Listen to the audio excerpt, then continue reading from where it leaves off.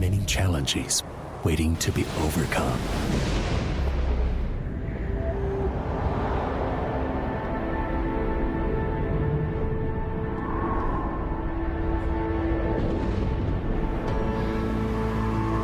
Mountains to be climbed.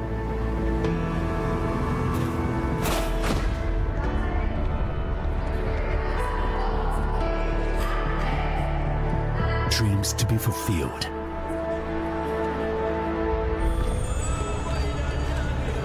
Worlds to be discovered.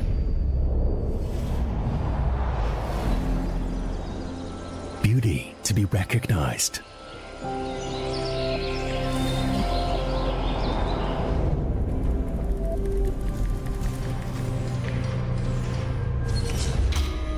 Problems to be solved.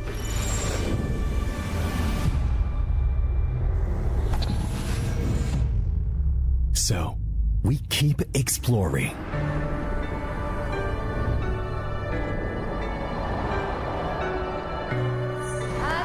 Watch your chassis. Back leg in. Check it, return together. What color is it? It's red. What's red? Red represents passion. What can't stop us will make us explore more.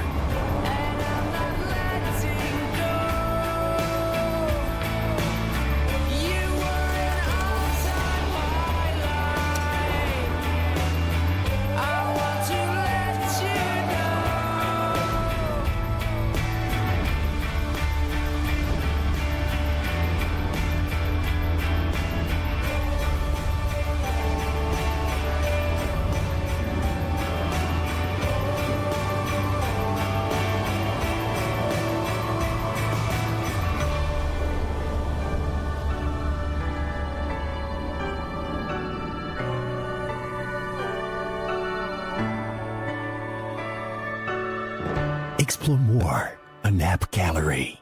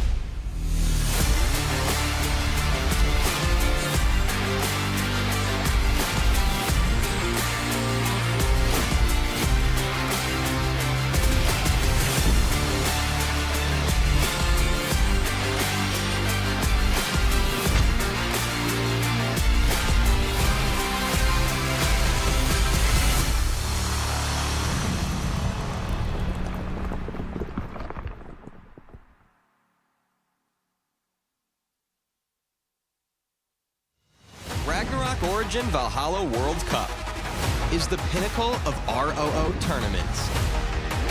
The best guilds and adventurers across all servers are gearing up for the ultimate clash. The tournament includes Guild League, eliminations, and offline grand finals. The Guild League and eliminations are based on the in-game Guild League. The 8 guilds of Bright Sun rank can participate in the Cross-Server League, Major League. In Major League, after each week's matches, Summit points are awarded based on the rank and ranking. The top 32 guilds and points can advance to the eliminations. The ranking is based on their points earned in Cross-Server League, and they will compete in a single elimination bracket with matchups arranged as number 1 versus number 32, number 2 versus number 31, number 3 versus number 30, and so forth. The top 2 guilds from each division can advance to the offline Grand Finals. Offline Grand Finals are based on the in-game Dimension Drill, while the Grand Finals will feature a double elimination format. 8 guilds from 4 regions will be drawn into group matches, ensuring no guilds from the same region are in one group. The champion will ultimately be determined from these group matches. The first World Championship of Ragnarok Origin. Claim the crown in Ultimate Clashes.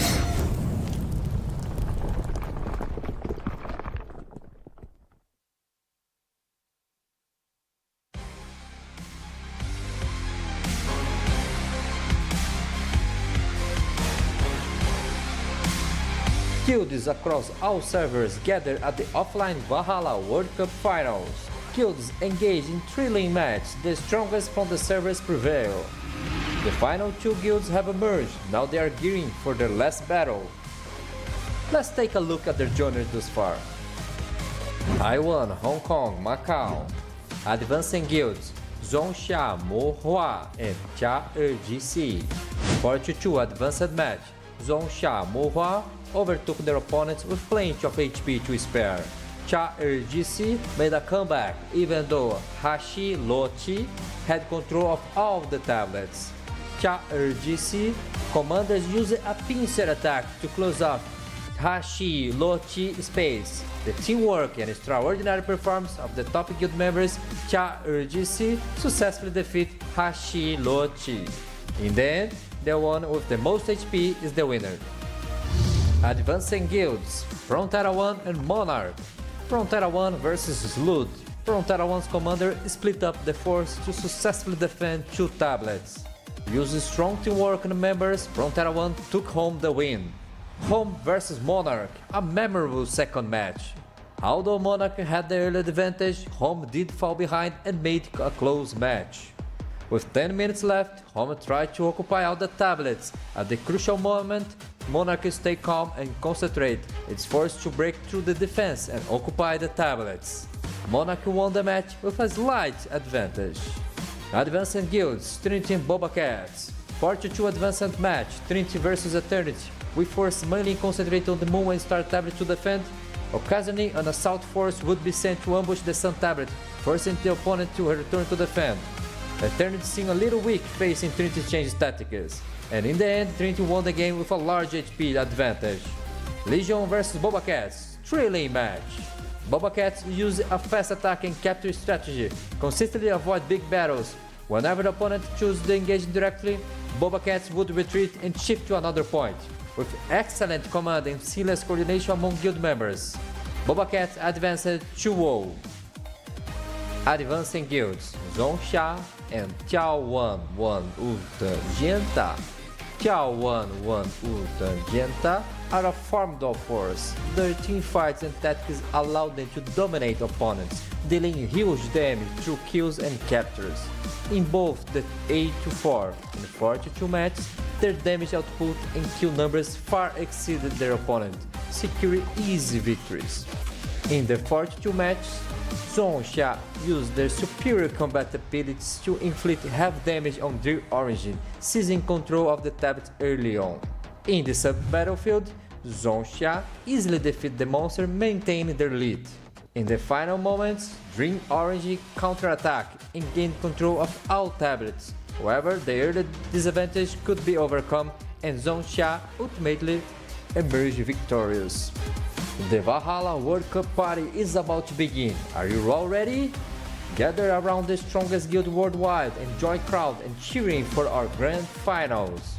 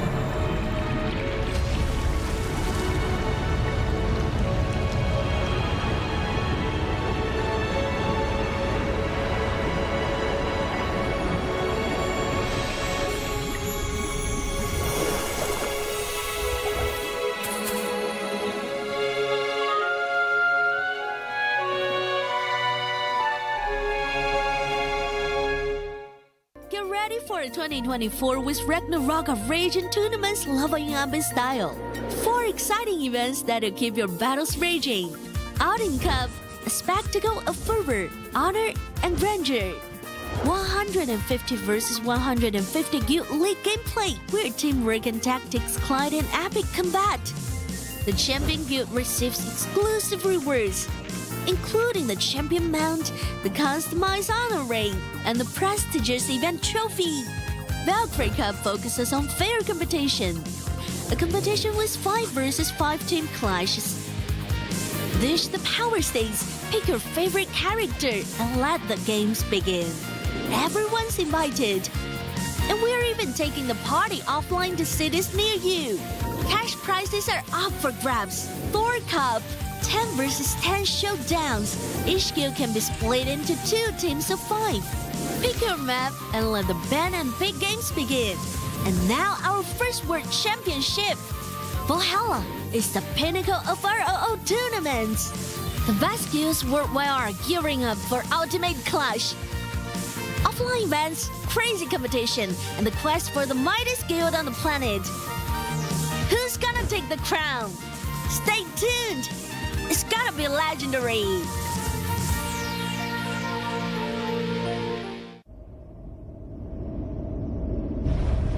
There are many challenges waiting to be overcome.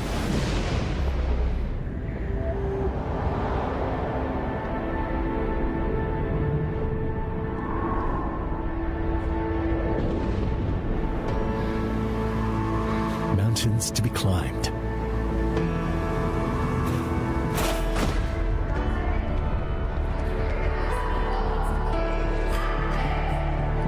Dreams to be fulfilled.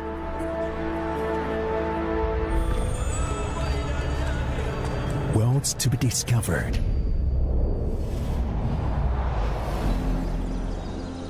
Beauty to be recognized.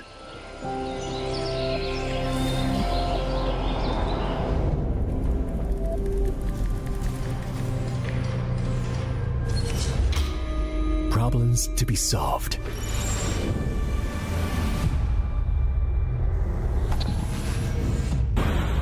So, we'll keep exploring.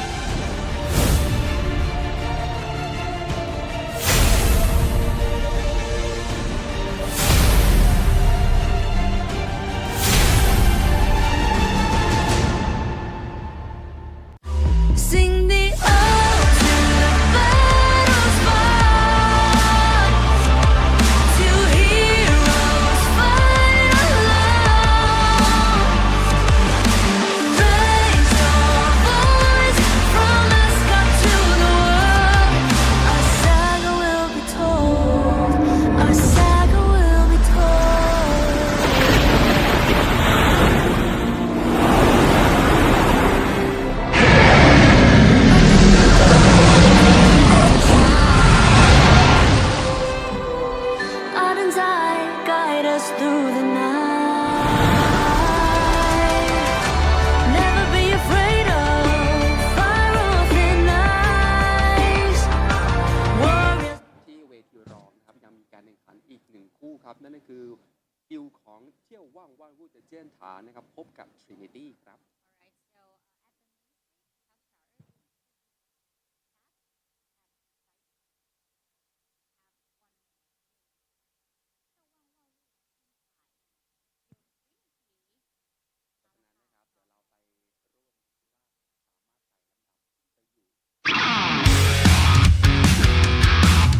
Yo, ladies and gentlemen, it's time to make some noise. Let's feel the rock and roll tonight. Hit the paddle, blaze the roll, cross the low, ain't out, yeah. I lost my love bag, is sleeping alone. I got whiskey on my nightstand. Mask on, I talk his stone. The violin in my heart and it's still in my hand. The trouble, my don't stay in my way. I just play my hair without care. Behind the mask, I play my role when I come in. The whole world knew, maybe love what they say. I got a demon in my soul, breathing on day, and I'ma show them how this feels under my hands.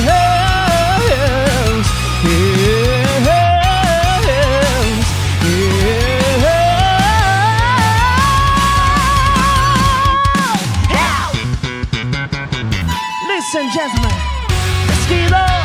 In the shadow, I will build this castle wild.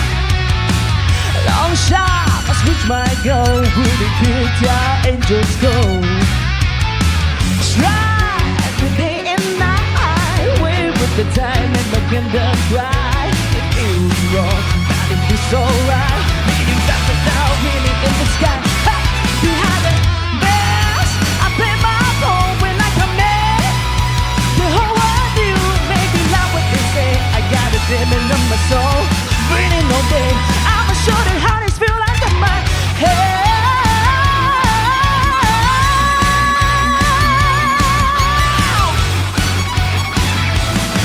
Under my heels.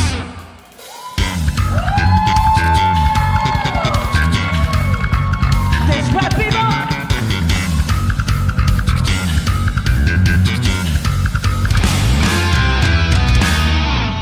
For every soul, every despair, I show them all why I'm here. No rules to fight, no rules to fear. I'm lost in the storm, locked in the cherry. Behind the mask, I play my role when I come in. The whole world knew, maybe love what you say. I got a demon in my soul, breathing no pain. I'ma show them how this feel under my head. Under my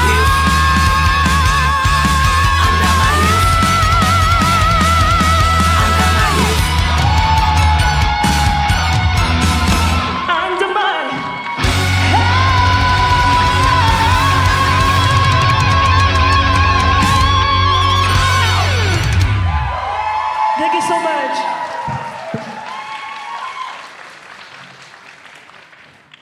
Wow, that's an amazing performance. Please give a big round of applause to Suki. Wow! The stage is on fire! The opening performance was absolutely stunning by Yes. Suki, setting the perfect vibe for this tournament. Thank you very much once again, Suki. เมื่อกี้นี้นะครับโอ้โหเราได้เห็นถึงพลังที่คึกเขิมนะครับที่ทำให้วันนี้เหล่าบรรดานักแข่งทุกกิลด์เนี่ยเชื่อว่าต้องสนุกแน่นอน แต่ก่อนอื่นนะครับสวัสดีครับ สวัสดีค่ะ ขอเสียงปรบมือหน่อยได้ไหมครับผมสำหรับพลังของชาว Black and Rock ในวันนี้นะครับ โอ้สุดยอดมากครับต้อนรับเหล่าบรรดานักผจญภัยทุกท่านนะครับเข้าสู่เกมการแข่งขันที่สุดยิ่งใหญ่ระดับตำนานครับกับ Black and Rock Origin Valhalla World Cup 2024 วันนี้นะครับวันสุดท้ายแล้วครับอยู่กับเราสองคนครับเช่นเคยผมเตอร์และคุณอิงกี้ครับพร้อมมากๆพร้อมไหมครับพร้อมแล้วค่ะ ใช่ครับพร้อมแล้วครับที่จะพาทุกท่านนะครับไปร่วมผจญภัย เพื่อค้นหากิลด์ที่แข็งแกร่งที่สุดระดับโลกในทัวร์นาเมนต์ครั้งนี้ครับ ใช่แล้วนะคะ so let me say hello to everyone so first say hello to all adventurers around the world from the beautiful city of Thailand welcome to Ragnarok Origin Valhalla World Cup 2024 this is the second day and the last day that we will find out who will be the first world champion you're here with us again my name is Inky your host and beside me Thai my co-host Thank you very much. And today I can't wait to see who will be crowned the winner of Ragnarok Origin Valhalla World Cup 2024 for the very first time in Ragnarok history, right? Yes. Okay. But yesterday we have known the result that one guild already advanced to the grand final. That is MONARCH! Woo! ตอนนี้นะครับหนึ่งทีมที่ลอยลำไปแล้วนะครับเข้าสู่รอบแกรนด์ไฟนอลก็คือ MONARCH นะครับทีนี้ก็ต้องรอว่าคู่แข่งของ MONARCH จะเป็นใครวันนี้ ใช่ ลุ้นแล้วก็รอไปพร้อมกัน ใช่แล้วจะเป็นกิลด์ที่ทุกคนชื่นชอบหรือเปล่านะคะสามารถคอมเมนต์แล้วก็กดไลค์กดแชร์ให้กำลังใจทีมที่ชอบได้เช่นกันนะคะ But before we start our journey today, ladies and gentlemen, all the adventurers, let's just express our sincere gratitude to the lovely sponsor first. ตอนนี้นะครับเดี๋ยวก่อนที่เราจะเริ่มต้นออกเดินทางนะครับมาขอบคุณกับผู้สนับสนุนใจดีของเราก่อนนะครับเริ่มต้นนะครับ Thank you very much Joy Maker and thank you Gravity Game Hub Huawei App Gallery more to explore on App Gallery one universe one amazing adventure AOC #1 gaming monitor in the world and last but not least Razer Gold whatever you play pay with Razer ขอ Gold เสียงปรบมือให้กับสปอนเซอร์ของเราด้วยครับ Thank you so much เอาล่ะครับคุณ พ นิก ร้อม กี้ แล้วนะคะ And now it's time to meet our top 2 guilds for the Yes. first match Are you ready Yes Yeah I think so Alright so Okay 首先一起欢迎查尔济斯队 First up we have you 查尔济斯 from HMT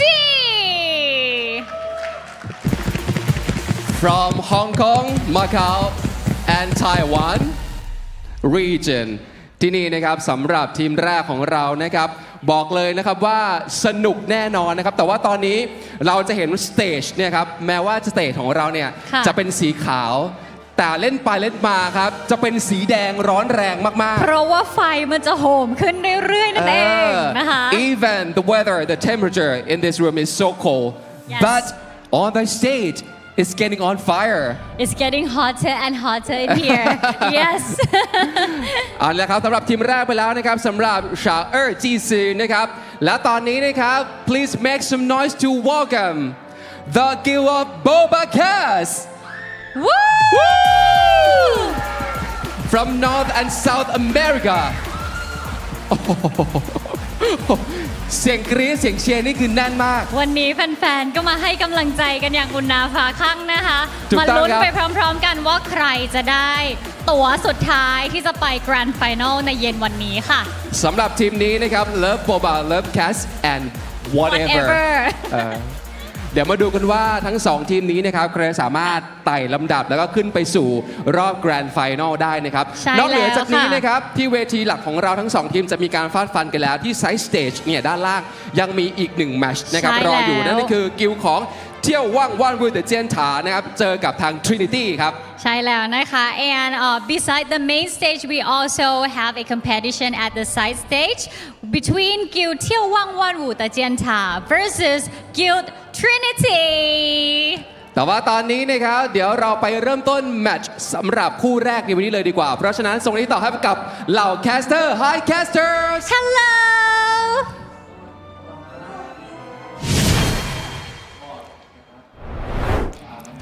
Hello to our hosts and welcome back to you guys in Ragnarok Origin Valhalla World Cup. Back with me with Abigail and also Nikki and Zero. We are going to witnessing who are going to be the champion of this season 1 of Valhalla World Cup. I'm so excited to be here once again. This is going to be the day 2, the grand finals. Monarchs already there waiting. Whoever will it be to be emerging from the lower bracket, right? Yeah, there's still a lot of games left to be played there in the lower brackets. You've still got BobaCats playing against查尔济斯in a few moments, and off stage we have Trinity going up against 眺望万物的尖塔. So plenty of a long road ahead for them to try and make it to the finals, where Monarch, they're chilling right now. Exactly. They're probably still in their hotel room, just enjoying at the moment. Probably not. They're just looking over the games yesterday to try and learn what they can and make adjustments as they prepare for the grand finals. Yeah, exactly. But in case everyone in here or maybe in our live stream doesn't really know about this Valhalla World Cup, so this Ragnarok Origin Valhalla World Cup itself is the pinnacle of ROO tournaments. The top girls from Southeast Asia, North America, South America, and also not to mention the Chinese mainland and also Taiwan, Hong Kong, and Macau servers are gearing up for the ultimate clash in the spirit of friendly exchange. So it is not only competitive, but we are gearing them up to become a friendly towards each other. And the tournament includes 3 phases. First is regional guild league, and second is regional eliminations, and last but not least, today, the offline grand finals. It's a long journey. It's not what you just see today, but months and months of culmination of hard work, of preparation, and just, making sure that everybody is on the same page to try and make it all the way to the top. That is correct. And now we are showing the adventures, the roadmap of what exactly happened, like what Zero has been talking about. We started off with the top 32 eliminations, down to the 16, to the 8, top 4, and now we have the 2 representatives for each of the regions. Exactly, and every single of them have been facing each other yesterday, but today we only have the top 6 of them with 1 grand finalist, which is Monarch. And the bracket itself, for me, is quite interesting to talk to, and especially if we want to discuss who will be the next grand finalist, because we are going to look to the lower bracket. Yeah, I mean, Monarch looked pretty unstoppable, and Frontera One looked like they were going to be one of the favorites once again. But they did lose towards Monarch in the upper bracket finals. They did drop down to a lower bracket finals, which means that they are waiting for the winners of查尔济斯going up against BobaCats, Trinity going up against 眺望万物的尖塔. And from the performance we saw yesterday, I mean, BobaCats look really good. They, Jacko's still been a beast. We've seen Reader and Philly being able to hold their own as well. And on the other side, I mean, 眺望万物的尖塔 looks like they are they want to make their way forward as well, but not if Trinity has anything to say about it as well. Exactly, and today's matches will reward every single champion, or I mean the only champion with the very special mount and included with outfits. Yes, exactly. I mean, look at that. Swag. Imagine running around the Midgard. Yeah, everybody will know you won. Exactly. Everybody will know you are the champion. And I think that this is going to be a very exciting one, because yes, Monarch played so good yesterday when they are facing Frontera One. They won sort of like almost flawlessly. And I mean, like, it's pretty much almost a one-sided match if we talk about the Frontera One position itself, because on the last 2 maps, they were like, kind of have no any other answer or situations that they could flip up the table. Yeah, there are some maps that Monarch are really good, and there are also some maps that Frontera One is also good at. So it's just a matter of how they're gonna execute their strategy. But now let's talk about the battle rules. Everyone knows that the elimination matches are the best of 7. The first to 4 wins advances. Now there's a different players lobby wherein they will be choosing for the maps 2, 3, 5, 6. On the other hand, our maps 1, 4, and 7 will be locked into Team Deathmatch. Yeah, I mean, Team Deathmatch has been the one that everybody has been keeping their eyes on, just because of how simple it is, of how we've seen these teams really just be neck and neck, or even just one team running away with it. But of course, the other important maps are just as important, because you got to reach 4 wins before you're able to claim that thing, which means that you have to win at least 1 out of those 4 maps, which are Card Contest, Blood and Gold, and as well as Shapeshift Ops. Now, we've seen a lot of interesting strategies on all those different maps that have been portrayed yesterday. We've seen, I mean, Blood and Gold seems to be one of a map where you want to avoid Monarch on. Card Contest, a map you want to avoid Taskwalker on. Yes. And, Trinity, BobaCats have been playing very well with Jacko on the Team Deathmatch and also Card Contest as well. So that is a lot of maps that you have to be confident in, but also know what your opponent's strengths are. So you have to look out for that. All these teams, they had the time overnight to prepare for the upcoming match, so I expect a lot of changes in their strategy, in their builds coming up to this day. Yes, and not to mention about all of these 10 players from each guild only have 3 chances to deployment. Yep, exactly. Yes, that is true. And now we will be talking about the maps. So Zero already mentioned a while ago different strategies, different lineups for different maps. We have here the team deathmatch that will be locked on maps 1, 4, and 7. On the other hand, we have the card contest. We have Blood and Gold and Shapeshift Ops, wherein now, Abby, I think we will be showing the adventures, the schedule. Of course, yes, we're talking about the schedule and especially today's schedule, the schedule that will bring us to the champion of Valhalla World Cup Season 1. So the first match will be BobaCats against查尔济斯.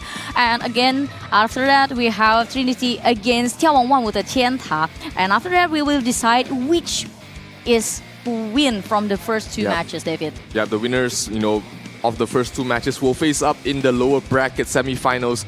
And the winner of that lower bracket semi-finals will be going up against Frontera 1 in the lower bracket finals. And whoever wins that matchup will be going to face a very well-rested Monarch in the grand finals. I mean, right now, what time it is? It's like 12. They are chilling right now. They are enjoying their lunch.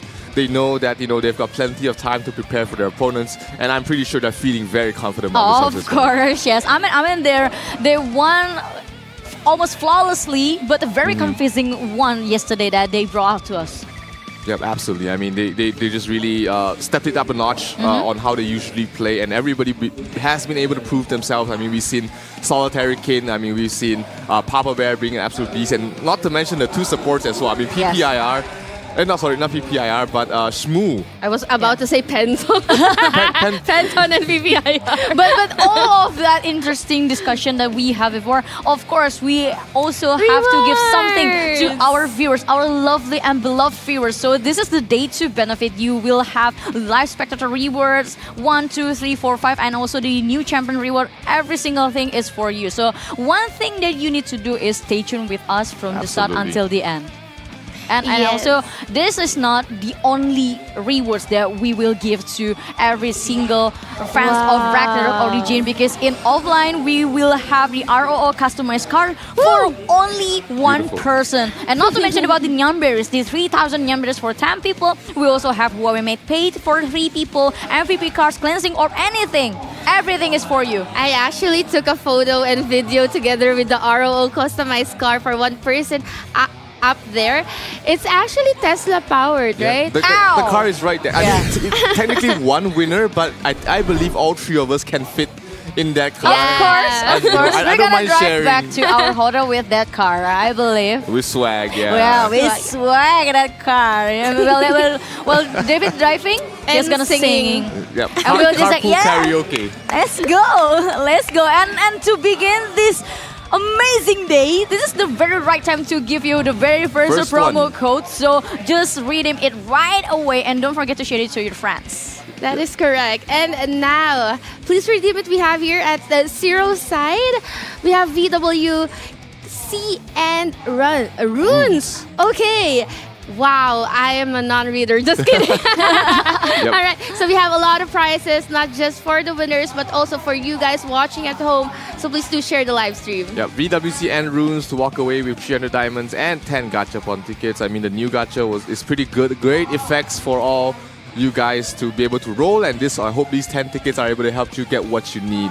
So make sure you continue to stay tuned to the stream, because we have, like we said earlier, plenty of more rewards and codes for everybody to get. Exactly. So this is not only the code. The code is not only 2 free, but tons of it. So so it's not hard at all to stay tuned with us from the start until the end. And not to mention about the other prizes, so the other benefits. And don't forget to join our official Discord, because you can get massive information from there, whether it's the newest update, whether it's tricks or maybe tips from the experts, or maybe you can just find someone to play with. If you're a loner and someone to fill any of party, maybe you can find there. Yep. Dual goals. You might find love. You never know. I was about to say that. Oh my God. Any game is a dating game.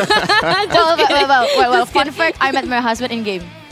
That is really fun. Yeah. Sometimes it's game is the right place to find your loved one. Ow!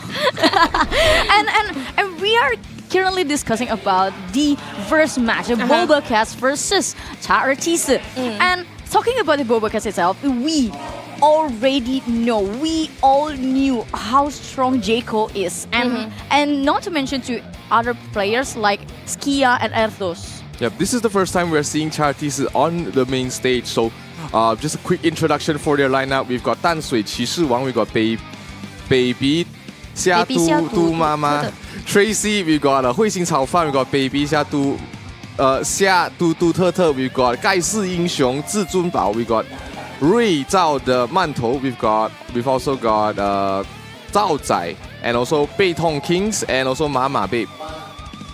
Nice, David. That's David. That we always Very support. good. Let's go, David. I was still looking for the names. There are some pretty long names out there, so we'll try and make it easier for you guys to understand who is who. Yeah, you've got Babe, you've got Kings, you've got Tracy, you've got 骑士王, you got Mama, you've got fried rice. I mean, if it was like the whole family, the whole royal family, you have your babe, you have your king, you have your mama. I mean the Queen Dowager. And talking about this查尔济斯team, there's actually one thing that is different, or maybe two, because they don't bring Shadow Chaser and no they don't have no Archbishop as well. Yep. So I think it will give them an upset in certain maps. Like for example, Chef's It Ops, where Archbishop is playing a very important role in here, and the other one is card contest. Yes, and also that match, everyone needs a resurrection, not just coming from the Wanderers, but also from the Archbishop. So that could be a one thing to look out for. But we know that BobaCats, they are so used to playing against an enemy or opponent without an Archbishop, right? And without a Shadow Chaser. Yeah, I mean, we've seen BobaCats do huge work with Kaz on that Archbishop. I mean, how many clutch epiclisses that he's been able to cast in card contest maps. And of course, we don't need to say anything about Jaco. He's been the flashiest player of this entire tournament so far. So that's always something you have to look out for. And, you know, Jaco has been really adept in positioning himself to find the backline, find the easy kills. And that's something that查尔济斯has to watch out for, especially in the first match. Let's see if BobaCats is going to start off with Jaco playing up, or are they going to switch things up, because their opponents have had one day to try and get reads, try and understand their strategy, and we might see BobaCats trying to do something else. Looks like they're putting it out the double genetic team with Reader and Philly, and of course Amma, Tina, Minabelle, and Squishy as their supports. This is going to be problematic, knowing that there will be two genetics on the play here for the team deathmatch, especially the map is very secluded, it's very close confined. And knowing that there will be two genetics, it's just, you know, and you have Atina as well, it's just giving you a little space for options. Now, what could be the lineup here? It's a double Wanderer and Sorcerer against a double genetics. I'm leaning towards to having, I'm leaning towards to the lineup of BobaCats and Islam. Same. I like the priest here in this map, especially in team deathmatch, where resurrection as well as keeping one player alive is infinitely more important than keeping everybody. Of course, you know, you've got Wanderers on both ends. They're able to help everyone sustain as well. So the main thing I'm wondering is whether any of these Wanderers are playing a DPS mode. Are they a semi-DPS like Ruthless, like Taskwalker, or are they just purely supports? Yeah, because it's going to be very important for these Wanderers whether they want to play DPS or maybe full support, because it will give them a very different impact. But let's see what will happen between the BobaCats and also查尔济斯on their very first game, and especially talking the last day of Ragnarok Origin Valhalla World Cup. I would like to ask every single viewers in our live stream to share your support, whether it's for BobaCats or maybe查尔济斯, or maybe you can just drop your predictions. My prediction is, I think it is going to be tight, but let's see, because the game is start. Yeah, let's see how it's gonna go as we have the players just really diving in forward. Oh, baby, he's already in the middle of everything. Nice. So Oblivion hitting 4 players, but not enough follow-up damage. Are they gonna get some of their own? Here comes the Auroras being dropped down. Everyone, lots of damage being dropped already. Healy dropping down very low. They have to keep him alive as long as possible, but Turtle is able to sustain his entire team as well. Squishy dropping very low. Philly has to watch out. The Wanderers about to go down together with Kings. Nice sustain coming from the Wanderers, but someone's about to go down. It's going to be the first Wanderer, and I think if this won't be resurrected, then Minabel falls as well. That is it. The first 2 points for our game. Yeah, Philly has to watch out. Though Philly gets caught out at the sides. Is he gonna get resurrected? Here looks like he will not. Squishy's gonna fall as well. Osiris card has been propped. Minabel is gonna fall as well. So it looks like BobaCats slightly in the lead right now, but they have to watch out. Their members are dropping like flies. True. And it's 12 to 11 right now. Both teams still have a chance to get back into this game. Exactly. That's the problem without an Archbishop here for this map. It's just so hard for you to actually resurrect them, especially when you've already used it. The cooldown will be played. Now we're still locked out. Lockdown at 12 to 11. Look at Reader here just taking all the damage, but still Minabel will be resurrected just like that. Someone was gonna go down from Chaltis. No, everyone's being so tanky, sustain almost, but let me take it back as someone's gonna go down coming from Chaltis. Yeah, not right now. BobaCats leading 12 to 9. 22 seconds left remaining. Can they get a wipe here for the side of Chaltis? They need to get a wipe here in order to climb this back to the game. But Pain Kings is gonna fall. Another player falls as well. Topside is not gonna survive any longer. Philly's on a dominating streak. He hasn't died a single time yet, and he is continuing his reign of terror. Looks like it's all over. First map will go towards the way of BobaCats. It is over. Look at Philly with 8-1, and it was just like a walk in the park, Abby. Absolutely easy. Exactly. Absolutely easy for BobaCats to escalate the map very quickly too, because I mean the job for the two genetics is very simple. They just need to create a chaos towards the players from查尔济斯, and then the sorcerer, yes, is the main target of the查尔济斯. Yes, he also took down twice, but he has a very strong support, which is the Wanderer and also the Archbishops. I mean, if we're talking about the Archbishops, the very important skill from Archbishops besides the resurrection is the Basilica, which can buy a lot of times for sorcerers to repositioning, to reset up, to recover. I mean, we gotta look at the POV of Philly as well as Reader. What they were doing is just running around outside. They're avoiding the damage. They're nuking from a long range, which is one of the huge benefits of having a genetic DPS. And they've been playing this same style across all the different games we've watched them so far, and it's been working out for them. Yeah, and one thing for sure for the Chaltis, the only thing that made them really lose the grip on the game is they always lose the Wanderer first. So it leaves a very big hole towards their formation, and it was very well executed from BobaCats, Nikki. As for me, the playmaker would be Reader and Erthos, because if it weren't for Reader and Erthos, then I'm an Athena and the rest, yeah, that was Reader, right? Yeah, Reader and Philly.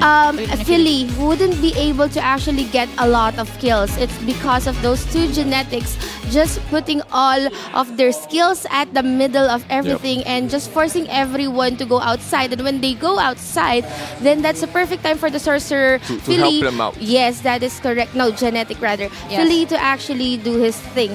As for Chaotizu, the problem is that once they've used their resurrection, it would cool down, right? And it's not that fast to cool down as compared to Archbishops. And they don't even have do they have cooldown redux? It's not enough. It's still a long. I think it's a 5-second cooldown there for. So that's the problem. So every time it happens,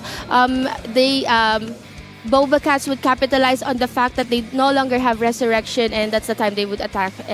Yes, and also that's also a part of the genetics job on the very first team deathmatch to take down the Wanderers, because they know if the Wanderers is run out of their lives, everything will be so simple for them. Yeah, we don't have Archbishop. No more backup resurrection. No Archbishop, so no Wanderer. It means every single person will be squishy. Yep, it's very hard for a sorcerer to really focus down and burst down a wanderer. But having two genetics as your primary DPS, that problematic. has worked wonders here for the side of BobaCats. They've always been able to just burst down. We've seen Mama dropping, we've seen Zhaozai dropping down very quickly just because of the physical burst damage that most players aren't really prepared for. Everyone is gearing up against sorcerers. But you know, sorcerers in this tournament so far, they haven't been the primary DPS. Exactly. It's been Shadow Chasers, and it's been Wanderers, even it's Archbishops.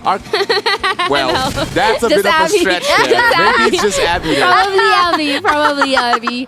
Now, going towards to game number 2, Chaltis, I really like their logo. It's a cat and dog fight, honestly. Yeah, but now, cat let's and talk dog fight. about Shapeshift Ops. It's going to be MVPs. There's a lot of things to go around. I think probably I'm thinking of using double genetic in this map as well. If they use the double genetics, then their deployment counts will be a bit iffy because that means one of your matchups you will not have a genetic at all, which gives the opponent a huge advantage.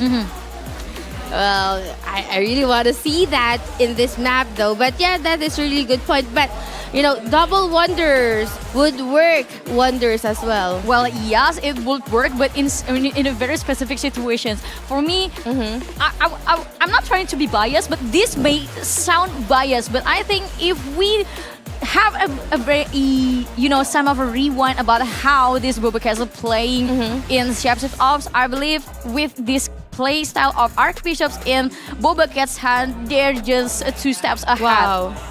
Yep, and it was... Are they? It was查尔济斯 using a completely new lineup for this map. This is their map choice, but it looks like BobaCats, they're going to stick to the same one. It's going to be Reader, Armor Athena, Squishy, Mina Bells, and we go. Philly. Double genetics once again in Shapeshift Ops. I think they want to go for 2-0. I think they want to go for 2-0 because knowing that there's 2 genetics on another map that requires everyone to just you really can't run around so much in Shapeshift Ops. Though the map is a little bit bigger than that match. Having 2 genetics would really work wonders. If you put your plants over there and your Mandragora howling over there, then there would really lessen the spaces for everyone to run. Yeah, but here for BobaCats, they're playing double physical genetics. So there's not going to be any plants, not going to be any whooping vines out on the map. So it's just going to be all about the burst damage that both these players can bring up. So let's see if BobaCats is able to repeat their performance. Yes, exactly. Both physical genetics, both just pure DPS burst damage. And that has been their game plan for BobaCats ever since the first day. Both these players, they have not been playing support. Mina Bell is a support. He's the bait. He's the one to keep everyone honest, while Reader and Philly has been the one to rain hellfire all over them. But let's see if Chaltis, with their second lineup, can they do any better? Mama, Manto, Tracy. We've also got Cao Fan and also Gai Si Yingxiong. Can they get a comeback for their team here in the second map? They need to get a comeback. We've seen that there's no Oblivions just yet, no Terminal Wings or whatsoever. Huge Oblivion. And this Huge Oblivion. Philly will be taken Philly in here trouble. at the middle. Just stuck just right there. Osiris Almost about to go down. But Reader is about to go down as well. 2 points just like that for Chaltis. Yeah, Philly out of SP. Squishy's gonna die as well. Osiris card has been procced on Philly. That was a huge Oblivion to start things off there. Another one on towards everybody. Polar Knights dropped on their heads. Philly's down once again. Another player down. Tracy dropping very low. He's in trouble. Osiris card has been procced. He has to get out of there. But Manto is gonna fall. Tracy, they're all falling like flies on the side of查尔济斯. Even the genetics of the Wanderer as well. Their Sorcerer also out of the game. Just like that, 45-4. 1 point leading here. We have BobaCats. Tracy not yet enough. Looking for someone to target actually. Athena rotating here. Looking for a target together with Reader at the midst of everyone. Looking for one more target. I think they're capitalizing on how squishy Tracy is and how the Wanderer is having a hard time to actually support them. Yeah, you see Reader here trying to cut off Cao Fan. And he's taking the fight one versus 1 to his face. Reader doing very well in that regard. Backup is here. Cao Fan has to watch out. Cao Fan is down as well. 7-4 right now for BobaCats. They are leading the way. Do they have any statues? Do they have any sigils to use right now? This is the perfect time. Guys, Sing Chong is going to fall. 9-4, 13-4 right now. As Mama is going to fall. I saw Tracy in trouble. She has to get out. Exactly. But we can see how Philly looking for Tiger together with Athena and Reader at his right side. Just cutting everyone here, zoning the rest. Minabelle as well, committing the skills here. Squishy trying to support. They're very tanky, very well sustained. 13-4. Child Season, they need to look for an opening, and I think it's going to be Squishy. They need to shut down the Archbishop. And I think everything will just go domino effect. Yeah, they are kind of split up right now for the side of Child Season. They need to regroup. They need to assess their positioning because right now they're falling behind 15-4 right now in terms of points. Good clumping here for the side of Child Season. Can they make advantage of this? Reader dropping down very low. They have to watch out. Philly gets a kill to his Mama, and he has not really been shut down at the moment. 5 kills and 3 deaths so far. Reader hasn't died a single time. 17-4 right now. BobaCats really pulling away in terms of the kills. Exactly, and they're trying their best to actually have the lead, have the momentum, and dictate the pacing of this game. Tracy once again is about to die. They've been zoning and cutting Tracy away from the Wanderers, and it is doing wonders in this game. 20-4. Philly once again going after the Wanderer. They are trying to focus on the Wanderers first, and then Tracy. Yep, 20-4 right now. BobaCats playing a bit more safer. They know that they don't need to get any more kills. They just need to survive as long as they can. And that's why you see them turning into MVPs, trying to run away. Squishy being caught out there in the Oblivion. They have to watch out. Athena in some trouble as well. Can they burst out Squishy? Squishy out of SP. Squishy is down. A kill going to the way of BobaCats. Charles as BobaCats trying to maintain the lead. Athena in some trouble. She has to start running there. Squishy hasn't respawned yet. There she's back in the game, but all MVPs right now for the side of BobaCats. They are just running around. A stormy night. That's gonna be Squishy, the Archbishop. But for now, Athena looking for help, looking for opening. Oblivion. And there you go, another Frozen Worlds and all of the skills that they have conserved. They've been huge Oblivion here. At the last minute. 1 Tracy minute and left. everyone from Chelsea doesn't have any Can they have the burst? They don't have an SP. They cannot even do anything right now. This is very problematic. And now 56 seconds, 20-6. This is not gonna look good for Chelsea as they are taking all of the damage coming from BobaCats without any abilities to use. Polo Knights dropped on their head. This is huge here for the side of BobaCats. Can they bring down Tracy? Can they bring down Cao Fan? No, they are able to escape. Squishy does fall. That's a good kill there for Charles. They need a bit more. Minabelle gets brought down as well, so that's another point. 10-point separation from both these sides. 30 seconds left remaining. Can they find the kills they need? At the middle, no SP, no nothing. But you know, even if they were able to down Minabelle doesn't really deal so much kills, honestly. Minabelle will be turned into a Garm. Athena on the other hand, the Bloodder Reader. They need to find Reader. Reader is worth 4 points. That is correct. 4 points. They have to go for Reader, but Reader is very well supported here. See, Reader about to go down. Reader dropping low. No, he survives, but that's gonna be it. And they will be the winner of game number 2. That is Shapeshift Ops. And this will be a 2-0 series. Yeah, 2-0 series from BobaCats. Very well executed, even though on the other game there was kind of a little bit shock towards the BobaCats from Charles Teaser. But I think that early game moment was kind of a little bit mistake from BobaCats because they weren't expected that the moment Philly was going to the middle of the map, every single person from Child Teaser just caught him out. Yeah, exactly. That was a good solid win there from BobaCats. They were really playing with each other. You can see the support, just running around, making sure that everyone. Squishy did a fantastic job. The only time he died was when he was just focused by all 5 players from the side of Charles Teaser. So that was just BobaCats, and they haven't even brought out Jekyll yet. They're up 2-0. Their ace hasn't even been used yet. For me, it feels like if BobaCats want to save the best for the last. True, could be. But you know, looking back, this is the lower bracket, and you need to give your all. But now they're conserving Jekko for the worst case scenario. I mean, like, it is really obvious yesterday that every single person in here, and especially on the live stream, have watched how scary Jekko is, and including the Athos, and not to mention the Insanity. So they need to research something for the finals. Let's look at the MVP on the map of card contest. Shapeshift Ops. It was BobaCats taking the win, and Reader with 0 deaths, 4 kills, 4 assists.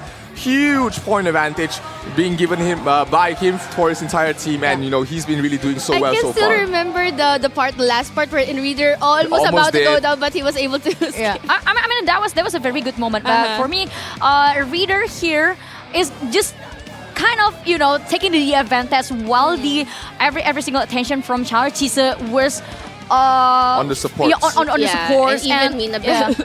And it feels like it for me, BobaCats just showed us a very good game sense. So in every single disadvantage, they just saw the silver lining on it and they just abuse it. Yep, they definitely abuse the range that, you know, genetics have in this map. Able to continuously kite their faster move speed. It's hard to lock them down if you have no Shadow Chaser, you have no if you have no plant genetic to be able to slow them down. They're just able to run across the map, and it's just so hard to stop them in their tracks. Maybe they need to bring out something like the Furious Pouring card. They need to start using the cobwebs a little bit more to just lock them down and burst them down. But as so far, I mean, Reader and Philly, they've been able to run anywhere across the map they want, and it's just so hard to deal with. And in nature, genetics are actually tanky in nature. And now talking about this is a physical genetic, which makes it even more problematic. I mean, they do not. They heavily rely now on the Wanderer when it comes to the utilities. Because they be bringing the DPS. Though we have Minabel. Minabel is just continuously dealing damage. But when it comes to burst, it's just the genetics dealing. Because the build from these two genetics from BobaCats, it feels like they want to give a vibes of one shot, one kill. And especially talking about the shapes, obviously the maps is not really that big, to be honest. So having a good range and also having a good burst shot from the genetics will give you a very big advantage. So what needs to change here for the side of Charles濟斯? I feel like they need a little bit more damage. Maybe one of the Wanderers switching to a more DPS-oriented build to try and help them out, because it's just so difficult when you have these two highly mobile, very fast, physical damage, long-range nukes just throwing down bottles from a far range. So they have to look out for that. They have to be able to help them burst them down when they catch them out. So right now, game number 3 here. BobaCats, they have the map selection. They go for card contest, and we get to see Jekko in action. Yes, the main team of BobaCats, including Jekko, Cass, Insanity, Skia, and also Athos. So it will funnel to Jekko as the bait to every single people from Charles濟斯, and then they're gonna have the second layer, which is Athos, who will done the job that Jekko couldn't done. Actually, Jekko can also be a bounty hunter wherein he targets the supports, which would be the Wanderers or even locking down the genetics coming from Charles濟斯. So this is the third match to our viewers who's currently watching or tuned in right now. We're currently at 2-0. So for Charles濟斯, they need to win this map, or else it would be another advantage for BobaCats. We are very much used to seeing the team 1 just opening the game for the team deathmatch. But now we have here the card contest lineup coming from Charles濟斯. They could use this, but the problem here with this kind of lineup is they wouldn't have any resurrection. And if you know that you don't have so much resurrection, you will be respawning from the very beginning of the map. You might be using the teleporter, but still it won't be that. I mean, every second counts. You definitely do not want to get split up here, especially against Jekko, who's just going to be waiting for you to rejoin your team. True. Because you're going to be split up. He's going to get easy pickings, so they have to watch out for that. Here we see Pain Kings, we see Zhao Zai, we see Te, Qi Shi Wang, as well as Mama. joining the fray here in this second map. They're playing against Jekko. I hope they're prepared for the physical burst damage that he can bring out. We've seen teams completely disregard the Shadow Chaser, and they were punished heavily. So they have to remember that this Shadow Chaser is not to be trifled with. Exactly. I think the genetics should actually keep an eye towards a Jekko, or if they can do like a turtle strategy, just protecting their DPS, then whenever Jekko comes near the stack, the DPS can actually just burst down Jekko. Exactly. They have to burst down Jekko for sure. Yeah, they have to burst down Jekko first, but will that happen? Or maybe it's gonna be the first win for Chaldis against the BobaCats. So this is the third map.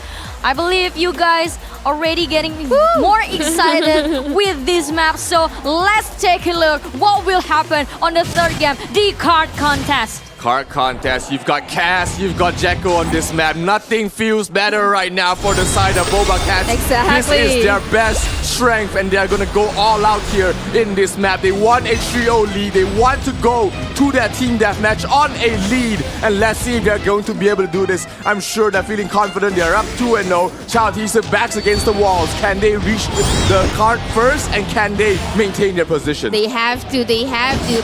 And I really like what you mentioned, but here we go.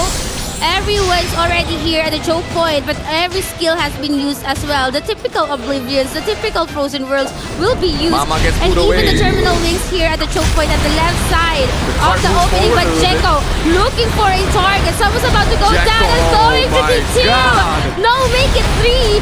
They will be sustained actually, but no, let me take it back as the Sorcerer. Jekko Double falls. Sorcerer Card is gonna pushing go in. down. Card pushing So in. Jekko and Earthos and Linsanity, no SP at all, about to go down. Skia and Cass, they need support. Their teammates, or else Chaldis would be actually forcing it towards Jekko and Skia. 4 points right now for Chaldis. They push the card forward. Now all they need to do is continue. One Jekko falls. Another death there for Jekko. They have to watch out. Skia trying his best to keep everybody alive. Keep the card there in their position. Cass and Hertos back to back them out. Skia dropping down very low. Insanity just fell.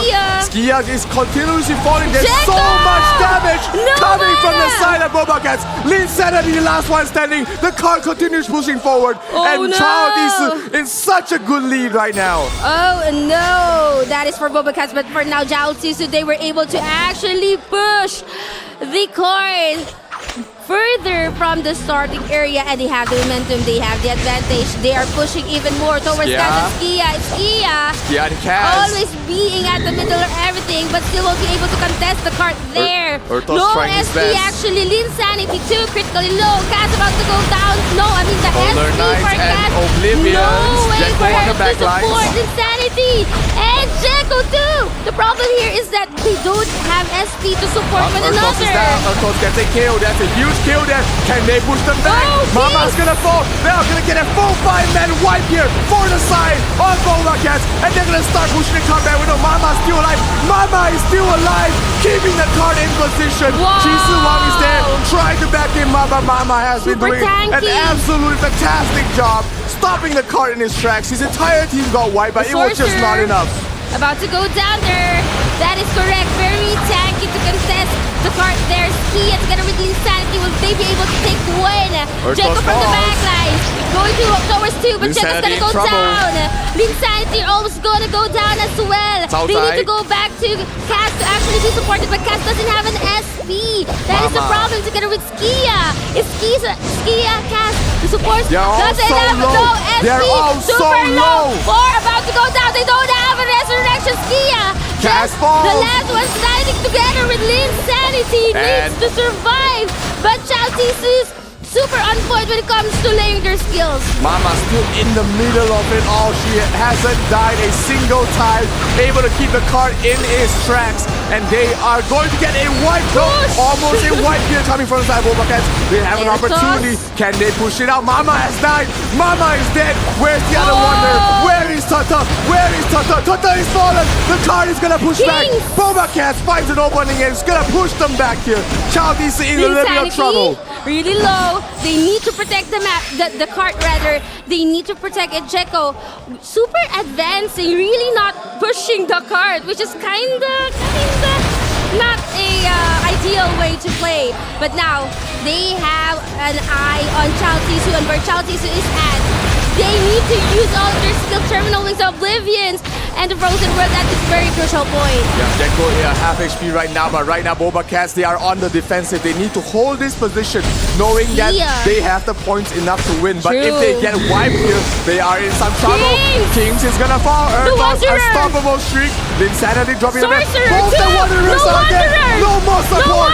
No more support there for the side of Charles. The car's gonna reach the middle point, and we have a game, ladies and gentlemen. This is turning back here right now for the side of BobaCats. They are feeling good. They are feeling aggressive, and they're gonna go for more. Not yet over until it's over, but now they are coming back here once again from the start. Linsanity is about to go down together with Earthus here and Skia. No more Earthus and Linsanity. No damage, meaning to say it's a free hit for Chowties. Gekko was able to actually run for it, but still won't be enough. Cass needs to resurrect Gekko and the rest, or else the card will be contest towards to their selves. Now we can see here Gekko going for the backline, looking for someone to target. Got it down once again and again and again and again. They need to resurrect here. Kia and Skaz needs to get their teammates back alive. They have 1 minute left remaining here. BobaCats trying to push forward. They still have the numbers advantage. Gekko out of SP once again. He's trying to find the opening. Beitong Kings, Pain Kings from the back line. Insanity in some trouble. Oh, Gekko falling once again. Cass is down. Kia has to resurrect. Kia has to resurrect Cass right now. He gets him out, but is it gonna be enough there? Everybody's still alive on both ends. 40 seconds. 40 seconds left remaining. Gekko's gonna fall once again. Linsanity, not much HP left as well. Earthos trying to do his best, but Mama has fallen. One Wanderer down here. One Wanderer down here for the resurrected though. Skia at the middle together with Cass. Well supported, well contested card. Skia and Linsanity, Gekko, everyone's already having their stack there. Earthos taking all of the damage. They need to have it. 30 seconds. They need to push. 2 to 5. They have to do so. Mama doing a great job. Mama is down. If they can kill Tota right here, they can push it. 3 points. 2 minutes. 1 second. No, BobaCats cannot do it. BobaCats could not get it done, and it is going to be Chardies getting themselves 1 point on the board after intense back and forth game. What a game! Zero, take a breather. Abby, what happened there? What a very intense game. I mean, that was a very good job from查尔济斯to focus on Gekko on the very early of the game. And when Gekko couldn't do anything with the very first 3 dots, I mean, everything is on their favor. The wind blowing towards their side, and that's the moment they create a such a big opening, a very big opportunity, a very big advantage as well. And then they just abuse it very, very well. They keep focusing on objective while killing the players from BobaCats. On the other hand, they keep focusing on Gekko, because once Gekko couldn't create an opening at the early of the game, it means there's a big hole inside the strategies of BobaCats. And BobaCats actually did a very good job too by trying to recover. They recovered successfully during the game and trying to do the comebacks, but sadly, because the point that scored by Chaldis is already too far, and Chaldis also doing a very good job to delaying, to hold the card back from the BobaCats to go further. Mama. Yeah. Has always been contesting. For sure. Yeah, Mama indeed, a real Mama. I mean, the moment BobaCats get a comeback is when Mama couldn't do anything for their kids. Absolutely. I mean, yeah, that's Mama. But for now, here is our MVP, our wonder. What's the name? Baby. Baby Xia Tutu. Okay, we have Tata here as our MVP, the Wanderer. Just when we thought that the double Wanderer would be a bit of, comparing it to a Shadow Chaser and an Archbishop lineup on this kind of map, actually, they've proven us wrong. It was really great, and now we're gonna show you guys the statistics. Honestly speaking, BobaCats was able to actually turn the tides during the middle game. They were even able to push it at the beginning or the original starting point. Now look at how many kills Earthus has, even Gekko. But look at how many kills Kings and the genetic, everyone's really doing their best, especially the proper conservation of skills and when to actually time it and when to put it. There's always this is the middle of the originating starting point, right? And there's 2 or 4 openings, right? And they keep on just putting the skills on those openings. It was just like we could see the kills. You know, you seen Jekko getting 10 double-digit kills. You seen Ertos getting double-digit kills. But still, but this map is not about the kills. Exactly. It's about sustaining on the cart and Mama. How many times did he or she die? I think twice, once or twice only, and that just created so much pressure there for the side of BobaCats. They couldn't kill the Wanderer, which means that the cart will never push forward in their favor. Yeah, and also I like the way how查尔济斯can create a situation, can create a big pressure towards Jekko, because I can tell that Jekko was kind of frustrated during that time. I mean like the early game is playing a very important role for查尔济斯. Yeah, Jekko was killed 4 or 5 times before he even got anything done there, and that was what you want to do there against the Shadow Chaser. Abuse the fact that the Shadow Chaser is soft, kill him multiple times. It's like playing against an assassin in the jungle. Kill him a few times, he's gonna feel sad, he's gonna tilt himself, and then he's gonna throw the game. Emo boy tilted, but not actually for Jekko. What happened there is that they've studied their assignment. They know how Jekko plays already. They've read him like a book.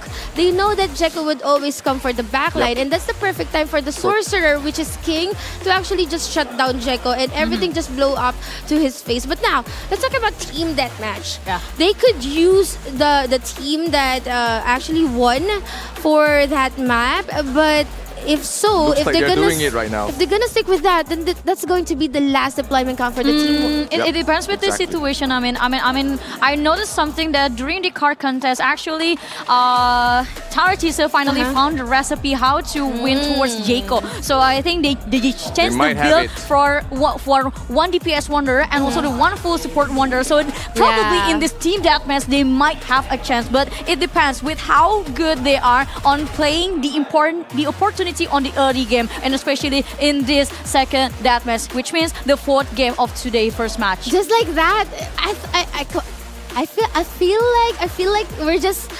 beginning. I mean, now we're already at the 4th match. Yes, we're already at the 4th match, so let the game begin. Yeah, we're going in right now. Deathmatch. This is the chance for查尔济斯to equalize the scoreline. Can they find the opening? Can they find the kills? Can they find the perfect Oblivion? As well as the Polar Knights being dropped down and Ertos dropping low already. He has to run away. Linsanity as well. Not much help. They have to back up. They have to support. But look at the backlines. Ertos dropping very low. Ertos has to watch out. Linsanity, they're dropping down so low. Ertos is gonna fall. Kings gets the kill. First blood goes towards the wave. Jekko is down as well. No Osiris card. Linsanity falls. Ertos. The DPS is down for the side of BobaCats.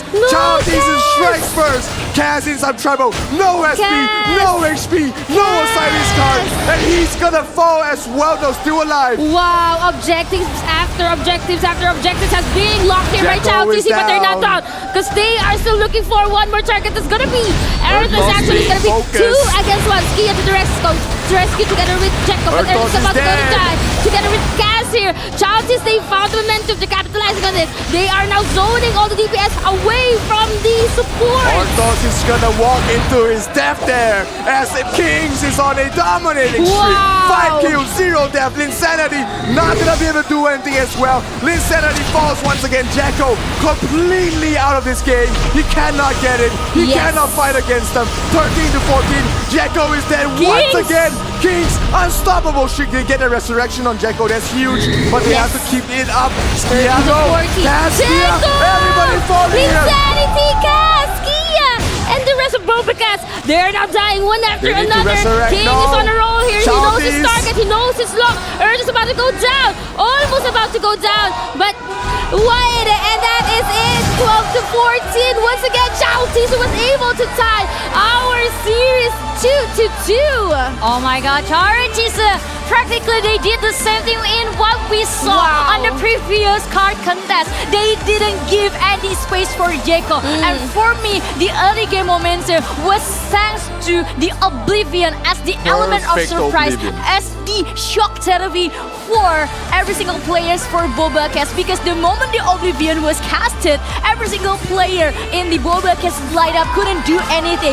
The time just stopped. Exactly. Well executed strategy coming from查尔济斯, but the downside that I'm thinking right now is that no more deployment counts for King and his team. But for now, at least at least for what it's worth, they were able to tie things the up. series. Absolutely. What a performance there. The coordination, the follow-up, the chain stuns, everything. Perfect. They just created such an early lead just Exactly. based on the sigil cooldowns. True. Getting Ertos down low. They got Linsanity down very low at the Always. start. And they were just under way too much pressure from that point on. Exactly, Yes. and finally they cracked the code how to prevent the shadow chaser, just shadow chasing by using a very big element of surprise in the early game. Yep. The moment the time has stopped, and on their side, that's the situation that favored them the most. What I really love about King is that he knows his target. He knows his target. keeps on Beautiful. zoning. He's zoning together with the genetic. They're zoning the DPS away from the supports. And if there's no support supporting the DPS, Yeah. DPS are useless. And then if their supports doesn't have the DPS with them, they They're cannot useless actually as well. just tank all the damage. And they're taking it all together with the Dark Priest card. Yep. And they don't even have an SP. Yeah, so the best sentence for what happened on BobaCats side. If you can't do your job, what's the meaning of having you in their lineup? I mean, if you are a support, but What's there's the no meaning one of left that No you one can to support. What's the meaning to have you? True, what's the true. meaning of your presence in that lineup? And same goes with the DPS. If the DPS keep going to die each time they Die. spawn, so what's the meaning to have them? I mean that's the code that actually being cracked by Chartis.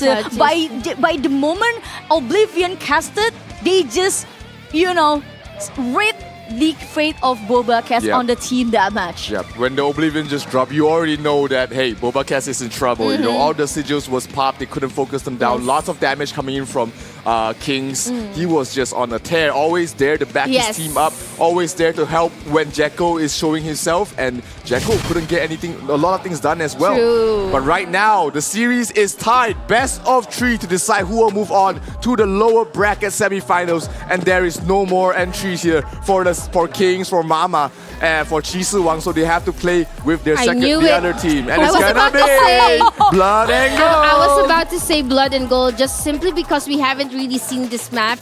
And if ever these teams want to actually pull out some tricks that they've never showed us before, that could be really blood and gold. Yes. And not to mention about how they successfully turn down Jacob twice. And this blood and gold, they probably will do the same thing what would happen on these previous matches. Focus the MVP. Yeah. Focus the Goblin Leader is the name of the game here. Immediately. Yes, I wonder if Manto is switching to a magic genetic build just to help them, the plant genetic, to try and help them out, to try and nullify the usefulness of Jekko.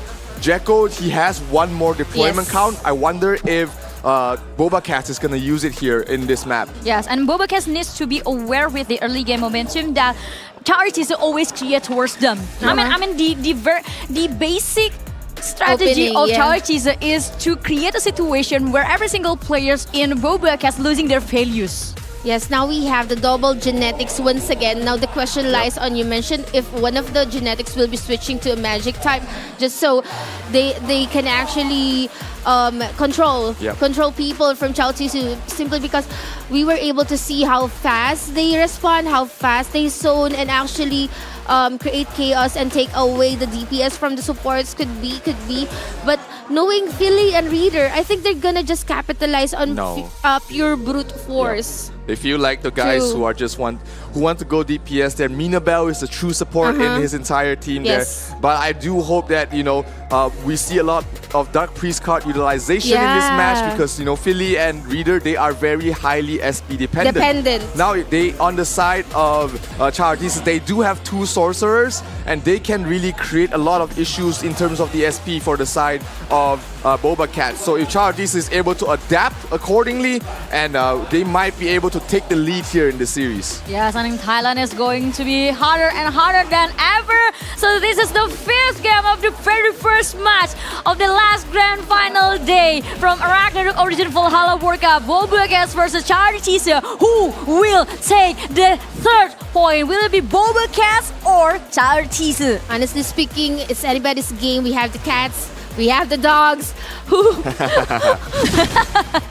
The Maltese and the cat drinking the boba. Who do you support? Let us know in the stream because it's about to get down here. BobaCats 2, Charles Teaser 2 as we head into Blood and Gold to try and find who's gonna take the lead here. As we do see MVP dropping down to 95% already, feeling down to half health. Minabelle not in a good position as well. They have to back off.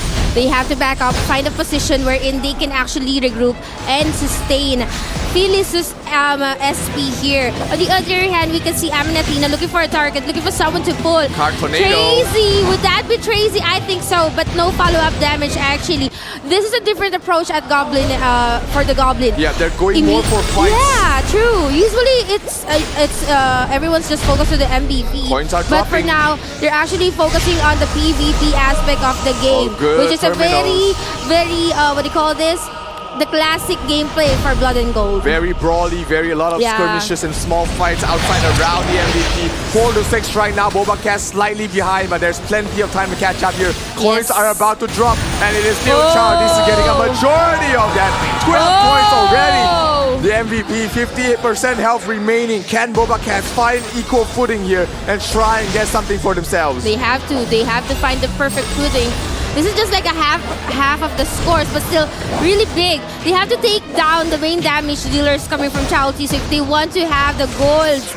Aminatina here looking for Tracy. It's always for Tracy, and this is the perfect moment to actually get the coins.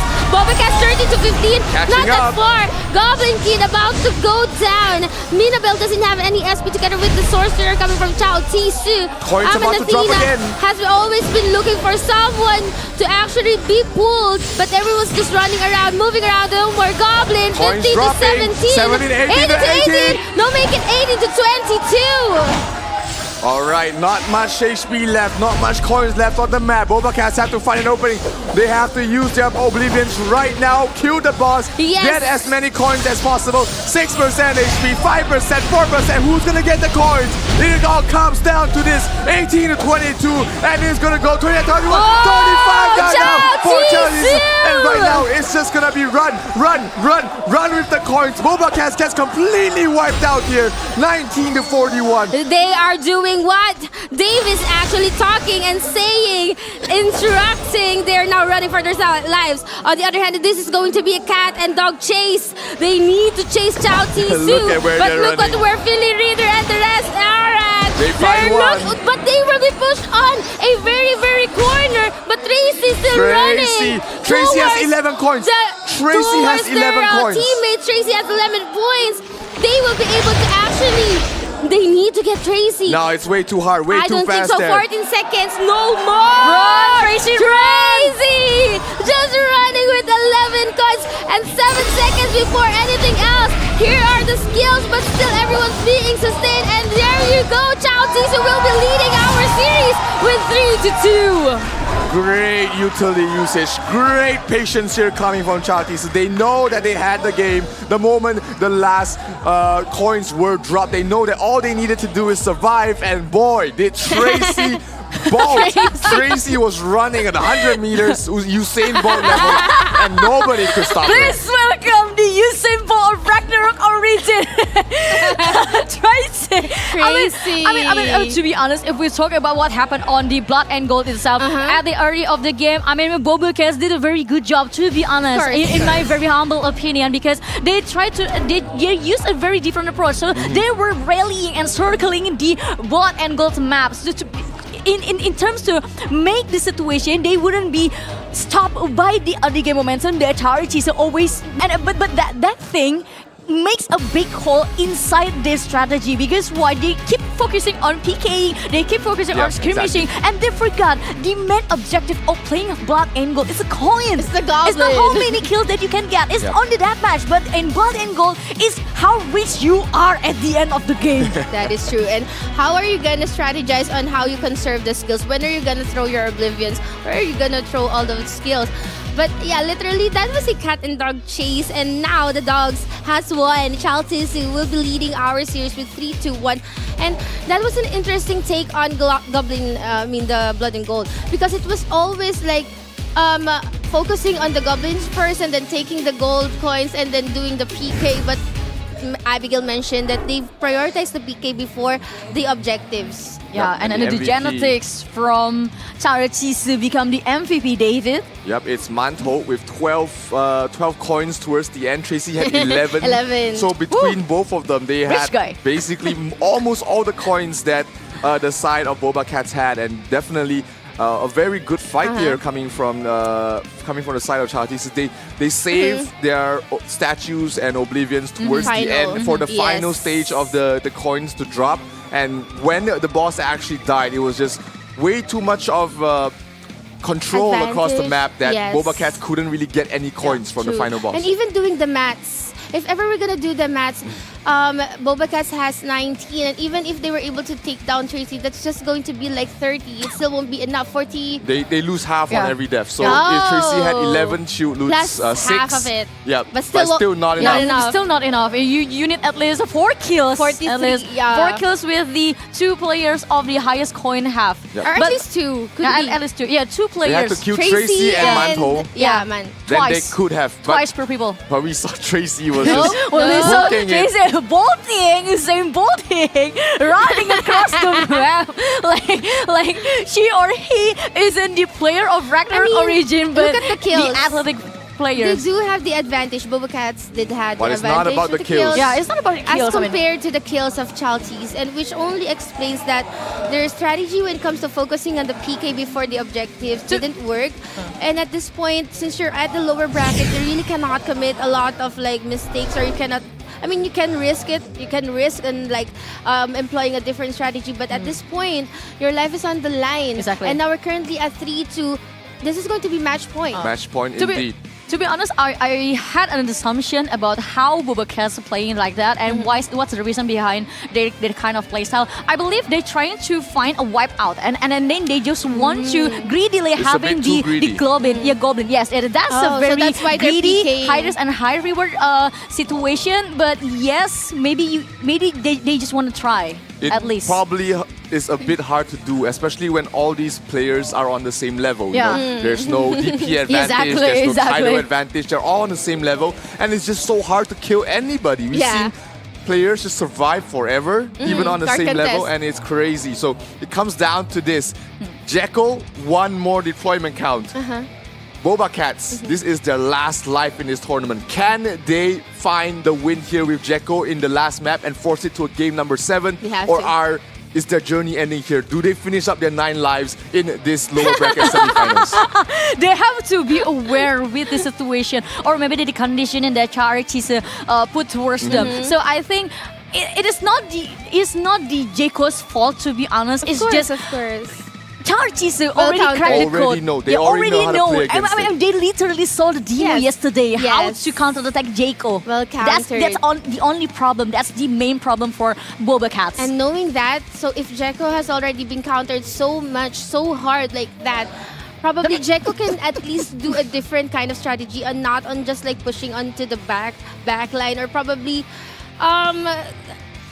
could he be like a support shadow chaser, like it's really hard to do. It's really hard, because he's the playmaker. He needs to be the first one to actually destroy the backline. What he can do is maybe switch up in terms of his build. Instead of playing the Meteor Assault and the Shadow Strike, which are both shadow elements. He can switch things up. Maybe play the Garm. Maybe play the Time Bomb. You know, different sort of elements, different sort of utilities that the Shadow Chasers can bring out. Sure, the burst damage isn't as big, but your opponents, after they look at you from the last game, they know that they need to equip the Isis card, they need to equip Archeope card or Batori card just to counter you, and you're not going to find any efficiency from there. Yeah, that could be a good one or strategy, and just trust your teammates to actually deal so much damage aside from yours. So your damage will be coming from the element.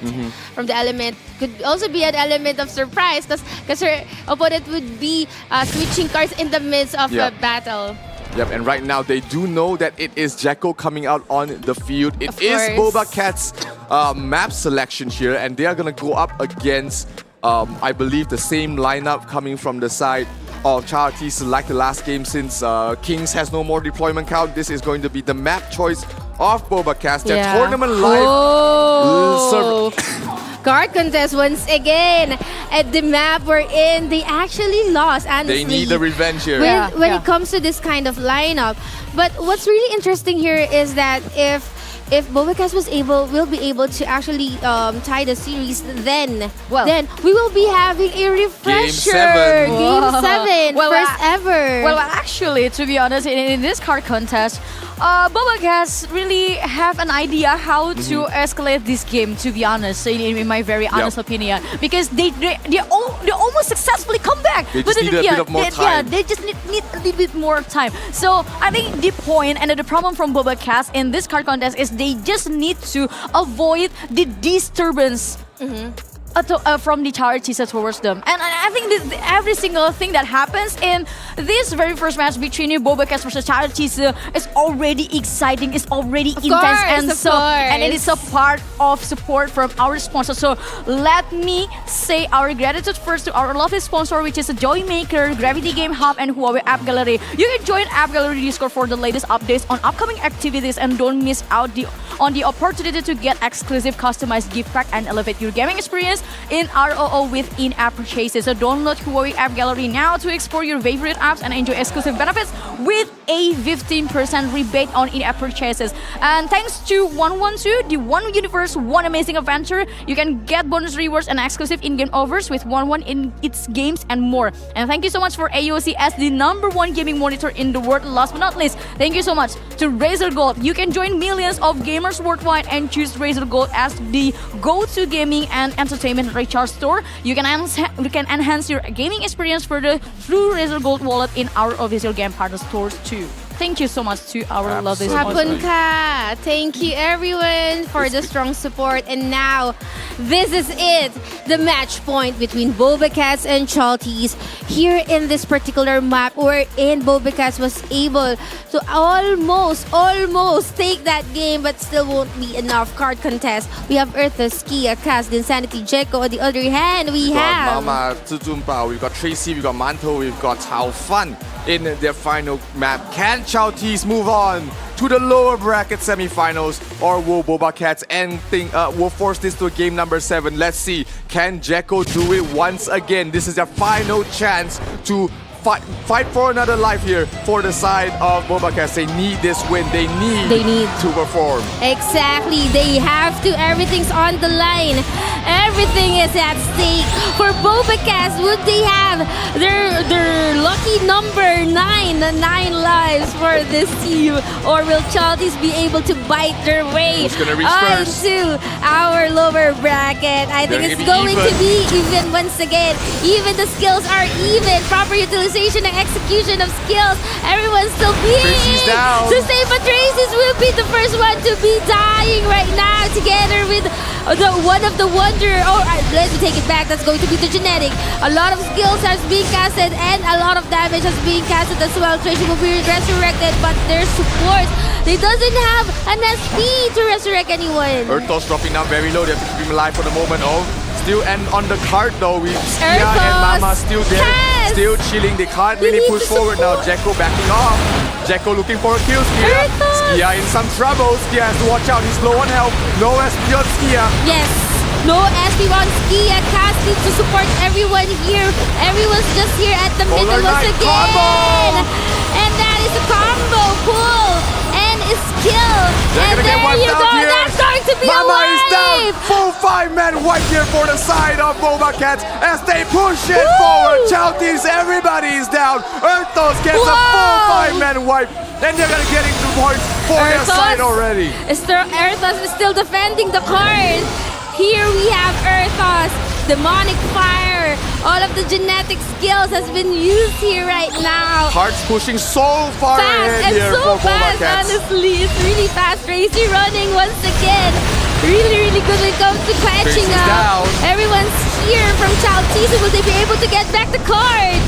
Kai Xingxiang's not gonna be able to sustain for long as he does fall. Card continues pushing forward here. They're backing up. They're trying to get back into the fight. Good Oblivion stopping them in their tracks. Can they wipe them out here? Earthos needs to die. Earthos needs to die, but it is gonna be Chao Fan falling there. Ertos still surviving towards the backline, doing so much damage, and they are not able to bring down Kaz or Skia. They are just so survivable. That is correct.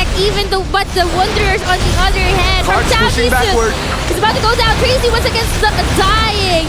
Their sorcerer doesn't have an SP, kind of problematic. Skia, really tanky. Linsanity about to go down, but sustained. Well sustained coming from Kaz and Skia. Their Erthos just dealing so much damage. Jekko's down here, but doesn't really matter. As long as Erthos is here, nothing to fear. And now the card is being contested, still stalemate. Nothing's moving right now. Jekko going for the backline, about to go down. Needing some help from the teammates here, but Linsanity will be resurrected, will be sustained. Jekko needs to be resurrected as well. They need to bring down Kaz, the most important target here. After Khaleesi's drop down, that means Kaz, no more resurrection. Skia out of SP, Kaz out of SP. They have to burst them down. Erthos is down. This is the opening that Chaldice is looking for. They have to burst down these supports. Jekko's about to go down as well, but as long as Kaz and Skia is there, the sustains are there. They need to take down Linsanity for the SP or the mana fix. We can see a lot of skills right now, and the card's a bit moving, but still won't be enough. 2 minutes and 46 seconds. Their Wanderer, their Sorcerer, and another Wanderer. No support coming from Chaltis here. Good Frozen World getting the card on towards the checkpoint. BobaCats in a fantastic position right now. And 2 minutes 30 seconds left. Then this might not be enough time there. Jekko gets a quick kill on towards Salfan, on towards Manto, and another Oblivion. Tracy in trouble. Tracy is down. Jekko on the tail on towards the back line. Jekko's dominating. This is the revenge arc for Jekko. Tracy doesn't even have an SP together with the Wanderer there. This is gonna be a problematic thing for our skillers. For Chaltis. On the other hand, for BobaCats, they're seeing the finish line. They're about to get there. They need to kill everyone that's in the middle. They've been caught. Jekko doesn't have an SP. I think this is the opening for Chaltis if they've been able to actually connect their skills, but not connecting. Tracy's done. No Sorcerer, no Wanderer. It's a wipe. 4-5-man wipe going towards the way of BobaCats, and they smell blood in the water. They know that they have it so far. If they can sustain just a bit longer, they will be forcing us to a game number 7 here for the side of BobaCats. Looking good. Jekko 10-2 so far. Linsanity 11-2. They haven't really been shut down. Skia 4 kills for himself, and they are feeling really good. Another kill. Jekko going towards the backline once again, not stopping his domination. Tracy's dying. The Wanderer's dying as well. But you really have to give it to Kaz, because Kaz has been on point when it comes to resurrection and the sustain. And that is what Kaz is all about. Also contesting the card. Someone's really low health. We have Linsanity, Jekko's low. Kaz with the Basilica. That is such a clutch play. Absolute clutch. They're keeping the card right there and keeping himself alive. Oblivions are being dropped. Polar Knight trying to bring down Erthos. Erthos in trouble, but Jekko, no fear whatsoever. Looking for the backline. He's looking for the backline. Look at Jekko. Jekko going in. Is he gonna burst anybody down? No, enough damage. He's trying to survive through it all. 40 seconds left remaining. Jekko gets a kill onto it. Salfan going for more. Tracy in trouble. 2 players down. Can he go for more? Kaz losing all the SP there, but still sustaining. Linsanity about to go down, but will sustain coming from Skia and Kaz here. Linsanity looking for a target. Jekko's back down. Nice sustain. Frozen Words and Oblivions has been casted as well. 18 seconds before the near of the end.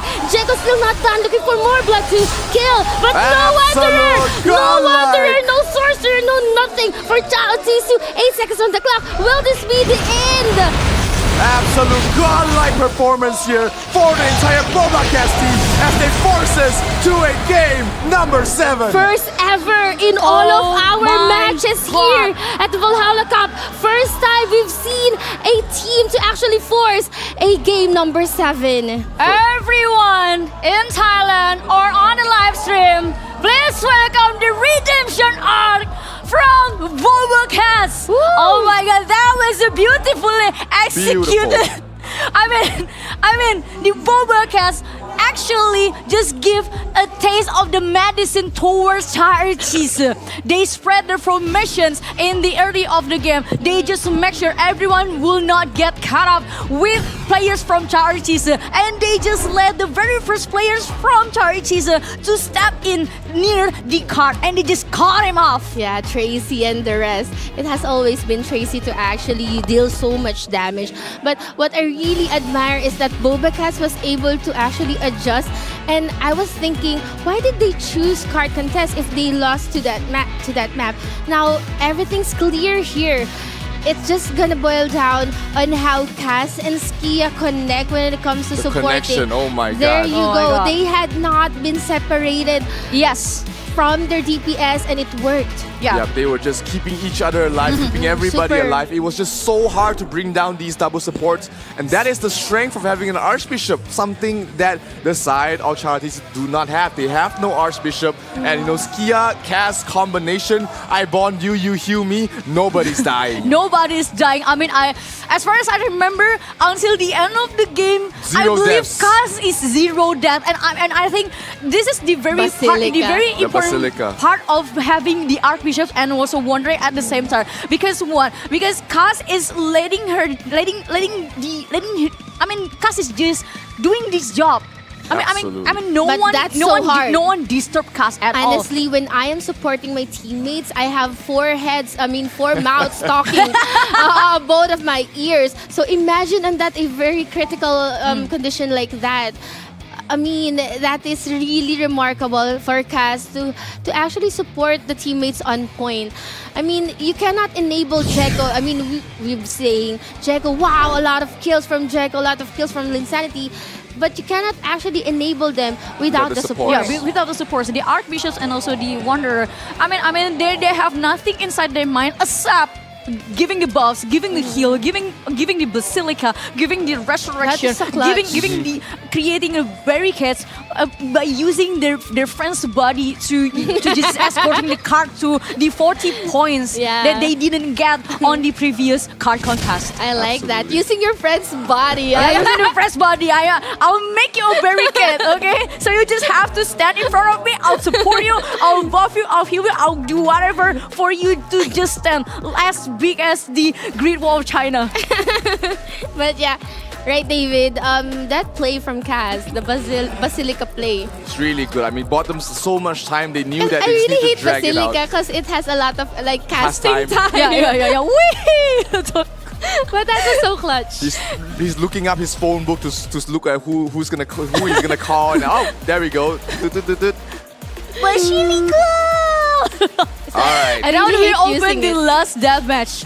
Game number 7. game number 7. Kings was the one that was able to shut down Yes. Jeko in the previous game. Can he do it again? Game life on the line. No more second chances for both these skills as it is a game number 7.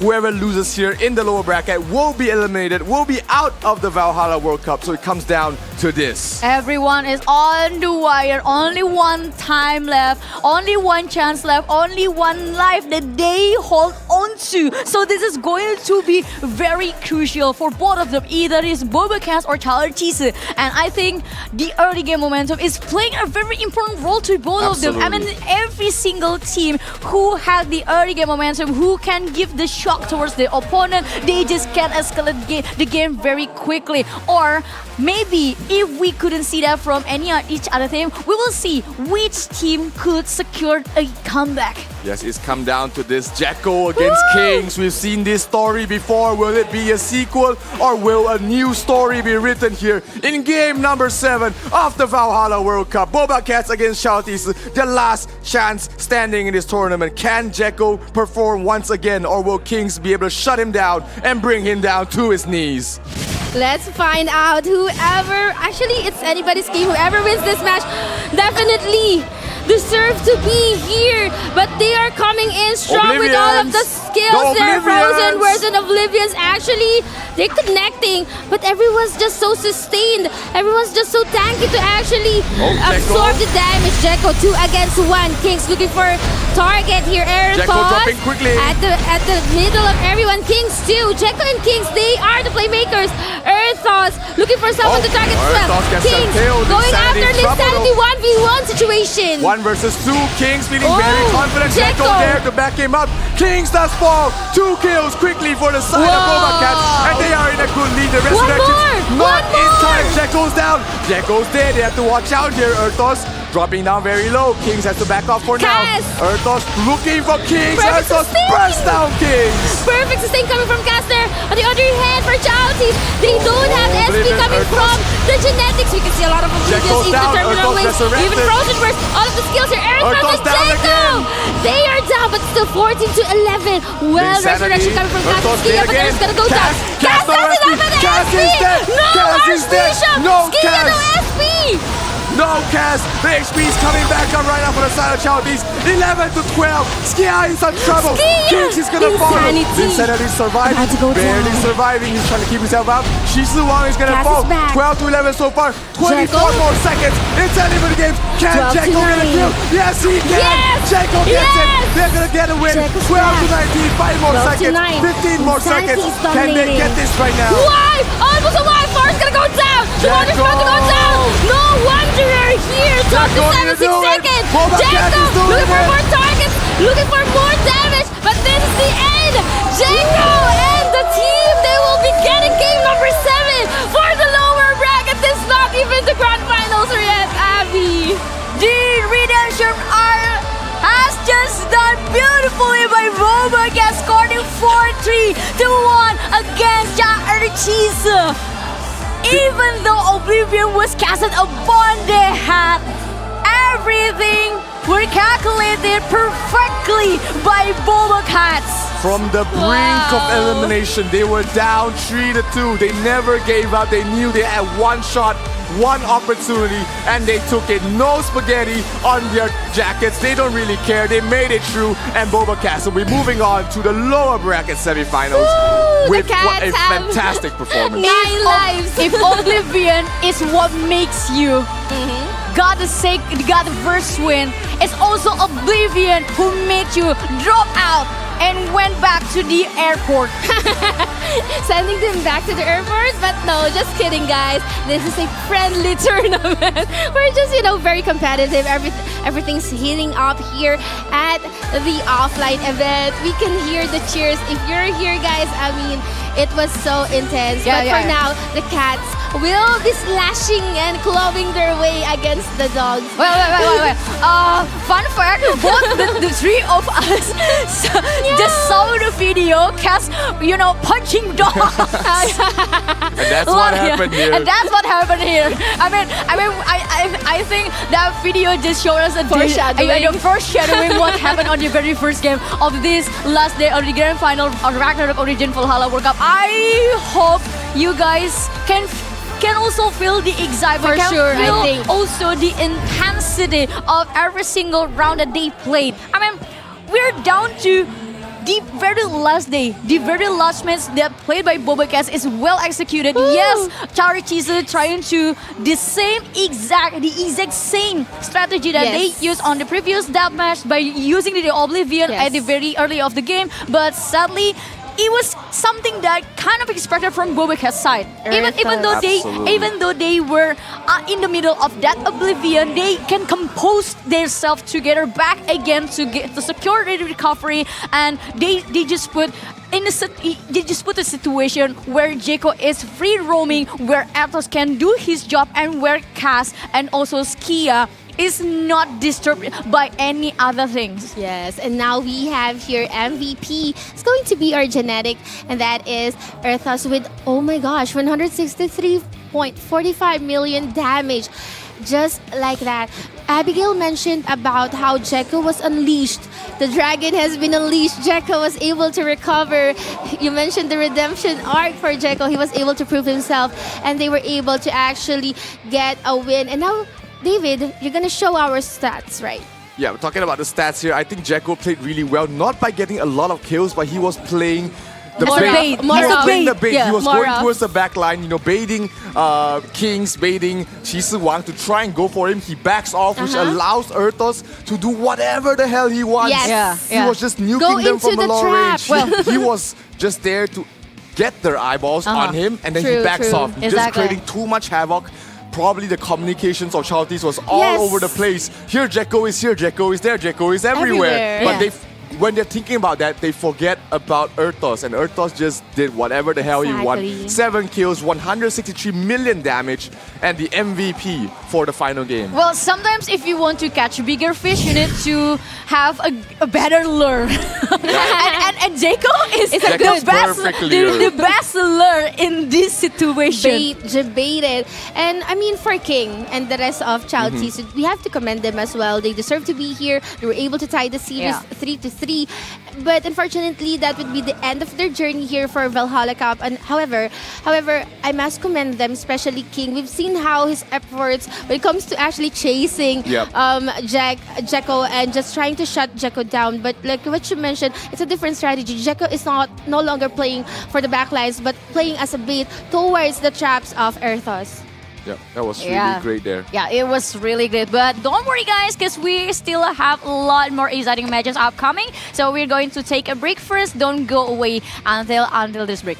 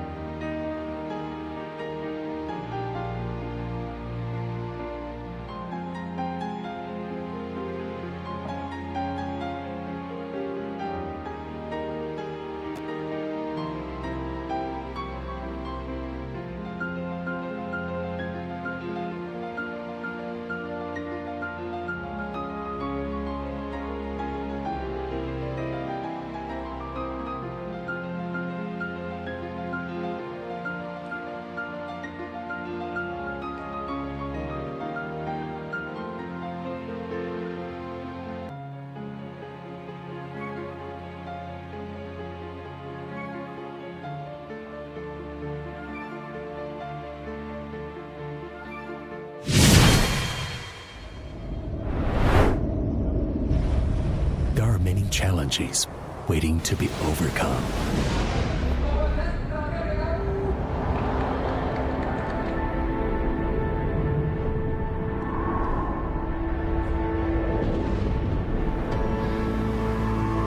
Mountains to be climbed.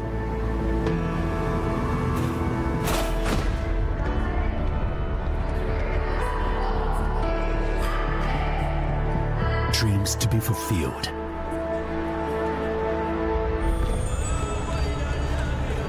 Worlds to be discovered.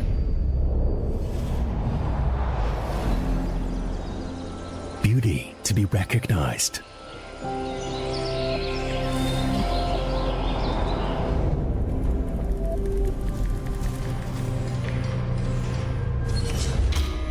Problems to be solved.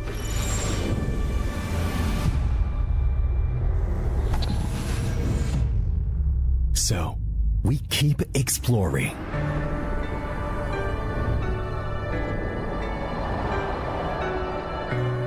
And watch the chassis. Back leg in. Shepherd return together. What color is it? It's red. What's red? Red represents passion. What can't stop us will make us explore more.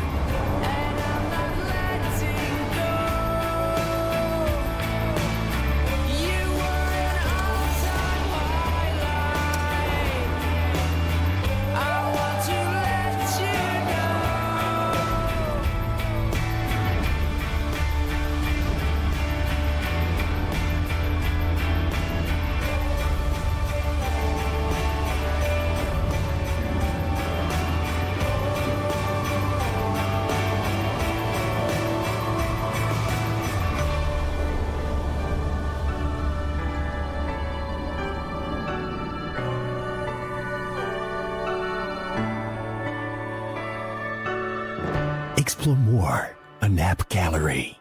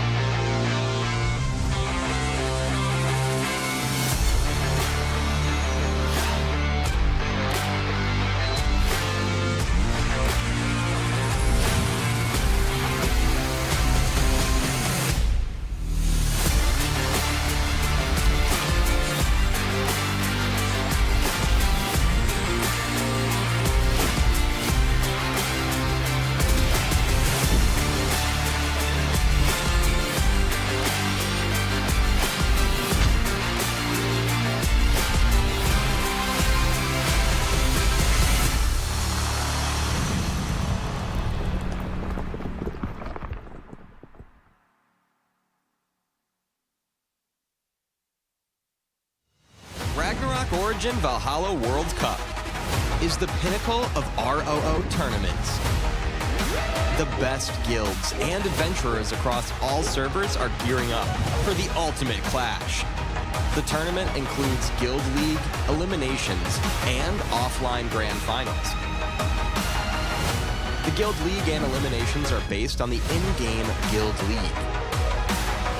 The 8 guilds of Bright Sun rank can participate in the cross-server league, Major League. In Major League, after each week's matches, summit points are awarded based on the rank and ranking.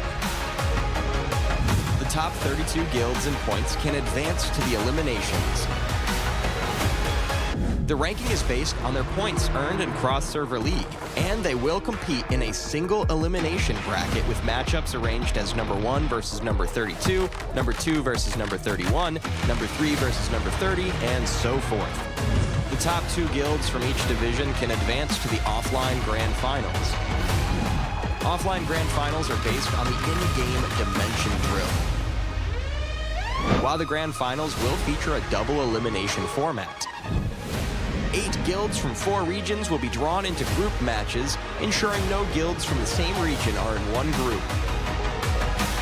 The champion will ultimately be determined from these group matches.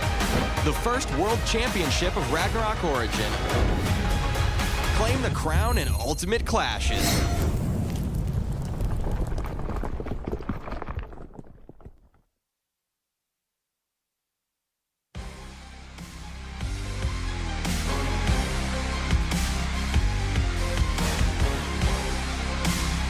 Guilds across all servers gather at the offline Valhalla World Cup Finals.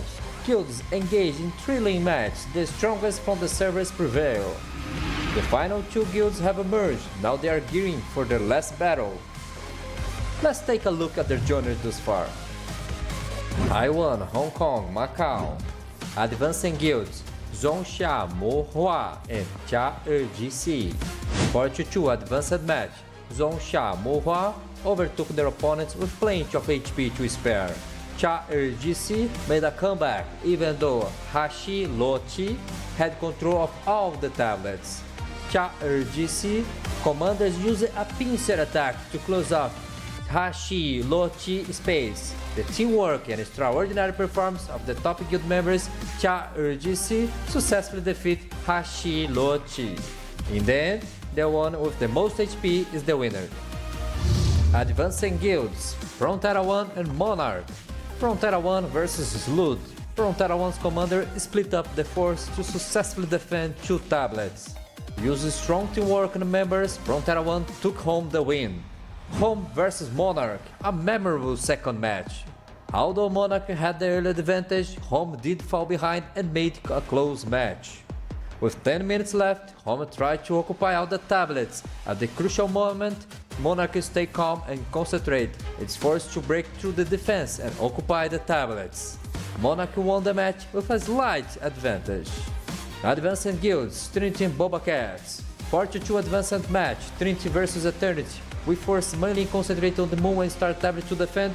Occasionally, an assault force would be sent to ambush the Sun tablet, forcing the opponent to return to defend. Eternity seemed a little weak facing Trinity's changed tactics, and in the end, Trinity won the game with a large HP advantage.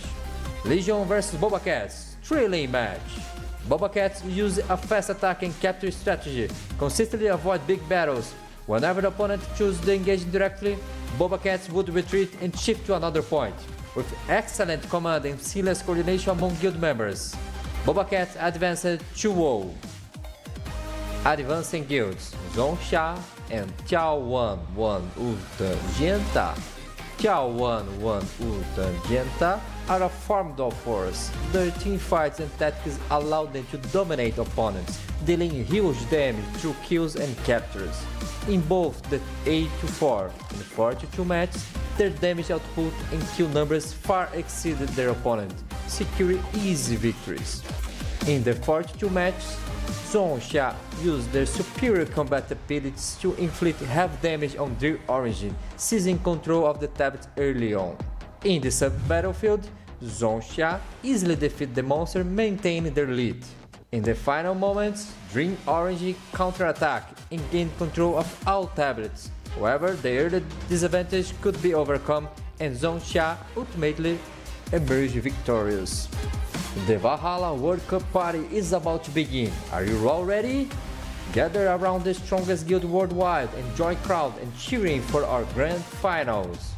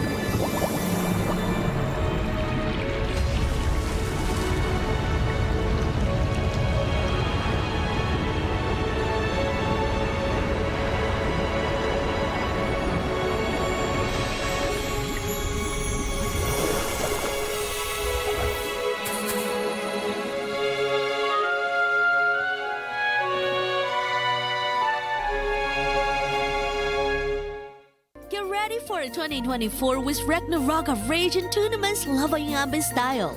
4 exciting events that'll keep your battles raging. Outing Cup, a spectacle of fervor, honor, and grandeur. 150 versus 150 Guild League gameplay.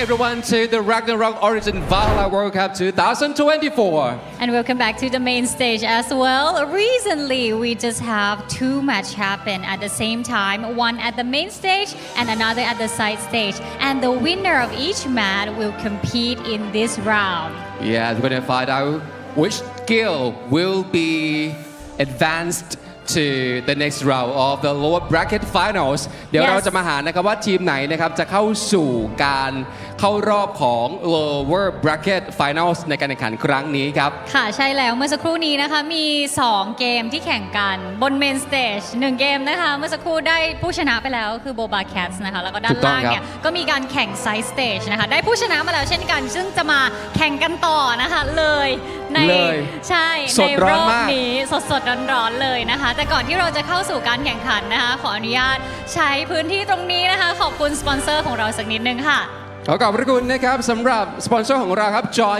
Maker Gravity Game Hub Huawei App Gallery more to explore on App Gallery One universe one amazing adventure AOC #1 gaming monitor in the world Razer Go whatever you play pay with Razer Go ขอขอบพระคุณด้วยนะครับแต่ว่าตอนนี้เสียงปรบมือดังกระหึ่มกระก้องไปแล้วเดี๋ยวเราขยับไปทางด้านนู้นกันดีกว่าเพราะว่ามาถึงช่วงเวลาของการที่เราจะได้พบกับ2กิลด์ที่จะมาฟาดฟันกันนะครับเข้าสู่ lower bracket finals ในครั้งนี้นะครับกิลด์แรกเลยดีกว่าครับ So to the next one welcome back to the main stage again we have guild BobaCats from North and South America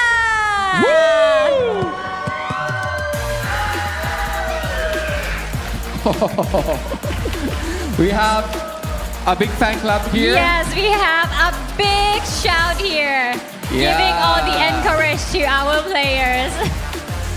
ซึ่งนี่แหละครับเสียงเชียร์เหล่านี้แหละครับจะเป็นพลังสำคัญให้กับผู้เข้าแข่งขันนะครับสามารถฝ่าฟันแล้วก็งัดกลยุทธ์มาฟาดฟันอีก1ทีมได้แน่นอนใช่แล้วนะคะแล้วก็นั่งอยู่ฝั่งเดิมด้วยนะคะสำหรับทีม BobaCats หรือเปล่า เอาละครับ and please make some noise to the guild 眺望万物的尖塔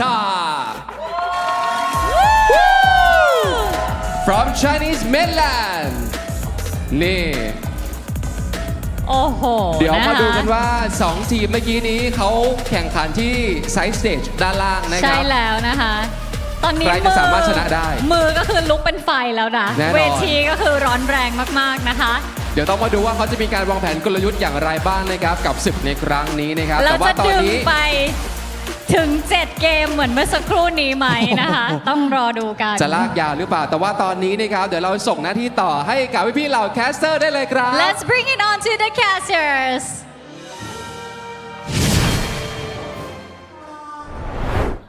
Thank you so much to our wonderful hosts and welcome back again to the next match of Ragnarok Origin Valhalla World Cup with me, Abigail, as your host, and Nikki, and also David Zero as your caster. And we are going to see again the BobaCats playing their one only left life. Yes, everyone actually here at the lower bracket only has 1 life, even though they are cats, that they have like 9 lives. Yes. This would be their last strand of hope together with眺望的尖塔.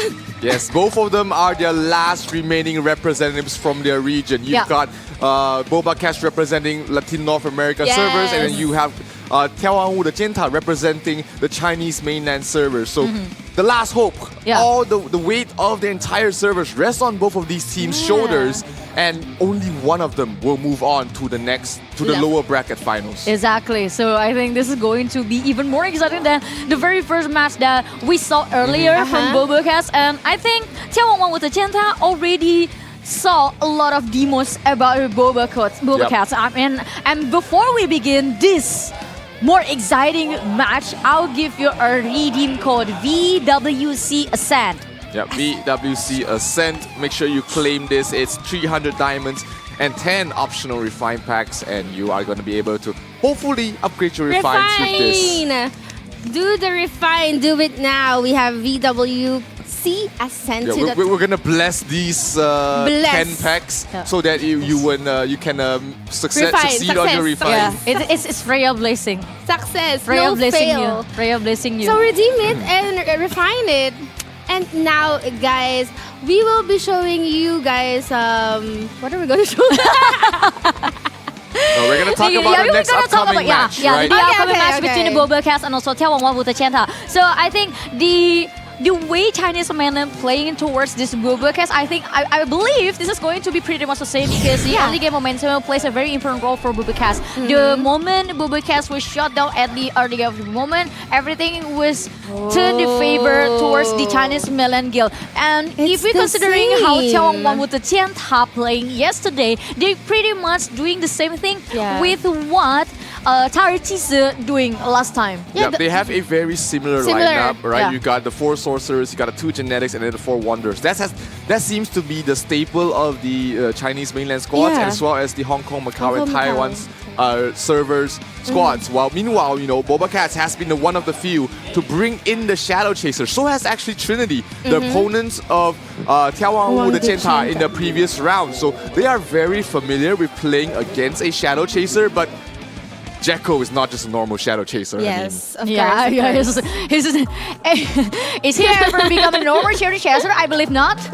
No, absolutely not. I mean, he's just been really performing really well, playing as the primary carry, and then going back as a bait, playing in multiple different styles. He just wants his team to win, and he'll do whatever he does for his team to win. But here in the first round, BobaCats will be sending out the double genetic lineup that they had. So Philly and Reader will be the primary DPS on their end, going along with the other 2 supports. While meanwhile, for the side of 眺望万物的尖塔, they're bringing out the 多多尼, Yao PP, 凤凰如, Love Yao P, and Tuchi. This was the primary lineup in for Team Deathmatch for the Chinese mainland squad that we saw yesterday as well. And what they do is that they divide these 2 performers to their 2 sorcerers. So that's their assignment. And now, since BobaCats, they know how to play against this kind of lineup. They managed to win our previous match against Chao Tisu. On the other hand, here for this match against眺望的尖塔, they were able to win against this particular lineup as well with Trinity. So right now, I couldn't really make anything. I couldn't really say who's gonna win this. But for Team Deathmatch, this is the very specific lineup that we were able to witness during the previous match. And let's check it out. The very first game of the second match between BobaCats versus 眺望万物的尖塔. Here we go, good split up here coming from the Jenta side. Not really sticking together for the Oblivions. That allows them to maintain their sigils as long as possible. But Philly and Reader gets caught out there. They're caught with the curses. That's a good support build there with the fear. The Requiem cards coming huge into play. Reader being caught out here. Reader has to watch out. Reader is being separated from the rest of his squad. He might fall here. Minabel gets a kill. Reader's gonna fall. Osiris card has been procced here. And Reader's dead. Amadina dropping very low. Squishy as well. Both the supports are dead. No resurrection coming from the side of BobaCats. Reader is a gunner. Together with Squishy, Minabel fighting for his life. Yao PP and Dres are very much healthy. Minabel caught in the middle. Squishy tried to support her. But Yao PP, they were able to zone out Aminatina. They need to equip their gear cards right now. The fear status is really creating a lot of issues right now for the side of BobaCats. They get a kill on Look, and they're gonna go for more. Yao PP gets a kill. Multiple kills. 4-man wipe. Philly, the last Vasali will take it back. Philly will be joining them in the afterlife. Yao PP and the Readers. Dominance here 7-14. They're not yet enough as they will be giving and wrecking havoc for this second reset. What a change of pace. What a change of True, strategy here from true. Jinta. The fear status really creating havoc here. And they need to watch out for that. Minabelle is gonna die. Feeny dropping down very low. Reader's not gonna be long for this one as well. Trying his best to run away. Trying his best to survive. But Yo, survive PP. no more. He is down. Minabelle dies once again. 6 more HP. This looks like it's all over here, 9 Nikki. seconds. 9 seconds left here. 6 to 14. And I think BobaCats will be able to actually have a comeback or recover. This is going to be the game for Chciałowang the Jenta. You mentioned the fear status. What cards could be countered? Or how can you counter the fear? You have to put on the Requiem card. I mean, everybody's gonna be definitely using. Because I see them, they're like... They're just running like, around. Yeah. They're like crazy. Yeah, they're and right. that's because of the fear status. They were running like crazy, and it is something that was very unique from眺望万物的尖塔because they used the same trick yesterday towards their opponent, and it creates a situation where every single player from 眺望万物的尖塔 is very hard to count. Yeah, it comes down from the two wanderers. You know, they're not playing the DPS. No, they're no. They're Pure not support. equipping the Stormy Knight. They're not equipping the Mutant Dragon. They're going for full Support, so CC, they're- full CC, Yeah, right? full CC. With familiar card as well as Requiem card. So when you're in this level, at this high level, everybody is using at least Orc Hero card on the Yes. headgear, which is making them immune to stuns. Yes. That means that you can only equip one more counter status card, which is usually either Gear card, Requiem card, or the Marduk card. But you cannot equip all three. So that means when you use have both to- these card combinations together, you're either gonna get feared or you're either gonna get blinded. Silence. Oh yeah, blind. Or silence. So all three of these statuses, you have to pick your poison, and it's been working really well here for Jinta. Good, really opening match, and that's gonna stick in the heads of BobaCats. The readiness of the Chciałowang the Jenta Yeah. only prevailed here, meaning to say they actually, they conditioned themselves that everyone's using those cards against stun, against blindness and silence. So what they did is they opted for the fear status. Yes, and then the Yao PP as your MVP on the very first match on the second game. I believe this is something that kind of prepared from the 眺望万物的尖塔 because these small details is not something that we saw on yesterday because the only thing that we saw yesterday is just they keep running away from every single person inside the deathmatch map, and also not to mention about how they try to deploy and custody every single utility from far away while protect themselves to not be caught by the opponent. And if you have to chase the flash team, I mean it's going to be a very hard situation. It is going to give you a very hardship. And to be honest, and talking about the fear, the blind, and everything, it makes you feel like you just not have to be careful with the skill that they casted, but the effect of it. So it creates a situation, it creates a conditioning towards the BobaCats where their mind is just full of tasks. True. That's why David mentioned that pick your poison, because you can only pick 2 from the 3 cards, or the slots for your gears, right? So you will be compromising one thing or the other. status, and you'll be vulnerable from that status. And Chciałowang the Jenta, they capitalize with the fear status. Now, this is the mind tricks here playing out. If you're gonna switch your cards to, you mentioned Requiem? Yeah, Requiem card, Magnolia card, if you switch from familiar that, card. what could be the status, inflicted status from Chciałowang the Jenta? They could use blindness. They can use blind, they can use curse on the Probably, Magnolia card. what's better? If you think It depends, the best the best status is whatever your opponent doesn't Doesn't counter. have. Exactly. So you have 2 weapon slots on your double wanderers, so you can really just put in 2, and you're gonna have 1 that works. So it's just up to your opponents to decide, hey, what do I want to counter? Is the curse the most annoying one? Is it the fear? Is it the blind? They're gonna have to pick their poison and play against the others. I think for me personally, stun. Orc Hero, everybody's not gonna change that. So they're gonna stick to the Orc Hero. It's just the other cards. Yeah, but then let's take a look at what BobaCats choose, because they just unlocked one of their best maps, which is the card contest. And on the other hand, we will have a different setups from 眺望万物的尖塔. Nope, they're going for the same lineup. They're gonna go with Tuji. They're gonna go with Yao PP, Love Yao P. Toto and Yi and Feng Huangru Which in is the Toto? card contest. This is Toto and Yi. Toto means much. Okay. Many. Toto and Feng Huangru in this match. It is BobaCats map pick, but you know. Jintai is able to counter the lineup. They see Jekko out there, yes, and they know that 2G has a good knows how to play against Jekko. We did see that previously, so this is what they're deciding to use. Sure, they're low on deploy counts after this game, but hey, if they start off with a 2-0 start, they're gonna feel very good about themselves. Yeah, you can secure a 2-0 advantage. I'm actually Yao PP. We've seen him that he's always just like outside of the chaos, is keeping an eye on those that he can burst. So that's what he is all about. And now we can see BobaCats against Chciałowang Dichenta. This is game number 2. This is really crucial. They have to tie the series. For Linsanity, Skiak, Kaz, Earth's Jekko, since they were able to see what the cards that Chciałowang Dichenta is using, now they can actually prepare. But the mind games is that, will Chciałowang Dichenta change their status inflict? That's another question. So you have to look for what kind of status they're gonna use in the next game. Okay, and let's see if BobaCats will win in the map that they choose. So here's the second game of the second match from BobaCats versus眺望万物的尖塔. Yep, this is the map where BobaCats feel the most confident, especially with Jekko on the field. They know the amount of work that he can get done.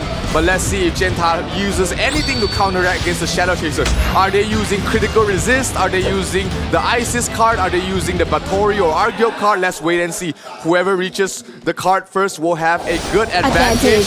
And it's going basically the same. But someone from BobaCats, 3 of them will be here at the middle, will be pulled. But now we can see also the skills being casted outside. Yao PP looking for targets here. On the other hand, the other sorcerer is quite low. This is a good start for everyone, pretty much slow. Yeah, nobody's really getting picked off yet. Jekko spotted out target. Okay, you see that minus 50%. That's a Batory card user, and they know right now. That's a huge damage reduction. And here we go. Anti-Jekko is due. Erthos gets a kill though. Erthos also low on health there, but someone's gonna die. It's gonna be the sorcerer. The other hand, the Wanderers. The Wanderers are being targeted. Love's about to go down, but Love was able to actually recover. Yeah, Erthos able to back out there. Yao PP is gonna fall. Jekko gets a kill on Linsanity. Linsanity dropping down very low. He has to watch out here. Jekko there to back him up. He's gonna use emergency escape to get the hell out of dodge. Not done yet. That is correct. And now Jekko looking for more targets. I think Jekko's eyes is on Love Yao or Yao PP. This sorcerer no damage to him. Actually look at that, Jekko. So much on the sorcerers. The reflect, he gets a kill on those Love Yao P. That is huge. Erthos falls though. They have to watch out about that. Kaz and Skia dropping down very low. Erthos is dead. Yao PP gets killed on once again. Yao still PP even in the middle. Both supports are still alive on both sides. Both the Wanderers are still chilling in the card. And Linsanity quite low on health here. They need to sustain everyone in the middle of everyone. They are near the card. They need to actually contest the card, but well sustained come from Kaz. Jekko dropping down very low. Kaz trying to keep everybody alive the best he can. Linsanity has to get the hell out of there. Insanity. Love Yao P being chased once again by Jekko. Jekko can't take this fight, or can he? He's trying to finish him off here. Jekko finishes off Love Yao P. Skia is dead. Skia is dead. Kaz has to watch out. Kaz. Oh, Linsanity. Kaz. If he falls here, he's in trouble. Kaz in trouble. Kaz. Epic classes. The epic classes. He messes up everybody. Nice epic classes. That was really clutch coming from Kaz, and still was able to sustain. That was really critical of what happened. Yao PP was actually focusing Kaz. Absolutely, Kaz able to get the clutch rest. Rise from the dead as BobaCats will hold on in this fight. Yao PP, as long as 2G is gonna fall. And Love Yao is in trouble. Jekko, he manages to bring him down before anything, but he gets rest up there by the support.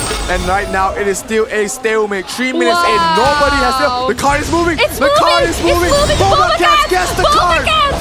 They have 2 points now. Earth is critically low at the middle of the card. Linsanity throwing in some damage. Yao PP is also low. Love Yao as well. Jekko going after. Oh, but Jekko was able to actually. Oh, but Erthos and Insanity are dead. They get rest up there. But is it gonna be enough?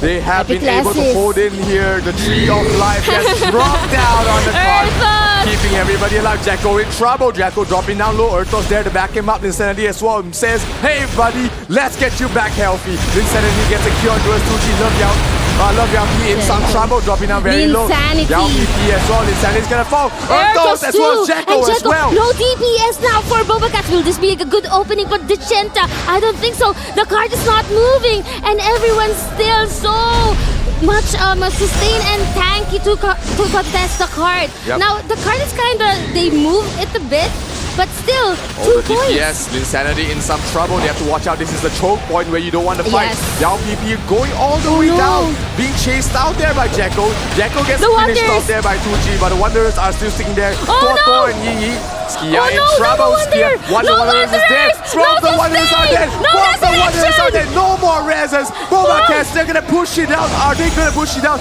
The Insanity is still alive. They have to. Yao PP's gonna left Yao. The card's moving. That is a perfect opening coming from BobaCats. If they can do that again, if they can take down the Wanderers, they can move the card even further. Supports are back up here though. They only got 1 point out of the double Wanderer kill. Cash trying to escape towards the backline. Skia still on the card. 1 minute 42 seconds left remaining.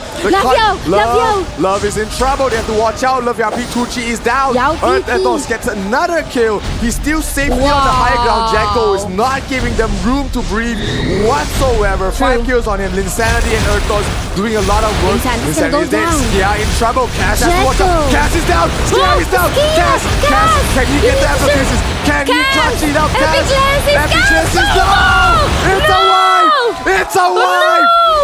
Yao PP was able to do that. This is the perfect timing now for Dechenta to actually move the card. They're not moving the card. They're capitalizing on it, but super fast. So actually, they have Linsanity and the rest already at the middle.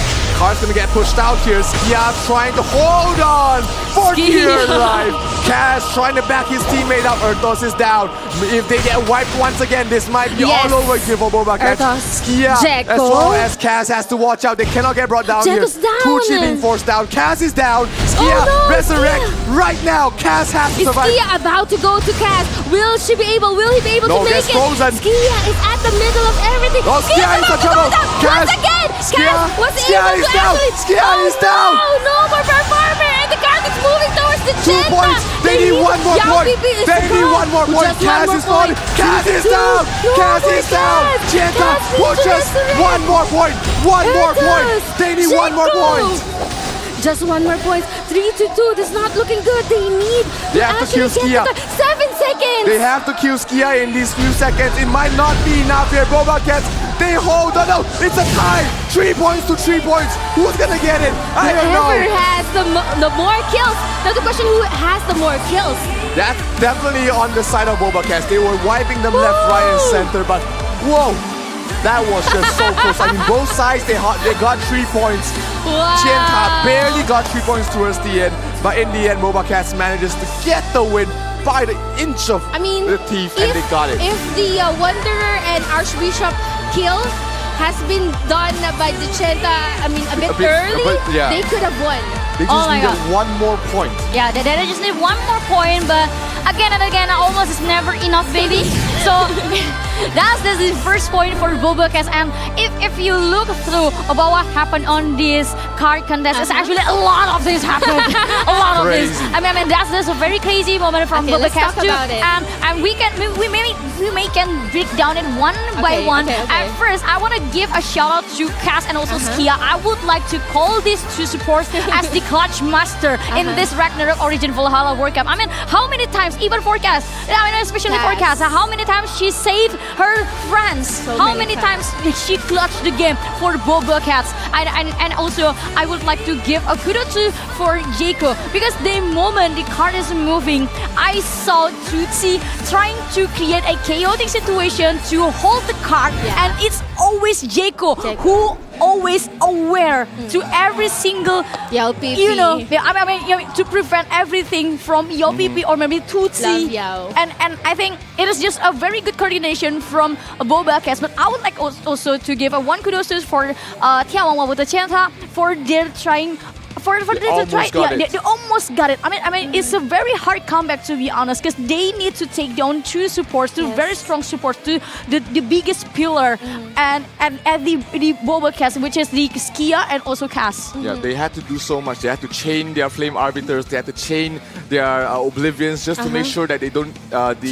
Whoever's dead, doesn't get resurrected. So much coordination needed. They got the 3 points they needed, but just too little, too late. If they got one more point, then this could have gone the other way. But I have hey. a question, Ciro. Did they change the cards? You mentioned battery card against Checo. How about BobaCats? Did they change their cards? I didn't see a lot of like fears? a lot of status being inflicted by them. Maybe it was just the blindness, but overall it seems like they were able to adapt against the lineup from the side of Genta. So after the first game, they learned their lesson. Hey, these guys are playing with a lot of status. We need to be countering that status, and it seems to be working very well for them.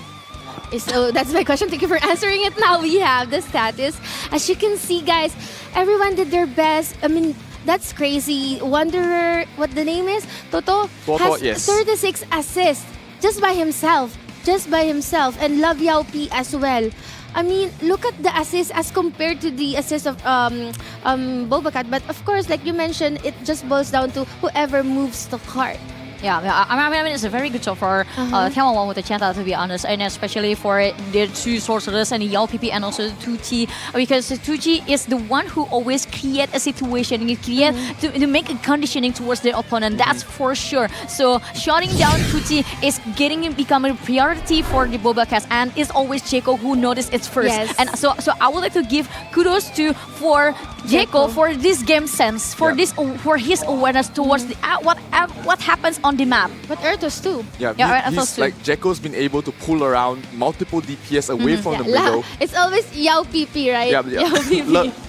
Love Yao P as well as 2T, just being forced to chase him around, and that creates that means two of your DPS is chasing around Jaco, who isn't really getting a lot of things done. Which means leaving. Yeah, that means you're leaving your supports in the middle without any DPS to back them up. So fantastic performance here for BobaCats. They managed to scrape by with the inches of their life, and they continue to fight on here. 1-1 right now between both these guilds. Yeah, and I really love the way they set up the barricade near the card. I mean, like at the very upper layer you have Ertos, and on the middle you have Skia, Insanity, and also Cass, and on the back you have Jaco. Jaco will take care of everything, the outside circle of the opponents, and while on the other hand, on the middle is this center, the center of the formation, because it provides buff, it provides damage, it provides heal, resurrection, and everything to support the first and the back lines. Yes. Yeah, I mean, everyone's doing their job, their role. If you know your role and you're performing it well, definitely it would lead to victory.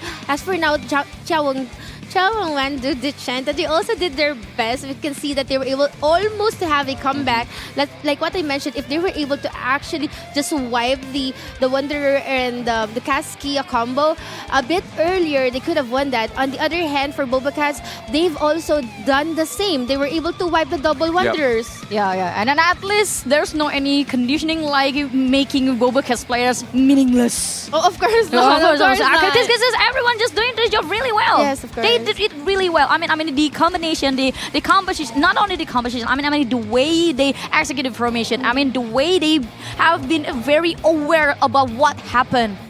And especially, I really love the very first trap, to be honest, and in the middle of the bait, card. the Jaco bait. The Jaco bait. Yeah, it was just really beautiful play from both ends. Both sides. It was a back and forth game. It seemed like it was going one way, but then things turned around. BobaCats was able to hold on as well towards the end, and that was fantastic. Yeah, and that fantastic match is provided by our sponsors. So thank you so much to our lovely sponsors, Joy Maker, Gravity Game Hub, Huawei App Gallery. You guys can join App Gallery Discord for the latest updates on upcoming activities, and don't miss out on the opportunity to get exclusive customized gift pack and elevate your gaming experience in Ragnarok Origin with in-app purchases. You can download Huawei App Gallery now to explore your favorite apps and enjoy exclusive benefits with a 15% rebate on in-app purchases. And we also would like to say thank you to 1-1, the other sponsor, One Universe, One Amazing Adventure. You can get bonus rewards and exclusive in-game offers with 1-1, its games and more. Thank you so much too for AOC as the #1 gaming monitor in the world. And last but not least, again, thank you so much to Razer Gold. You guys can also join millions of gamers worldwide and choose Razer Gold as the go-to gaming and entertainment recharge store. You can enhance your gaming experience further through Razer Gold wallet in our official game partner stores too. Absolutely. Thank you for all the support and of course the players here as well. They've been fighting out their lives, really enjoying their time here as far as I can tell, especially when I'm talking to the players. They seem like they are really enjoying themselves, enjoying the competition, enjoying the friends they make along the way as well. I enjoyed a lot. And this is all brought to you I'm together looking by at the everybody. screen and they are at the back, just literally at our back. Yeah. So we're here at the offline grand finals. Once again, to those who are watching out there, the adventurers, don't forget to share the live stream, share the fun. David has been mentioning the camaraderie, the friends that you've made and experiences you've made along the way. We've come a long way, honestly. Like how many months in the making? Yeah. Right? How many months in the making? It is. I mean, we have passed lots of months, many months to be able to become in here, and I think this is going to be not only a competition but also a celebration for Ragnarok Origin itself, because the Valhalla World Cup not only over the competitiveness for each regions but also over friendship towards the community, with the players, towards the community with the developer and also the publishers, and not to mention our sponsors. It's the World Cup for a reason, right? You've got players from the Chinese mainland server, you got the North American server, you also got the Southeast Asian server, and the Hong Kong, Macau, and Taiwanese region server playing together in a competition. Something that it's so hard to see in any sport, right? In one place, right? In one place, and especially the RPG game. I mean, it is my very first experience to have an offline RPG game with various, with very diverse regions, international regions. I mean, yes, we've been at the Odin Cup Season 1, but it's only in Southeast Asia. But right now it's very different. Even the panel is international. Indonesia, Philippines, and Malaysia. Actually, in Thailand. And in Thailand. It's very diverse. It's a very diverse culture here in Ragnarok Origin of Valhalla World Cup, and I believe we will also wish this message can also receive to you. Yes. I mean, talking about MMORPG, I've been playing since I was in grade 6. So like this game 30 years ago. Can you just a little bit silence you 40 years old guy? But to be here, I don't even know what to say to the old me, the 6th grader who's been playing Ragnarok, grinding on the spots, and I'm still here, and I know the viewers too can relate. I know the viewers are also been playing the game for so long, and now we're here in an offline tournament, the pinnacle of all the tournaments here in ROO we're in. It's just not competition, but also camaraderie, sportsmanship, friendship. David mentioned that, and now we're moving towards game number 3. This is going to be interesting. The scores are tied. The question here is that what map will the teams use, or what cards will they use? Probably Shepherd's Ops. You Probably. think? I think. I think Shepherd's Ops might be the cheesiest map in this current meta. But if you look through and I think you just can rewind what happened in the past, and especially to the recent matches, Shepherd's Ops is not the cheesiest game in this level. It requires it requires a lot of strategies, and it requires a lot of mind games inside it, and not to mention to the correct deployment of every single lineup that you want to put through. Strategy, because Papa Bear was asking me, is that even really luck? Is it Nikki, is it really luck? I actually look back to the replay. Is it luck? Is it luck? The ball has spawned there for some time already. Someone shot gold. He was trying to make his way slowly over there, and he managed to survive there. Let me take back my statement that it's not just pure luck, because someone shot cold that there is an orb here, and then he went straight. That's strategy. That was something that I also noticed, because if that happened once, you probably can call it luck. Yes. But if happened more than once, or even also thrice, you couldn't consider it as a coincidence. Yeah, sorry about that. So Abigail's right, this is strategy. So could be Shapeshift Ops could be a good map, but I think card contest, simply because they just won card contest. But I think we're going to have a little break first to prepare something even bigger for you guys. So I would like to ask you to stay with us until the break is done.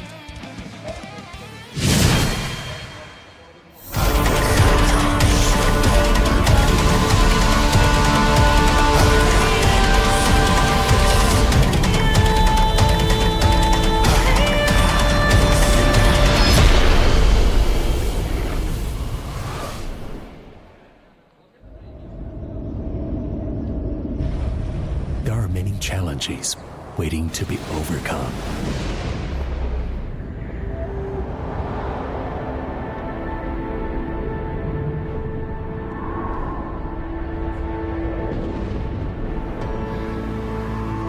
Mountains to be climbed.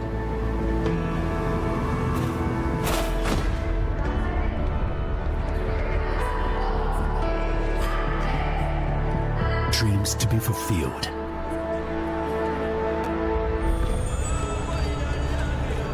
Worlds to be discovered.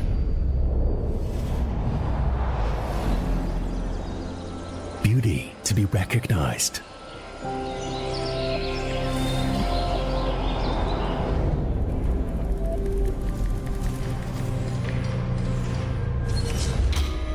Problems to be solved.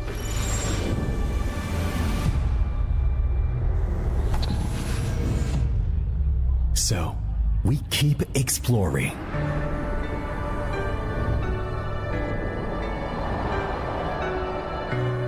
And up. Watch your chassis. Back leg in. Check it and turn together. What color is it? It's red. What's red? Red represents passion. What can't stop us will make us explore more.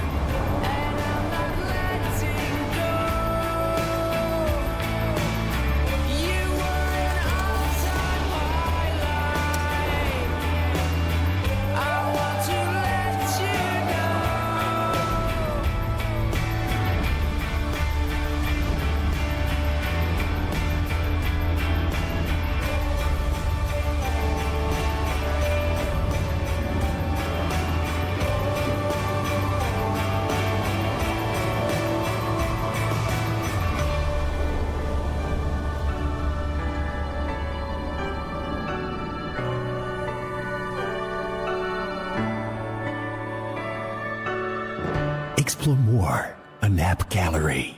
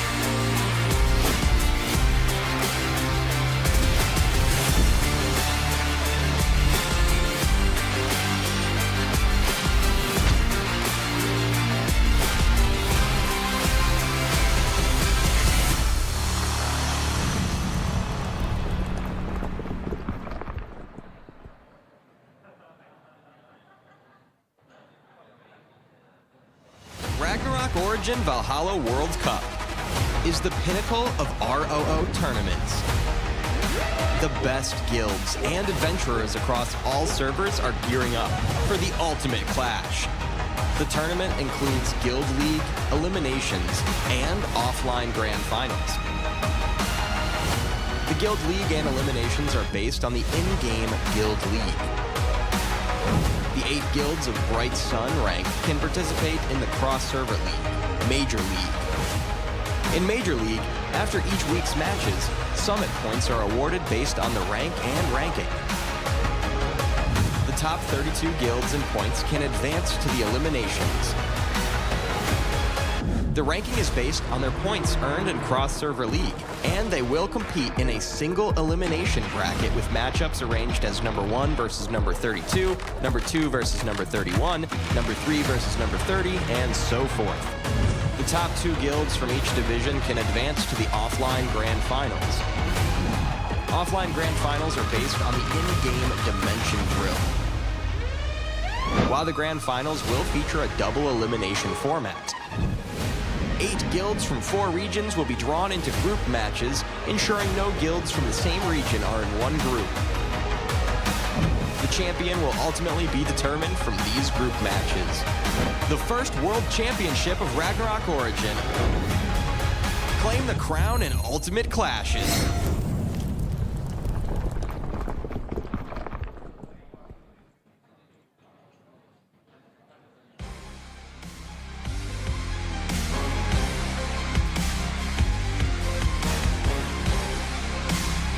Guilds across all servers gather at the offline Valhalla World Cup Finals. Guilds engage in thrilling matches, the strongest from the servers prevail. The final 2 guilds have emerged, now they are gearing for their last battle. Let's take a look at their journey thus far. Taiwan, Hong Kong, Macau. Advancing guilds,仲夏沫花ぅand查尔济斯. 42 advanced match.仲夏沫花ぅovertook their opponents with plenty of HP to spare.查尔济斯made a comeback even though Hashi Lochi had control of all the tablets.查尔济斯commanders used a pincer attack to close off Hashi Lochi space. The teamwork and extraordinary performance of the top guild members,查尔济斯successfully defeat Hashi Lochi. In the end, the one with the most HP is the winner. Advancing guilds, Frontera 1 and MONARCH. Frontera 1 versus Slud. Frontera 1's commander split up the force to successfully defend 2 tablets. Using strong teamwork and members, Frontera 1 took home the win. Home versus MONARCH, a memorable second match. Although MONARCH had the early advantage, Home did fall behind and made a close match. With 10 minutes left, Home tried to occupy all the tablets. At the crucial moment, MONARCH stayed calm and concentrate. It's forced to break through the defense and occupy the tablets. MONARCH won the match with a slight advantage. Advancing guilds, Trinity and BobaCats. 42 advanced match, Trinity versus Eternity. We force mainly concentrate on the Moon and Star tablet to defend. Occasionally, an assault force would be sent to ambush the Sun tablet, forcing the opponent to return to defend. Eternity seemed a little weak facing Trinity's change tactics, and in the end, Trinity won the game with a large HP advantage. Legion vs BobaCats, thrilling match. BobaCats use a fast attack and capture strategy, consistently avoid big battles. Whenever the opponent chooses to engage directly, BobaCats would retreat and shift to another point. With excellent command and seamless coordination among guild members, BobaCats advanced 2-0. Advancing guilds,仲夏and眺望万物的尖塔.眺望万物的尖塔 are a formidable force. Their teamfights and tactics allow them to dominate opponents, dealing huge damage through kills and captures. In both the 8-4 and 42 matches, their damage output and kill numbers far exceeded their opponent, securing easy victories. In the 42 matches,仲夏used their superior combat abilities to inflict half damage on their origin, seizing control of the tablet early on. In the sub-battlefield,仲夏easily defeated the monster, maintaining their lead. In the final moments, Dream Orange counterattacked and gained control of all tablets. However, the early disadvantage could be overcome, and仲夏ultimately emerged victorious. The Valhalla World Cup party is about to begin. Are you all ready? Gather around the strongest guild worldwide and join crowd and cheering for our grand finals.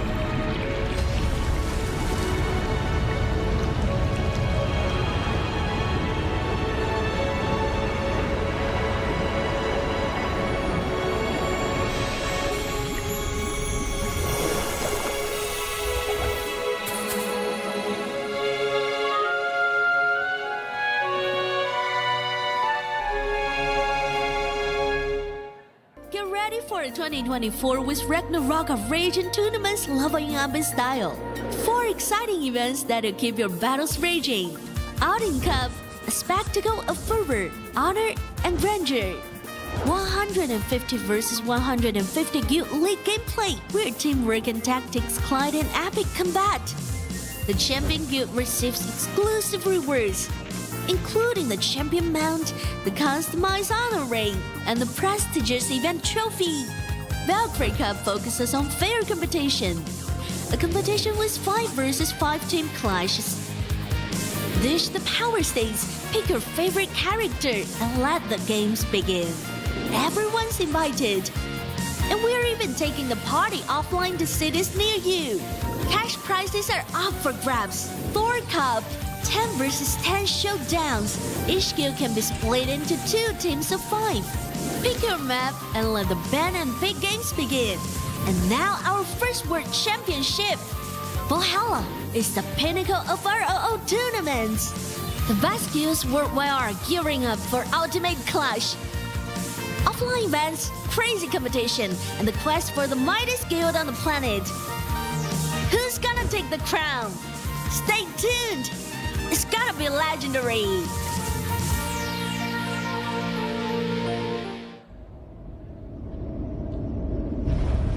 There are many challenges waiting to be overcome.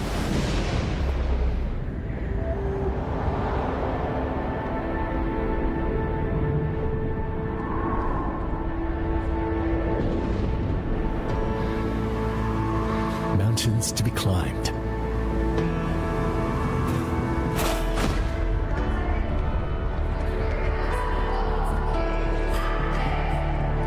Dreams to be fulfilled.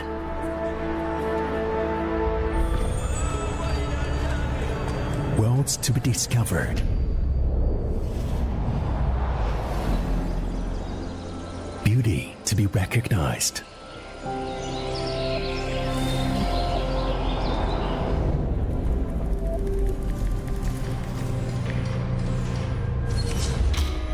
Problems to be solved.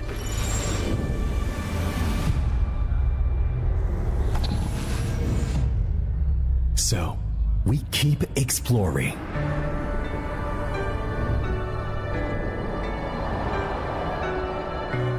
And up. Watch the chassis. Back leg in. Checking the turn together. What color is it? It's red. What's red? Red represents passion. What can't stop us will make us explore more.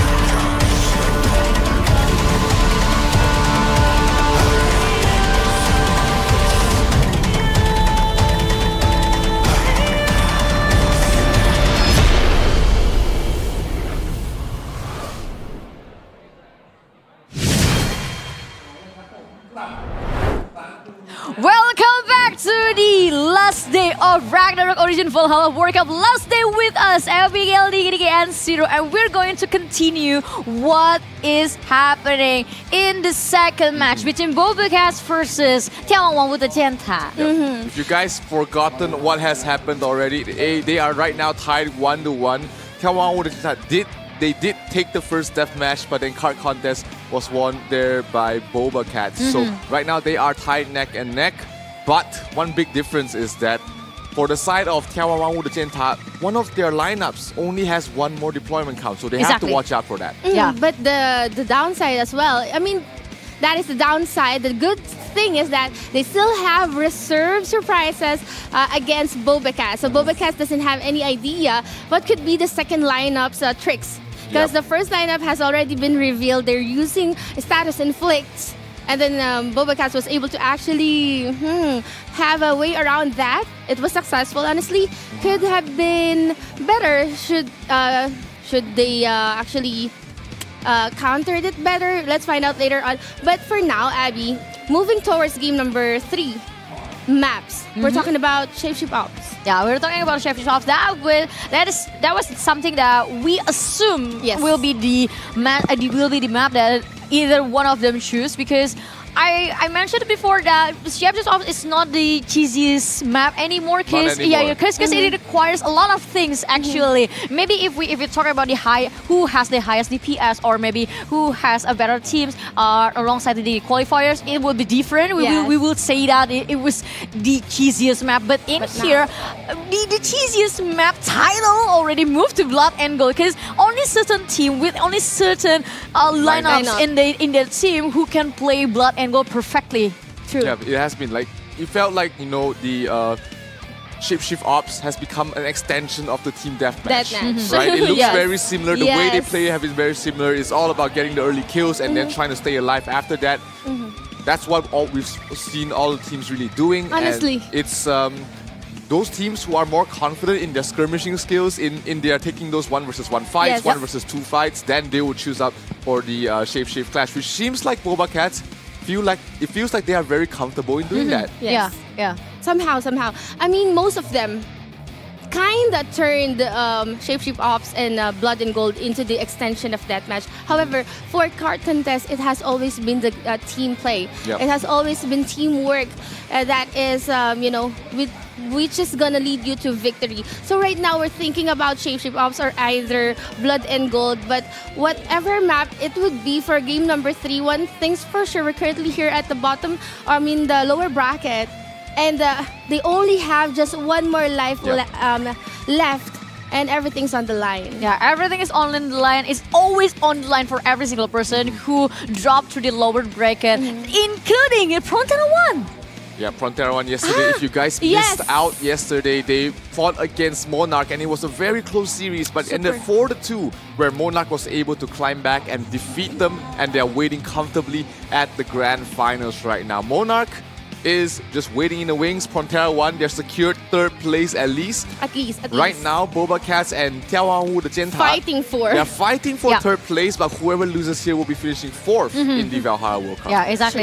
But I think other side, the competitiveness that Ragnarok Origin Valhalla offers, they also offer the friendship. I mean, I can tell how friendly they are towards each other besides the different region, and that's the true essence of Valhalla World Cup itself. It is not only about the competitive. Yes, it has a very specific prize.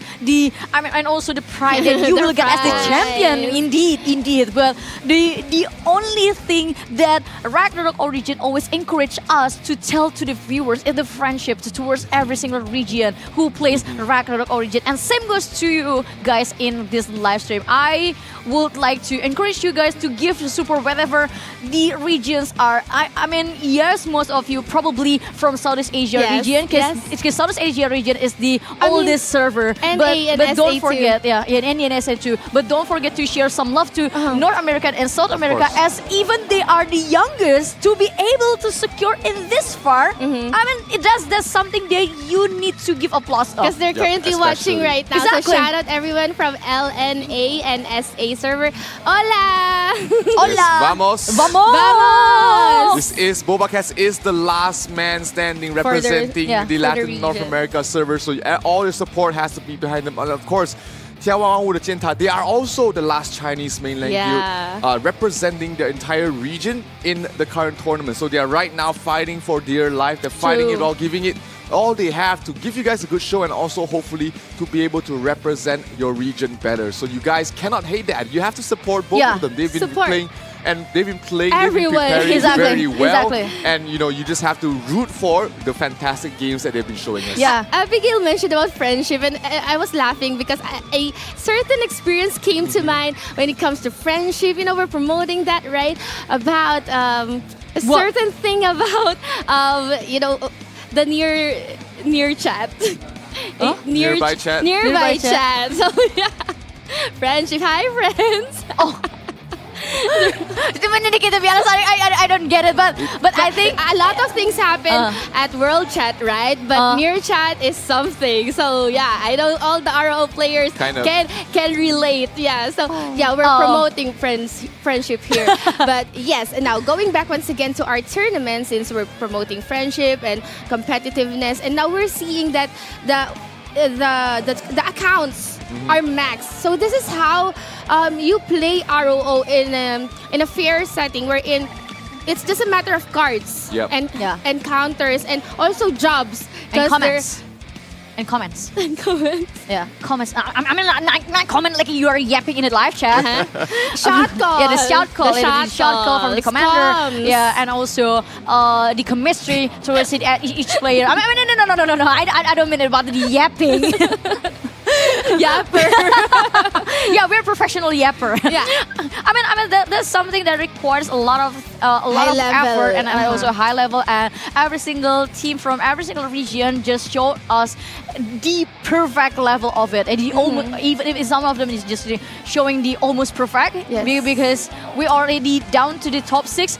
But if we are going to give you something, it must be the redeem code that you guys waiting for. Yeah, well, yeah, I know a lot of you asked for more codes and some of you might having trouble about it, and this is our redeem code for you. So this is our apology, and also this is all the reward for you, so you better redeem it right now, right away, because I don't know if this is limited use, but you have to redeem it as right quickly as away. possible. Yeah. So make sure you get it. It's 300 diamonds and 5 gold card coupons. Ooh. Who knows? One of them might have a purple card that you need, or a or expensive card like a skeleton worker or Hydra card, or Minora's card. Want a nice finger? You definitely need Call it. me. You better claim it. We are gonna try and bless them the best we can, so that you get some purple good cards, or at least cards that you need. And, Bless you. You can thank us later. Yeah, Bless tag you. as Bless you. Zero buffs, Bless you. Abby buffs. So Don't forget to take a bath before you gacha. Please, if just we're please. able to redeem the first one, we gave out 5, right? And now we've been giving away 5 again. That's a 10 rolls. But now for the live rewards, we'll be giving away for the second day, the last day of our Valhalla Cup here, some gacha tickets, diamonds, of course, light dark chest, and it only gets better every round. So all you have to do is to stick around, share the live stream, and be sure to be here until the very end. Exactly, because the live spectator reward 1, 2, 3, 4, and even the mystery spectator and new champion reward will be plenty of it. And it's not hard at all to stay tuned from the start until the end. Even though things happen, even though a lot of things just has passed, I believe every single intense match in here can be able to entertain you guys. Absolutely. Not to mention the redeem code. Yeah, Are you not entertained? I believe there's if someone definitely not entertained by what just happened on the very first match, oh my god, you must have a very cold heart. And if you're not entertained, how about a Tesla-powered car? Exactly. Even though I'm only the host in here, if you were in here in Thailand offline grand final, you can see me standing on my chair. Yep, Yes. exactly. Funny story about this car. I had guildmates who didn't come on the first day because there wasn't a Tesla car on the road. But today they made it all the way here. Shout out to my guild, of course. Good luck, good luck. Coup de grace. We have a lot of members here trying to drive home with a brand new car. Good luck, even if you don't guys. get the car, there's still 10 MVP cards for 10 people. You got 3,000 yen berries. You got the Huawei Mate Pad 11.45 as well. And of course, cleansing orbs for 3 different people. So lots of rewards for everybody. I don't want to left behind. I want to give a shout out to my friends from Frontera 7, 8, and 9. And not to mention to the friends from MONARCH 7, 8, and 9. I love you guys. Shout out also Frontera 4, 5, and 6. Especially Monarch Guild, Pug Rules, and to everyone that's currently playing at Frontera 4, 5, and 6. And also the family server Latin America. Hello guys. Yeah, hello guys. Hello guys. Hello to every single community. It's pretty late right now in Yes. in Latin America right now. But I'm very happy that they're supporting their guildmates. BobaCats, they are the last representatives of their region, and you gotta put everything you have behind it. Exactly. Because this is going to be very crucial for every single person in the lower bracket, and especially this is still a very tough way to reach the grand final, because in the updated bracket everything will speed it out. Because BobaCats on the very first match, they just knocked one team back to the airport. No, I'm kidding. I mean, they still hit. I mean, that's just a metaphor. But now they're fighting figuratively. But right now they're still fighting their way to secure the lower bracket final to make a way to the grand final. So it's still a long day for BobaCats, and so does for眺望万物的尖塔. Yep, they are still currently only 1-1 right now. Still at least 3 more games to play before we find a winner. Maybe 5. We saw the first Game 7 earlier on today. That was BobaCats against Char尔濟斯. They barely got the win towards the end.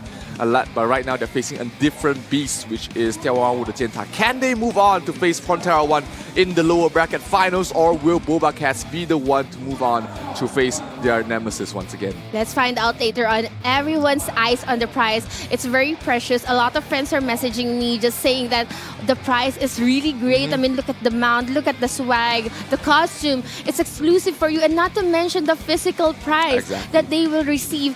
I mean, everyone's very focused. Sometimes I would ask, like, let's go out, but you know, they want to prepare mentally, they want to prepare for this, and everyone wants to be the Valhalla World Cup champion. And now we'll be showing you what I'm talking about. This is what I'm talking about. Yeah, the divine dragon, the divine outfit only provided for the champion. I mean, this kind of design is very different from what we saw for the Thor Cup, Valkyrie Cup, or even Odin Cup. I mean, the vibes is just different. The vibe is giving you an plus 1,000 aura.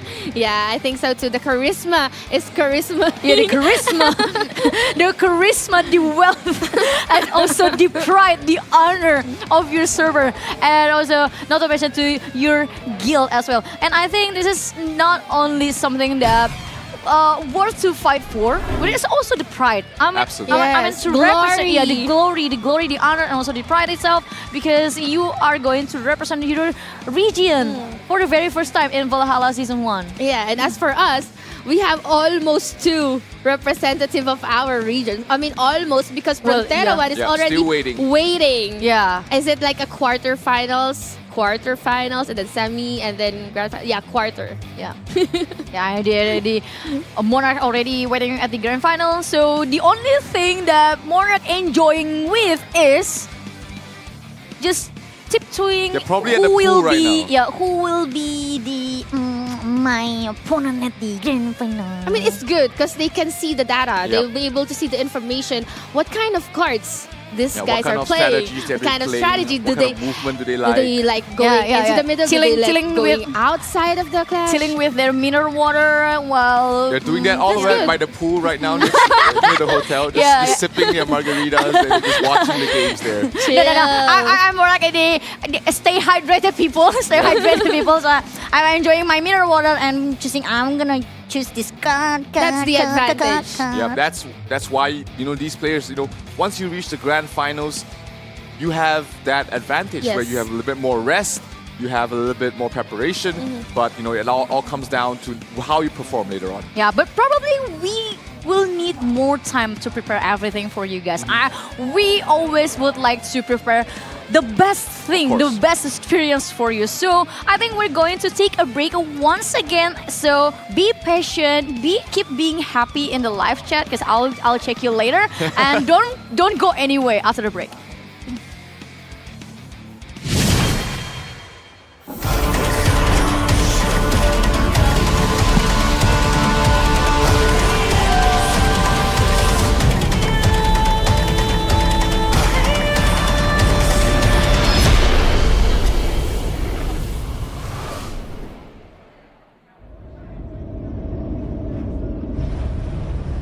Challenges waiting to be overcome.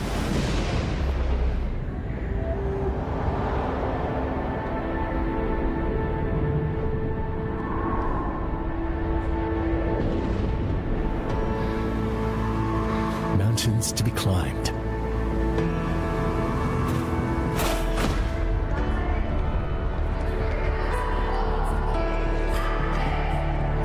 Dreams to be fulfilled.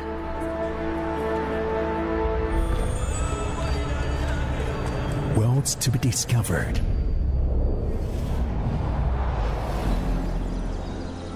beauty to be recognized.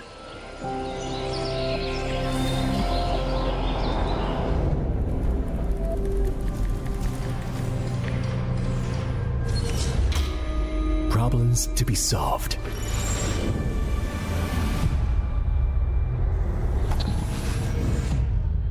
So, we keep exploring.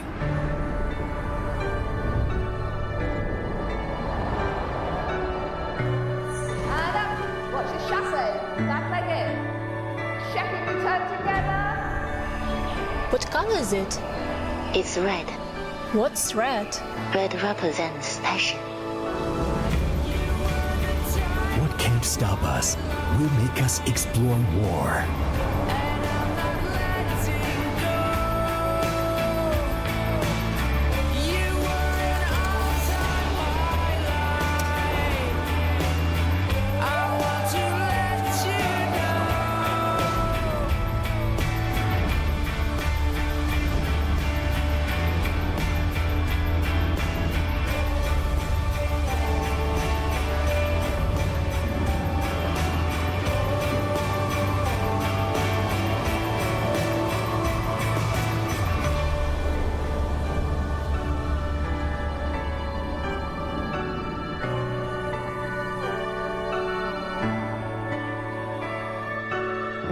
Explore more, a nap gallery.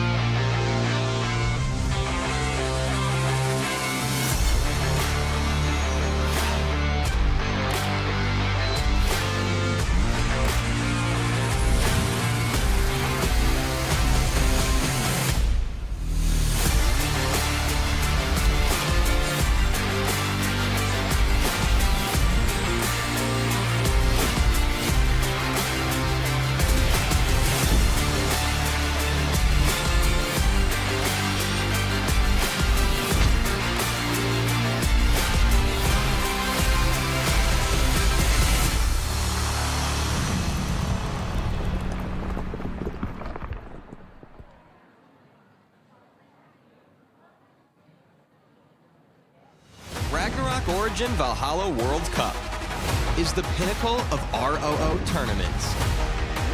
The best guilds and adventurers across all servers are gearing up for the ultimate clash. The tournament includes Guild League, eliminations, and offline grand finals. The Guild League and eliminations are based on the in-game Guild League. The 8 guilds of Bright Sun rank can participate in the cross-server league, Major League. In Major League, after each week's matches, summit points are awarded based on the rank and ranking. The top 32 guilds and points can advance to the eliminations. The ranking is based on their points earned in cross-server league, and they will compete in a single elimination bracket with matchups arranged as number 1 versus number 32, number 2 versus number 31, number 3 versus number 30, and so forth. The top 2 guilds from each division can advance to the offline grand finals. Offline grand finals are based on the in-game dimension drill, while the grand finals will feature a double elimination format. 8 guilds from 4 regions will be drawn into group matches, ensuring no guilds from the same region are in one group. The champion will ultimately be determined from these group matches. The first World Championship of Ragnarok Origin. Claim the crown in Ultimate Clashes.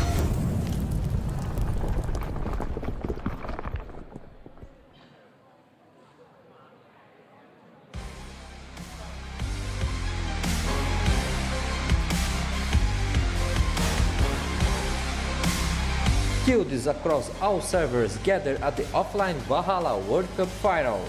Guilds engage in thrilling matches, the strongest from the servers prevail.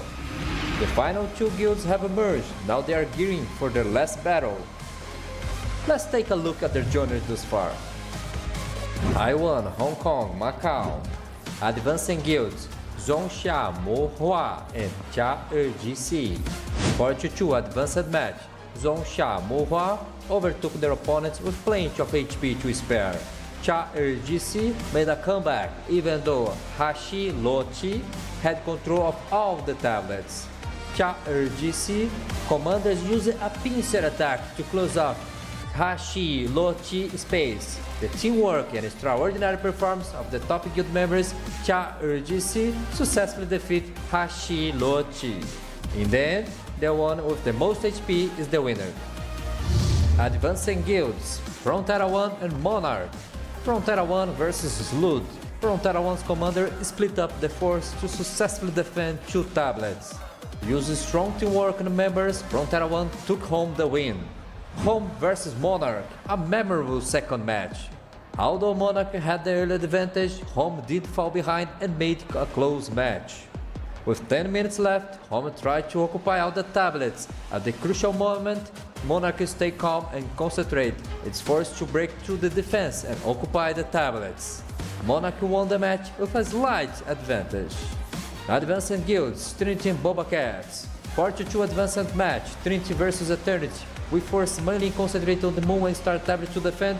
Occasionally, an assault force would be sent to ambush the Sun tablet, forcing the opponent to return to defend. Eternity seemed a little weak facing Trinity's changed tactics, and in the end, Trinity won the game with a large HP advantage. Legion vs BobaCats, thrilling match. BobaCats use a fast attack and capture strategy, consistently avoid big battles.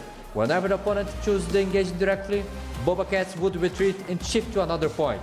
With excellent command and seamless coordination among guild members, BobaCats advanced 2-0. Advancing guilds,仲夏and眺望万物的尖塔.眺望万物的尖塔 are a formidable force. Their team fights and tactics allow them to dominate opponents, dealing huge damage through kills and captures. In both the 8-4 and 4-2 matches, their damage output and kill numbers far exceeded their opponent, securing easy victories. In the 4-2 match,仲夏used their superior combat abilities to inflict heavy damage on their origin, seizing control of the tablet early on.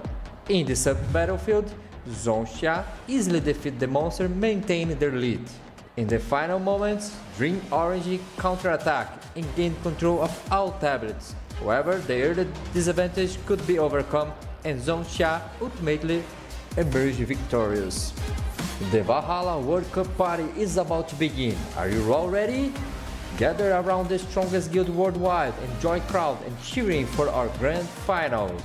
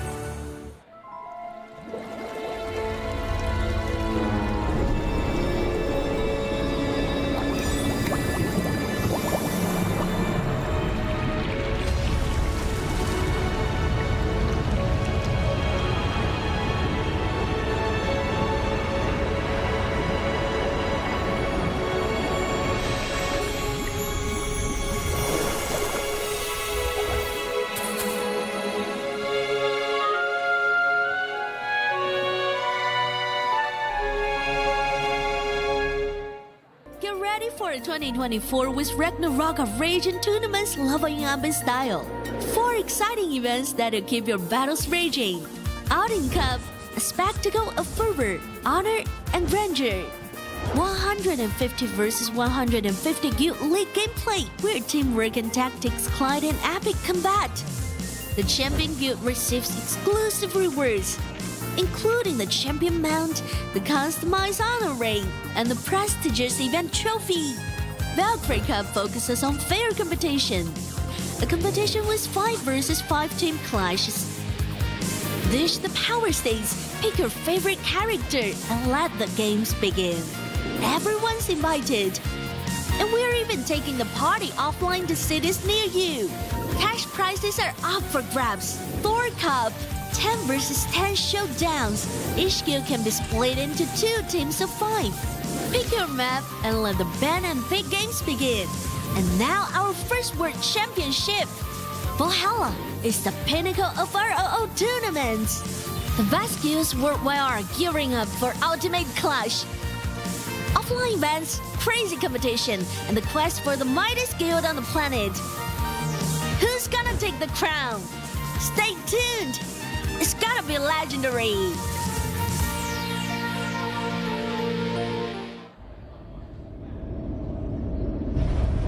There are many challenges waiting to be overcome.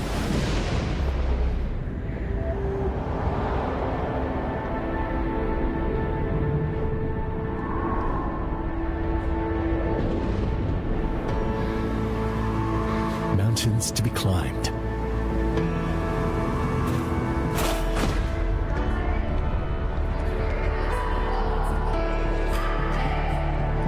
Dreams to be fulfilled.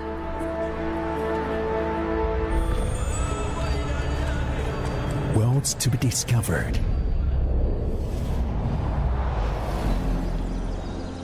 Beauty to be recognized.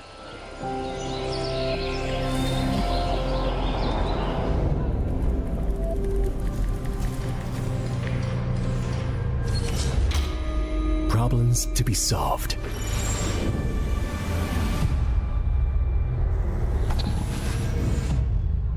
So, we keep exploring.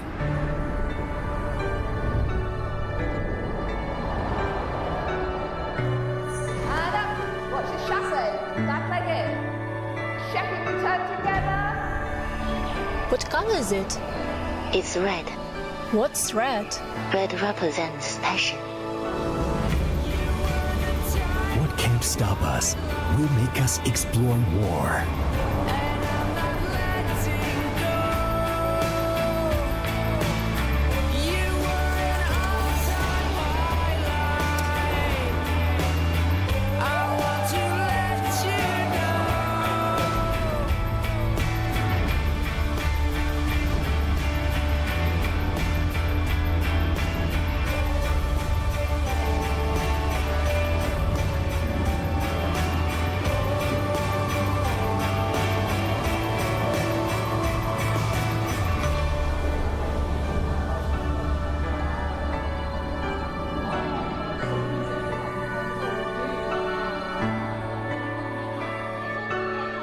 Explore more, a nap gallery.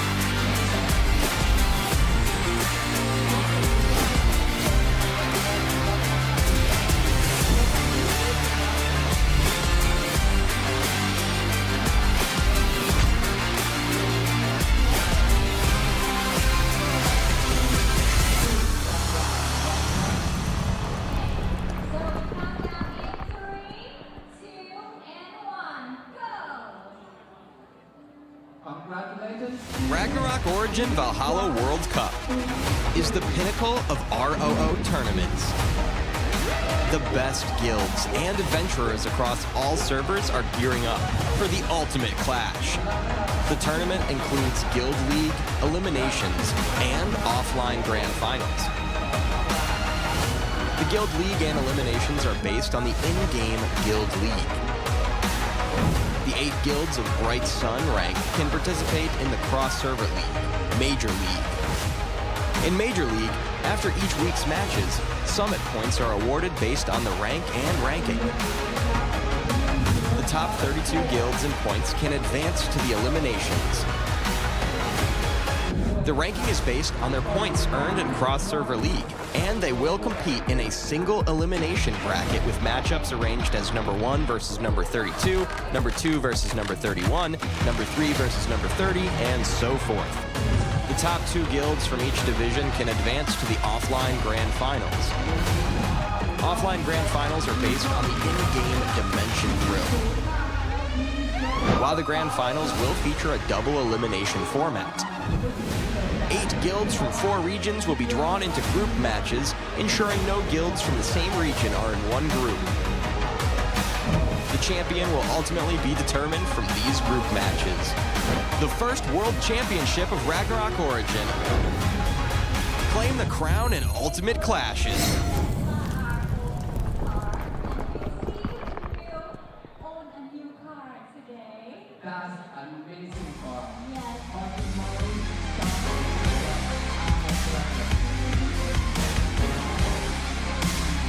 Guilds across all servers gather at the offline Valhalla World Cup Finals.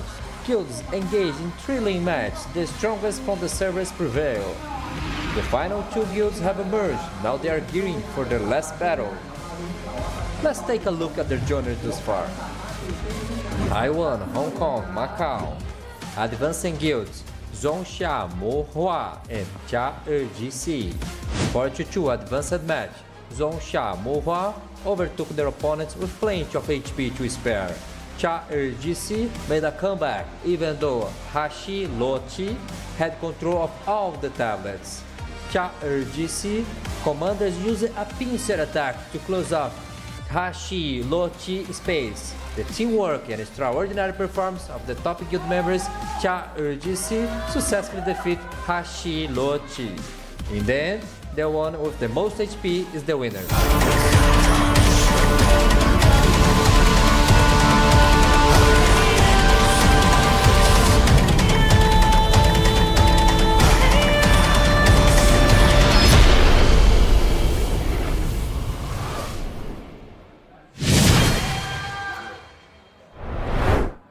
Hello again to every single Midgardians in the live chat or in Thailand offline with us, Niki, Zero, and also Abigail as your host today. And we're going to continue the match between BobaCats versus 眺望万物的尖塔. And after talking a lot about it, I think we need to inform you something, guys, because the score between both of them on the previous games already re-rolled it. So we're going to do the rematch for the second games. I mean, if you guys ask why, I mean, the officials will give you the further information. So I think it's better them to explain to you guys whether they ask. Yeah, what's important here is that we're moving towards game number 2 of our series. And what also is important is that what could be the game 2 map. Yeah, I'm not sure if they're gonna just remake it with the same map, or are they gonna have it a new draw, or could be. Depends. We're gonna see in a few bits, right? The standard way is to just remake same map, with the same lineup, and also the same map, and also the same players. Yeah, but you know, it depends on what both the teams agreed to as well. Exactly. So we'll have to wait and see. We'll be as surprised as you guys on how that goes. But currently, if you guys don't know, it's a 1-0 score. Where 眺望万物的尖塔 is currently in the lead. Yeah. But as far as BobaCat has shown, they've been able to put up a good fight as well. Of course. So I think it will give us sort of like a reconsidering again about what will happen on the next game, and especially we still don't know yet if they are going to use the standard one. I mean, like just rematch everything with the same lineup, the same game, and also the same players, and because they just re-roll it back, or maybe they would re-choose it. Yeah, we'll find out later on. Now let's talk about aside from the rematch and aside from the map as well, there's a plenty of maps to choose from actually, and plenty of strategies that they can actually choose from as well. We've known the teams, both of them have a different kind of lineup, different kind of strategy to use. And now as we draw near to our next game, now all of our questions will be answered. It's gonna be on the card contest once again. Skia, Cass, Ertos, Linsanity, and Jekko will be playing on the side of BobaCats, while Jianta will have Yao PP, 2G, Love Yao P, Toto and Yi, and Feng Huangru on their side. And let's see who's gonna read the card first. It's gonna be very equal as well. Here comes the Polar Knights as well as the Oblivions, trying to pull them out as long as possible. One round full. Oh, Yao PP going what? Mano mano against Ertos. Ooh, my friend here is Spanish. But anyway, mano 1v1. We're currently watching Jekko, what he's usually doing, but Love PP is on the way, just blocking him.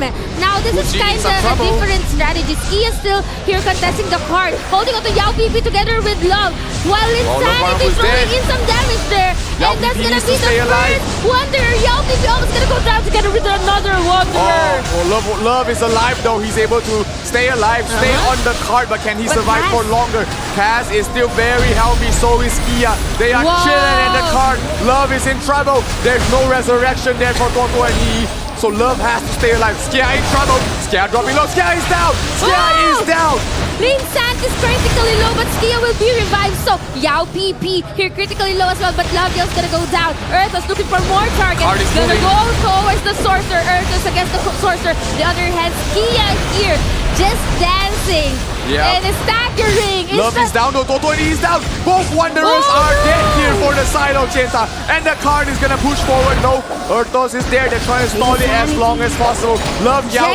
Last man standing. Not gonna survive long enough. 1 point going towards the way of BobaCats. Yes, and Jekko here critically low was able to actually fend off Love Yao. Love Yao is gonna go back to his stack, but it's gonna go down. Erthos here taking in some damage, but look at Skia and this person coming from the... Skia dropping. Skia is he has to watch out there. Cass is not dead yet, so Skia's not feeling too bad. If he falls in, he will be resurrected. Love is still there, trying to hold on for dear life, making sure he doesn't fall. Where's the backup? Oh, Jekko's gonna go down. Oh, the Flame Arbiter. No DPS here. It's gonna be hard for Skia and Cass to actually defend themselves. But Epic Classes for the clutch play will be reviving his teammates. Yeah, huge because Skia is in trouble. Skia is going to fall here. Cass must make sure he doesn't die, because if he dies, that's both the Resurrectors are down. Insanity in some trouble. Cass is going to survive for long. Insanity is the one to fall. Cass and Skia still holding on for their life here. Love trying to pull them out, but they're not too successful so far. Still contesting the card here, very, very tanky. But look at their combination, Skia Cass combination. They're just supporting one another. Usually, the Wanderers would support the BTS, but now they're currently supporting one another, and it's working towards their advantage as they were able to actually move the card just 1 point here in our game. Yeah, 3 minutes left, plenty of time left to play for both sides, and we can see that they are still fighting it out here in the middle of the map. 1 point difference is not a lot. 2G force one against Erthos keeps getting kill after kill after kill. Now PV, last one standing. Bobafu is the one and he needs to resurrect. He resurrects 2G, he resurrects Toto and Yi, but is it gonna be enough there? He's trying to hold on for dear life. Oh, Terminal Wings? Is that... Oh, okay. Wanderer's dead. It's still, even though they were able to wipe Chawawang Jianta, they weren't able to actually push the cart. This might have killed Love, but it won't be enough to actually add more points to actually move the cart. The cart's not moving. They actually need to be near the cart for now, but they also need to win.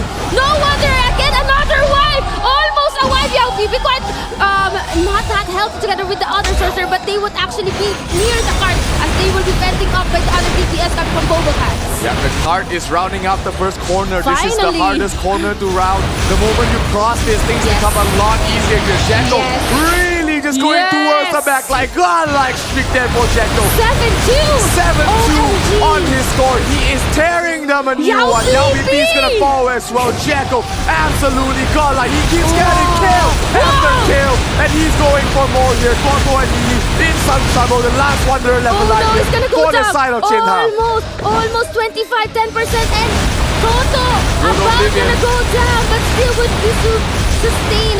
Nice gameplay coming from our Wanderers, but still won't be enough. That is 16 points. You need to push the cards back. But how can you do so if Earth's Insanity and the rest of BobaCats is already here? Earth's might go down, no, Insanity Jacko too, is dying. but still Earthos. well sustained come from Skia and Cass.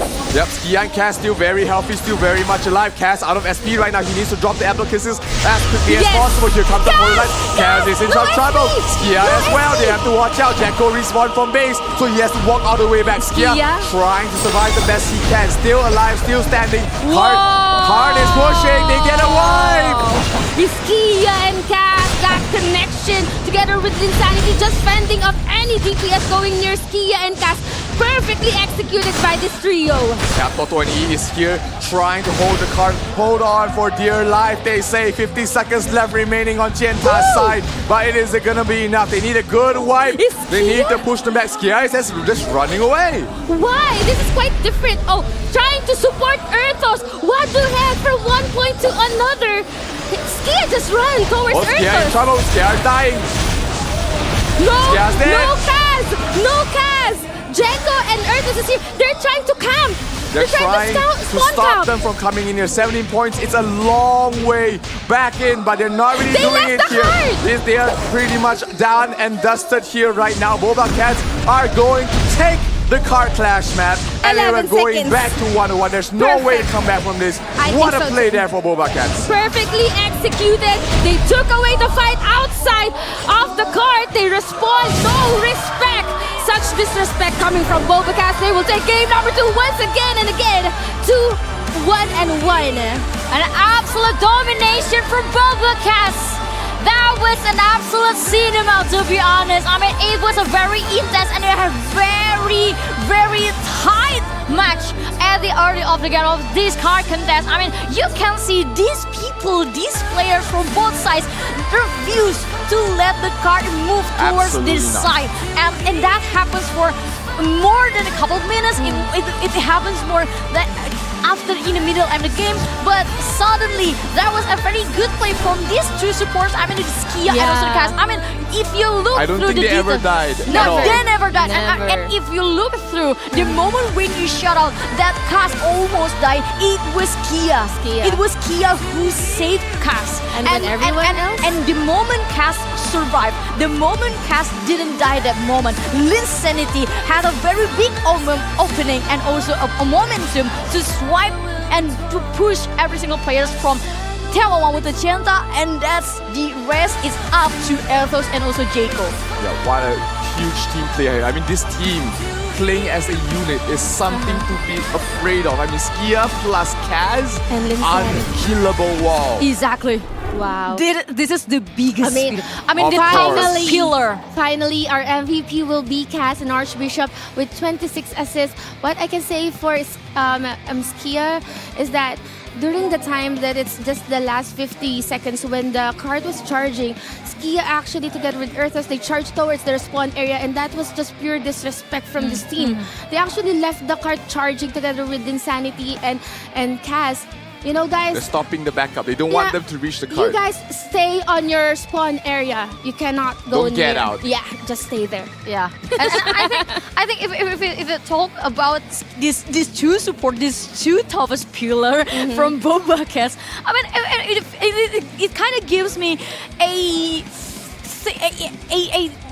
thought that Skia and Cass actually like 1% sharing, 2% sharing one mind. Yeah, 2% sharing one mind. I mean, the coordination between these two is way too good to watch. Nice. Yeah, both always backing each other up, backing everybody else up as well. Cass got a few clutch applicases in this tournament so far. Even in this game, he's been able to just mass res all his nearly his entire team. So fantastic game here coming from BobaCats. They repeat the performance that they did, and they are looking like they want to continue fighting on. Much better. I think they repeated the performance, and this one is much even better because they were able to actually charge the cart and even push it towards the respawn area of眺望万物的尖塔.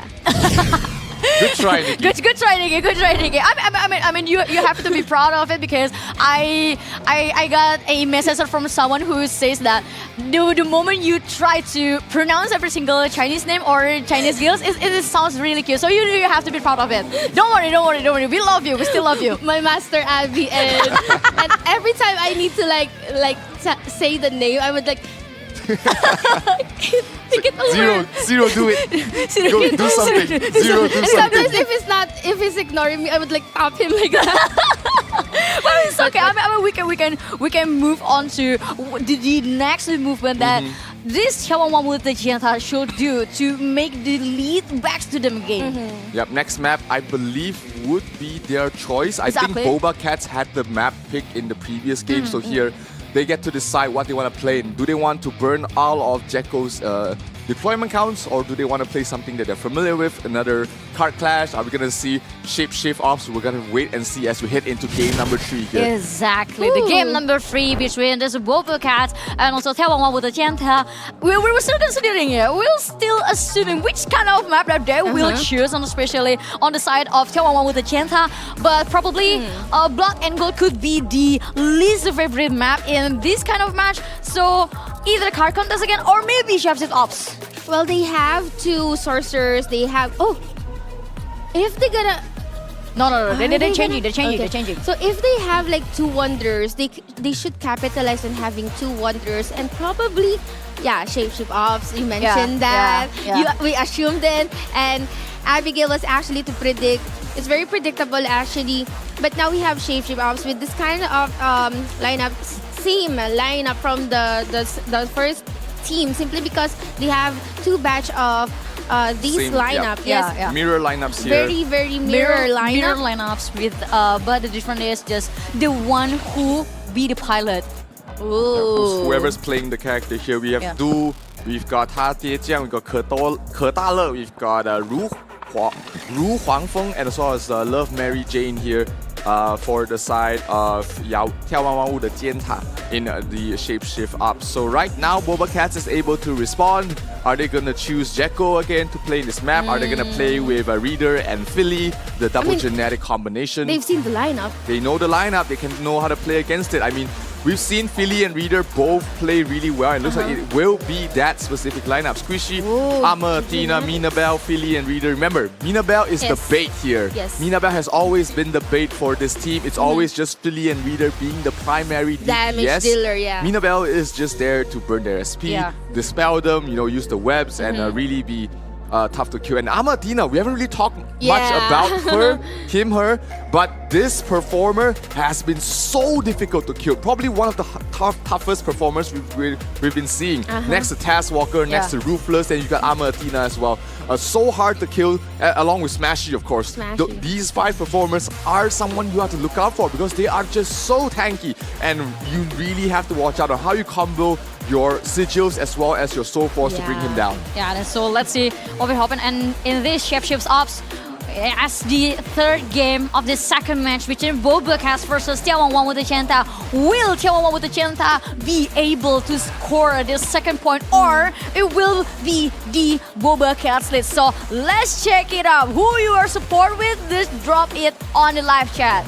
Yes, that is correct. Please give your positive comments at the live chat. Right now, we will be showing you guys the lineup per team. We're currently tied up 1-1 in our series.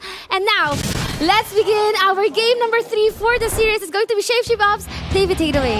Yeah, zooming in out. That's going to be how they start. Are they going to split up? Are they going to stick together? Looks like they are going on both directions. They are really splitting up here. A good Oblivion is going to catch them all out here.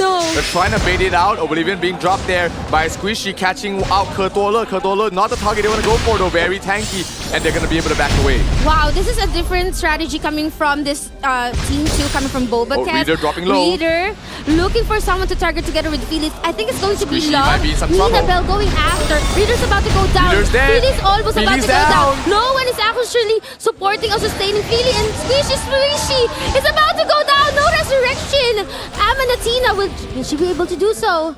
I don't think so. 6-0. Lu Huangfeng doing so much damage there. Reader dropping down very low once again. Minabelle being caught out there in the Oblivion. Oh, no. In the Polar Knight dropping down very low with all of that. Trying to pull them back. Minabelle has to back off. He's trying to run away. Love Mary Jane giving chase in the Oblivion. Catches them out. No entry. No escape for you guys. As Jianta is still spitting out here. Oh, good Oblivion. Minabelle catches out one of them. They're going to catch out Hato Chiang. But he's able to back away and be able to run away from all the damage. That is correct. So we have this kind of combination with Amanatina and Minabelle trying to look for a kill. They are actually chasing though. It's everyone's game. Everyone's chasing one another. Reader here joining in the stack as well. Minabelle doesn't have any mana. Mana fixed speed that your Reader doesn't have any much life as well. They're having a hard time killing anyone the Bewitch. from the Jawa to Genta. Bewitch here though was able to actually escape that kind of scenario. So much damage being dealt there by Du, and they get a kill onto a Reader. 12. Absolute domination here from the side of Jianta. They are picking them apart one by one. Very squishy here, 50% life. Will she be able to actually support Amanatina? Love Mary Jane critically. Super tanky rather, though. On the other hand, looking for target at the outskirts of the area. Someone has transformed into a worm. That's Love Mary Jane. Would that be enough? Dark Illusion as well on towards Love, Lu Huangfeng, and they are going to try and survive the best they can, really giving chase on towards Du. But they're not going to be able to lock him down and finish him in time. Katola trying to be locked down there. Dark Illusion, not the best MVPs here. He gets a kill on towards the Sorcerer, and they're going here for more. Hatie Jiang being chased down by two Sorcerers as well. He must be careful. He's caught out between two. But a nice Polar Knight as well. Philly dropping low. Philly is down. He was even dead. They were actually ganging up against that person too. Minabelle in trouble. Minabelle critically low here. Reader as well. The battle. I think it's going to be three caught up here. Reader is in trouble. He has to back out of this dangerous position, trying to escape, trying to fight back. The heals are coming in. He's being able to be sustained for now. But Du giving chase, the Mutant Dragon card. Philly is down. No more Philly, no more genetic here. Reader also needs some support. So Squishy's having a hard time supporting Philly and Reader all at the same time. Oh, look, Mary Jane, you just came out from a transformation. You have to use your spirit again, or else you'll be missing out the damage. I think he must not be noticing that. So his damage is going to be very reduced here if he doesn't resummon his elements. Yes, he has to do that. Probably later, Squishy transformed. Minabelle and Amanatina going after Love. They're just running. Seen a lot of Oblivions here, but no one's being caught. No one's being stuck. Reader might be. Cannot even help any. 8 kills though, 8 points here for BobaCats. They are in arm's length of catching back as long as they get a couple of key kills that they're looking for. I think they need to kill this person. Yep, Love Lu Huangfeng as well as Love Mary Jane should have a couple of points on them. If they're able to kill them, they get themselves to 16 and that. Or even though they need to kill Though as well, all of these huge targets, a good Oblivion. Though dropping low. He has to watch out, he has to run. He's still surviving, barely surviving. Oh, he's still alive. He's still alive. He's running away. Doe has been able to sustain, and now he was able to hide with the Smoky card. Yep, able to get out of there. 21-11. Jianta in the lead right now. 45 seconds left remaining. A good Oblivion catching a lot of them. The Card Tornado will lock them in place, but can they finish things off?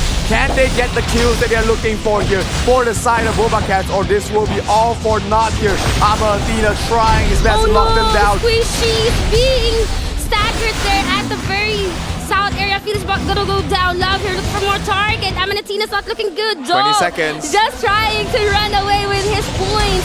Squishy trying to support Reader though. They're trying to have a turtle stacking, but it's not gonna look good because they are just absorbing all the damage. They are not killing anyone. They need to target Love. They need to target though. It's just 4 seconds and 30 to 21. This would be the end of it. Not enough. And that is it. Second point for Jianta getting the second point there. Very close towards the end. Their Polar Knights dropping down. They managed to get 2 kills, but it was too little too late. Not enough points, not enough damage to bring them down. And they managed to just survive towards the end. They're very well played here from眺望万物的尖塔. They were able to hold on to their lead. Exactly, and I think one of the most important part from 眺望万物的尖塔 playstyle is they refuse to let two genetics from BobaCats to have a space. No so free they game. There's no free roam for the genetics. There's no enough positioning. There's no enough space for them to. So they just circling around them and lock them in one space. So the Polar Knight always on point towards a party hat. Yeah, you can see everyone just chasing around the genetics. They don't care about the sorcerers. They don't care about everyone else. It was all about shutting down Reader, shutting down Philly, and you can see even in the scoreline, Reader and Philly, they couldn't really get anything done. And we're used to seeing Reader and Philly to actually just gather points because they are physical genetics. Physical genetics. Yeah, and it makes yes, the nature of genetics is being tanky because they become the second layer tank after Rune Knight. But if you build him as a full DPS, it will make you less tanky, to be honest, and that's even easier for the DPS dealer from 眺望万物的尖塔 to do their job even more better. And now we're gonna show you, dear viewers, our MVP for the previous match, and that's going to be, of course, David's gonna read that. Oh, it's Kertole actually. With Kertale from the side of 眺望万物的尖塔. 1-1 and 9. Very, very well played. They're not dying, and they have been really, playing. We talked about how BobaCats were really good in playing as a team, while Jenta was able to shut down that team play and really just forcing everybody to play on an island. Exactly, and they just keep covering the outside map, and they just keep measuring. They keep make sure every single players from BobaCats always stay in the middle of the map. So that way, every single AoE effect, AoE skills that they want to cast is always on point. And for BobaCats, it's really hard for them to get out from that circle, from that hell circle. That is true. I mean, look at Reader and Philly. They were not unleashed. They were not enabled. They were really shut down here by眺望万物的尖塔. And what I can say is that the objective should actually shut down though and Love, because they have the most scores, most kills in this particular map. However, I keep on seeing BobaCats just stacking. Stacking every time and just catching all of the skills, all of the oblivions and the skills, right?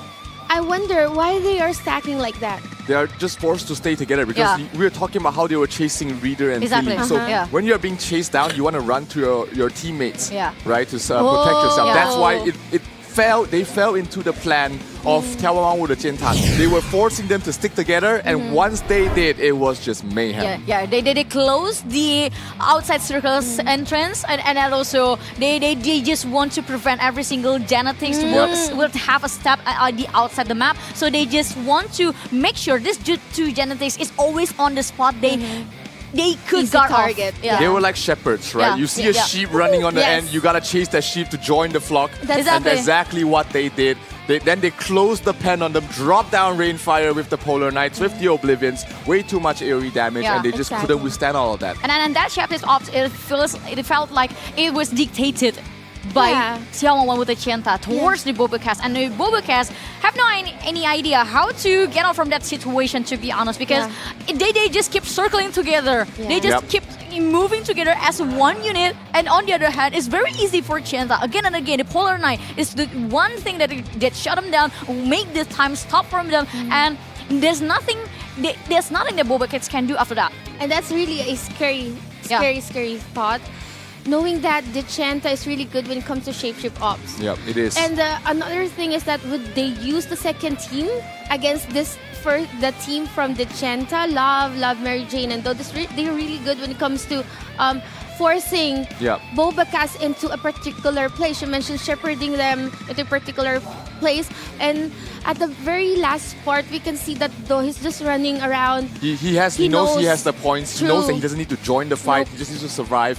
And that's really good comms with everybody. Hey guys, I have 4 points. I'm not gonna risk it. I'm gonna back off. You guys just survive. Bye guys. Enjoy your day, guys. And the next map will be Team Deathmatch, as this is the 4th game for both of BobaCats and also眺望万物的尖塔.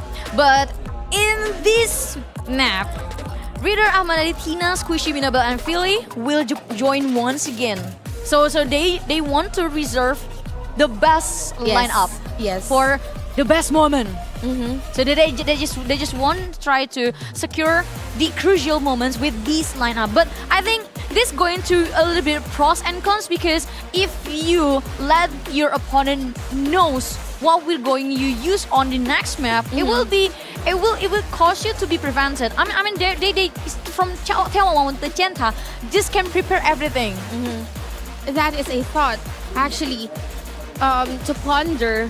Now, you mentioned that if they're gonna use this lineup, this would be the last deployment count, and that would also be the same for BobaCats. So I think they're looking for the reset for game number 7. I'm not quite sure, but I think they're gonna go for that. On the other hand, for the Chenta, they're looking for to actually have an advantage. They're looking for to make it 3-1. They want to force BobaCats to be in an uncomfortable position here. They are very confident here. 2G, love Yao P. Yao PP is able to take the win here, but Philly and Reader, this was the exact lineup that shut them down earlier on. So let's see if they are able to repeat that performance here from the side of Genta. This is map number 4. If Genta wins this, they are 1 game away from moving on to the lower bracket finals. But BobaCats, they are so difficult to bring down. Cats have 9 lives, and BobaCats are not giving up yet.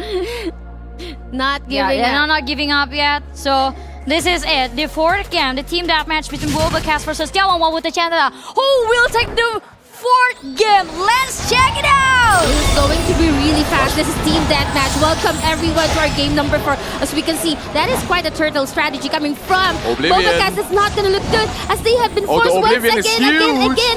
And look at how many Terminal Wings and Oblivions has been casted out here. And they are now about to go down. No, Toto's going to go down. No wonder. And I think other Sorcerer is about to go down as well, together with Love Yao P. And this is not going to look good to the Chenta. Philly is going to fall as well. Things are neck and neck. Reader is dead. Reader is down. They need to resurrect on him right now, or they'll lose the point. The resurrect does come out here from the side of BobaCats. So right now they are still full HP. Philly gets knocked out as well. Terminal Wings being dropped as well. Minabel not love for his look. Oblivion coming down. Minabel is dead. It's a fan. It's a wipe. Philly in trouble. 4 heroes down for the side of BobaCats. Huge turnaround there from Genta's side, as they are leading 13-10 right now. They were debated towards the Oblivion. Yao PP in trouble. Philly is really low on health. Needs some sustain coming from Squishy, but Squishy is also in a crunch there. Yao PP is gonna go down. We're currently at 10-12. Just 12 points, just 2 points. That's fine. 11. Minabel and Reader here, looking for one target. Someone's gonna die. It's gonna be the Sorcerer. They need to rest. No, they need to rest. No rest. No, 10-10. They were able to tie. 10-10 right now. 30 seconds left remaining. Every single kill will count. Love Yao P falls. Can they get a resurrect on him? Yes, they can. They keep him alive. Philly in some trouble. Philly has to get away out of dodge. He falls. Any resurrections coming out? Yes, they do get him up. Yao PP is down. 9-10. They are going to get a bit more there. 12 seconds left. BobaCats, they are in a good lead right now. If they can just survive, run, escape, survive. 10-8. Reader. 3, 2, 1, and that is it. That is again end of our game number 4 deathmatch. Just when we thought that this match is for眺望的尖塔, BobaCats was able to turn it around, like what Zero mentioned. Cats has 9 lives. And they just never gave up. We thought it was all over when they got wiped out there, but they had got a good regroup. They got a few crucial kills, and they were able to hold on. Tie things up here for the side of BobaCats, and right now 2G has no more deployment counts. Their entire team has no more deployment counts. That was an insane recovery. That was an insane comeback in BobaCats side. I mean, you have to give a shout out to the support. I mean, you have to give a shout out to the Archbishops for that, because the moment Phil was almost taken down, it was these supporters sitting here, I mean, who are run towards the wheel to save him, and that was both a lot of moments for BobaCats to recover, and they just didn't watch any time to recover, and they just strike back to眺望万物的尖塔. Well, I mean, this is a very nice play from 眺望万物的尖塔 actually, because they use the old play, yes, but they also playing a little bit trick in here. I mean the Oblivion, yes, is something that they want to have BobaCats distracted with, but on the other hand, they prepared another trap, so it was like a layering trap that caused BobaCats wiped out. It was a very good one, but BobaCats squishy. This squishy play as a support, I mean, it's far than just amazing. It's more than just amazing. Absolutely. If he or she couldn't save Phil at that time, it would be different. Squishy. And of course, Squishy different. Deserved every single spotlight on that match. Yes, we've been talking about Squishy, and now we have our MVP here. Squishy we have is not squishy. Oh yeah, very tanky. Yeah. But yeah, no, let's not change the IGN. Squishy here.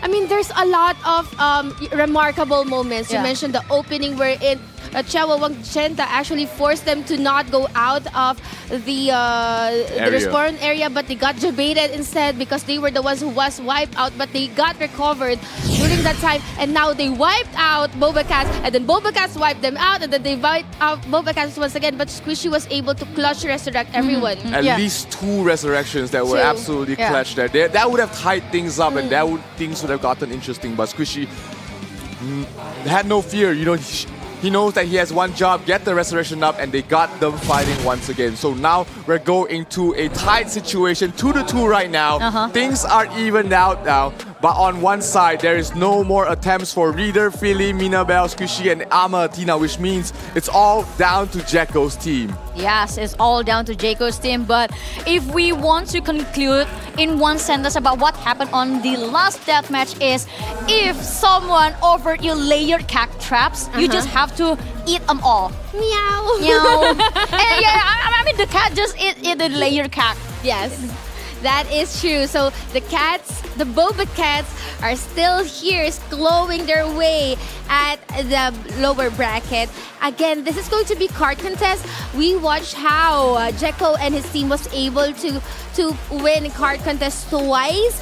However, the first one, the first win that they got, it was really very crucial and close. On the other hand, the second one was quite far from what is expected. And I think now that what happened during card contest, I think the Chianta will be able to choose cards against Jekko. Aside from the battery, I mean, they probably would employ again cards with the status inflict, or that's a different story. Depends on how they want to adapt and how they want to work against Jekko here. He has been a pest. He has been just hunting down. Pestering them. He's been hunting down Love Yao Pi for the previous game. Like the entire time, he's just been chasing him down. So this game, is he going to do the same against Hatie Jiang, or is he going to really focus on the double wonders? You know, we've seen his burst damage is absolutely huge, so they have to watch out for that. Love Mary Jane and Du Si Wan Wan Dawang.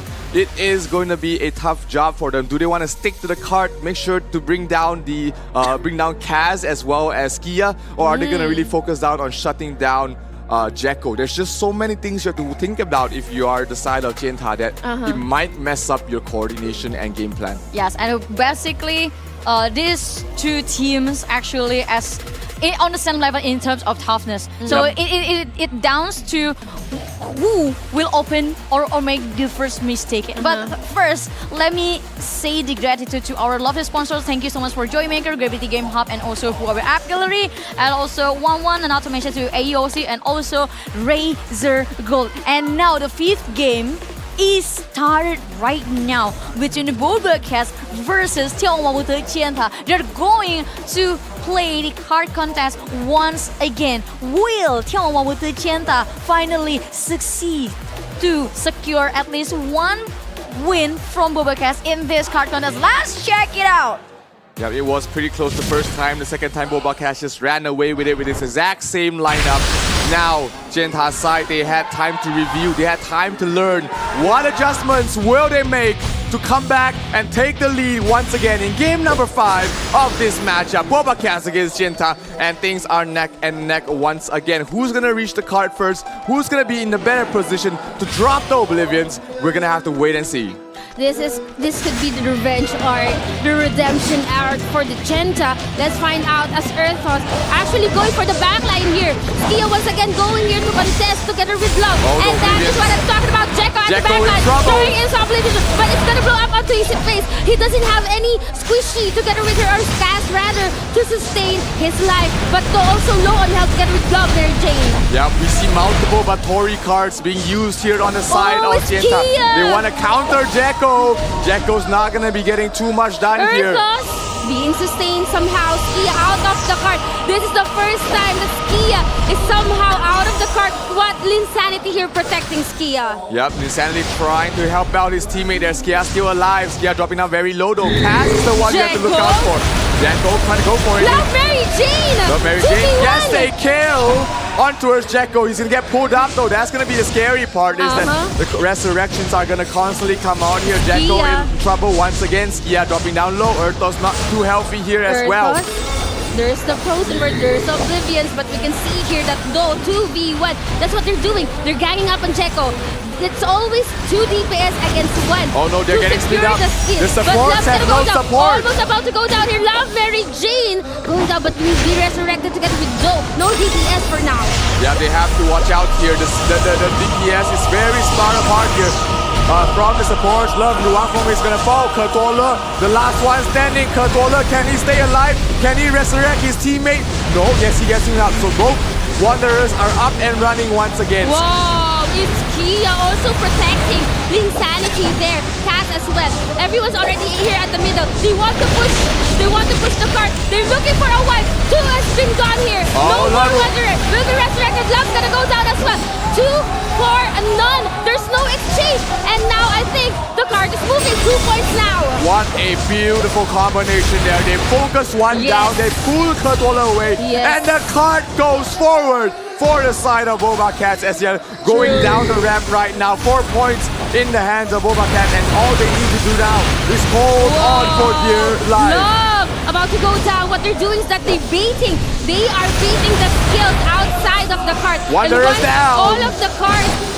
Oh my gosh, this is going to be a 4-man wipe without any trade-off for BobaCats. The chant is not looking good as BobaCats is now pushing the cart even further towards this corner. It is going further and further away from the middle. Jekko's gonna fall. Earthos is gonna get a resurrection. Yes, there is. Cass always on point with his resurrections. And they're continuing the push. And it's gonna round around towards the first checkpoint already. 3 minutes left remaining. Jekko looking for more targets here. Earthos as well. What they're doing is they're baiting the skills. And once they know that there's no more skills, they will now come together the cart gets teleported back. What? Jekko here against Zoe. Love Mary Jane is down. Will be resurrected. Zoe almost low on health as well. Jekko doesn't have any SP. Gonna go back towards Insanity. Yep, they need to push the cart forward here. Good. Polar Knights and Oblivions being used. The Insanity in some trouble. Jekko in the middle of everything. Earthos still alive, so is Jekko. They're able to resurrect. Kertola is gonna down. One Wanderer is already dead. They have to kill the other one. Where's Kertola? Kertola not still here. Resurrected already. They get a kill on towards Earthos. Wow, nice sustain there. Insanity low on health. Jekko needs to be resurrected though. 2, 4, 1 exchange. Skia was able to kill someone. Jekko has been stopped there. 2 more minutes here. We have a lot of time and a little more push for the cart to recharge. The focus damage is way too much. Love Ruangfong, last man standing here on the cart. Kertola's already dead. They're gonna bring down Ruangfong. Yes, they are. Wanderers down. No more resurrections. Last man standing. The genetic will be able to actually do so.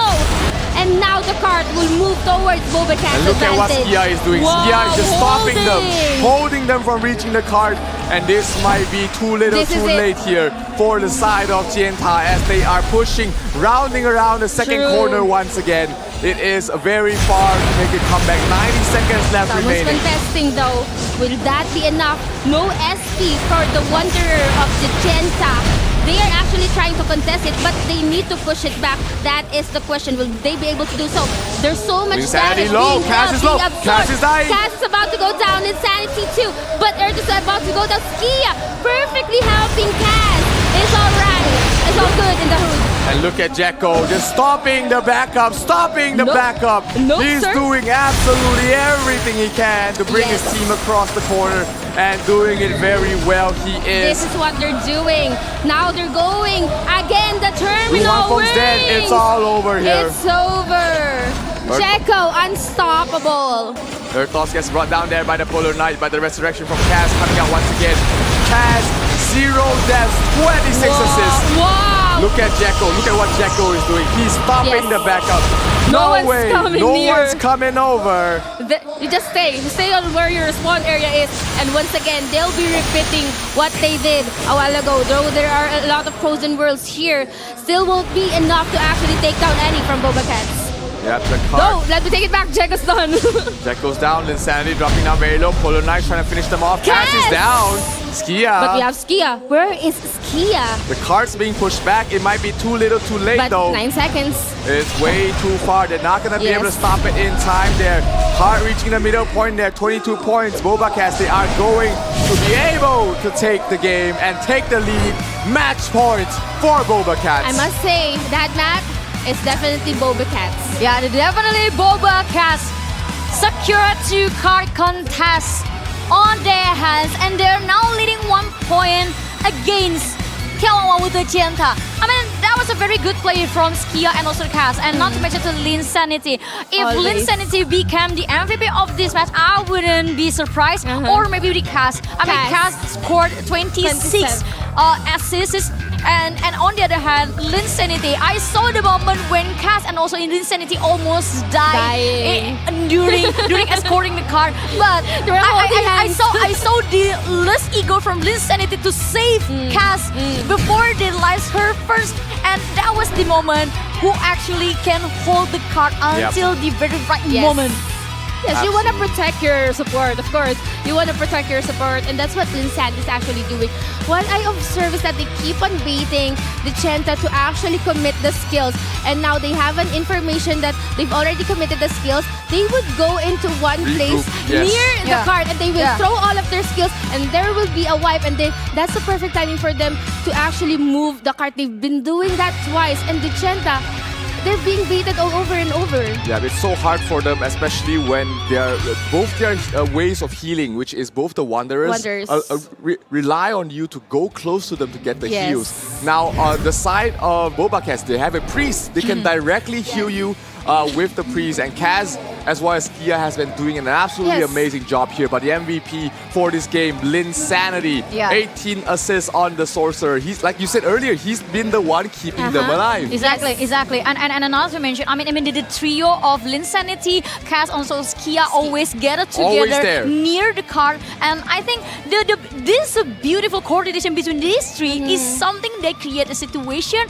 where you can put a lot of pressure and also frustration towards the players from眺望万物的尖塔. I love Skia's game sense, because when he noticed that they are leading, he left the cart and just, gatekeeping everyone from coming. He's just forcing everyone. He's pulling them. No one's going near. And also, Earthos is also doing that. So when they were leading, they just left the cart for a while and just pushed back the battle. They want to force the battle back on. I mean, no one gonna go near the cart. It was worth every single moment. The moment this Kia, just releasing, holding hands together with Linsanity and Cass. And that's also the moment when眺望万物的尖塔 actually find the true troublemaker, one of the big troublemaker from BobaCats, which is Cass, and they did try to take down Cass because they how many times? Almost every single time. They had a chance. Yeah, they literally almost had the chance, but come on, baby. In this kind of level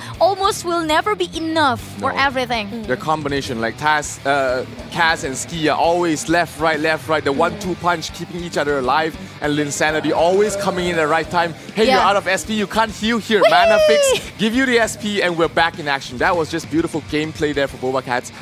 Card contest. You want to avoid BobaCats on card contest. Yeah, maybe you can win at Shift Ops, or maybe you can win on a Blood and Gold. But for card contest, it feels like you're digging your own grave. Yeah, there's a few things that's confirmed there. You know, death, taxes, and avoiding BobaCats, and also Taskwalker in card contest. You don't want to play against them. No. Yeah.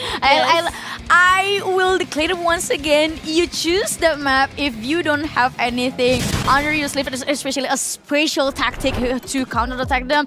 It will be like you're digging on your grave. True. And now we are now down to the line. This is match point. We're currently at 3-2. Our score is 3-2, and BobaCats is on the advantage. Now, for the Genta, if they want to prolong their stay here in the tournament, they have to win this game. And this is going to be Shapeshift Ops. Of course, David mentioned, if you want to win a game against BobaCats, you don't pick the card contest. And this is the perfect map for the Genta since they've won this map, right? Yeah, they did win this map. I'm against the other lineup for BobaCats though, so it's going to be difficult. This is their last deployment for both sides. If we go into a Game 7, everybody gets an attempt once again. If they lose out here, then the attempts don't really matter here. So one final stand for both teams. The last remnants of the Latin North America server representatives. BobaCats one game away from moving on to the lower bracket finals, but Genta not giving up yet. This is their final chance representing the Chinese mainland server. They are wanting to go towards the top 3 as well. Yes, and the Shapeshift Ops is the only way for眺望万物的尖塔 to prolong their way in this Ragnarok Origin Valhalla World Cup. If they lose, they need to back to the airport. Not yet. We have an after party. Just kidding. Anyway, we have, you mentioned, a different lineup who went up against the same lineup of the Genta for the Shapeshift Ops. So right now, they don't have any idea how Earthos, Skia, Kaz, Linsanity, and Jekyll plays for Shapeshift Ops. But one thing's for sure, if you want to kill Skia and Kaz, you have to kill Linsanity first. But how can you kill Linsanity if he is well protected by Skia and Kaz? Well, so that's a dilemma. Well, to be honest, I've seen something that that probably works towards this kind of lineup. You need to listen to the space. So I think using the Polar Knight and also Oblivion will play a very important role in here. But first, one thing for sure that they need also to consider before deploying this Polar Knight and also Oblivion is when is the right time, because it is also something that BobaCats already thinking of. Yes, and whenever they know that has been casted, it's gonna cool down a lot. And now that's a perfect time for BobaCats to actually regroup and do their thing once again and over again.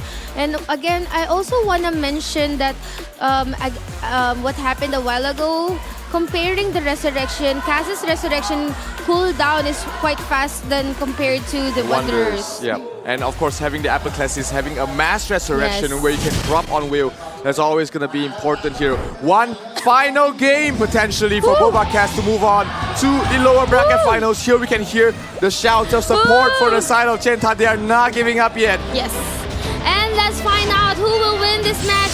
The Genta, they need to actually step up. They need to find a way. They need to find an opening. And will that be? Looking for the kills. No, Love Mary Jane. That's not gonna look good for you, Love, as well. So they are now trying to regroup, looking for a kill here. That could be Linsanity. Linsanity is very confident being at the front line. Look at the positioning right now for the side of Genta. They are running around. They are just really avoiding the fights. Well, meanwhile, you see BobaCats sticking together as a unit. So very interesting. They are trying to bait them into that choke point. They're trying to bait them into a choke point. Nice Oblivion. They're going to lose one member here. Trying to back him up. Wow, nice sustain. Jekyll still free. Oh, the bait! The bait! There you go! Jekyll in trouble!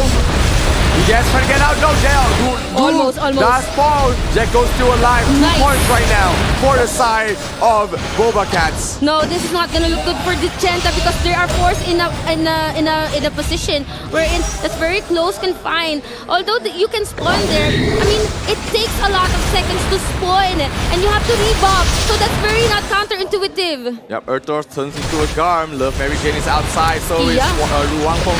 They're trying to find openings, trying to get these separate fights, trying to get a kill here. Wow, just standing amidst everyone. Insanity might not have an SP here, but still won't be a problem. Pretty healthy right now. Ski at the middle of everyone. Love Mary Jane is staggering right now.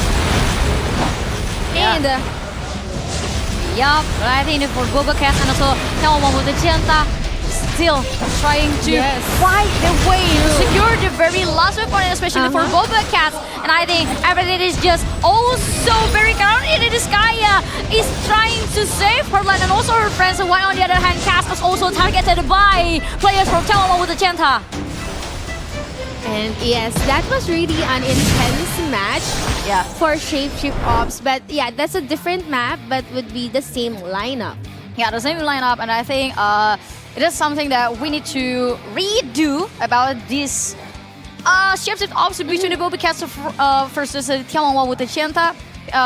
We don't have anything to say first, but I think I just let the officials to have the proper explanation for you guys in terms if you are asking what just happened and why we have to back to the caster. Well, on the other hand, the game isn't over yet. Yes, and well, yes, course. the one thing for sure that I can tell you guys, there was a problem inside the game, even though we're not sure yet how to resolve that. But let's take a look about what happened at the Shapeshift Ops. As for me, I was reading. As far as possible. I mean, as far as I say, it is very convincing for BobaCats, even though they have a very slow start, David. Yeah, they were trying to chase down one of the members. I believe it was Love Mary Jane. Yeah, Love Mary Jane. He was just running outside. Maybe there was some issues with his team. That's why he was the only one outside. So, but they were trying to lock him down. It was so hard to bring down a sorcerer. He was just kept running around very fast, trying to run back to his team. They dropped the Polar Knights, they dropped the Oblivions, trying to catch them out in the choke point, but it wasn't enough. They got 2 quick kills and then they backed off from the choke point because they know that if they continue fighting in that area, that was gonna cause them a lot of issues. It's like you're entering the Lions then. Yes. I feel like I was really amazed on how they tried to bait BobaCats going into their spawn area. However, it just turned back to their faces as 2 of them died. Jekko just went in and just used his oblivions and skills and then just went back well sustained and healthy. So that is really something. I mean, that's the confidence of Jekko, just proving to us that he can withstand all the damage. But what happened there is that aside from forcing everyone to go in to their spawn area, I think the reason could be also you cannot fight there. You cannot fight in your respawn area. The place is way too tight. Like it's just way too hard to maneuver around, especially with all the statue skills, all the even if sigils you being died dropped and down spawned there, seconds would count. Very bad idea. Yeah, that would be a very bad idea. But I mean, every single thing that we discussed probably will become only an assumption because we haven't seen the end of the game itself. If probably we will remake it once again, like what we did on the first card contest. But for sure, even in the Shapeshift Ops, I can see the full dominance from the BobaCats towards the眺望万物的尖塔. Yeah, seems like they are trying very hard to find the answer to Linsanity as well as Jekko. Yeah. I mean, Jekko, they've been trying to counter him with a Tori card, trying to counter him with the Isis cards. But if you're doing that, you're allowing the other two. You're allowing Ertos as well as Linsanity to deal full damage to you. So that is the balance that they have to look out for. Hey, do we want to focus on reducing the damage from the genetic and the sorcerer, or do we want to really make sure that Jekko is completely useless? So that's a very tough balance that they have to find and reach. It doesn't seem like either or the other way has been working well so far, so it might not be the path that they're looking for. That is correct. And also, I would like also to mention that locking the territory seemed doesn't enough. Seems that doesn't enough to prevent the the clash or the slash from the BobaCats players itself. Yep. Yeah, the claws of the BobaCats is still clawing here at the lower bracket. Guys, if you just tuned in, this is the current situation. We are currently at a match point. This is very crucial for the Chenta because they need to win the map. Exactly. Yep, to force us to a game number 7. And everyone wants that because everything refreshes, especially the deployment count.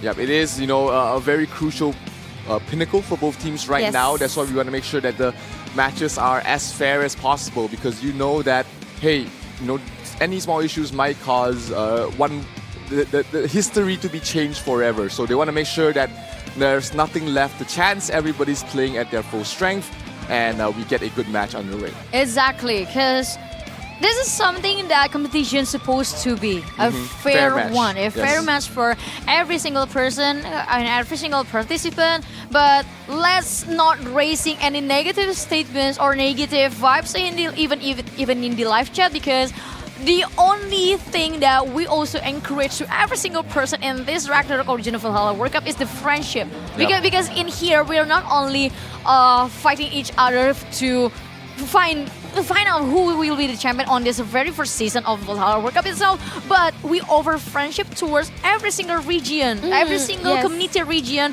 from across the country. I mean across the world. Yeah, united as one. And I mean it's proven because when you see the players outside, they're actually interacting. So yeah, they are very friendly here. The competition is very friendly, and you can see there's a lot of spectators here, by the way, at the offline arena. If you're here, please do come by. The action is really amazing. Matches are amazing as well. So we're currently gonna go back to game number 6. This is really crucial. This is the decider if BobaCats would be advancing or if the Chenta would be having their own comeback. Yeah, we're gonna have to wait and see what's gonna be the situation here. Looks like it's gonna be a remake of that map. 3-2 is currently still the score here, as BobaCats still in the lead right now. Everybody looks that they are a-okay. Ertos being separated from the rest of his squad, but Linsanity there to back him up. Kurtolo in some trouble. Jekko doesn't have any SP. I really like the backup coming from Linsanity. When he knows that Ertos is about to go down, he's always there. Yep, Kurtola is trying to pull someone away. Ertos has been the main DPS dealer. Jekko going for Love Mary Jane. He's using the Bathory card, so he knows that this is not the target you're looking for. Yeah. And changing target. Changing targets. He knows that that's not the target. You want to change, switch up straight away. Skia being locked down there on the Oblivion, but not enough damage coming from him to finish him off here. No one is dying. Everyone's so tanky. Everyone's low sustained. Jekko going after Love Mary Jane once again. Critically low, but could be sustained. That is it. And now, a lot of time has passed. A lot of people are transformed, but still we're stuck at 0-0. Jekko low. Jekko's really low here and would be frozen. He's frozen, right? Yeah, he was frozen there by the Oblivion there. Love Luangpo trying to do his best to keep everybody alive at the moment. They're trying to group up. Here comes the Polar Knight. They're dropping them down. Linsanity low. Jekko low as well. Is that going to be the first kill? No. Osiris card has proc there for Jekko. He stays alive. Skia trying to keep him alive for as long as possible. Ertos in trouble. He has to watch out. Oh, Jekko is dead. No! Ertos is far from Skia and Skaz. Will they be able to be resurrected? No, that's going to be the first score here as Jekko will go down. They get to regroup for now. They are sticking together. Linsanity is frozen on towards the back line. Nice Love pull from Love. tanking everybody very well. Kurtola as well, Katala as well as Du is doing a very good job supporting each other. Cass being locked out here. Jekko out of SP. Can they get another kill here from the side of Jianta? There's a guard. Ha Tiejiang is turning into a guard, so one less support there. They're pushing the Chenta down to the spawn area. Will this be a good idea? Jekko going after it once again. Love Mary Jane and Love sustaining. Skia sustaining, but Jekko's gonna go back for a bit there. They are having a hard time, but they were able to get the 3 points. They got the 3 points there. Love Mary Jane. Love Lu Hangfeng in some trouble. They need to get a return. No, Cass gets the kill. 5 points right now being taken here from BobaCats. They are in the lead, and all they need to do is separate and run. That is correct, and the very reason why Jeko's been pursuing Love Mary Jane is that because Love Mary Jane has 1 kill. Yep, look, Ruang Feng trying to survive. Jeko, he's tanking as best as he can. Has to back away there. Jeko still alive, but being chased out there. Almost. He's in trouble. The Bewitch. Cass is there. Nothing to fear. Cass is here. Jeko able to run away from that terrible situation. Ta Jiang is trying to get some kills on his own, being chased down here as well. 5-2 right now. Jinta still not giving up. They can get a comeback if they get a kill onto us. Jeko, they get the kill on the Jeko. Just as I said, he brings them down. Tying up the game with 5-5. Doe about to go down, but will be sustained. They need to kill Doe if they want to get more points. Or Cass, they need to get Cass. Doe here running for his dear life will be able to successfully escape in that scenario. Yep, they are sticking together. 1 minute left remaining. Here comes the storm of blood from Linsanity trying to do some AoE damage. Linsanity. Good Polar Knight, good Oblivion trying to bring them down. Kaz and Skia. So difficult to bring down the combo. Ursus as well joining in the battle together with Linsanity only here at the middle, tanking every damage that the Chen is actually doing. Doe critically low. They need to kill Doe if they want. Oh, Love Mary is gonna go down. That's 2 points once again for BobaCats.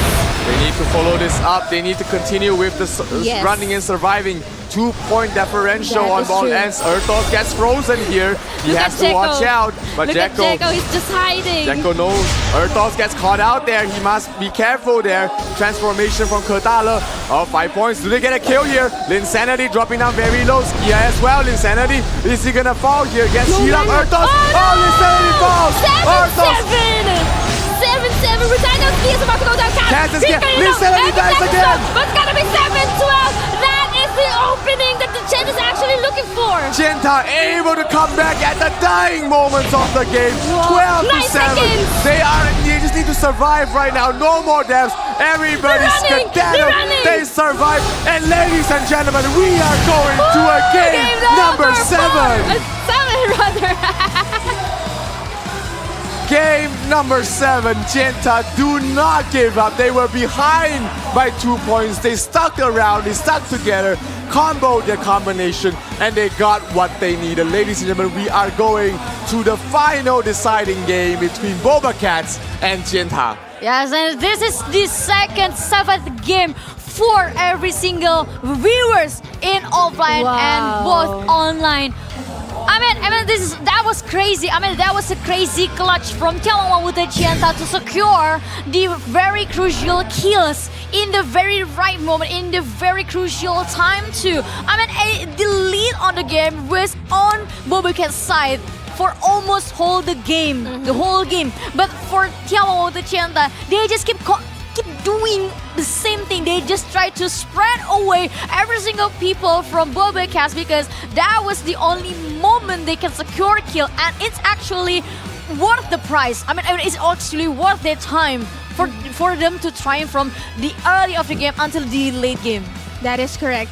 You mentioned that BobaCats has been leading from early to mid, and that is true.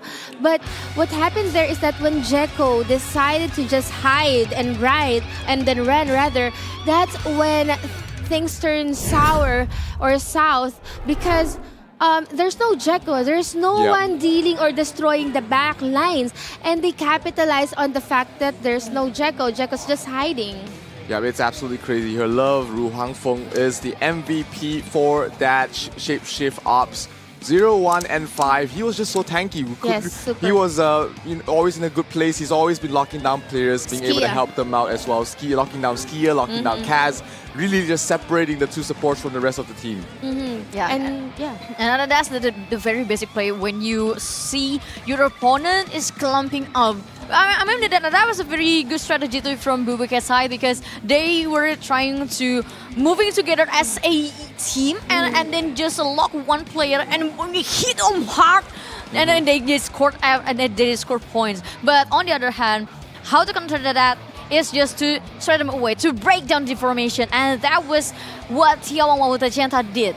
Yes, and Do got 4 kills during that moment. I mean, during the early game, until the middle, Do only has like 1 kill together with Love Mary Jane. And Jeko was focusing on Love Mary Jane simply because he wants some score, right? But he totally forgot that Do is also a strong sorcerer. Yep. Way too much damage from there towards the end, especially when you pair it up with the Flame Arbiter. Yes. You're able to nuke down anyone who is just frozen. If you can't heal, you can't be able to survive. So great game there for Genta, really not giving up, forcing us to a game number 7, and it is down to the final lineup. Are they going to put in Jeko once again to close things out in the final team deathmatch? Meanwhile, on the other side, 2G will be able to play once again. So they are down to this situation where you have to bring out all the stops. This is where all your aces come out. Yes, it's very scary, honestly. And in this ships off, it reminds me how hard it is to run away from every single people inside the map for 30 seconds. Yeah, so you have to be aggressive. Even if, absolutely. I mean, it's a double-edged sword. If you're aggressive, there could be a moment wherein you'll be shut down and the points will go to the other team. And then the other thing is that if you don't do that, you're not dealing so much damage, and now you're letting the other team deal so much damage to your team, and that's what happened during that game. I think it has to be balanced aggression. You have to take risks when you need to, but you need to know when to back away and back off to your team. That is how you're able to get yourself out of stalemate situations. You have to go for big plays, and that's what winners are made of. Winners are made of people who are not afraid to make the plays when they are needed. They need to step up, they do that, and that is what champions are made of. Yes, exactly. And everything down to the last deathmatch. Last map. And we will consider a lot of expectations maybe, or maybe assumptions who will deploy it on the very last deathmatch. Well, probably Jeko could play, but on the other hand, Jeko is someone who always become a vigor that the other team will look for. So I think if BobaCats really want to deploy Jeko in this last deathmatch, they need to work on something like the more than just element of surprise, but a bomb. Not a big just bomb a towards the surprise.眺望万物的尖塔. Totally. But I think, yeah, Jeko would be used simply because that's the only thing separating this team from the others. They have the Shadow Chaser and the Archbishop combination. The So I think- last Shadow Chaser remaining in the Valhalla World Cup right now.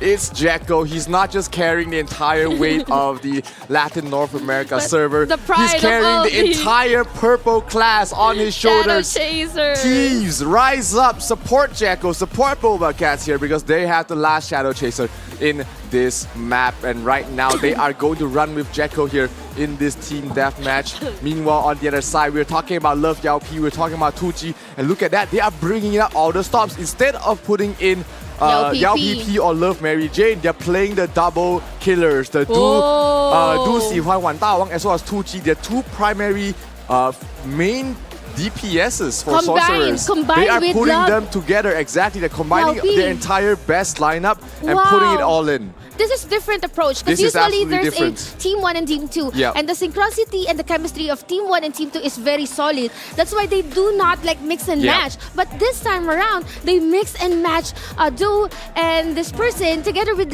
Love Yao P and Love and this person as well. So this is completely insane. It only goes to show that this is their best of the best. They want to win. They want to secure a spot against Frontera 1. Yeah, they're taking the risk. Like I said earlier, you know that you can't play standard. You have to take some risk, and they are taking this risk. 2 major level. DPS sorcerers coming out here. That's Do, that's 2G. Will that be enough? Can they bring down Jeko? Can they shut down Jeko in this matchup? We'll have to wait and see. Ladies and gentlemen, this is the penultimate match. BobaCats going up against Make some Genta. noise. Final round to decide who will move on to the lower bracket finals. It all comes down to the final 2 minutes of this deathmatch.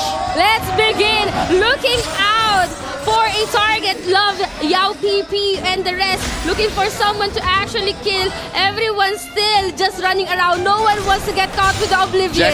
Jekko is gonna get Love Yao P caught out here, but he's able to escape just in time. Nope. Skia trying to lock him down. Not enough. Meanwhile, backline Tucci going for the three players. The tree that has always just been sticking together, but no kills as of yet on both sides. And no one got caught with Oblivion as good well. Oblivion and MONARCH. Jekko in trouble. No, let me take it back, Jekko! About to go down, but Ski is just right there. It's fine. Just surviving. No, Jekko goes down. Big kill. Resurrection comes in from Skia. Tucci is gonna fall here for the side of Yao Jita. Can they resurrect him? Yes, they can. No, they cannot. 15-14. That is the problem here. Love Yao is gonna go down. Love is also low health here. Insanity in some trouble. Looking for target. Oh, Feng Hangru trying to survive. Jekko being caught out there. Ertos is gonna fall. Is there a resurrection coming in? Yes. Linsanity is gonna finish on him before he falls. 15 to 13 right now. Ertos still alive. Linsanity out of SP. They have to watch out. They're running out of time here. They need to get a wipe here. Love Yao P dropping down very low. Here comes the Polar Knives being dropped. Miss. Ertos in trouble. Ertos is gonna fall. Cass is dying. Cass is Skia there as well. 30 seconds. They need to survive, but no more Cass. Oh, that is the outside. Jekko is down. Cass is gonna fall as well. Skia still surviving. 13 to 12. Almost. 20 seconds left remaining. Linsanity. Oh my gosh. Complete insanity. Linsanity goes down. Ertos, Jekko goes down as well. 13-12. Cass, Ertos is gonna fall. 12-12. 7 seconds. No. Who got it? We're gonna depend on the kills. We have to depend on the kills. I was seeing a lot of kills actually coming from the Chenta. It's just that Cass and Skia was able to continuously the resurrections were huge, but ultimately the scores were tied up. They couldn't get the clutch dresses. I mean, Cass and Skia have been doing fantastic keeping everything alive. They were focused fire, and if you're a support, no one defending you, it's just the end. Way too hard there here for the side of BobaCats, but Jiantai, towards the end, they rallied. Remember, they were behind. They were 15 and 12, but they managed to claw their ways back, kill Jekko, kill Ertos, kill Linsanity, and then kill Cass as well. It was a very hard climb for the眺望万物的尖塔 to be able to execute the last team deathmatch, because we always talk about how tough these two pillars from BobaCats. Yes. I mean, no one has been able to defeat these two until the 眺望万物的尖塔proved us that you actually just need a big patience to crawl to their spot and just drag them down to the ground. They knew it. They knew all they needed was one good combination, one good moment, one good teamwork play, and they did it. They managed to bring them down one by one. No resurrections coming in. And they managed to claw their ways back. I have goosebumps, really. Me too. Mad what respect. A series. Mad respect for the Chenta. You mentioned their patience. They're just grinning and holding on to that very the moment. MVP? And it now is we Tucci, have I the knew MVP. It. Yeah, Tucci. Very good focus fire from him, making the calls, making the damage as well. 56 million damage here coming from Tucci. Yeah. And what a close match. This went down all the way to the wire, 4-3 in terms of the score. And it has just been way too hard. This road is way too hard, and they have yet another important opponent to face up against in the next match as well. Opponent to face behind us. Behind us. We have Frontera behind us here. Yeah. Frontera one is waiting behind us while watching what just happened on the last game between BobaCats versus 眺望万物的尖塔. I mean, it was a very good formation too from BobaCats, Linsanity, Skia, and Cass as well. I mean, they just did what they usually do, sticking it together, and also Ertos and Jekko will do what they have to. I mean, slash the opponents and create a situation that it also create a space for these three players, these three strong trios. But on the other hand,眺望万物的尖塔, I mean, I really love their persistence. To be honest, I mean, it was a very persistent movement, and especially from Tucci.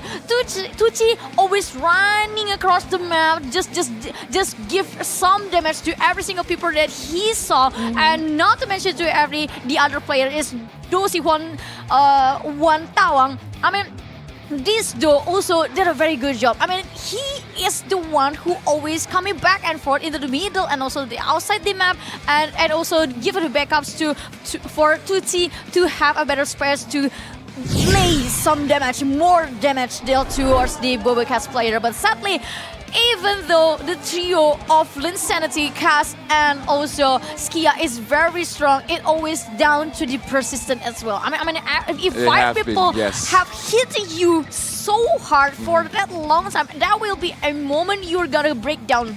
I mean, and that was the only moment that眺望万物的尖塔 need the most. Yes, they looked for the opening, they waited for that, perfect timing, perfect execution and layering of skills, perfect shot calls, everything was just so perfect. That's why I had my goosebumps here. On the other hand, I said mad respect for the Genta. I just felt sad for BobaCats. I was watching them on the stage because it was really a huge upset because they were actually leading it. They were leading almost towards the end, but that's why I feel sad. Until the fat lady has sung, you can't really put your guard down. You can't really give up. You can't really just say, hey, we've won, all we need to do is chill out, but perfect execution does come into play. That's what we were talking about, stepping up. That's why they played the double high DPS sorcerers. They knew that they needed more damage to try and close out in these core situations. They took the risk, they made the change, and it worked out for them. So congratulations to Genta for moving on to the top 3. BobaCats, so close. I mean, they were really fighting out towards the end. But unfortunately, top 4 is the first that they're going to go. Exactly, and I think that was the true essence of a tournament. If the countdown, if the game is not over, it doesn't mean you already lose. It doesn't mean you're not lose yet. You have to fight all the way to the end. And, props to both these teams. Props to all our competitors, in fact. Of for really trying it out.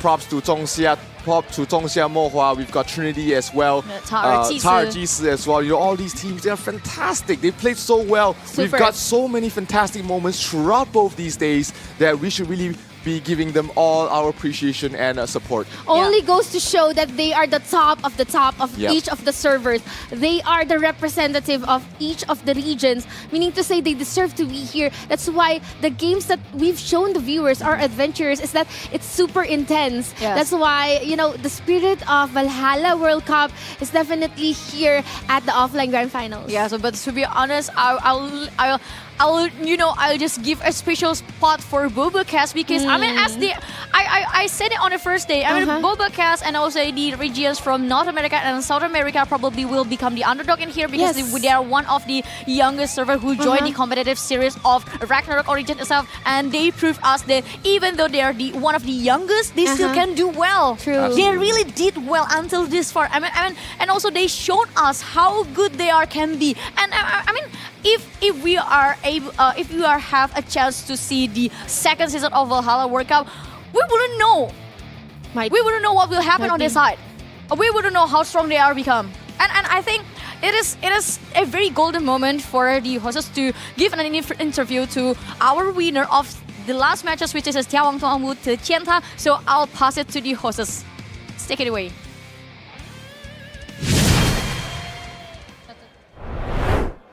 ยินดีด้วยนะครับกับทีมของเที่ยวว่างวาวุธเจนถาขอเสียงปรบมือให้ด้วยครับสุดยอดมาก It was very hot and spicy until the last second. Yeah, it was a roller coaster game that kept everyone here cheering. Yes, it kept everyone in.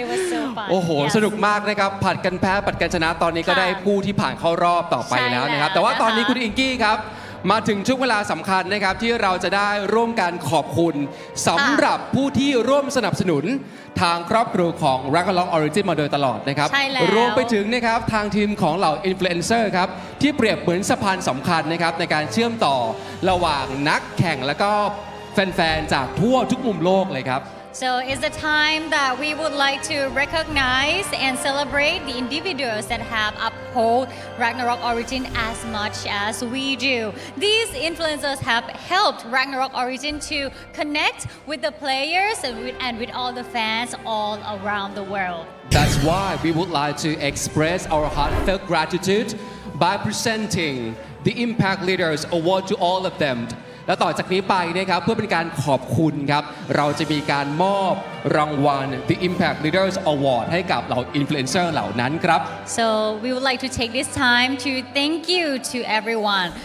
Thank you for always being part of the community, leading our valued players around the world. ขอบคุณมากๆนะคะที่เป็นส่วนหนึ่งของ community ของเรานะคะทำให้ community ของเราเนี่ยเติบโตไปเรื่อยๆแล้วก็นำพาผู้เล่นเข้ามาสู่ community และที่สำคัญคือนำพาผู้เล่นของเราไปสู่เวทีระดับโลกด้วยค่ะและนอกจากนั้นนะคะ I would like to recognize each and every one of you for your contribution to this community ขอบคุณทุกๆการเข้ามามีส่วนร่วมทุกๆการเสียสละนะคะการให้เวลานะคะแล้วก็การมอบนะคะทั้งความรู้สึกมอบใจให้กับ community ของเราค่ะใช่แล้วครับ we also have 4 special awards to present to some of our impact leaders for their great collaboration with our community และต่อจากนี้นะครับเราจะเป็นการมอบรางวัลนะครับให้กับ Impact Leader สำหรับความทุ่มเทของพวกเขาเหล่านั้นอีก 4 รางวัลพิเศษด้วยกันครับ Alright, so we start with the first one รางวัลแรกของเราในวันนี้นะคะคือ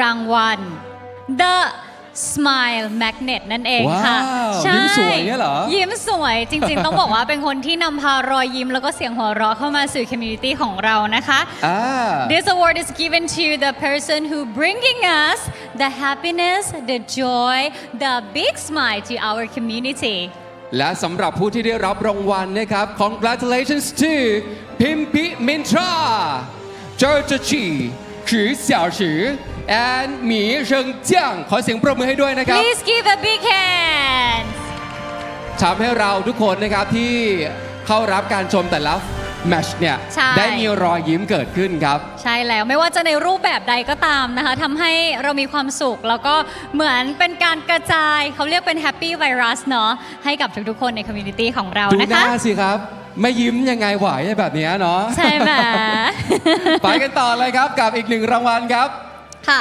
so next we have the Shining Creator รางวัล The Shining Creator นะคะเป็นรางวัลของคนที่เป็นเหมือนกับแสงสว่างเนาะมีออร่าในตัวเองแล้วก็นำทาง community ของเราต่อไปนะคะ This award is given to the person who being the light and beacon of our community All right the impact leaders who shine the brightest light are และผู้ที่ได้รับรางวัลนะครับยินดีด้วยกับเบเจอร์โปรแกรมเมอร์สกายกินเนสและจิ๋วต้านขอเสียงปรบมือให้ด้วยครับ Please give a big hand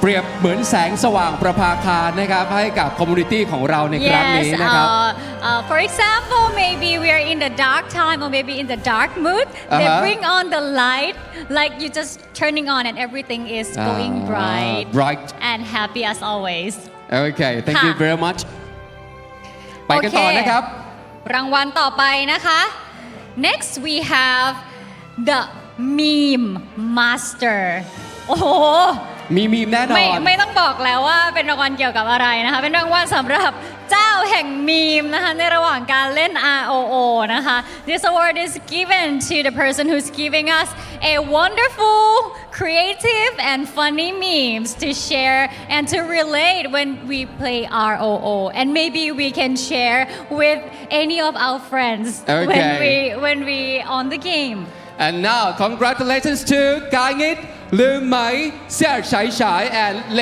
ล่าหยดเตี้ยนหลานขอเสียงปรบมือให้ด้วยครับ Please give a big hand for giving us mesmerizing memes throughout the competition ดูแค่รูปแล้วก็ถือว่าเป็นมีมจริงๆนะเป็นมีมนะคะต่อไปครับทำอะไรก็เป็นมีมไปหมดนะคะ so next and the last award we have Fan Magnet Awardรางวัลนี้นะคะแน่นอนเป็นแมกเนตดึงดูดแฟนๆเข้ามามอบให้กับคนที่มีแฟนเยอะนะคะ Okay, this award is given to the person who have gathered many fans to this community.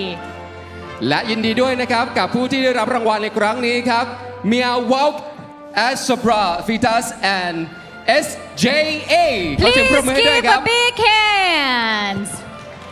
นี่คือ4รางวัลพิเศษที่เรามอบให้นะครับเดี๋ยวเราไปกันต่อเลยนะครับยังมี Impact Leader นะครับสำหรับมอบให้กับ Influencer อีก5รางวัลด้วยกันนะครับผม ค่ะ เมื่อสักครู่นี้ก็ไปแล้วหลายคนเช่นกันนะ ใช่ คะ แล้ว ถัดมาเนี่ยเราจะมี5 influencers นะคะที่สร้างความประทับใจอย่างตราตรึงมากๆให้กับ community ROO ของเรานะคะมาลุ้นกันว่าใครจะได้รางวัลนี้ไปนะคะ Aside from the impact leaders a special awardee that we treasure we also have 5 outstanding influencers that made a huge mark in our community.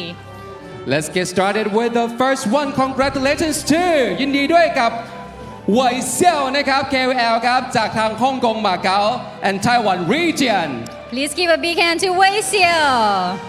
แล้วก็เดี๋ยวมาฟังกันนะครับว่าเขามีข้อความอะไรจะมอบให้นะครับ Let's hear it from them.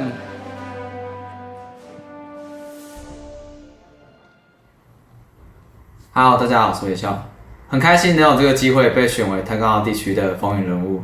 其实不论是在游戏中比赛的知名玩家，或是协助制作攻略及陪伴大家直播主，都有许多优秀的选择。能成为第一届代表，除了荣幸以外，其实还带有惊讶，也代表这2年获得种种一切受到认可。在玩手机游戏的这10几年期间，艾尔初见就占了其中的2年，是我所有游戏里面玩的最长久的。职业的丰富度、配置的复杂理解，都是从开服以来最让我着迷的地方。回想当年《仙剑传说》最让我期待的3大职业，目前已经玩过了2个，一个是妖术，一个是法师。如今最后一个跆拳也是我非常期待的。最终，谢谢现场所有代表各地区的决赛选手带给我们这么精彩的比赛，也谢谢全体艾尔初见的所有玩家，也谢谢艾尔初见。Big hand and thank you your inspiring message from Wei Xiao.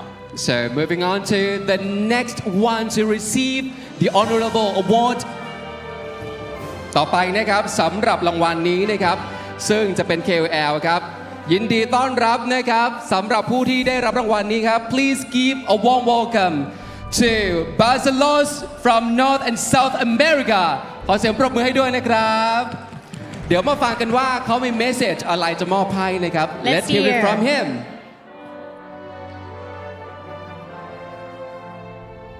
Fala galera, aqui é o Barcelos e antes de mais nada quero agradecer à equipe do Ragnarok Origin por essa parceria e pela oportunidade de ser um dos embaixadores desse jogo que eu amo demais. São mais de 20 anos de história, mais de 20 anos de amor e carinho que a gente tem por esse jogo. Então é uma honra fazer parte desse time incrível. Quero mandar um salve especial para todos vocês players que tornam o Ragnarok Origin ainda mais especial, tá?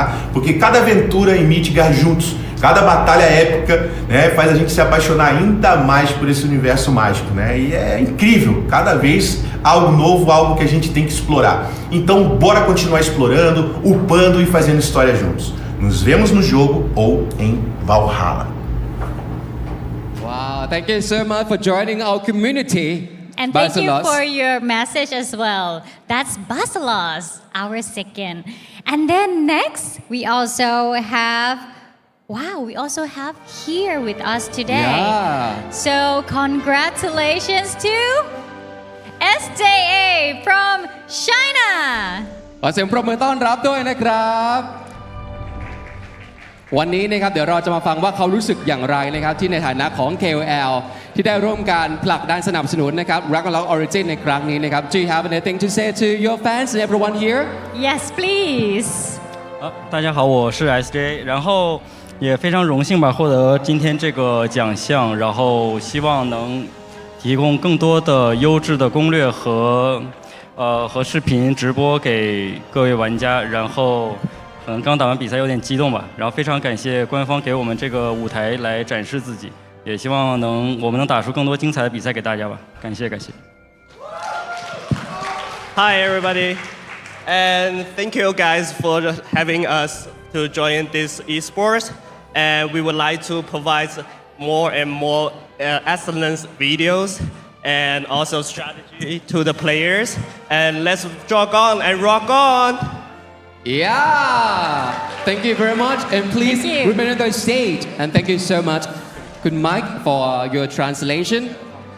และลำดับต่อไปนะครับเรามีอีกหนึ่งท่านครับที่นอกเหนือจากทั้งเป็นทั้งแคสเตอร์แล้ว ใช่แล้ว ยังควงตำแหน่ง KOL มาด้วยนะครับ so next we have our very own Thai caster so please welcome Chun Go from Southeast Asia ยินดีด้วยกับจุนโกะนะคะจากภูมิภาคเอเชียตะวันออกเฉียงใต้แคสเตอร์คนไทยของเรานั่นเองนะคะ คุณหน้าคุณตาคุณเสียงกันด้วยนะคุณนิงกี้โอเคนะคะมีข้อความอะไรอยากจะฝากถึงทุกคนที่อยู่ในที่แห่งนี้ไหมคะครับผมจุงโกะนะครับสวัสดีทุกคนด้วยนะฮะซึ่งก็ก่อนอื่นต้องขอบคุณนะครับทาง Ragnarok Origin นะครับที่สร้างความสุขให้ทั้งผมแล้วก็เพื่อนๆในฮอนี้มาตลอดนะฮะแล้วก็สร้างช่วงเวลาคุ้มให้ผมตลอดเวลาเลยนะฮะคือบอกเลยว่าดีใจมากๆครับที่ได้รับรางวัลนี้นะฮะแล้วก็ขอบคุณทุกคนอีกครั้งนะครับที่คอยติดตามไกด์หรือว่าไลฟ์สตรีมต่างๆของผมมาตลอดนะครับผมก็ยังไงจะพยายาม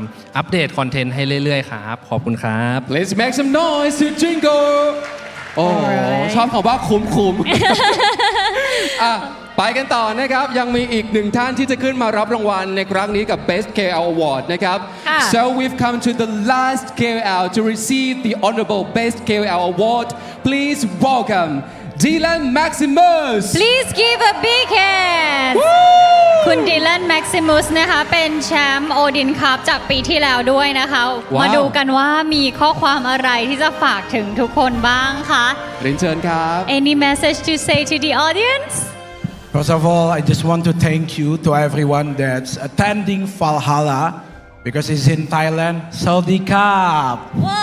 Sawadee krap. Sawadee krap. And this Ragnarok is my game since I was a child. Even I don't understand everything at that time, but I know when I'm adult, this is my main game.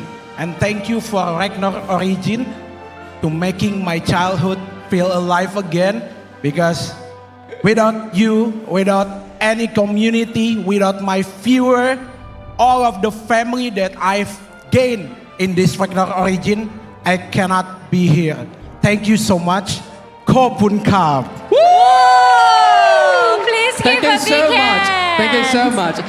ขอบคุณมากนะคะผู้ภาษาไทยด้วย Your KOL great contribution to our community นะครับค่ะก็ KOL ก็ถือว่ามีส่วนร่วมในการทำให้คอมมูนิตี้ของเราเนี่ยเติบโตต่อไปนะคะแล้วก็ดึงดูดแฟนๆเข้ามานะคะแล้วที่แน่ๆเลยคือแฟนKOL ของเราเนี่ยรักเกมนี้มากค่ะ They all love and rooting for Ragnarok Origin and will keep going เราจะมีการมอบเหรียญเกียรติยศให้กับผู้ที่เป็น KOL Best Award ในครั้งนี้ด้วยใช่ไหมครับใช่แล้วนะคะ In this occasion I would like to invite on stage Mr. Steven Shu CEO of Joy Maker Please give a big hand Please welcome to present the token of appreciation as a cute medal Yeah I've seen that that's lovely Very lovely ขอเสียงปรบมือให้ด้วยครับน้องเหรียญนะครับเป็นน้องเหนียนเบอร์รี่นี่แหละค่ะสวยงามมากๆนะคะโอ้โหกัดให้ดูด้วยของแท้ The real deal นะคะOkay Take a group photo together Give us big smiles Okay Big smile 3, 2, 1 Smile มีวิดีโอไหมครับมีวิดีโอไหมคะ Any video here Okay smile For the last shot please smiling Okay เรียบร้อยนะครับขอเสียงปรบมือให้ด้วยครับ Thank you very much And please give a big hands to Mr. Steven Shu Thank you so much And thank you all the KOL Please give them one more round of big hands Thank you very much ตอนนี้นะครับเราถือได้ว่าได้มอบส่งคำขอบคุณให้กับบรรดาผู้ที่อยู่เบื้องหลังและสนับสนุนกับเรามาตลอดกับ Ragnarok Origin นะครับแต่ว่าตอนนี้เดี๋ยวจะพักเบรกกันสักครู่นะครับแล้วกลับมาช่วงหน้าบอกเลยว่าไฟลุก ยิ่งขึ้นกว่าเดิมบนเวทีแน่นอนครับ โอ้โหเวทีนี้วันนี้ไม่เหลืออะไรแล้วนะเพราะว่า ไม่อย่างเดียว ไฟลุกกันทุกๆรอบเลยนะคะโอเคเดี๋ยวเราไปพักกันสักครู่นะคะแล้วกลับมาเจอกันในเกมหน้าค่ะ สักครู่เดียวครับ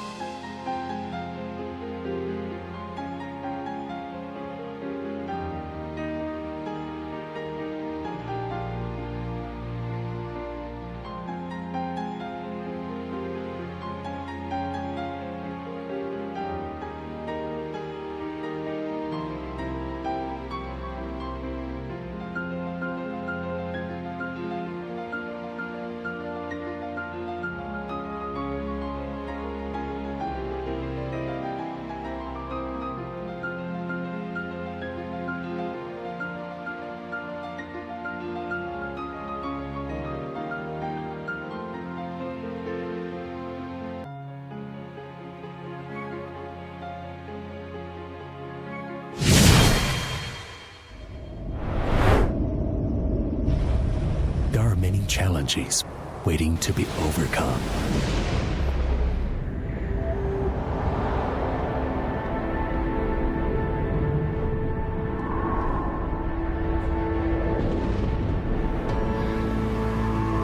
Mountains to be climbed.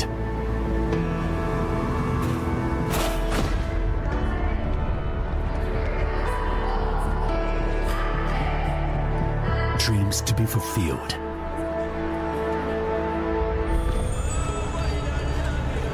Worlds to be discovered.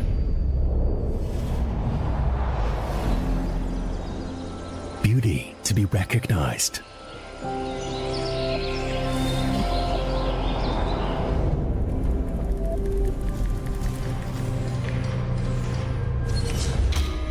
Problems to be solved.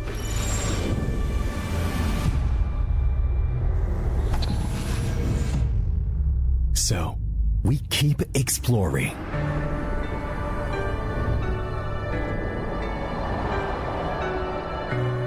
And up. Watch your chassis. Back leg in. Check it, return together. What color is it? It's red. What's red? Red represents passion. What can't stop us will make us explore more.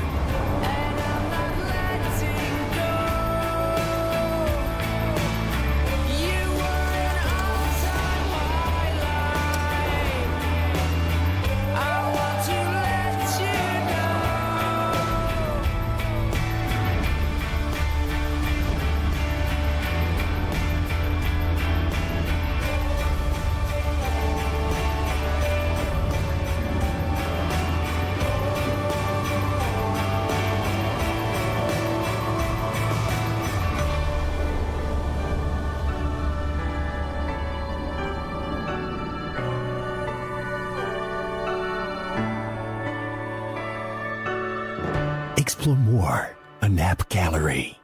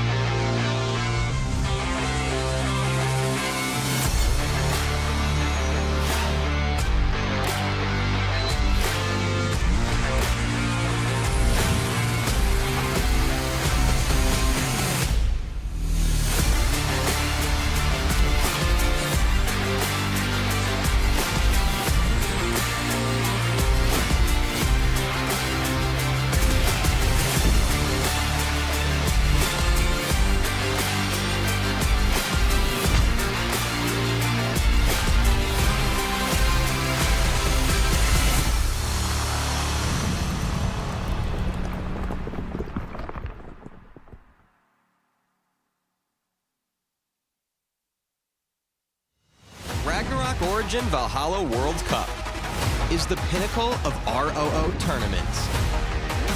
The best guilds and adventurers across all servers are gearing up for the ultimate clash.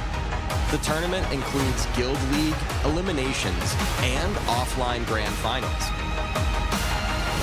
The Guild League and eliminations are based on the in-game Guild League.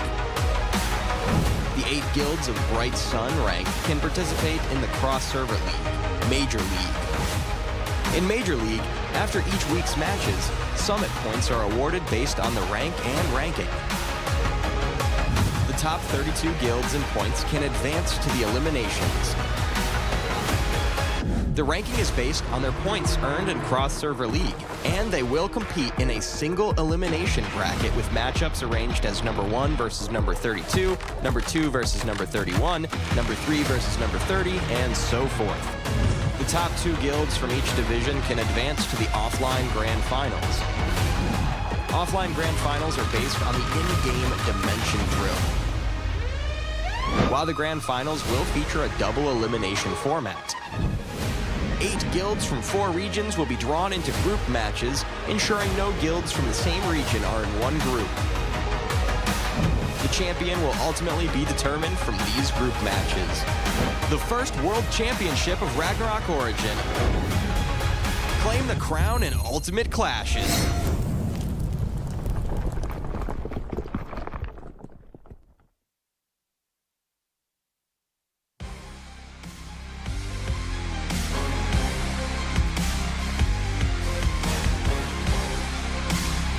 Guilds across all servers gather at the offline Valhalla World Cup Finals. Guilds engage in thrilling matches, the strongest from the servers prevail. The final 2 guilds have emerged, now they are gearing for their last battle. Let's take a look at the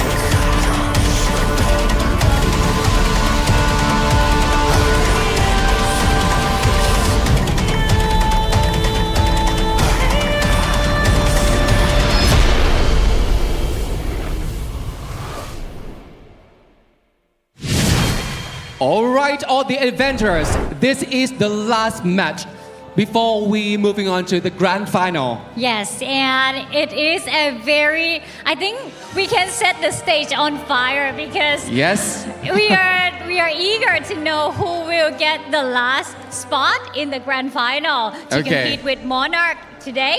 Right, All right, but before we get into this match, I would like to take this opportunity to express our heartfelt gratitude to all of our sponsors. Thank you very much, Joy Maker, Gravity Game Hub, Huawei App Gallery, more to explore on App Gallery. One Universe, one amazing adventure. AOC, #1 gaming monitor in the world. And Razer Gold, whatever you play with Razer Gold. Please Thank give you a very big hand much. to all of our sponsors. ขอบพระคุณด้วยนะครับ Thank you เอาละครับ so ตอนนี้ much นะครับมาถึงแมตช์สุดท้ายก่อนที่จะเข้าสู่แกรนด์ไฟนอลแล้วนะครับ เดี๋ยวเรามาต้อนรับดีกว่าสำหรับว่า 2 กิลด์ที่จะมาฟาดฟันกันเนี่ยเป็นใครกันบ้างนะครับ โอ้โห คือลุ้นมากจริงๆนะคะสำหรับ 2 กิลนี้เพราะว่าถ้าใครชนะก็จะได้ไปแกรนด์ไฟนอล เป็นตัวไปสุดท้ายแล้ว ก็จะมีสิทธิ์ที่จะลุ้นเป็นแชมเปี้ยนนะคะระดับโลกคนแรกของ ROO นั่นเอง เพราะฉะนั้นมาส่งเสียงต้อนรับกับทีมแรกเลยดีกว่าครับ So first up please join me welcoming Gil 眺望万物的尖塔 โอ้โหเสียงดังฟังชัดมากนะครับ มากันแบบอุ่นหนาฝาข้างนะคะ เดี๋ยวมาดูว่าเขาจะมีกลยุทธ์เทคนิคอะไรบ้างนะครับที่จะงัดมาเพื่อสู้กับอีก1ทีมซึ่งทีมนี้เนี่ยต้องบอกว่าเขาสู้มาติดต่อกันมาเลยนะสนุกมากเหนื่อยไม่กลัวขอแค่ว่าได้ตัวคนสุดท้ายผ่านเข้ารอบแกรนด์ไฟนอลไปก็พอใจแล้วนะครับ ไฟกำลังลุกเลยค่ะ Alright and the next skill to compete with the 眺望万物的尖塔 is ขอเสียงปรบมือให้เกลพรทราวนโอ้โหไม่แพ้กันไม่แพ้กันต้องดูว่าจะได้มีโอกาสกลับไปรีแมตช์ไหมในรอบแกรนด์ไฟนอลนะคะ เอาใจช่วยใช่แล้วนะคะมาลุ้นกันครับยังมีโอกาสอยู่นะ เดี๋ยวเรามาเตรียมตัวนะครับสำหรับการที่จะได้ชมแมตช์อันดุเดือดในครั้งนี้ขอส่งหน้าที่ต่อให้กับเหล่าแคสเตอร์ได้เลยครับ I bring it on casters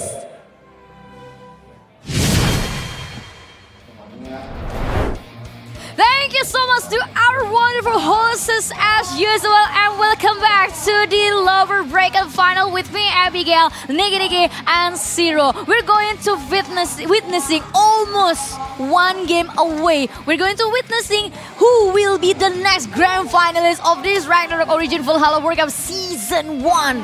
As we take a step closer to the semi-finals. Here at the lower bracket, we still have more matches to be played. It's going to be a best of 7 between these two teams.眺望the Genta against the homegrown crowd's favorite here at Bangkok, Thailand. We have Frontera 1. It's going to be interesting, Zero, because they have the same lineup. Yeah, I mean, Frontera 1, they dropped down from the lower brackets after losing to Monarch yesterday. So they're looking to come back with a vengeance. They've got plenty of time to regroup. They have plenty of time to re-strategize. They've been able to watch the matches of眺望万物的尖塔, which gives them a little bit of an advantage. For sure. Exactly. But I know a lot of people and I know a lot of viewers in the live chat asking for redeem codes. So here we go. This is the redeem code that you are waiting for. So don't waste your time. Just right away. Read it right away. BWC, your winners. Make sure you claim this. It's 300 diamonds as well as a 15 light and dark optional chest. So make sure you are able to claim those and upgrade your characters now. Exactly. And don't worry, baby. Don't worry, baby. Just don't worry, baby, because we still have more codes for you. And you only have to do one thing. Just stay tuned with us until the end. Yep, and until the very become end. a part of us to witness who will be the champion. Or maybe at first, who will be the next grand finalist to have a match against Monarch. That is correct. Everyone's so excited right now at the edge of their seats, simply because we've already watched the Genta a while ago against BobaCats. That was really a crucial play, meaning to say they can actually come back from a setback, and they're good at that. But one thing's for sure, Frontera 1's also good when it comes to adapting. Exactly. They never lose twice. That's something that you need to remember about Frontera 1. And talking about the Frontera 1 itself, I mean, we already saw the moment when Task Walker become the very strong and unhinged player in the card contest. So Frontera 1, if you were facing Frontera 1, you might need to have a double consideration if you want to choose card contest to have against Witsu. I'm looking at their lineup, David. Zero. I said that they almost have the same lineup. However, they have two priests, two archbishops here for Frontera 1. It's a different lineup, rather. I'm sorry about that. Yeah, we saw Penton, we saw PTIR. These two archbishops are absolutely crazy. You know how much they do for their team. They're always there to support. They're very tanky, very tough to bring down as well. And the game sense is super on point. They know when to use a certain skill. They don't just shuffle. They don't just cycle. Because sometimes I would like to confess that sometimes I would just smash all the skills altogether. But they're very intelligent when it comes to conserving the perfect skill on the perfect timing, on the perfect moment, especially the bond. It's really hard to control. Yeah, for me. Yeah, but I think that also applies to眺望万物的尖塔, because of course, I believe one thing that makes a difference between these two is the persistence. I mean, the way眺望万物的尖塔do approach is most of the time not only a good coordination but a big persistence in it. Yep, absolutely. So this is going to be a tough match for both sides. I mean, Frontera 1, they did defeat 眺望万物的尖塔 in the upper brackets first round. So that's going to be that going for them. They know that they can fight against them. They know how they like to play, and they also had time to prepare before this. But here, Genta has been playing back-to-back. They just played a game against BobaCats. They won, and now they played 7 games. So they played full 7 games against BobaCats earlier. So they're coming on with the fatigue might come into play Yes, here in this exactly, matchup. Yeah, exactly. so handling your stamina is also an important role in Yes. terms of tournament. Mhm. So this is going to be another task for 眺望万物的尖塔, to be Yes, honest. challenge. Yeah, another challenge aside from going up against a crowd's favorite. This is their hometown. You know, it's a different kind of level when you play, and there's people cheering you. You know, Exactly. there's a morale boost. And so, yeah, you really have to have your focus. You mentioned the patience, the persistence, the determination, and the grit. Let's see if they'll be able to carry it over for this match here. Finally, the last match at the lower bracket. We have the first lineup for the team that match here. As this is the typical lineup for Frontera 1. Yeah, this is their usual combination. You've got Taskwalker, Antiques, Ideas, Penton, as well as Bon, who we had the pleasure to meet earlier on. And, you know, they are looking fresh, they are ready. They are not unfamiliar with this team deathmatch format. And they do have that secret player with Taskwalker on the Wanderer. He can play a more DPS-centric build, or he can be on a full support. But I think in this matchup, he wants to go a bit more on the DPS route. He needs to help his teammates get those kills. There are double Wanderers on the side of Jianta, which means that they will be sticking together a lot. And that is where Taskwalker with his AoE damage is going to come into play. Exactly. So this is it. The lower bracket final between 眺望万物的尖塔 against Frontera 1 on this team deathmatch. Who will win the very first point? Here we go. Let's check it out. Everyone make some noise for our first game of the series here. Taskwalker leading everybody in, and I think, David, it's going to be a clash. It is. They're trying to catch people up in with the Oblivions. They haven't used any of it. That's gonna be a good carpet. Yao PP gets caught out. He's separated from the rest of his team. Bon focusing on 2G. 2G trying to get the hell out of dodge. Dropping down pretty nice low rotation. here. Love Yao P dropping down very low as well. Gets healed up this time. Bon in some trouble. He needs to back off. Oh, he gets locked down there by Feng Huangdu. Yao PP is gonna be the first one to fall. As far as Love Yao P as well. 2 kills. Bon goes down as well. Okay, that is a nice trade-off. Love will be pulled towards the center. Very low. Penton is dead. Antics as well. Penton almost hanging on a thread there. Needs some survivability, but you know, Taskwalker is a DPS build. Yeah, he is. Bon is gonna fall once again. 14 to 15 so far. Kill-wise is neck and neck. 1 kill difference. Really low on health here. Trying to look for a target. Ideas has to back off. He's frozen. We see Bon chasing it down. Love Yao P. Love Yao P out of SP. He's also cursed. Oh, but Bon being chased down. He's gonna go down. And that is not gonna look good. They need to resurrect Bon, and I think they were able to do so. Oh no, they weren't able to do so. They did not get him up in time. So he's gonna have 1 life left. 14 to 14 right now. Both sides very close. 2G dropping down very low. He has to watch out. He has to run away. Antiques giving chase. Antiques not able to finish him off, but they do lose Feng Huangdu as well as Totwari. No more resurrections.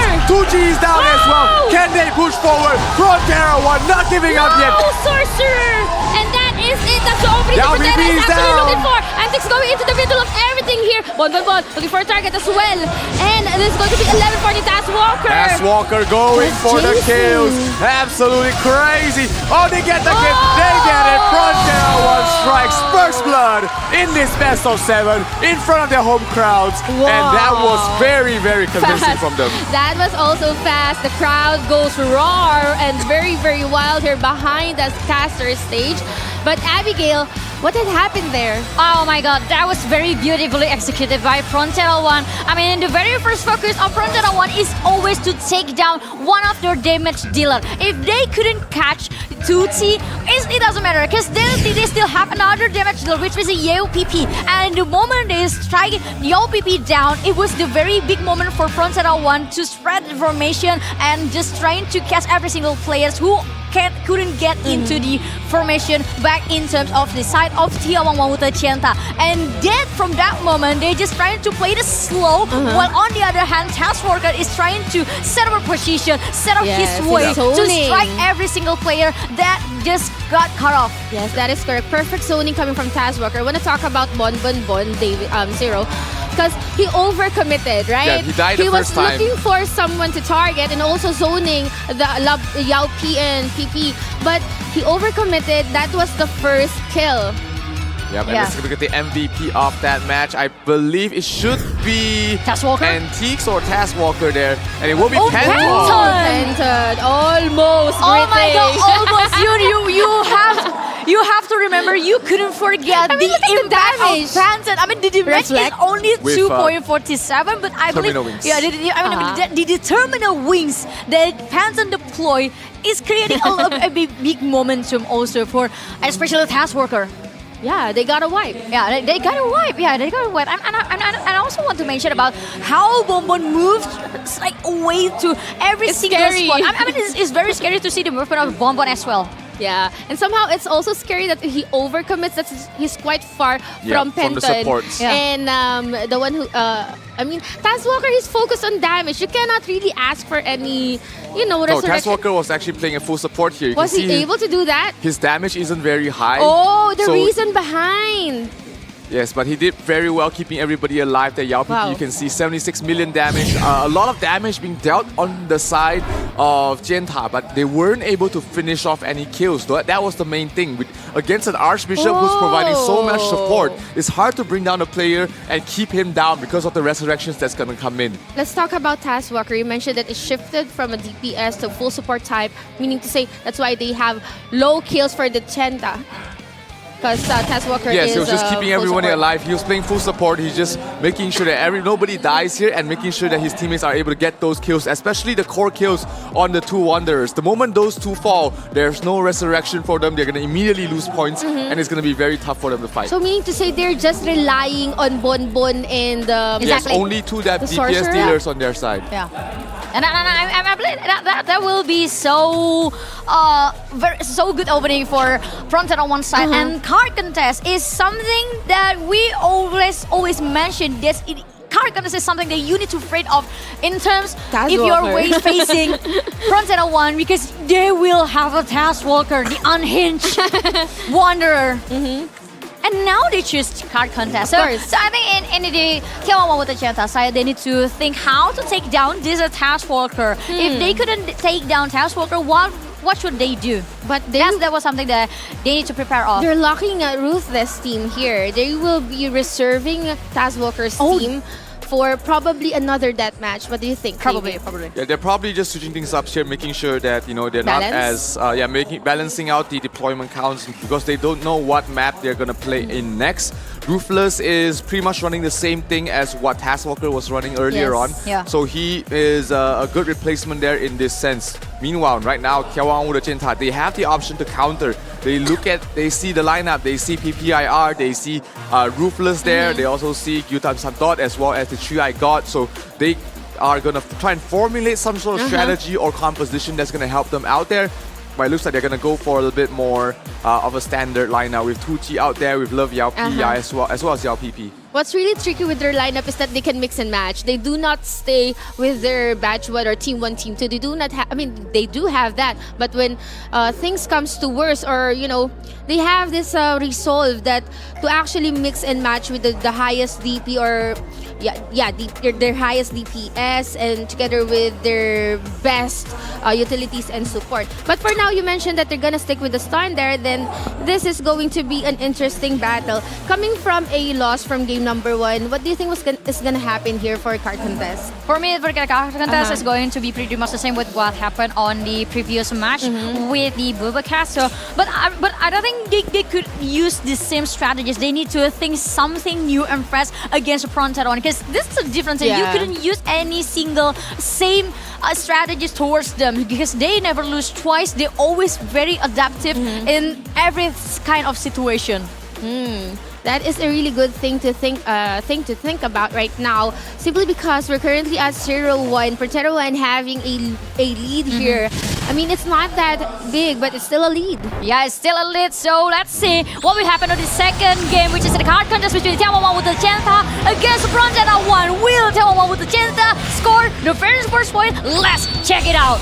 Yep, going in towards card contest once again. That's where the Wanderers really come into play. That's where having a Wanderer as well as a good priest is going to be very important. We've seen Kaz and Skia doing a very well 1-2 punch here, but will Ruthless and PPIR do the same thing? They arrive at the same time, so they're going to keep the card in the middle of the map. Yes, that is correct. Both of the Wanderers already at the middle contesting the card. It's not moving, honestly. While the other members of each team, they're guarding all of the entrances. Yep, love Yao P being kept outside there by the three-eyed god Ongtae Samta, really just focusing him down. Yao P towards the side as well. Meanwhile, Sasa as well as Yutan Sumdon is trying to stand towards the backlines, making sure that they are able to support Ruthless from the backline. Look at that, Ruthless just tanking through all the damage. Two is actually attacking 2 versus 1, but Ruthless standing really strong. Yao PP looking for a target here. Probably it's gonna be three-eyed god, but won't be too enough to actually kill when almost no mana, no SP. Yutan Sumdon is actually done for, but despite not having the DPS, Ruthless is so tanky to still contest the card. Ruthless is just standing there. Sasa is gonna fall. Three-eyed god is gonna die once again. PPIR is just chilling at the side, knowing that it doesn't matter about the DPS as long as Ruthless is alive, as long as I'm not dead, the card is not going anywhere. And here we go. This is the moment that we're waiting for, wherein they will be using and committing their skills. Sasa taking a lot of damage. Ruthless is still standing strong. Sasa needs to go back to their stack, needs to have some sustainer and rebuffs, but Ruthless, look at that. The card is not even moving even an inch. Yep, the cart is still standing in the middle here. Yutan Sumdon is gonna fall. Yao PP still alive. None of the players from the side of Jenta has actually fallen yet. Another kill onto Sasa. But all of this, again, this doesn't matter if the card stays. Ruthless in trouble though. Ruthless dropping down very low. He has to watch out. PPIR needs to back him up and heal up right away. He's back at it again. Online, Ruthless is still standing strong. As long as PPIR is there, I mean, it's fine.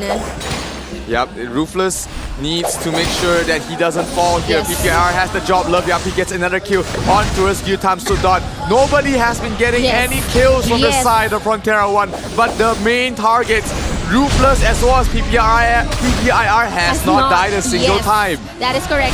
2 against 1 against Yao PP, but we know how strong Yao PP is. However, he is critically low. He needs to get out. Love Yao P. And now it's Love Yao P, and Yao PP will be out here in this game. Yao PP trying to run away. From the Wanderers. Then this is not gonna look good. This is gonna be the opening for Frontera to actually push the card. So hard to bring him down. This is way too long. Yao PP could not rejoin his teammates, but he was able to sustain through all the damage all by himself. Able to wait for the sigils to cool down, but here comes the Polar Knights. Here comes the Auroras being dropped onto the cards. Yao PP dropping down. Ruthless is down. They have to resurrect him. Oh, but PPIR on the clutch resurrection. That is the perfect timing. Still, Epic Leslie saves the day. PPIR, absolutely clutch resurrection, and this might turn things around here for the side of Frontera 1. They managed to keep the card in the middle of the map. It has not moved an inch. 3 minutes already passed. So far, Frontera 1, they got 1 single kill. But they have not been wiped out yet. Ruthless and PPIR has been able to do that one combo. Yutam Sumdon is gonna fall. Ruthless still staying on the card. Toto and he's trying his darndest to pull away Ruthless. Ruthless is down. The card is moving. The card is moving. PPIR, you need to Epic Glasses, you need to resurrect. But he is on a crunch. PPIR is being focused fire right now. Just trying to sustain, just trying to contest. Basilica. But Sasa's gonna go down once again and again and again and again. You see PPIR dropping the Basilica to just stall them out. Make sure that Ruthless can rejoin the fight here. It is still only a 1-point differential, which means that if Frontera 1 gets a couple of core kills, they're able to push out the card. But right now, as things stands,眺望万物的尖塔 is in the lead at the moment. Wow. However, what I'm thinking, David, is that if the card did not move, Ruthless in trouble. If ever, we're gonna go for the kills. And look at 2E. He has a lot of kills here. PPIR needs to resurrect Ruthless right now. PPIR is in some trouble himself. The card is gonna not fall yet. PPIR still standing strong there. Ruthless has to be forced to respawn in base. So he has to walk his way out here. Good Polar Knight being dropped down onto the card itself, but Ruthless is already back. And Ruthless kind of tanky here, but still Sasa has been dropping and dying every single day, every single moment. PPIR, I think they need to have a good strategy. But Ruthless also down.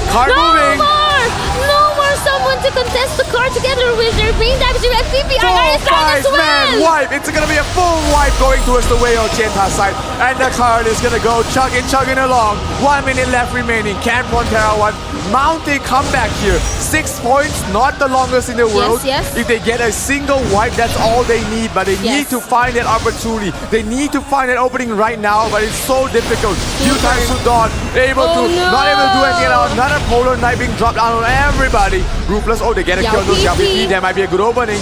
Love Yao PP dropping low, very low as well. 30 seconds. That's kind of difficult right now. Two players out there, they have to wipe out the two Wanderers, Toto and Yi, as well as Love. Feng Huang, who has to fall. They fall! They fall! No more They push Wanderers! back. No more Wanderers! And this is the perfect timing for them to actually move. But Yao PP to the rescue, trying to contest the card. The card is not moving, David. A good Oblivion trying to stall them for as long as they can, but Pantera 1 might be a bit too little too late here. 8 points is all they needed here for the side of 6 Tienta, seconds. as they are able to equal things out and force us to a further game as they will be able to tie up the score 1-1. Wow. Just when we thought that the Wanderers are out of the game, there you go, the DPS will be taking and contesting the card, Abby. Oh my god! I mean the 90% our view, our POV is only on the middle of the map. Only this front of the card is up. I mean, it's a very good job. It was a very good job for Ruthless to stay strong near the card. It was very hard to dethrone this Ruthless guy from the card contest throne. But actually, I mentioned it a lot. I mentioned it again and again. The strong point about眺望万物的尖塔 is their persistence, their perseverance to take down every single person who stand inside their way. And actually, 眺望万物的尖塔 find it very easy for them to kill every single member of the Frontera 1 except for Ruthless. And as long as Ruthless is standing strong near the card area, there's nothing can make the card move. And then they finally figure it out. And then the moment they figure it out, they try to focus. They just get away. They just strike to the card itself and just make Ruthless in a very hard position. And the moment Ruthless was taken down, everything went so smooth. Well, one thing to think about is that Zero, it's not Tazwalker's team. That is it is. Ruthless. It is Ruthless thing out there, trying to balance out the deploy counts a little bit here. 2G, absolutely fantastic play from him, able to get so many kills. So many kills. And do so much damage for his team here. 15 assists and really core here. We've been talking about how much damage they were doing. They were the only team that was getting kills amongst both of them. They were... The side of Frontera 1 has zero kills for, 4 minutes? They had 0 kills. Well, the kills just kept coming here from the side of Jenta's side. They were just able to do so much damage, and towards the end, it was just too much for Ruthless to handle alone. Exactly. I mean, even if we were tied with the scores, we were gonna look at the kills, and definitely the Chenta will be taking the game anyway. But now we're gonna show you guys what transcended in that game. We can see here that 16 kills on 2G. We have a lot of kills coming from the Chenta. 16 kills just from this Sorcerer. It's even a double digit against 5 kills coming from Frontera 1. They're very tanky. You mentioned that, Abby. But, you know, you can only sustain so much. You can only take so much damage. And that's the thing here. Now I'm thinking, why did Frontera 1 deploy this team? Because they kind of lacking damage, but they are really good when it comes to tanking and sustaining the damage. Probably they wanna learn from the mistake of yesterday because they I'm not really sure if we can say this or we can call this as the miscalculation of the Frontera 1 side while they're facing the Monarch because there was a moment during their moment with a Monarch like they only have one team left with 2 deployments. Oh, yeah, I remember that. They just want to avoid that kind of moment happening again. That's why today. they're balancing it. Yeah, they're just making want sure to that they have more options leading on in this entire series. It is a best of 7. You don't want to miscalculate, make a mistake in terms of deployment, and then when you really need that team the most, they're out of deployment. So they are playing the long game. It's okay to lose this game right now because they know that their resources, their strategy is to win the entire series, not the game that's coming up next. Exactly. You don't have to rush in the best of 7 series. And then talking about the next map, this is the favor of 眺望万物的尖塔 to choose the map. And they already decided the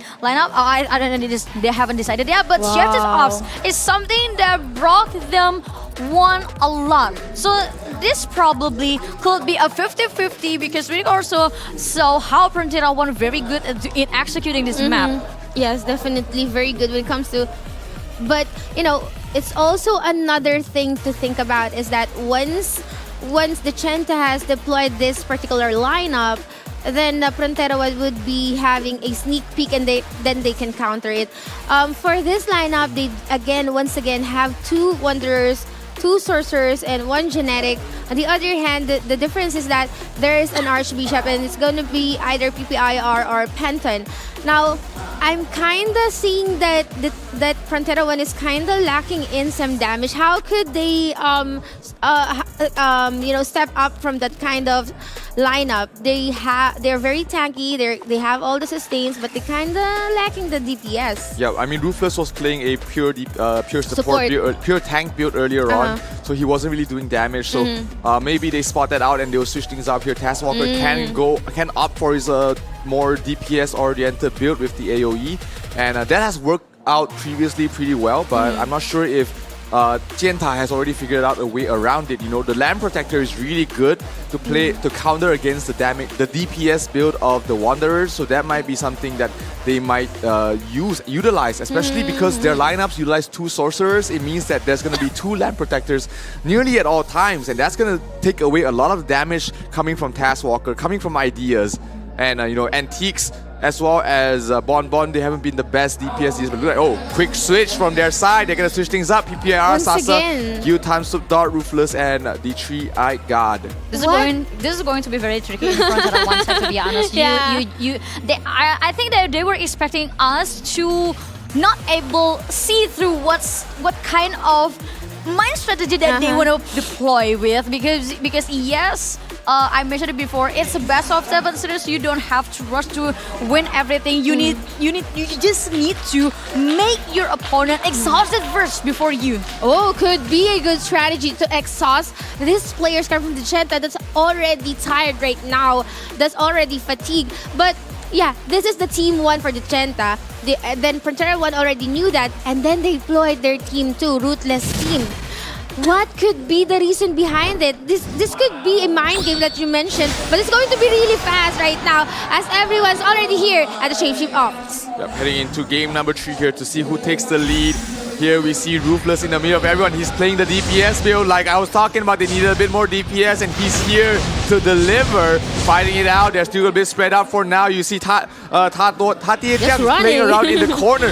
Good Oblivions, good Polar Knights being dropped down in the middle of everybody, but not enough damage to bring anyone down so far. Sasa still in the middle of everybody, still surviving, still tanking. He does have Yutan Sudot to back him up.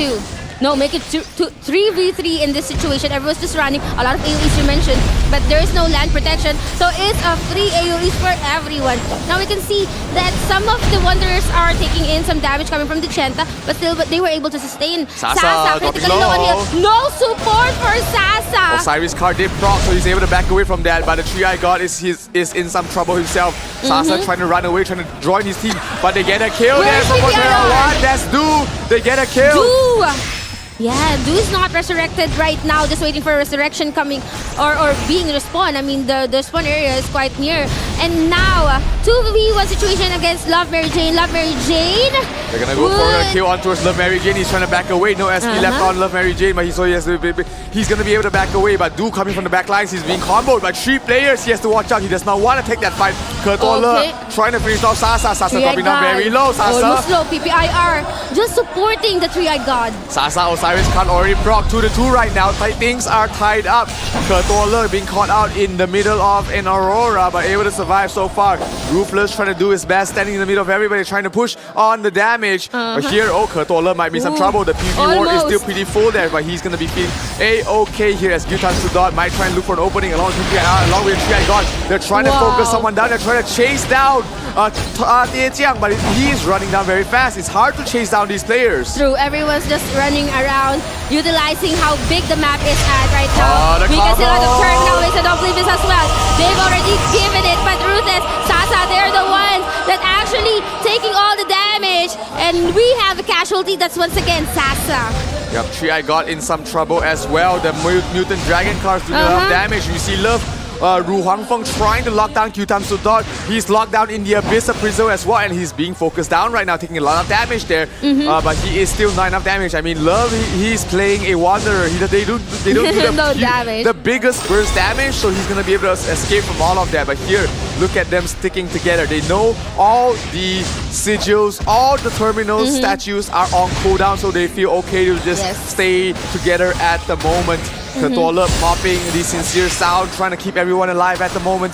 But you can see everyone else from the side of Gentas. They are just trying to run away. They're trying to split up, trying to not take these huge fights, which will not go in their favor. Waiting for the cooldown of their sigil. Love Mary Jane in trouble. Love Mary Jane has to get out. It's about to go down. If they were able to actually secure Love Mary Jane, then that's a huge point, by the way. But now, Love Mary Jane is well supported and was able to escape that kind of crunch. Barely able to walk away from all of that. He almost fought out. 1 minute 30 seconds left remaining. PPIR, walks into a ball, turns into a Garm. So no more healing left from the side of PPIR. He has to try and do his best to assist his team as a Garm. Meanwhile, we do see on the other side, they are trying to run for it right now. Love is a Dark Illusion. Here comes a huge Oblivion, catching out 3 members from the side of Frontera 1, but there was not enough follow-up damage there. Kertola, he's tanking up. He's doing so much damage. Sasa trying to run away. Where are his teammates? Where is everybody? And everybody's an MVP right now from the side of Jianta. Is left with Kertola. He's the last man standing. Can he survive? Ru Huangfeng dropping down to half health, but he's able to survive so far. The Triad got in some trouble. Sasa too. No PPIR to support them. What's gonna happen here? Oh, they went straight to PPIR actually. PPIR not the one to actually go into them. However, Sasa Gyutansudo is still low on health. If Gyutansudo gonna go down, then another point will be given to the Genta. Yeah, PPIR able to reach there in time. Good Polar Knight to force them to separate. Sasa and PPIR, the 1-2 punch has been able to survive for so long, but here we go. They need to get full. They need to get a kill some way, somewhere. Here we go. Oh no, they turn to a Stormy Knight. They combo though with the Stormy Knight, with the Polar Knights. Do they get a kill here? Love Mary Jane in some trouble. Can they get a kill? They got the kill. Love Terra 1. They got the biggest kill. They need to run for their lives. They need to run for their lives, or else the Genta will be able to actually turn the dice down. But that was a close play coming from Terra 1 to actually get that kill to Love Mary Jane. What a clutch.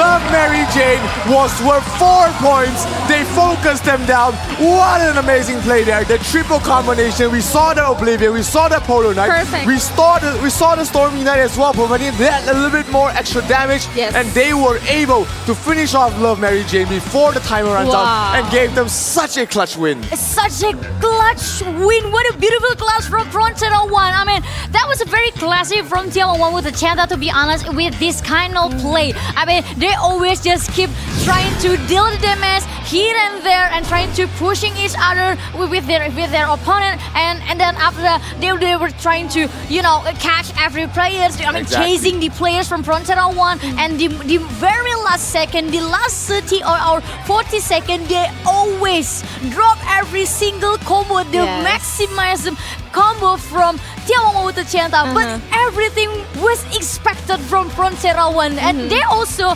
trying to pull out something after Tiawan with the Chanta finished doing their job. A taste of their own medicine. Exactly. That is the Genta's strategy. And Frontera 1 successfully did it against them. It's risky though, David and They might run out of time. That is true. That's what happened before. And somehow I felt like it's kind of the thing that we've been doing before with the Odin Cup, with the MVP. Like at the very last second, you get the last hit. That's what they did to Love Mary Jane. At the very last second, they killed the most person with the most kills. Points. Exactly. That was a huge play. Of course, MVP goes towards the way of PPR. 0 deaths, and we saw how clutch the healing was. Always there at the right place at the right time, able to keep the Tri God from dying multiple times. Sasa, Bon as well. He was just so quick on the backup, and that was just, you know, I was watching him, and I feel like he's switching people to support. He keeps on switching, and he keeps on running. Sometimes Sasa, sometimes Gyutansudo. Yes. I mean, it was a very good though on the Tiawan with Chanta, but that kind of combo, it requires a deal. It causes a big delay too. So they need to prepare a long time to secure that kind of combo once again. And in a very short time, Frontera One, who already expected that kind of thing will come out to their face, they also prepare something. They just look for who has the highest points. Once they take down, everything is on their favor. Ciro, can you explain what happened to the transformation the transformation from one MVP to another? What happened there? During the SK? Oh yeah, no, when they were trying to go for the kill, one of the DPS from the side of Frontera One actually accidentally turned to an MVP. So we thought that he would be lacking a lot of damage, but they were able to combo the Stormy Knight skill with the Ice Path and the Leap together with the rest of the DPS. That provided them a little bit more damage, just enough to bring down Love Mary Jane. And once Love Mary Jane died, remember he was worth 4 points, they were down 2 points. That just turned things around there for the side of Frontera One, and they were able to clutch off the win towards the end. And that was a luck. That wasn't luck because it was perfectly calculated. It was calculated by Frontera One, and it was kind of give a shock to眺望万物的尖塔actually, because they are in the position they wouldn't think that this gun will have enough damage to you want to secure SK. him. Yeah, but they timed it perfectly. They waited for the opportunity. They found it. They comboed the Oblivions, Polar Knights, and all the damage. They tried, and the Arbiters as well. They just want to make sure they burst down Love Mary Jane, and they got it towards the end. Exactly. And from my perspective, it was something that Frontera One actually waiting for. That moment, that very moment, that combo moment from眺望万物的尖塔, it was something that they're waiting for. But now jump to the next team deathmatch. Team deathmatch is something that, to be honest, Southeast Asia region not really the best with, because Southeast Asia region well known in executing card contest and also shapeshift offs. Yes. But the team deathmatch is on an equal level. Well, actually, come to think of it, shapeshift ops and the other maps requires more thinking, more strategy than deathmatch, because deathmatch is had on battle arena. Deathmatch is also a lot quicker. You only have 2 minutes here for deathmatch. Like a brawl. For the shapeshift ops, it's a full 6 minutes where you can really slow down the game, plan out your timings, plan out your Oblivions as well as your your Auroras, your terminal wings. So it's gonna be very important that Taskwalker here has still 2 more entries. I wonder if they're gonna switch things up to play a bit more DPS style for Taskwalker. He did play a full support in the first round. It did get them the win, but that was pretty close towards in the first round. So let's see if they're gonna switch things up here and allow Taskwalker to go a little bit more freely to provide the DPS. Meanwhile, on the other side of Jianta, we've got Toto and Yi, Yao PP, Feng Huangru, Love Yao P, and Tu Chi, their primary lineup for this deathmatch game. Yes, primary lineup versus primary lineup. So this is眺望万物的尖塔 against the Frontera One on the 4th game. Here we go. Who will take the next point? Let's find out as we head in straight to the team deathmatch map number 4. And now we can see that Bon Bon Bon is actually together with Penton. This is the combination that we're looking for. On the other hand, Taskwalker here with a metallic sound. I think looking for someone to hold it together with Antiques. Oh, here comes a few Auroras being dropped down there. Bon Bon being chased out of there. No casualty yet. Antiques in some trouble. He has to watch out. Yao PP dropping down very low. Oh, still alive. The Sigils healing him up. And he's going to be able to survive so far. Yao PP dropping down very low. Here comes the Oblivions trying to catch them out. Yao PP is down. Osiris card is proc. Love Yao P, Osiris card will also be procced here as they combo the terminal wings over and over. They get a kill on those Antiques. Big kill there coming from the side of Yao P. Can he get resurrected? No, he does not get resurrected. First kill coming from the Jianta. First score right now. Taskwalker taking some damage as well. They are out of position, but Yao Penton PP here is at the middle of everyone, Yao also PP is supporting everyone. stuck. Yao PP here at the middle. Gonna go back for a bit. I think Ideas is gonna they're fall. very tanky there. Tu Chi playing super aggressive, Tucci. walking to fall. He might pay with his life. Tucci! Almost. Overextension there from Yeah. Tucci. He walked into 5 players, and right now we see Frontera One trying to stop the resurrection, but they still managed to bring him up just in time. 34 Ideas seconds. is down. Ideas gets brought up there. Yao PP dropping down very low. He has no more Osiris card. Perfect combination. They get 2 kills quickly here for the side of Frontera 1. The resurrections are coming up. No resurrections. Frontera 1 takes the lead. 17 seconds here, and the kills are going towards Frontera. We can see her bonbon, but the Garbage antics very tanky, well sustained. So it's gonna go down. It's gonna be Yao. Love Yao. Tucci dropping low. 30 to 14, just one more point, but it's just 5 seconds 5 more. seconds, just run, just high, says Frontera 1. They're gonna take it, and they are one step away from going on to the winner, to the grand finals. A match point from Frontera 1 and then a very well execution as well. The abusement, the big abusement of the big blunder from眺望万物的尖塔 side. I mean, it was a very greedy move Way from too 2G. greedy. It was way too greedy. And once the main DPS from 眺望万物的尖塔 out of position got caught out, even though his friends trying their best to make up for his mistake, it was not enough. I mean, you can tell if you have no Archbishops in your lineup, you only rely on the Wanderer's resurrection, but resurrections from the Wanderer has a longer delay than the Archbishops do. Yes, and overcommitting. Yeah, absolutely. We could see the targeting. We saw 2G was there as alone. well. Then the moment that they saw that someone made the command and everybody ran towards him, bursted him down, forced Osiris card to proc, and that just created such a huge opening there for Frontera 1 to take the win. Remember, they won by 1 point. So if he didn't die there, if Tucci didn't die in that extended position, they might have had a chance to win. I mean, but Frontera 1 was able to rack a lot of kills, by the way, at the towards the end. Yes. So I mean, if ever that was a tie, I think it still would be Frontera 1. Let's find out later on with the stats. But let's talk about what happened there. It started off quite slow for Frontera 1. They were just like receiving all the damage, sustaining, and then responding. I mean, being resurrected. However, I don't want to say greedy, overcommitting from 2G and Yao PP really costed their team a lot. Yeah, that's indeed greedy. I mean, say greedy. That's indeed greedy. I mean, the overextension which causes a lot in the side of 眺望万物的尖塔. For sure. The MVP is Panton. I mean, for sure. Panton is doing a very good job. He was doing a very, very, very good job in it. I mean, like, yes, at the early game, it was on the 眺望万物favor. The map was controlled by let's count. and also 眺望万物的尖塔 did a very good job to separate the support from the damage dealer the side of Frontera 1. They didn't want let the players from Frontera 1 get enough support, and especially the DPS dealer. But sadly, Tucci is one of the fastest player in the 眺望万物的尖塔. And when you have a very fast player, sometimes you need a very good control over your speed. And that's something that actually the moment when Tucci is actually fall off, lose control over his speed. Yeah, he walked a bit too far. He expected him to be able to rejoin his teammates with his speed, but he was just caught out left, right, center. There was nowhere to run at that point, and that was just a mistake that might come back to haunt the side of He did that twice. That mistake, he did that twice. To be honest, the moment Tucci was out of position and misposition, I feel like the players from Frontera it looked like an Avengers trying to get Thanos. Avengers,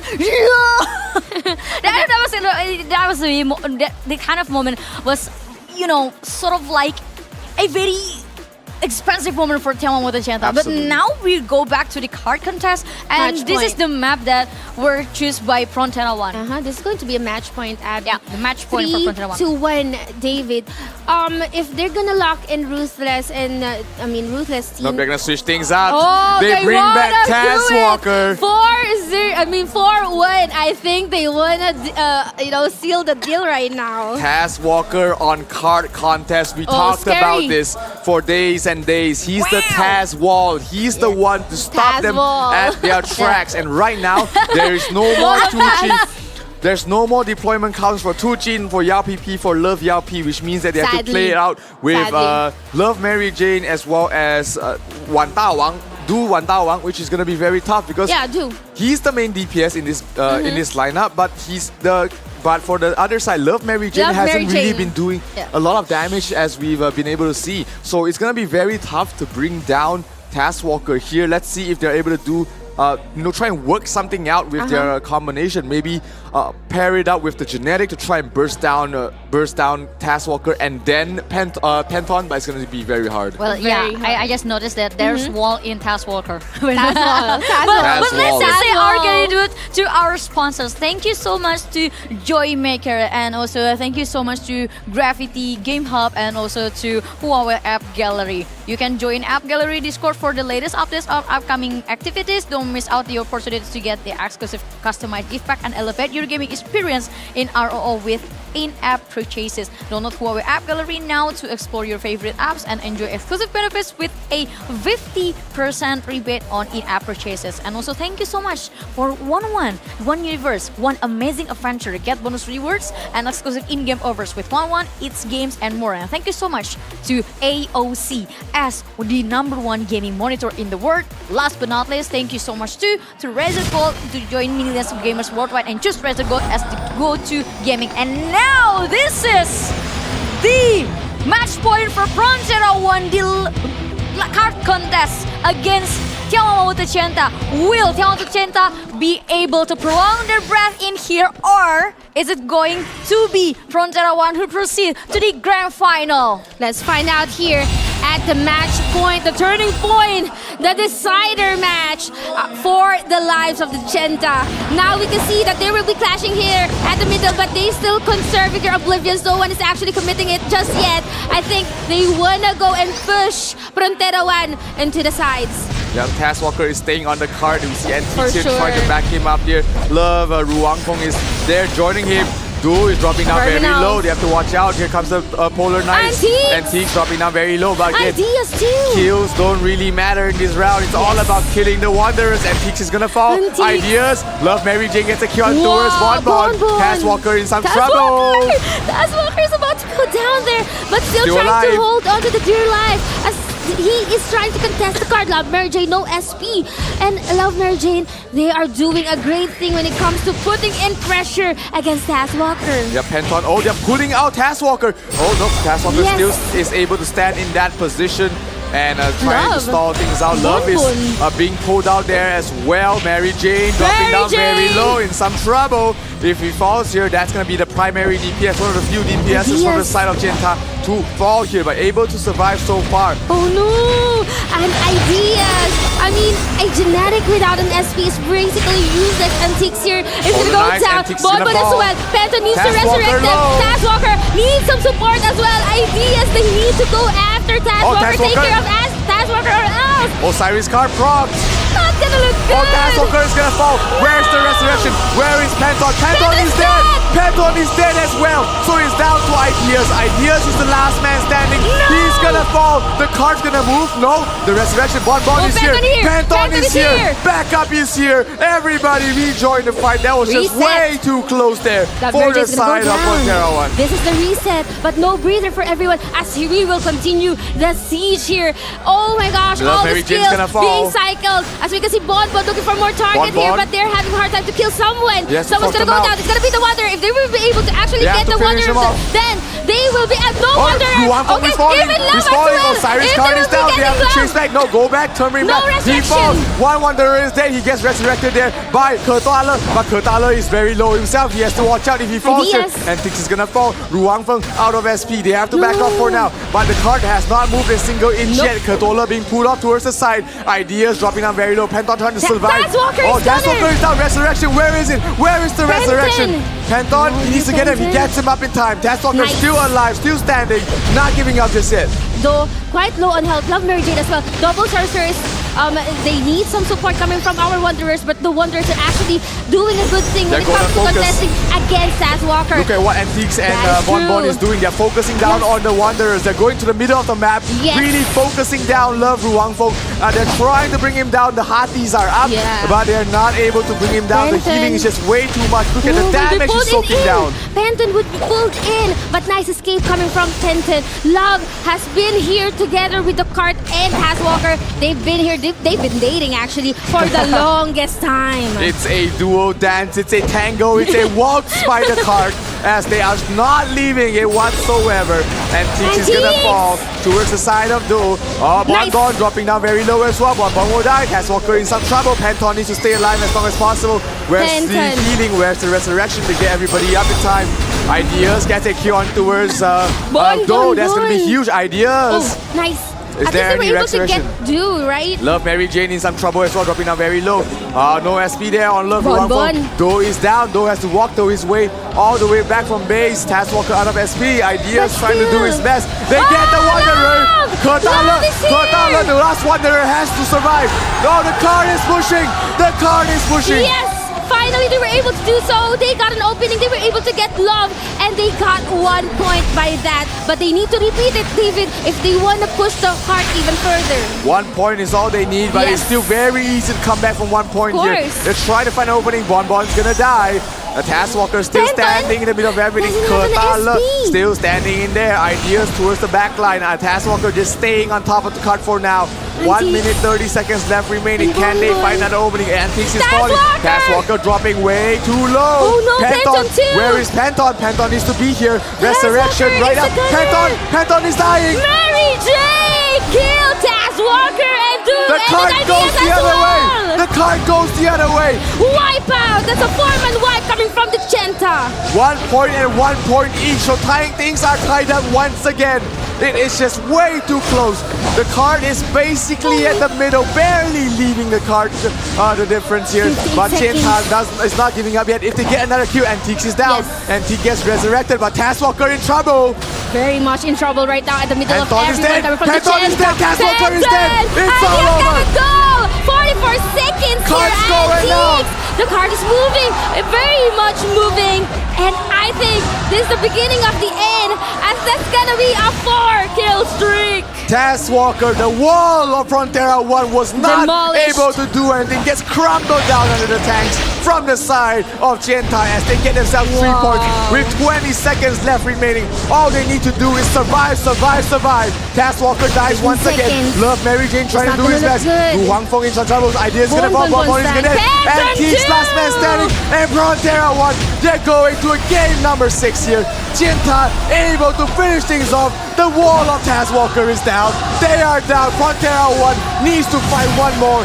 Genta able to survive and bring us to a game number 6. Wow, Love Mary Jane. You got my, respect, mad respect to Love Mary Jane.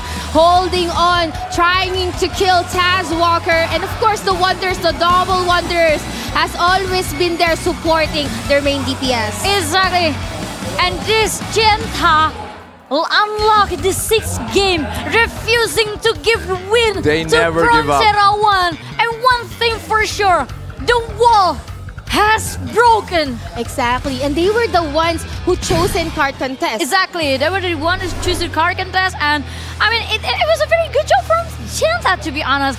From the very start of the card contest, they always focus on Taskwalker. Yes, draining him every single second. I can tell how many times I couldn't count actually how many times they burned the SP from Taskwalker, and they even keep Panton busy with the other work. Yep, exactly. I mean, Panton could not get to Taskwalker every time he's down. Every single time Taskwalker died, it was just so hard to resurrect him because Panton was just being locked down one way or the other. Either he's out of SP, he's trying to run for his life. It was just way too hard for Panton to get back in there. And what a combination. What a team play coming from the side of Genta. Mary Jane. I mean, 9 kills from Mary Jane. Huge. We were talking about how the main DPS was Do. But instead it was Love Mary Jane. And the MVP going towards the way of Kotala, I think he didn't die any single time. It was mainly together with Wu Huangfeng was really dying here. But yeah, he was dancing all the way. Kotala was the one who always standing beside Taskwalker. I mean, it's pretty obvious. I mean, the job for Kotala is make sure he always standing inside the cart, and also on the other hand they will have Love Mary Jane to do the damage, and also at the same time Kotala will give the support to Love Mary Jane while Love Mary Jane burning the SP from Taskwalker, and the rest like Dosi Wan Tawang is create a situation where Phantom will always busy with something. Yep, someone was always chasing him down, whether it's a priest, whether it's a wanderer pulling him away, whether it was the dark priest card just making him unable to get the resurrection. You know, they were able to break through this unbreakable wall. This shield of Taskwalker on the card has been broken down again and again. And right now, Taskwalker has no more deployment counts. No more. That was his last entry, which means Ruthless and his team has to bring this home. They have to. They have to. Yeah. And now we're gonna show you guys the map. We're heading in straight, super hot here for the game number 6. Chenta was able to force another game here, and sadly, there's no more Taskwalker wall for this time around. And this is going to be a shapeshift again. And again and again and again. You know, you cannot commit the same mistake you did a while ago. I think the Chenta has another trick up their sleeves by choosing this in their very this last game before the refresh. Yeah, I think Love Mary Jane definitely switched up his build a little bit in this game. We noticed that he doesn't do a lot of damage. Usually he's not the main killer, but this game it seems like, you know, he's been doing very well. 9 kills above the rest of his team, and really a lot of damage being dealt here by Love Mary Jane. Maybe it's just a small switch up in the sigils or in the cards, but he's been really doing work. I think they were just copied the system of the Frontera 1 itself. Like they have very strong wonders, 2 strong wonders, I mean, and also they funnel the damage towards the sorcerers only, and the Love Mary Jane is focused on draining Taskwalker, while on the other hand, Wan Tawang, the main focus of him is just to, you know, create a chaos outside the circle, outside the battle between Taskwalker and also Love Mary Jane. And with this shapeshift offs, this is going to be very important for every single of them. Chenta indeed needs to win this game. Definitely. If they have to unlock the 7th game, they have to refresh the attempts of every single player on their lineup. But on the other hand, it is also very important for Frontera 1 as well, because they need to lock it as fast as possible. More. Because the deathmatch is also something that the Chinese region is good at. Really, really good. Just one more actually for Frontera 1. On the other hand, for the Chenta, one more game to actually force the refresh. We're currently looking at the lineup. This is a public information for the Chenta. They know this lineup already because this is the last deployment. I mean, same for Frontera 1. Shapeshift Ops, this is a game that we witnessed a while ago wherein the strategy is to actually wait for the very last moment to conserve your your skills, important combination, and to just lock down on the player with the most score. Yep, exactly. 2-3 right now. Chenta has one last chance to make a stand here in the lower bracket finals of the Valhalla World Cup. Frontera 1, they got knocked down from the upper bracket finals yesterday by Monarch, and they're looking to claw their way back up there. 2-3 right now. The scoreline, the previous time they met was Frontera 1 beating them 4-2. But will the same story repeat, or will Chenta be able to write themselves a new one as we head into game number 6 of this best of 7 series? Let's find out who will reign this map. And this is the first clash, but Love Mary Jane did not join in the clash here. It's going to be 2 against 1 for the 3-eyed god there, but no one is actually depleting their HP as of the moment. Yep, Kurtalab turning to Sincere Sound there, trying to lock down Yutam Sudon. Love Mary Jane taking a lot of damage there from the 3-eyed god, but Du is there to help him back him up. Is that gonna be enough though? 3-eyed god still trying to lock them down. Love Mary Jane is still in the middle of 3 players. He has to watch out, and looks like he's caught out in the abyss imprisonment. But look at that turning out. Bloody Knight, they are switching things up there. 3-eyed god is now an MVP. Not the best of situation that you want him to be in, because he's your primary DPS. Of course, that is true. That's why even though he transformed, he just joined in the battle as well. Now Sasa going after this person who just turned into another MVP. But still, they're not actually contributing to anything. 0-0, at least no one's dying for now. Yep, they're still trying to give chase to get some kills. Gyutam Sudot being caught out there. The Oblivion catches him at the corner. Someone but Hato Chiang is in some trouble as well. Gyutam Sudot has to back away. Good escape there with the Soul Force and the Oblivion and the Polar Knight. That is huge. Are they going to get any kill out of this? Love Mary Jane in some trouble. The combo, Love Mary Jane still stuck there, dropping down very low. But the kills are coming in. But 3-eyed god, Love Mary Jane goes down. That's the first point coming to Frontera 1, but also we can see here the 3-eyed god not being sustained anymore. It is going to be trade-off. That is a nice 2-for-2 trade-off here for our points right now. Everyone, this is the kind of reset that we're looking for. Have to reset. Yes, that is correct. But still, no one's giving anyone a time to breathe because we can see that they're still chasing their targets. Yeah, they have to back off and regroup together, play as a team. We do see Kurtala turning into an MVP, just running around it. They might have gotten a kill. They have PPIR trying to keep him alive. Oh, good. A Prism and keeping them alive for the moment. Love Mary Jane dropping low. Love Mary Jane is dead. Again, another point here from Frontera. When if they continue to do this, they might be able to rack a lot of points and be, at least for and now at this very moment. Plenty of time left yet though. 2 minutes 40 seconds. Plenty of time to play with. We see the Three-Eyed God looking for a target. Who is he looking for? Who does he want to target? Trying to focus down Sasa. Sasa dropping up low. Here comes the Poland. They push them into a corner. Huge oblivion. Love Mary Jane in some trouble there. He has to get out. Sasa focusing him down. Love Mary Jane is dead. Again for the third time. 62.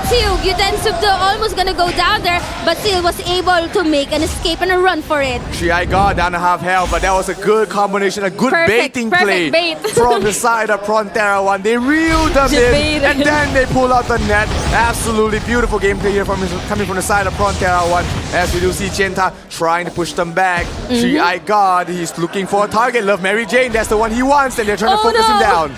Oh no, they know where Love Mary Jane is at. They found and now, him. 2 against 1. Make it 3. Love Mary Jane is on a crunch here. They need all the support coming from the teammates, and there you go. Love Mary Jane in trouble. Love Mary Jane fighting back. Love Mary Jane is together with Love almost. This is the 4th time that Love Mary Jane has died. Ru Hangfeng still alive, not able to support his teammate though. They do get a kill on Gyutensubdo.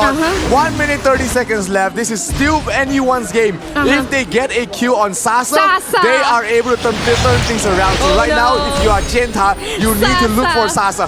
Where is Sasa? Where is this guy with 5 points on your head? I want to go find you and a bit of Curie. Where is Sasa right now on the map? I also want to know, but Ruthless here, just jumping out of that zone. Everyone's looking for Sasa as well. Even our cameraman cannot find Sasa, so that's very good. Oh, Sasa is together with the Three-Eyed God. And PPIR The only as well. difference here is that I think Sasa would want to have a kill still, even though he's running. They found Sasa. Oh, Love Mary They found Jane here. Sasa. Here comes the Oblivions. Here comes the Polar Knights. They need to kill down Sasa. Sasa, if he dies, that's the game turning around. Sasa has to die. PPIR trying to keep him alive. Sasa turns into an MVP. Sasa turns into an MVP. A Garm? Is that a Garm? He turns into a Garm at the final few seconds. PPIR dropping down very low. Love Mary Jane doing the damage. 20 seconds. Basilica comes out. Is that the Basilica? I don't know. It's not gold. It's not gold. I don't know. 6. Oh, 8. They tie things up. They get the kill. PPIR needs to survive. 9 seconds. 8 seconds. Can they get any kill anywhere? Oh, this is what? A tie? Almost the kills are tied as well. The kills are tied. The points are tied. The kills are tied. What has happened? I think no. How many kills did Genta have? Got one more kill at the very last moment compared to the side of Frontera One. And ladies and gentlemen, a new story has been written here. We are going to a game number 7. Oh my god! Wow! Sasa just got up in a very wrong time. And I mean, Sasa actually tried his best to run away. And it's a very good movement, to be honest, from Frontera One. They're just trying to find an opportunity, a very good opportunity to kill Love Mary Jane. They just separate every single person from Love Mary Jane and kill him in a very dark spot there and keep targeting Love Mary Jane. And the moment they were heading in terms of points, they just do a hit and run. I noticed until the end difference. of the game. What's the difference? I noticed the difference. What changed here from the side of Genta? Love Mary Jane, he's not playing the wind elemental. He's playing the fire elemental, which is going to allow him to do a lot more damage compared to playing with the wind. So that small change up. I thought the fire was from the genetics, but it is actually from Love Mary Jane. Yes, Love Mary Jane, he's using the fire elemental, which buffs his damage of the mutant dragon card, which increases his overall DPS. And that has been just a small shift in his build, just a small change up. Doesn't even change any of his cards, but that allows him to do so much more damage. And again, MVP going towards the way of Kurtala.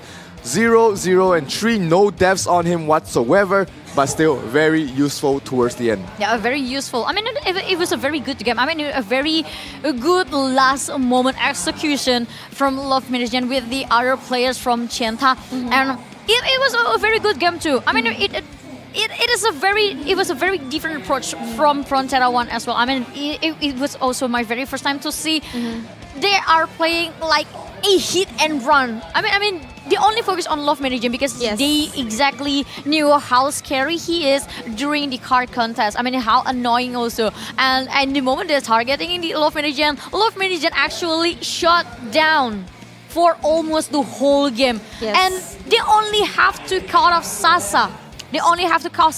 And sadly, no matter how far you run, no matter how long you run across the map, the Shepsif Ops map will never change. The layout is perfectly the same. And you will meet in a point in other way. Yep, here we have the scoreboard here for game number 6 there. Tied in points, tied in kills as well, which means things go down to what I believe is the highest the total DPS across your team. And it looks like it was, of course, Love Mary Jane. We were talking about how much damage he was doing. And, you know, he's definitely one of the main reasons. Even though the scores are tied all the way, with the DPS tiebreaker, they were able to get this map and also force them to a game number 7. Yeah, and the game of 7 just unlocked. So every 1 attempt, it's already refreshed. Yeah, it's a final game between both of these teams there. Every single player can be used. We did see Chenta change things up previously. Remember, they placed in 2 main DPS sorcerers instead of having 1 main and 1 supportive sorcerer. But let's see if they're going to do it once again. This is very tricky simply because this is the refresh and they only have just one shot, like a best of 1 series here at the lower bracket.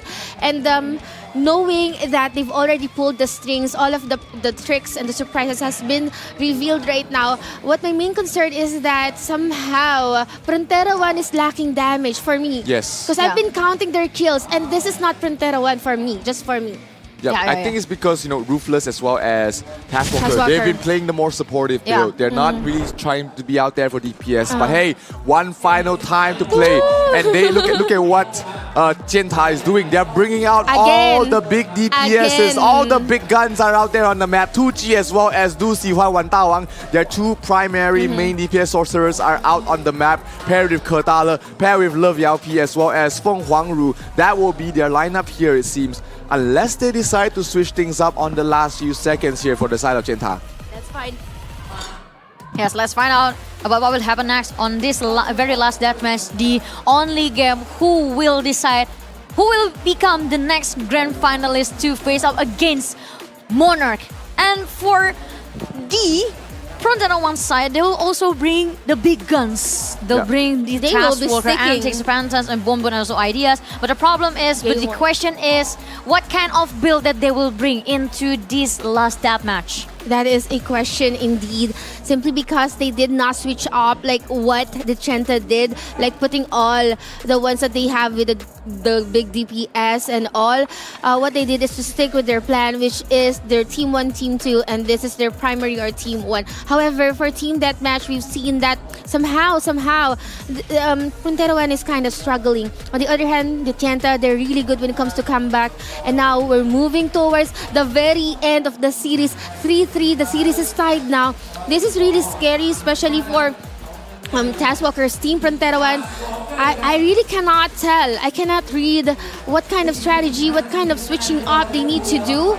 Would Taskwalker be, again, a DPS? Let's find out later on. It's way hard to call. It's coming down to this. Everything has come down to this. Game number 7. Game number 7, sorry. Final team deathmatch to decide who will move on to the lower bracket, to the upper bracket, to the grand finals. One final match here. Antiques being caught out there. We do see a Magnolia card being used by one of the players, so he's there to provide the CC from the side of on the side of Chenta.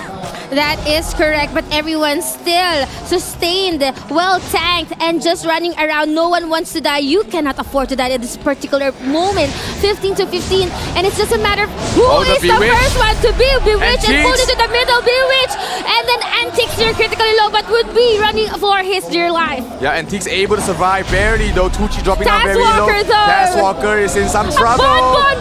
Bon being chased down by 3 players. He has to watch out. He's still alive. Nobody died yet. Taz Walker. Oh, they catch out. Ooh. Oh, Panton is there to back him up. So Bon is A-OK. Love Yao P in some trouble. He's caught out in the corner. Can he back out? Kurtala in some trouble as well. Yao P doesn't have an SP. Oh, here comes the damage coming through with the Abyss Imprisonment. Tucci barely surviving. He palms the Zephyr. Bon, where are you going? Where is your support? Where? Bon is there. All there you go. Okay. They survive for now. Panton is there. Perfect. Just in time. No kills on either side yet, but all the sigils has been procced. They have to watch out here. Kurtala drops the Oblivion. Bon in trouble. Bon is dying. Bon is dead. You need to be resurrected or else that's a point towards the Chenta. 29 seconds now. Nice resurrection. Tucci in some trouble as well, dropping down very low. Love. Good Abyss Imprisonment. Then Bon dies again.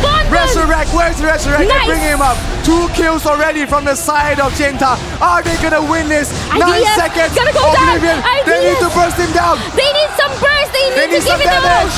3 seconds more. No one is dying though. It's not enough. No. And ladies and gentlemen, Chenta, they are going to the grand finals.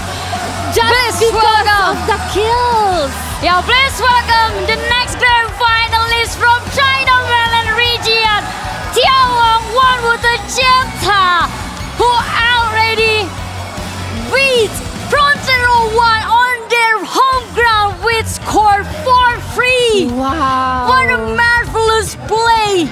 And the last team, Damas, and a crazy yet an awesome match showed to us. They've come a very long way to be able to book a slot to the grand final. Remember, a lot of things happened on their side. I mean, absolutely. Remember, they were knocked down on the first day by Frontera 1 towards the lower bracket. They were knocked down. They clawed. They fought their way back to the lower bracket finals where they got their revenge against Frontera 1. And right now, they are going to be feeling it, heading towards the grand finals to face up against Monarch in a best of 7. Over for the Chenta because they will be facing Monarch at the grand finals. And look at, thinking the endurance of these people. You've been playing since the noontime and now it's already evening. And now grand finals is here. Let's just go back a bit on what happened during that match. I am really worried about the, Frontera 1 lacking the damage, and it did proven that they did lack damage. Because we are currently tied with the score. However, we got the tiebreaker from the kills. Those 2 kills, absolutely huge. Even though they were managed to resurrect, I believe it was Bon and Antiques. Bon died twice. So those kills absolutely crucial when it comes down to a tiebreaker situation. Unfortunately, towards the last 10 seconds, they just ran out of time. They dropped their combo, they dropped their Oblivions, but they could not finish them off in time. Yes, it is sad to be honest to see that Frontera 1 couldn't be able to face again Monarch once again to have their revenge match.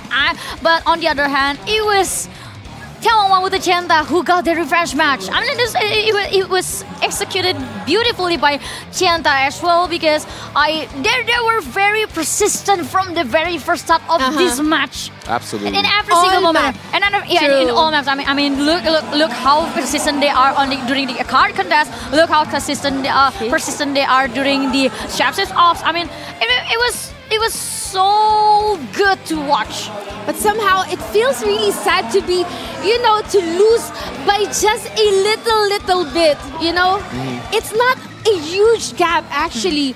And Frontera 1 somehow during the whole series, they had the advantage. But there's these little things and these little things they add up. And Frontera 1, they're always struggling when it comes to the kills. Absolutely. They did not have Taz Walker being the assistant DPS, the sub DPS as we like to call that, and it was just lacking towards the end. But again, props to both these teams. Chenta played from the lower brackets, made it to the grand finals Wow, here. so many games. Twice they were almost eliminated. Remember, they Almost. went to Game 7 on back-to-back series, so they are definitely With feeling... BobaCats. Yes, against BobaCats as well as against Frontera. They are definitely feeling the fatigue right now. Monarch has been chilling by the pool the whole day.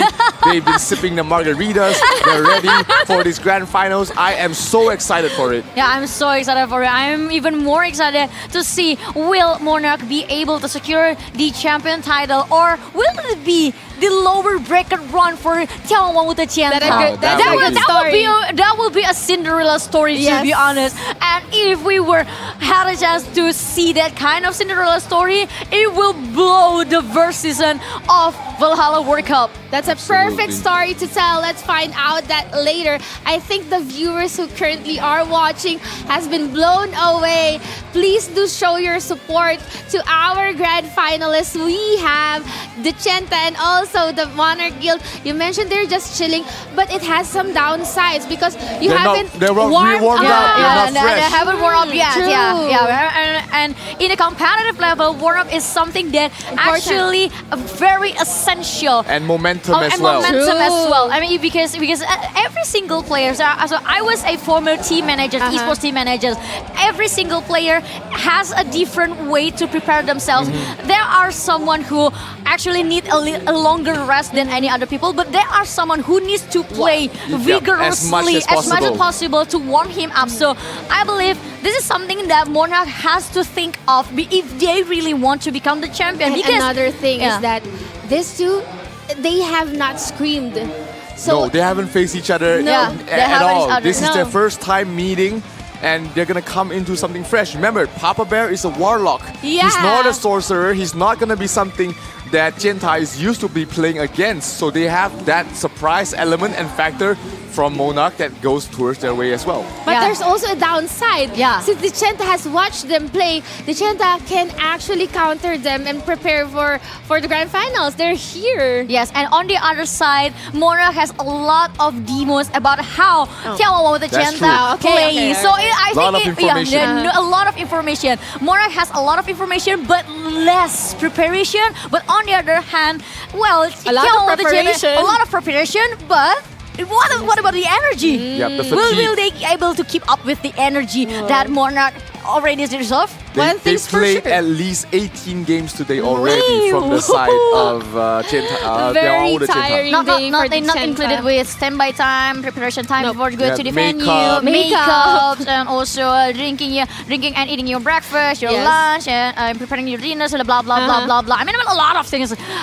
But one thing is for sure, we already now secured our 2 grand finalists. It's just a matter of who will be the grand champion and the first placer. So at least these 2 teams, somehow they already secured the slots, and they're just looking for one more best of 7 series to go.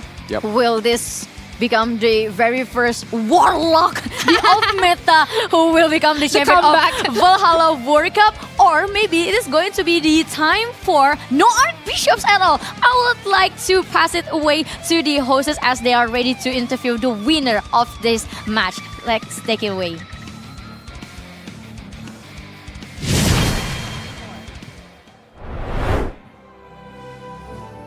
Congratulations to 眺望万物的尖塔，ขอเสียงปรบมือด้วยครับ สุดยอดมากครับ It was a thrilling game. It was marvelous game, and everything was on fire until the last minute. Right.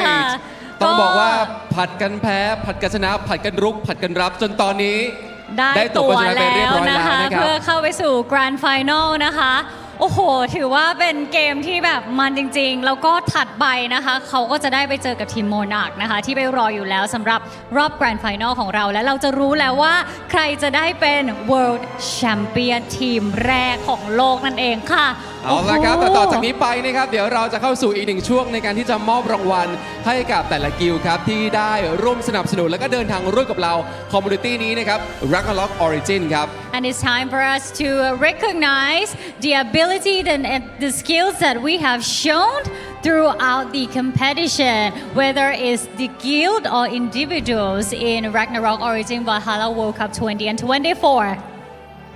สำหรับเริ่มต้นรางวัลแรกคือรางวัลอะไรครับ Alright, so let's start with the Team Spirit Award. And I would like to congratulations to Guild Zhongxia. Please welcome Guild Zhongxia. I would like to invite the Guild representative on their stage. Please come on stage. And we have another guild, right? Yes. And congratulations to the Team Spirit Award, Guild Trinity. Woo! Please welcome the representative from Guild Trinity. And next up, I would like to invite Mr. Jerry Gao, the Director of App Gallery Business from Huawei APAC region up on stage to present the honorable awards to both of them. Please give a big hand. Yeah. All right, and we have the ticket. The ticket prize here for So- Mr. Jerry to give to both teams. Yes. อันนี้ก็จะเป็นการมอบทิเก็ตอันทรงเกียรตินะครับของ Community ROO ในครั้งนี้นะครับ ใช่แล้วนะคะ ให้กับแต่ละกิลด์ครับ ขอเสียงปรบมือให้หน่อยครับ Please give a big hands once again ladies and gentlemen. We will take some time here to take this photo of the Team Spirit Award. And thank you very much Mr. Jerry Gao and the representatives from Guild Zhongxia and Guild Trinity. Thank you so much. Please give a big hand. All right, moving on to the next award. Next award, we have the Creative Strategy Award. And congratulations to Guild MONARCH. Woo!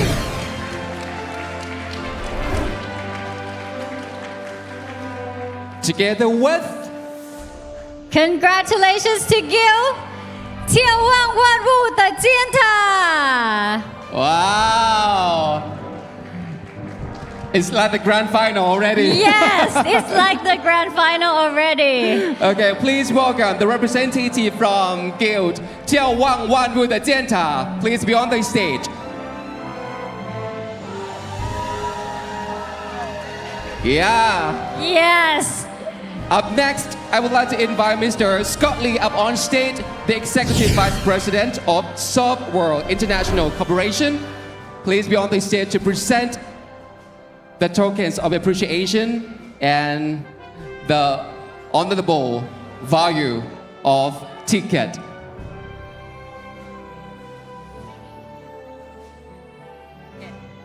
All right, so we have the photo session right here. And this is the Creative Strategy Award. Okay, so thank you so much once again, Mr. Scott Lee. ขอเสียงปรบมืออีกครั้งให้ด้วยนะครับ And the representative from Guild Monarch and Guild 眺望万物的尖塔. Thank you so much. All right, please go back down.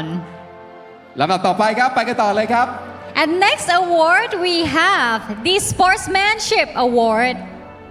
And congratulations to Guild BobaCats. Woo! Woo! Please welcome the representative from BobaCats. Love Boba, Cats, or whatever.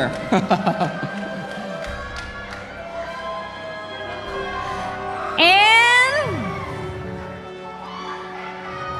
恭喜查尔济斯队 Congratulations to 查尔济斯 Please welcome.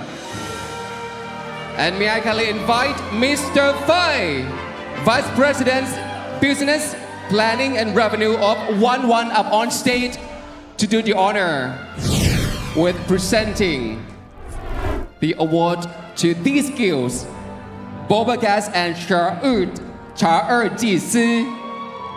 Yeah. Yeah. Okay, look at the camera and give us big smiles. And we have witnessed the sportsmanship of these two guilds. Excellence. Could you please step forward a bit? Okay. Thank you very much. One step forward. Right. Okay. Great shot. We Make need- some noise. Okay, thank you very much. Thank you, Mr. Fei, and the representatives from Guild BobaCats and 查尔济斯. And next one, the last award is the Competitive Spirit Awards. And this award goes to Guild 仲夏沫花. Please welcome.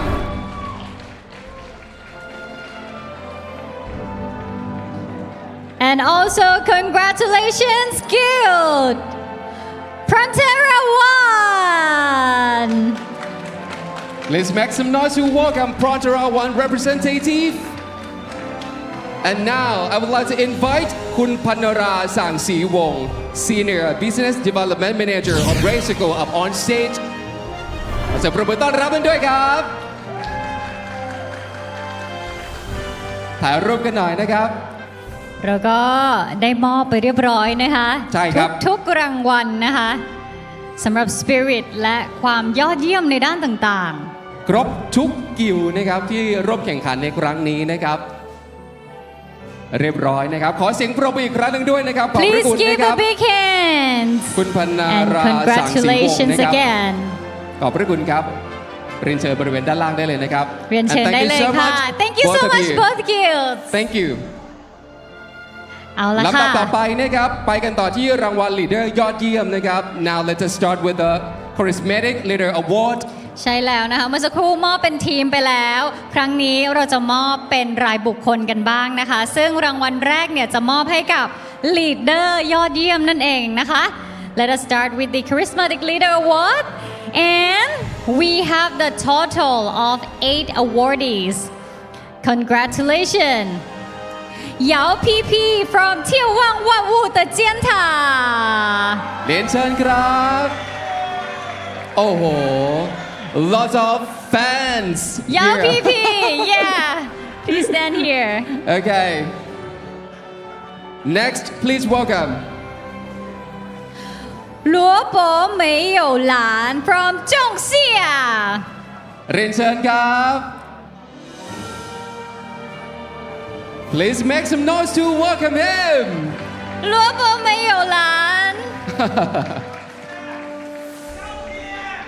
Yeah Oh Yes. Moving on to the next one Jacob from BobaCats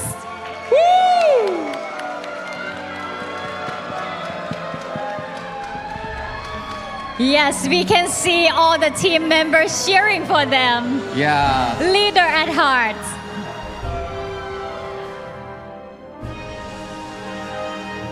Move on to the next. 2 socks from Trinity.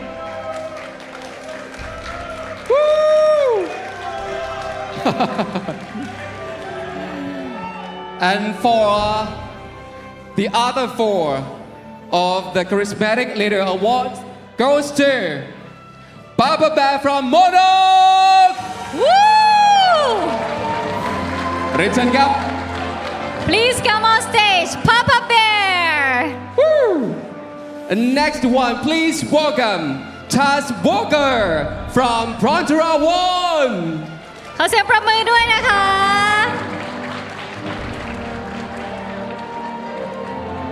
ต่อไปนะครับ please welcome เปยปีเสียตูตูหมาหมา from 查尔济斯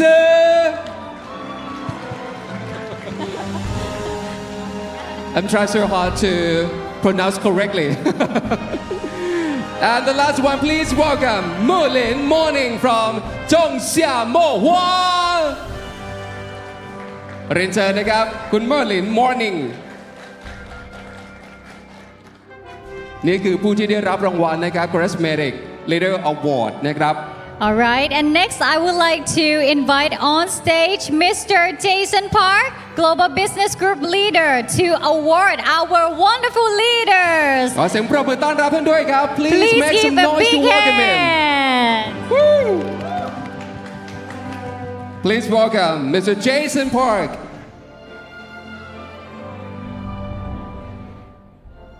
เป็นรางวัลอันทรงเกียรติในครั้งนี้นะครับ ใช่แล้วนะคะ และเหล่านี้ก็คือผู้นำนะคะที่คอยเป็นลมใต้ปีกนะคะแล้วก็เป็นศูนย์รวมจิตใจของสมาชิกในทีมนั่นเองนะคะ เป็นคาริสมาติกนะครับที่ทำให้เห็นว่านี่แหละคอยช่วยเหลือมาตลอดนะครับจนสามารถที่จะทำให้ทุกคนเนี่ยสัมผัสและรับรู้ได้แล้วก็ได้รับรางวัลอันทรงเกียรติในครั้งนี้นะครับจากแต่ละกิลด์ครับใช่แล้วนะคะและก็ยังไม่หมดนะครับเดี๋ยวต่อจากนี้ไปยังมีรางวัลที่จะมอบให้อีกเป็น Best Challenging Spirit Award กันด้วยใช่แล้วซึ่งเป็นรางวัลรายบุคคลเช่นกันมาลุ้นกันนะคะว่าผู้เล่นในใจของแต่ละคนจะได้รางวัลนี้กลับบ้านไปหรือเปล่าค่ะขอเสียงปรบมือให้ด้วยครับ Please give a big hand to all of them.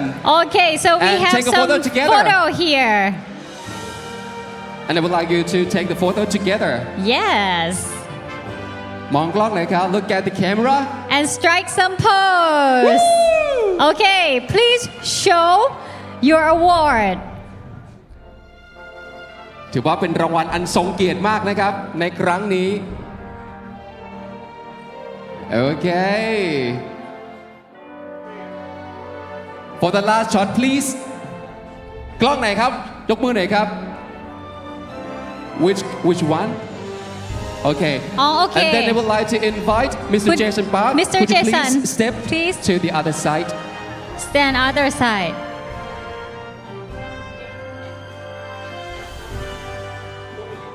Oh, okay. Okay, เดี๋ยวถ่ายรูปก่อนนะคะโอเคนะคะ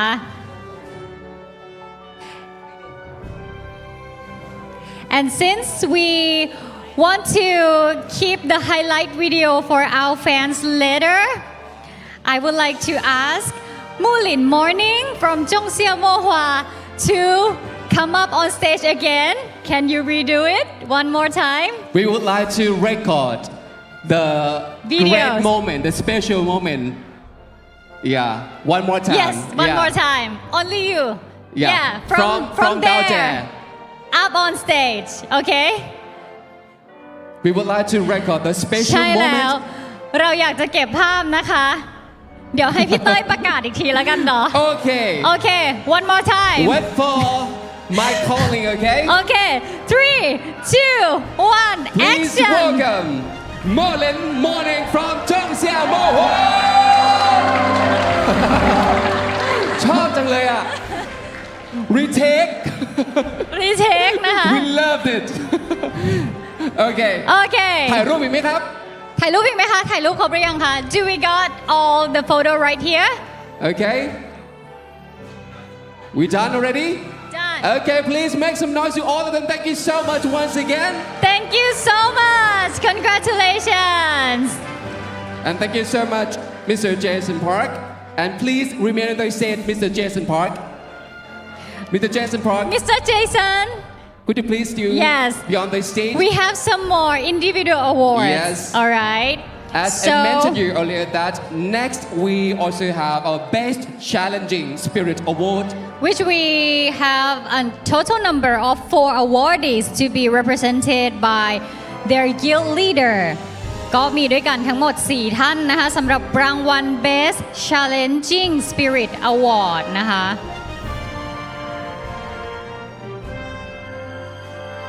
โอเคนะคะสักครู่หนึ่งนะคะสำหรับรางวัลต่างๆที่เรามอบให้นะครับเราได้มีการเห็นจากสปิริตของแต่ละนักเล่นระหว่างการแข่งขันเนี่ยว่าใครมีความโดดเด่นอะไรบ้างสุดท้ายครับก็ทำให้เราต้องมีการจัดสรรหมวดต่างๆเนี่ยตามที่เราได้กล่าวไปเพื่อให้ทุกคนได้รู้สึกว่านี่แหละคือสิ่งที่คุณได้ทุ่มเทให้กับครอบครัวคอมมูนิตี้ของ Ragnarok Origin ในครั้งนี้แล้วก็การมอบรางวัลต่างๆนะคะก็ถือว่าเป็นขวัญและกำลังใจเนาะสำหรับเพลเยอร์แต่ละท่านนะคะเพื่อที่เพลเยอร์แต่ละท่านเนี่ยนะคะจะได้มีกำลังใจนะคะในการเล่นนะคะแล้วก็ในการ challenge ตัวเองมากยิ่งขึ้นนั่นเองนะคะ ซึ่งเดี๋ยวหลังจากการมอบรางวัลในครั้งนี้นะครับก็จะเข้าสู่แมตช์สุดท้ายแล้วนะครับ After presenting the awards we're gonna have the grand final round wow that amazing โอ้โห I can't wait to see อยากดูแล้วนะคะ อยากดูแล้วเชื่อว่าแฟนๆเนี่ยก็น่าจะมีทีมในใจแล้วแหละว่าเที่ยวเนี้ยในแกรนด์ไฟนอลระหว่างทีมโมนากับเที่ยวว่างว่ารูแต่เจียนฐานเนี่ยเขาเชียร์ใครนะคะเชียร์หมดเลยใช่แต่เราอะเชียร์หมดเลยนะคะเราชอบความสนุกสนานนะนี่จะเป็นนาทีประวัติศาสตร์เพราะว่าจะเป็นการได้รับแชมป์คนแรกระดับโลกเราจะบอกว่าถ้วยครั้งนี้ถ้วยอะสวยมากด้วยได้เห็นถ้วยเรียงค่ะก่อนนี่คือ just get graphic นะของจริงอลังการกว่านี้แอบเห็นมาแล้วนิดนึงสวยจริงๆทุกคนเห็นแล้วแบบโอ้ my god สวยมากๆอยากได้เลยแต่ว่านี่ก็อยากได้เหมือนกันแต่ว่าเราอ่ะไม่ได้แล้วแหละเพราะเราไม่ใช่เพลเยอร์เนาะต้องเป็นเพลเยอร์แล้วก็อาจจะมาจาก2ทีมนี้นั่นก็คือโมนาร์คแล้วก็เที่ยวว่างว่านวูแต่เจียนถานะคะใช่ครับซึ่งแต่ละทีมนะครับก็กว่าจะมาอยู่จุดนี้ได้เนี่ยเขาทุ่มเทกันอย่างหนักนะครับเพราะว่ามีการสัมภาษณ์แล้วเขาบอกว่าตั้งแต่ตอน3 ทุ่มถึงเที่ยงคืนนะครับพี่เนี่ยผมซ้อมหนักทุกวันไม่มีเว้นเลยครับจนมาถึงวันนี้ใช่แล้วนี่แหละคือนะคะวินัยสร้างความสำเร็จครับซึ่งจะต้องบอกว่าคือการเติบโตเราก็เติบโตกันเป็นทีมด้วยนะคะโอเคนะคะขออนุญาตนะคะเรียนเชิญนะคะ Please welcome คิรัว from จงเสียโมฮวา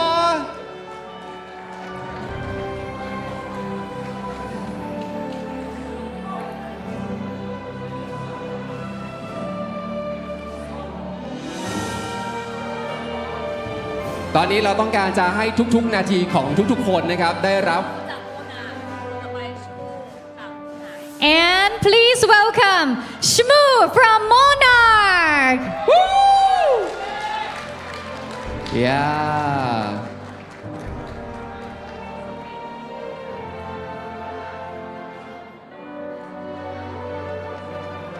อันนี้ก็ตามอีกจากตามสคริปต์ปะ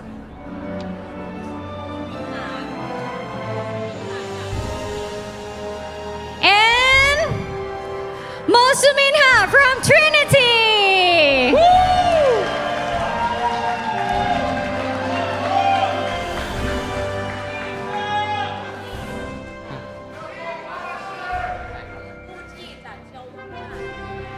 Please welcome 2G from 眺望万物的尖塔 Please make some noise to welcome him.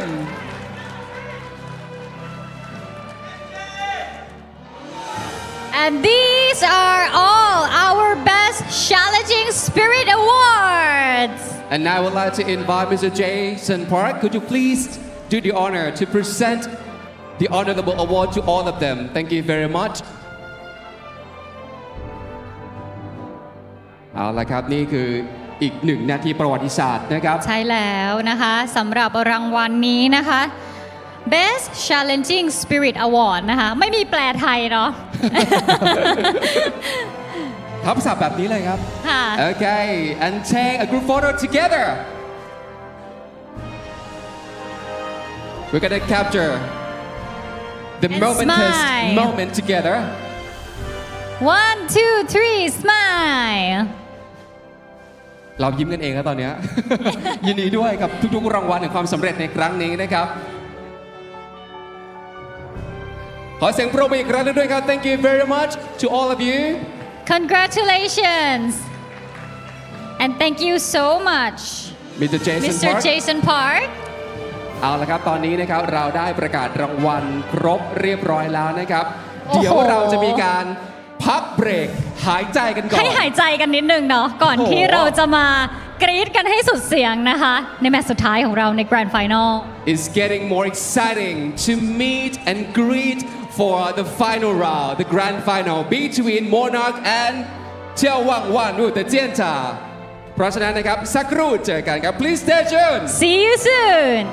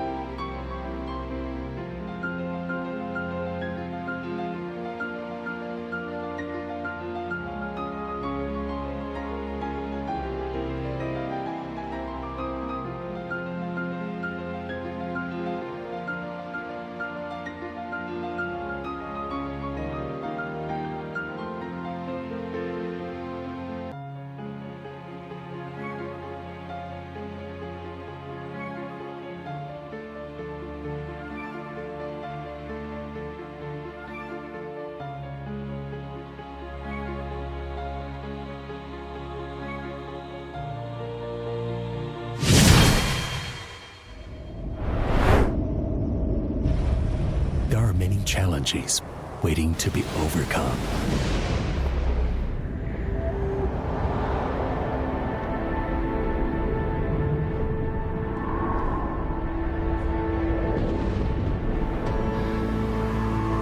Mountains to be climbed.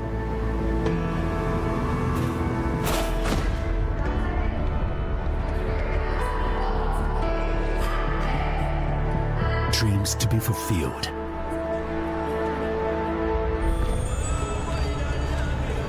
Worlds to be discovered.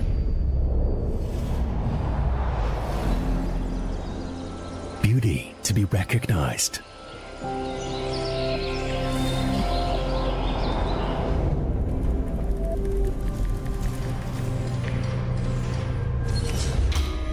Problems to be solved.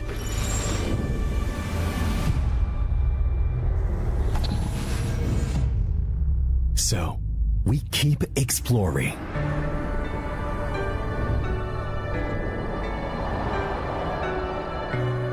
And up. Watch the chassis. Back leg in. Check it, return together. What color is it? It's red. What's red? Red represents passion. What can't stop us will make us explore more.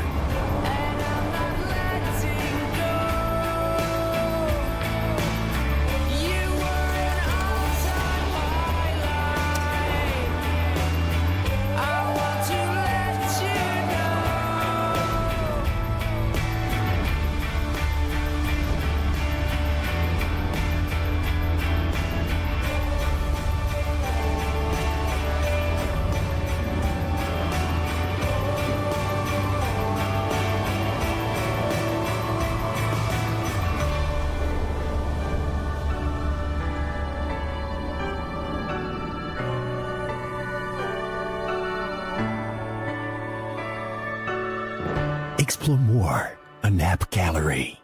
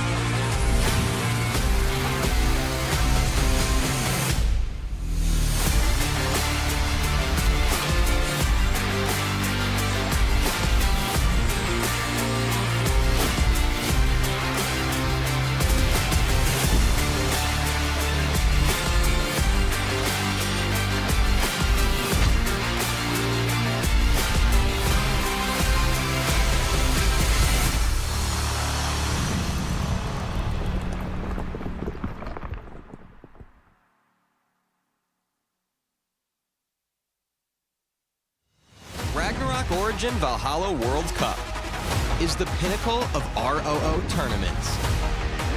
The best guilds and adventurers across all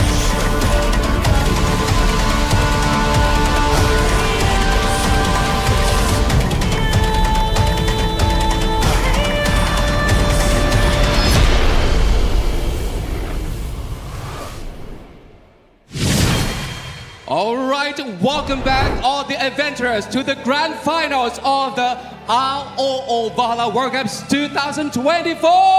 Are you ready? Yes มาถึง Oh grand my final แล้วครับ gosh ตอนนี้แล้วลูกกับถ้วยรางวัลอันทรงเกียรตินะครับ ใช่แล้วนะคะ This is such a beautiful cup Yes. the first World Cup but only the winner or the champion can touch this cup Right. The เอาละค่ะ Predators Trophy will be for the winner ใช่ only แล้วนะคะ เอาละครับตอนนี้ก่อนอื่นนะครับอยากจะให้ปรบมือให้กับถ้วยรางวัลอันทรงเกียรติให้หน่อยครับ สุดยอดมากๆนะครับอลังการงานสร้างมาก สวยมาก ตอน จ นี้ ริงๆ แต่คือตอนนี้เราเข้าใกล้ถ้วยได้นิดหน่อยนะคะ แต่ว่าตอนนี้นะครับเดี๋ยวเราจะไปต้อนรับนะครับสำหรับ 2 กิลด์ที่แข็งแกร่งที่สุดในทัวร์นาเมนต์ครั้งนี้เพื่อมาเข้าสู่รอบแกรนด์ไฟนอลกันแล้วครับ ใช่แล้วเดี๋ยวเราขออนุญาตหลบไปนิดหนึ่งนะคะ และทีมแรกนะคะที่จะเดินเข้าสู่เมนสเตจของเรานะคะ Please welcome Guild 眺望万物的尖塔 ขอเสียงปรบมือต้อนรับด้วยครับ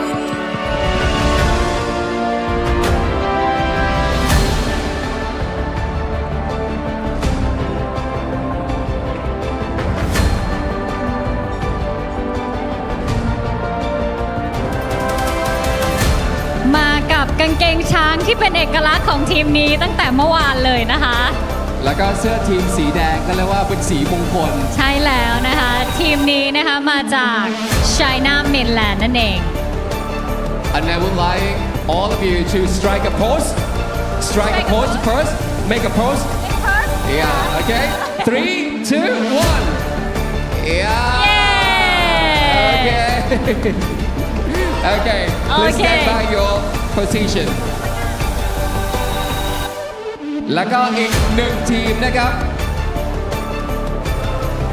โอเค โอเคนะคะ และอีกหนึ่งทีมที่เราจะต้อนรับเข้ามาสู่เมนสเตจของเราสำหรับรอบแกรนด์ไฟนอลนะคะ So please welcome MONARCH. Woo!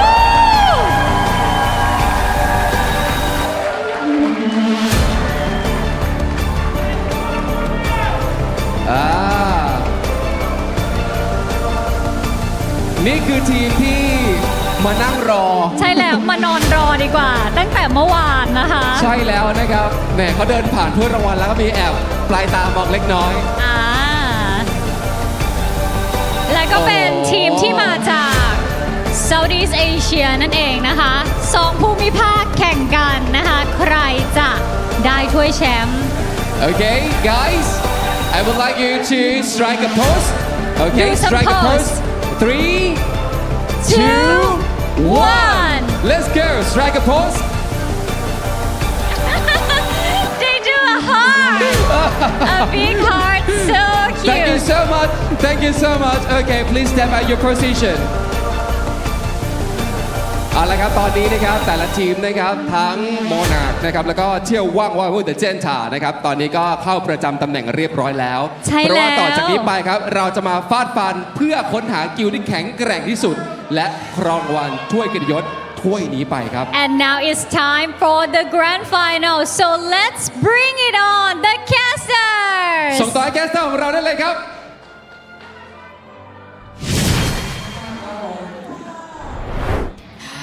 Everyone, this is it. This is the grand final of Ragnarok Origin Valhalla World Cup. Welcome back again to every single of you in this offline stage or maybe on your home in this live streaming. Yep. Welcome back with me again as Abigail, and also we have Nikki and Ciro, and we are one step away to witnessing who will take the trophy, the champion title of this Valhalla World Cup Season 1. I'm very much excited. I know Ciro and everyone out there watching, having their dinner right now.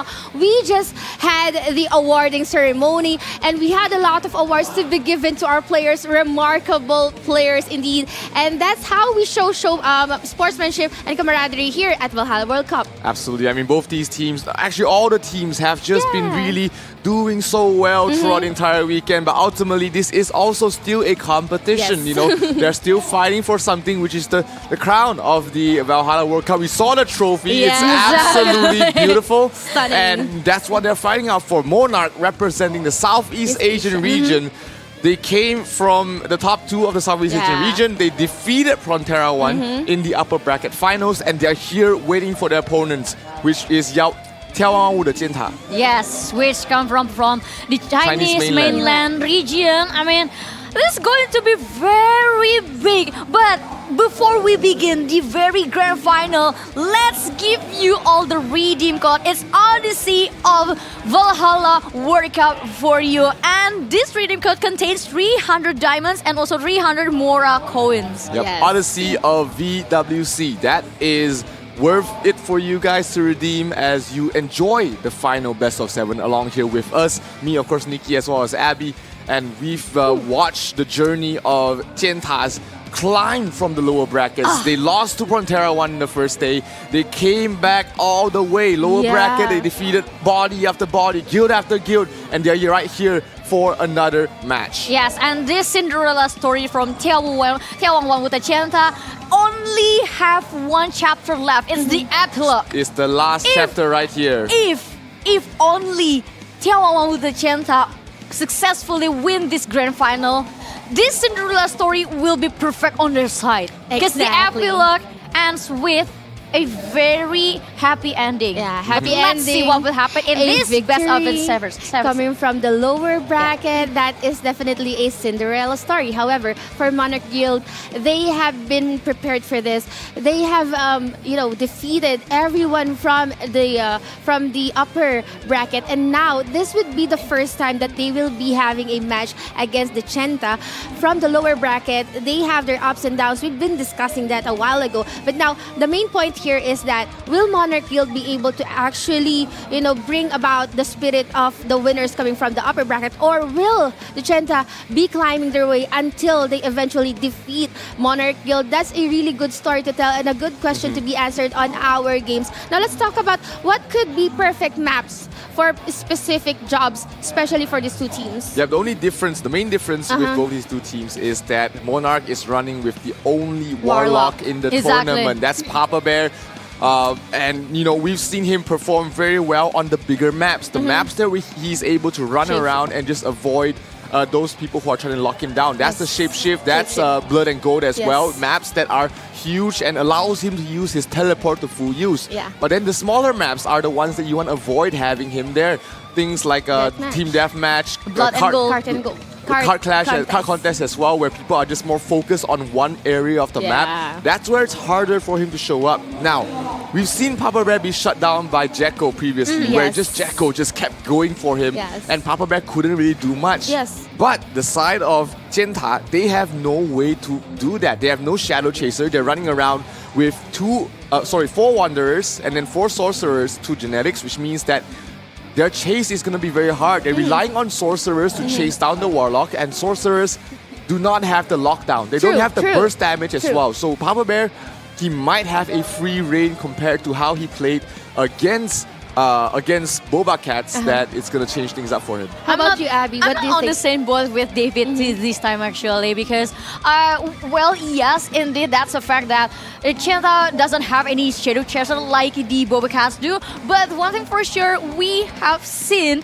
a lot of demos while Tutsi playing very fast in every single deathmatch. That's true. So I think probably deathmatch is something that Chenta is going to secure for at the most. But for this the other maps, probably MONARCH will have a better chance. I think so too. Now that is an argument here at the caster desk. We will be finding out that later on. But right now, another thing to think about is that indeed, Papa Bear would have a free roam, especially there's no Shadow Chaser, but at the same time, there would be like CCs there coming from the utilities like the Wanderers and even the Genetics. So they can use that to their advantage, but looking at the deployment count, I mean, Papa Bear can only be deployed only three times. And that's what David or Zero is talking about. You have to use your Warlock on the games or the maps that Zero has specifically mentioned a while ago. Now let's talk about how can the Tienta, capitalize on their advantage. They have certain maps wherein they play really, really well. Yeah, and especially like in a card contest. I mean, card contest is also a map that we already saw Tienta played really well. And I believe this kind of a persistent playstyle from Tienta is something that needs need an attention from Monarch side. But I think if Papa Bear could have a good space to just nuke these players from Tienta, this will be a different story. Because we already saw the moment when Tienta trying to very persistent towards the Frontera 1, but actually they just in certain situations they kind of lacking of damage. Because they need a very long time to just break down one wall, which called a Task Walker. But on the other hand, if you got a smack from a big nuke from Papa Bear, probably that will give us a different story. I think so too.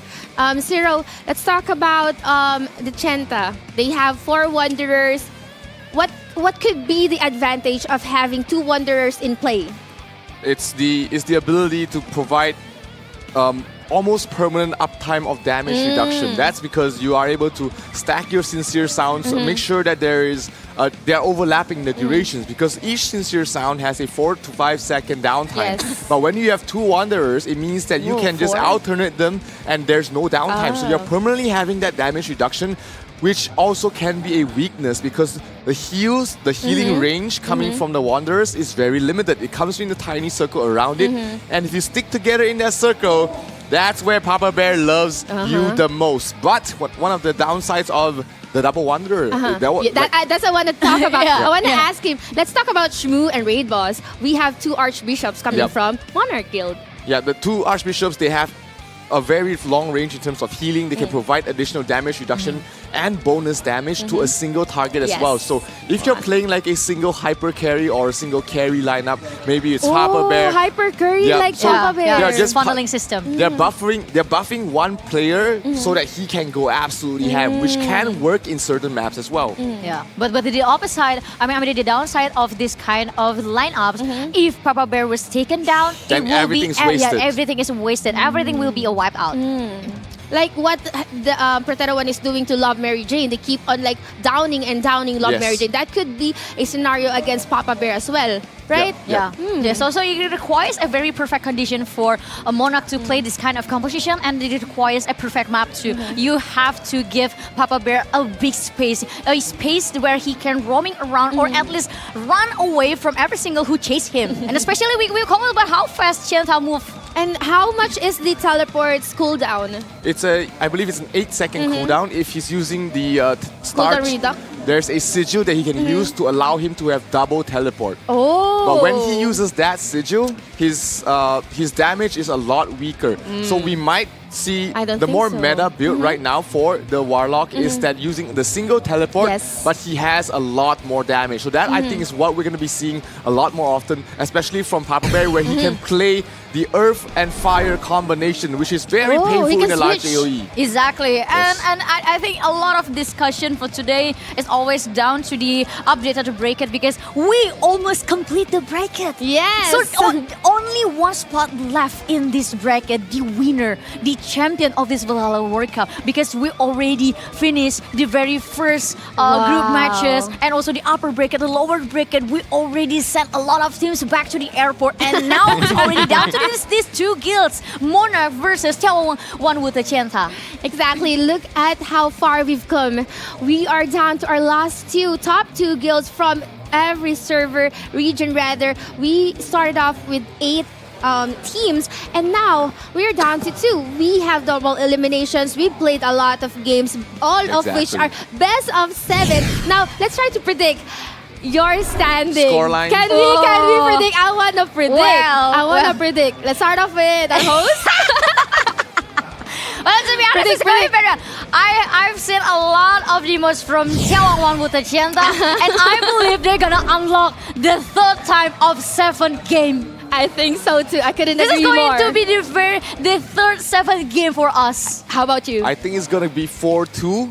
Whoa! I won't say which guild will get the Play 4, safe. but I think that's the perfect number to end things out. 4-2, things get close, but then the ace comes out and wins the game. Is it Tucci? Is it Papa Bear? Is it Solitary Okay, King? I'm not gonna say who it is, but okay. we've seen both of these teams play so well Yes. in the past 2 days that it can really be anyone at this point. Only someone who knows David really well, who can enter his mind and actually read what. That's why you mentioned like stop, David, stop. Yeah. I'm not speaking. Stop thinking. I'm not speaking. He speaks his mind too loud.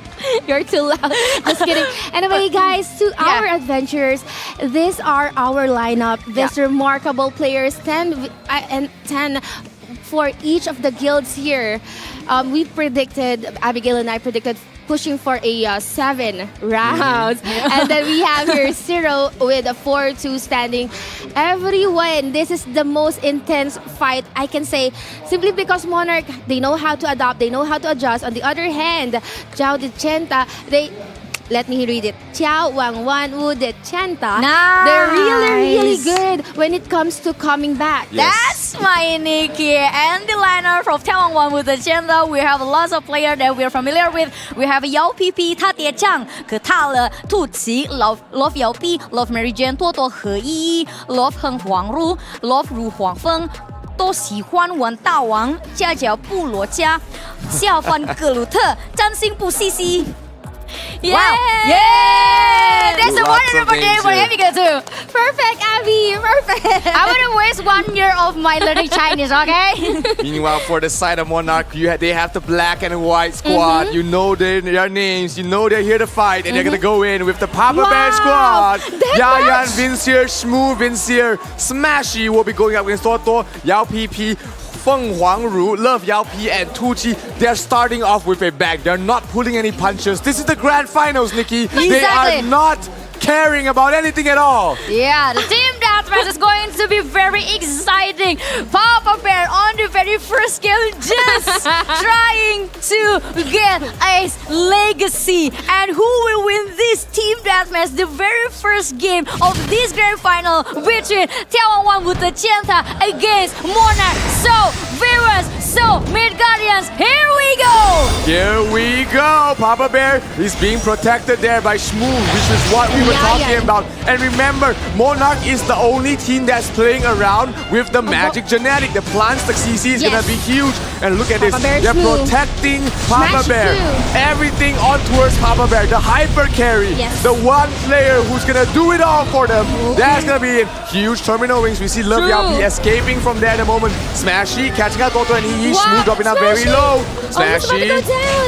But still was able to recover. But still, this is not gonna look good as they are being forced. Yayan dropping low. Very corner, Papa Bear. Papa Bear has to run. Down together with Yayan there, but he was able to recover. They need to get out Papa of that. Or else Papa Bear is the first down. They're gonna die. Osai will be procced here right now. He needs to teleport and get the hell out of dodge. So that is the benefit of having a Warlock. They can get out of a sticky situation very easily. No kills on both sides yet, but Papa Bear is out of his Osiris card. They have to watch out. All right. And no SP. No SP at all. Papa Bear and Vincier as well.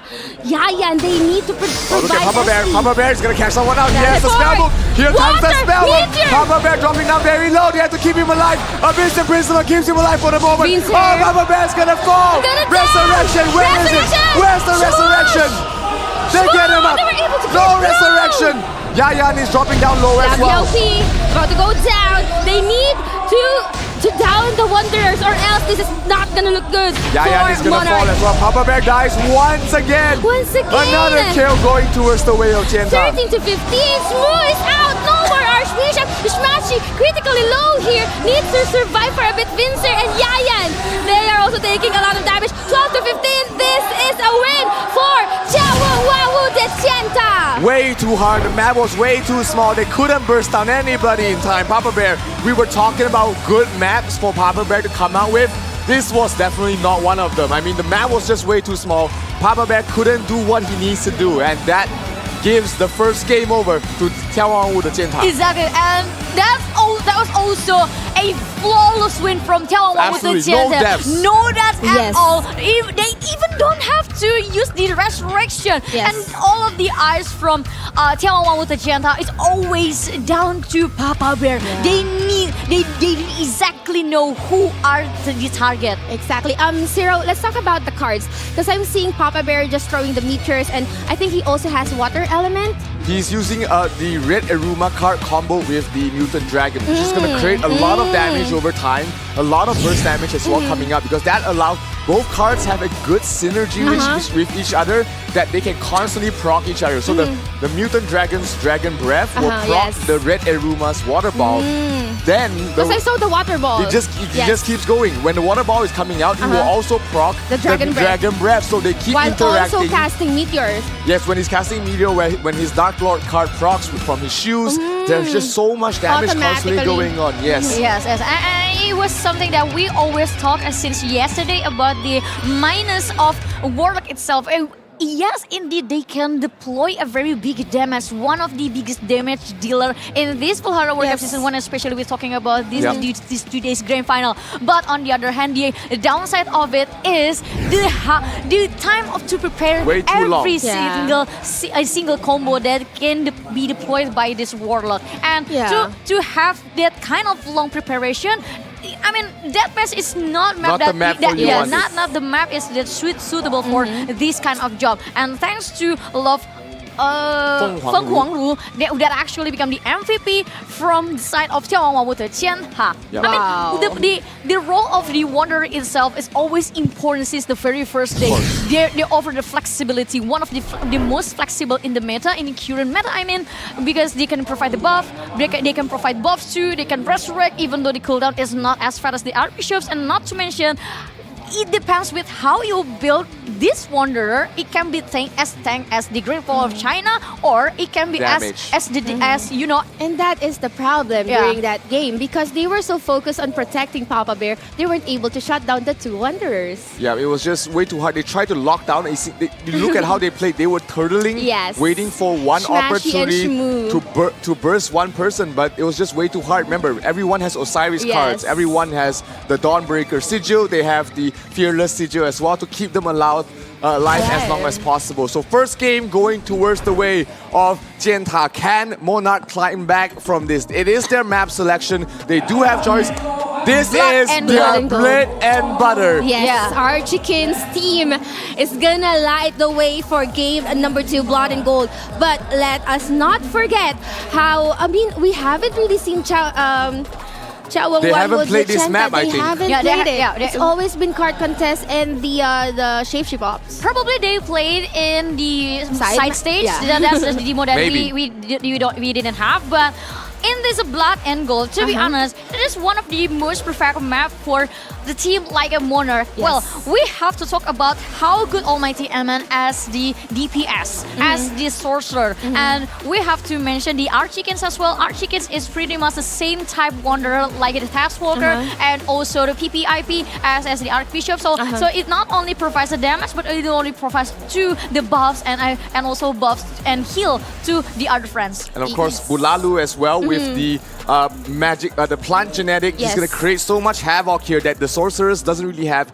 a lot of free reign to run around with. That has been their strategy in Blood and Gold. Every single time they drop down the plants, both the Sorcerers focus down the MVP as quickly as possible, and then they start running around their plants, keeping everybody alive. And let's see if they can do this against Jianta. This is a map that we haven't seen them perform on. Yes, this would be their debut here at our Grand Finals. Definitely goes to show that this is the Grand Finals. Everyone is giving their all, giving their best, and this is just the game number 2 that we have to start here. Let's talk about the power of genetic, the magic type genetic here. because they can limit the places wherein the people can or the players can go and run to. On the other hand, it can also be a safe haven for your teammates wherein if you're being on a crunch, you can just run over through the garden. Yes. but you also have to pay attention to the lineup of Tianta itself because they have a Love Mary Jane and also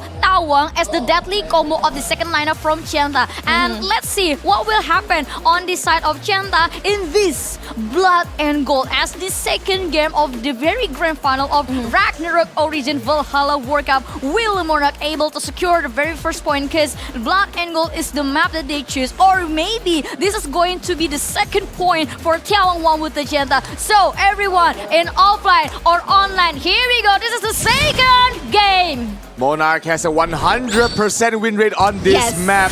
They have not lost a single time on this map. Will this streak be broken or will they be able to hold on here? This is a very important match to maintain the tempo, maintain the momentum of this best of 7 series. Solitary King hiding behind the plants. This has been a strategy all along. MONARCH 4 coins already. Mighty Eman Look at what they're doing. Look at Mighty Eman there. Solitary King just focusing on the Goblin, and they don't have the SP though. Look at the Goblin. It's already down to half health. That was so fast, and now we can see the Oblivions being casted. Eman just trying to push down. Dude dropping down very low. There's no DPS now. Solitary King is about to die. He is dead, and a gunner 8 for 8.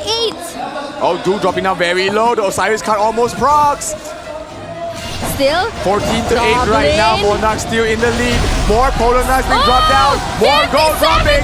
Who's gonna get the coins? MONARCH has a lot. MONARCH 27, 28, 29, 30. Can they get the 30 point? Let's make they it. get the 30, 34. They get the lead. 40 to 50, 41 to 50. Now's the perfect time to actually run, or probably just kill anyone if they'll be able to do so. Archikin looking for his teammates, looking for someone to kill here, the one with the most gold. Yep, Solitary King only has 2 coins. That's why he feels I'm gonna go hunting.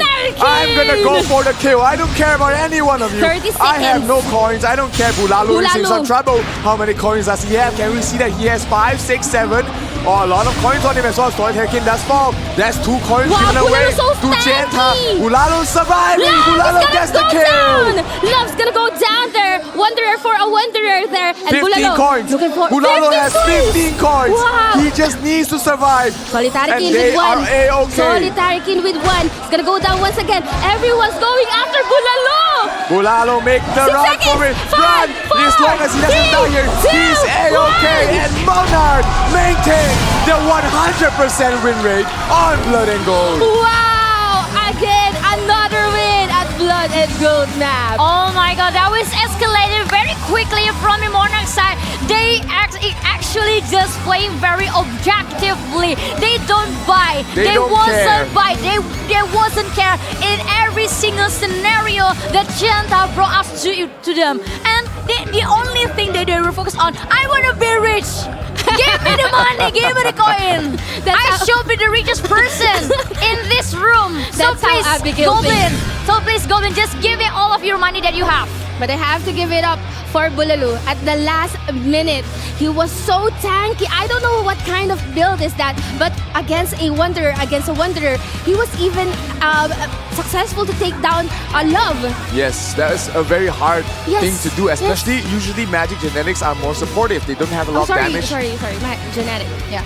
Their weapons don't really provide a lot of M damage, which allows them to play the damage build. But Bulalo somehow was able to get the kill, which not only secured it, but it pretty much made sure that, hey, you know, we're not losing Blood and Gold anymore. And the MVP going towards the way of Archikins with 6 pieces of gold on the body. No deaths on him. I think nobody died except Solitary Kin. But remember, Kin is the bait. Just one. He's the one that's going around trying to collect the coins and also slow them down. He's the one that is just there to try and buy time for the rest of his team. Yes. And I think this is a little bit info about how you play Blood and Gold in a certain level, because actually if you want to play Blood and Gold, it requires a very big concentration, to be honest, because you have to be concentrate on these specific seconds, because specific seconds in this Blood and Gold provides different gold, different amount of gold. So I think this is something that already calculated by MONARCH, because the moment they secure the 30 coins is already well calculated by them. And it wasn't something that were on the calculation from this Chinese mainland team, which is the Tianta.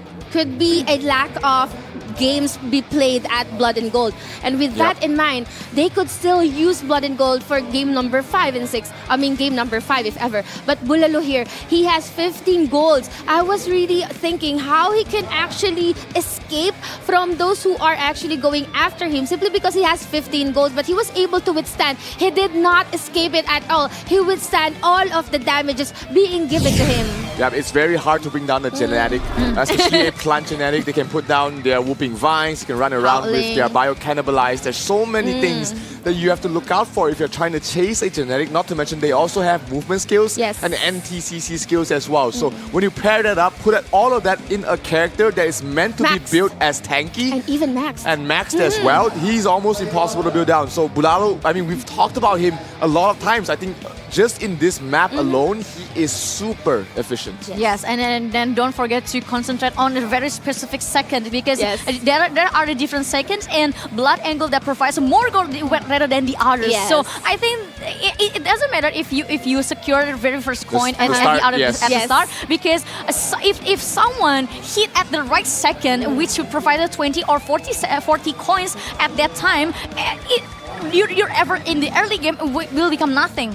But another challenge is that once you're done collecting the coins is to prevent people or players go after you. I mean, everyone's gonna go after you. You're the bounty, right? But another challenge is how are you gonna survive with all of the attacks? So this is perfectly practice, nice maneuver, nice execution of where they're gonna go. Who is assigned to the one that they need to protect? They didn't even protect Bulalo because I was looking at Raid Boss if he's gonna use the Basilica, because they always do that at the very end, but they didn't even do that. They didn't need to. I mean, they were very comfortable. Bulalo was full health. They were like, all right, let everyone just run your own way. We don't have to back each other up. True. That's harder for them to collect the gold. And remember, when you die, you only lose half the coins. So even if Bulalo died there, he gives away 7 coins. And it's still not enough for the side of Tianta to be able to come back. Because you need to kill Bulalo twice to make it even, or even or even take the Blood and Gold map. Yes. And then killing Bulalo isn't it enough to guarantee your win. So you have at least kill 2 people twice. 2 people to at least draw it out. Yeah, we're currently tied. It was already a very tough game for Tianta. Of course. We're currently tied now with 1-1 if you just tuned in. That is the grand finals between Monarch Guild and眺望万物的尖塔. Wow. That was so good. That was so good. That was the best pronunciation from Nikki. I love it. A lot of practice already done. I mean, hard pays off. Okay, now we're moving towards to game number 3, and this would be a map probably being chosen by this team. They are really good when it comes to shapeshift. Yes, exactly. And Papa Bear could also be, they could also use Papa Bear for Monarch as shapeshift. So I think it's just anybody's game. What are your thoughts? Yeah, girl has a point. First game, Papa Bear didn't have the best map to play. Exactly. Maybe he was just put out there as a statement. Maybe they were keeping Archikins and their team's entries to play in Blood and Gold. Probably mind games, probably mind games. It can be probably a mind games from Monarch towards the Tianta, but in a very specific certain situations, this could be also a tasting water. Could be. That could be an option. That could be a reason. They wanted to see how Papa Bear is able to fare against them in just a very fighting, a very brawly kind of map, and then they would be able to know, hey, what sort of adjustments do we need to make? Does Papa Bear need to go more defensive? Yes. Can he go more fully offensive? And after the first round, it can be that the information that they gathered from the first round, they're gonna make the changes, and then this is where Papa Bear makes the changes to his build specific. Maybe just if they're not using Dark Priest card, he can get rid of the Nether Force. If they are using Dark Priest card, then he needs to keep on the Nether Force and play a bit more squishier. Yes, and then the third map will be on Tianta's favor. Selection. It's gonna be. I mean, it has 2 options. Right? We're not gonna see Blood and Gold, so this is gonna be either card contest or shapeshift. offs. I think card contest. What's the you're the mathematician. What's the percentage of their winning rate? They were kind of 50-50. They weren't too great on card contests. It was like kind of a toss-up. So they're gonna go with something that they're more familiar with, something that they've been really playing very well on, which is the shapeshift ops, and they're gonna bring out Tuji, Love Yaopi, Tuotuo, Yao PP, as well as Feng Huangru in this map. And in this kind of situation, probably from MONARCH side will deploy once again a Papa Bear, because this Shapeshift offers a bigger map than the team deathmatch, so it also offers a bigger space for Papa Bear to prepare his nuke movement. But now I think they have more information on who to target, on who to focus fire because of the game number 1. And let's just see if they'll be making the same mistakes, or will they be able to recover and actually adopt from what happened during the game number 1 here, going towards the game number 3 against the Chenta. Now together, this is the same lineup, if ever. Since Monarch Guild, they already know the lineup for the Chenta, then they can actually just adjust. I think, you mentioned that it could be Papa Bear's team, probably. Definitely Papa Bear's team going up against the Chenta. Yeah, this is the map that they want to play Papa Bear on. The white team assemble. Are they going to be able to make the changes they need to allow Papa Bear to do what he needs to do? Vincier, he is the plant genetic, he is the magic genetic, he's not going to help out in damage, he's there to buff up Papa Bear with the health plant, with the FCP, keep him alive as long as possible. That's what Shmoo is here for, that's what Smashy is here for. Keep Papa Bear alive. Protect the president you mentioned yesterday. Protect the president at all costs. And I think this is going to be very hard for Papa Bear, because the players that deploy on this shapeshift also from the Chenta side is already the players who are the fastest one. So I think Papa Bear needs to run as fast as he can while preparing his damage. Yes, one more thing is that the Chenta has been playing shapeshift ops for so many times today. I couldn't even recall how many. So meaning to say they've already practiced this, and they have, for me, they have the upper hand advantage when it comes to playing shapeshift ops. But let's see if Monarch will be able to bring about what they did during the fight against Frontera 1. Yes, as the score between these two teams are even. 1 for Monarch, 1 for the眺望万物的尖塔. And who will take the second point? Will Monarch be able to have a lead against 眺望万物的尖塔? These shapeshift ops will be the answer. So here we go, the third game. Third game indeed. Remember, Monarch had multiple clutch situations in this map. It seems like they know this map backwards, forwards, and everywhere around. Let's see how they're gonna do here. Papa Bear already preparing his combination. They're looking for a target. Who is it gonna be? Vincier is an MVP right now.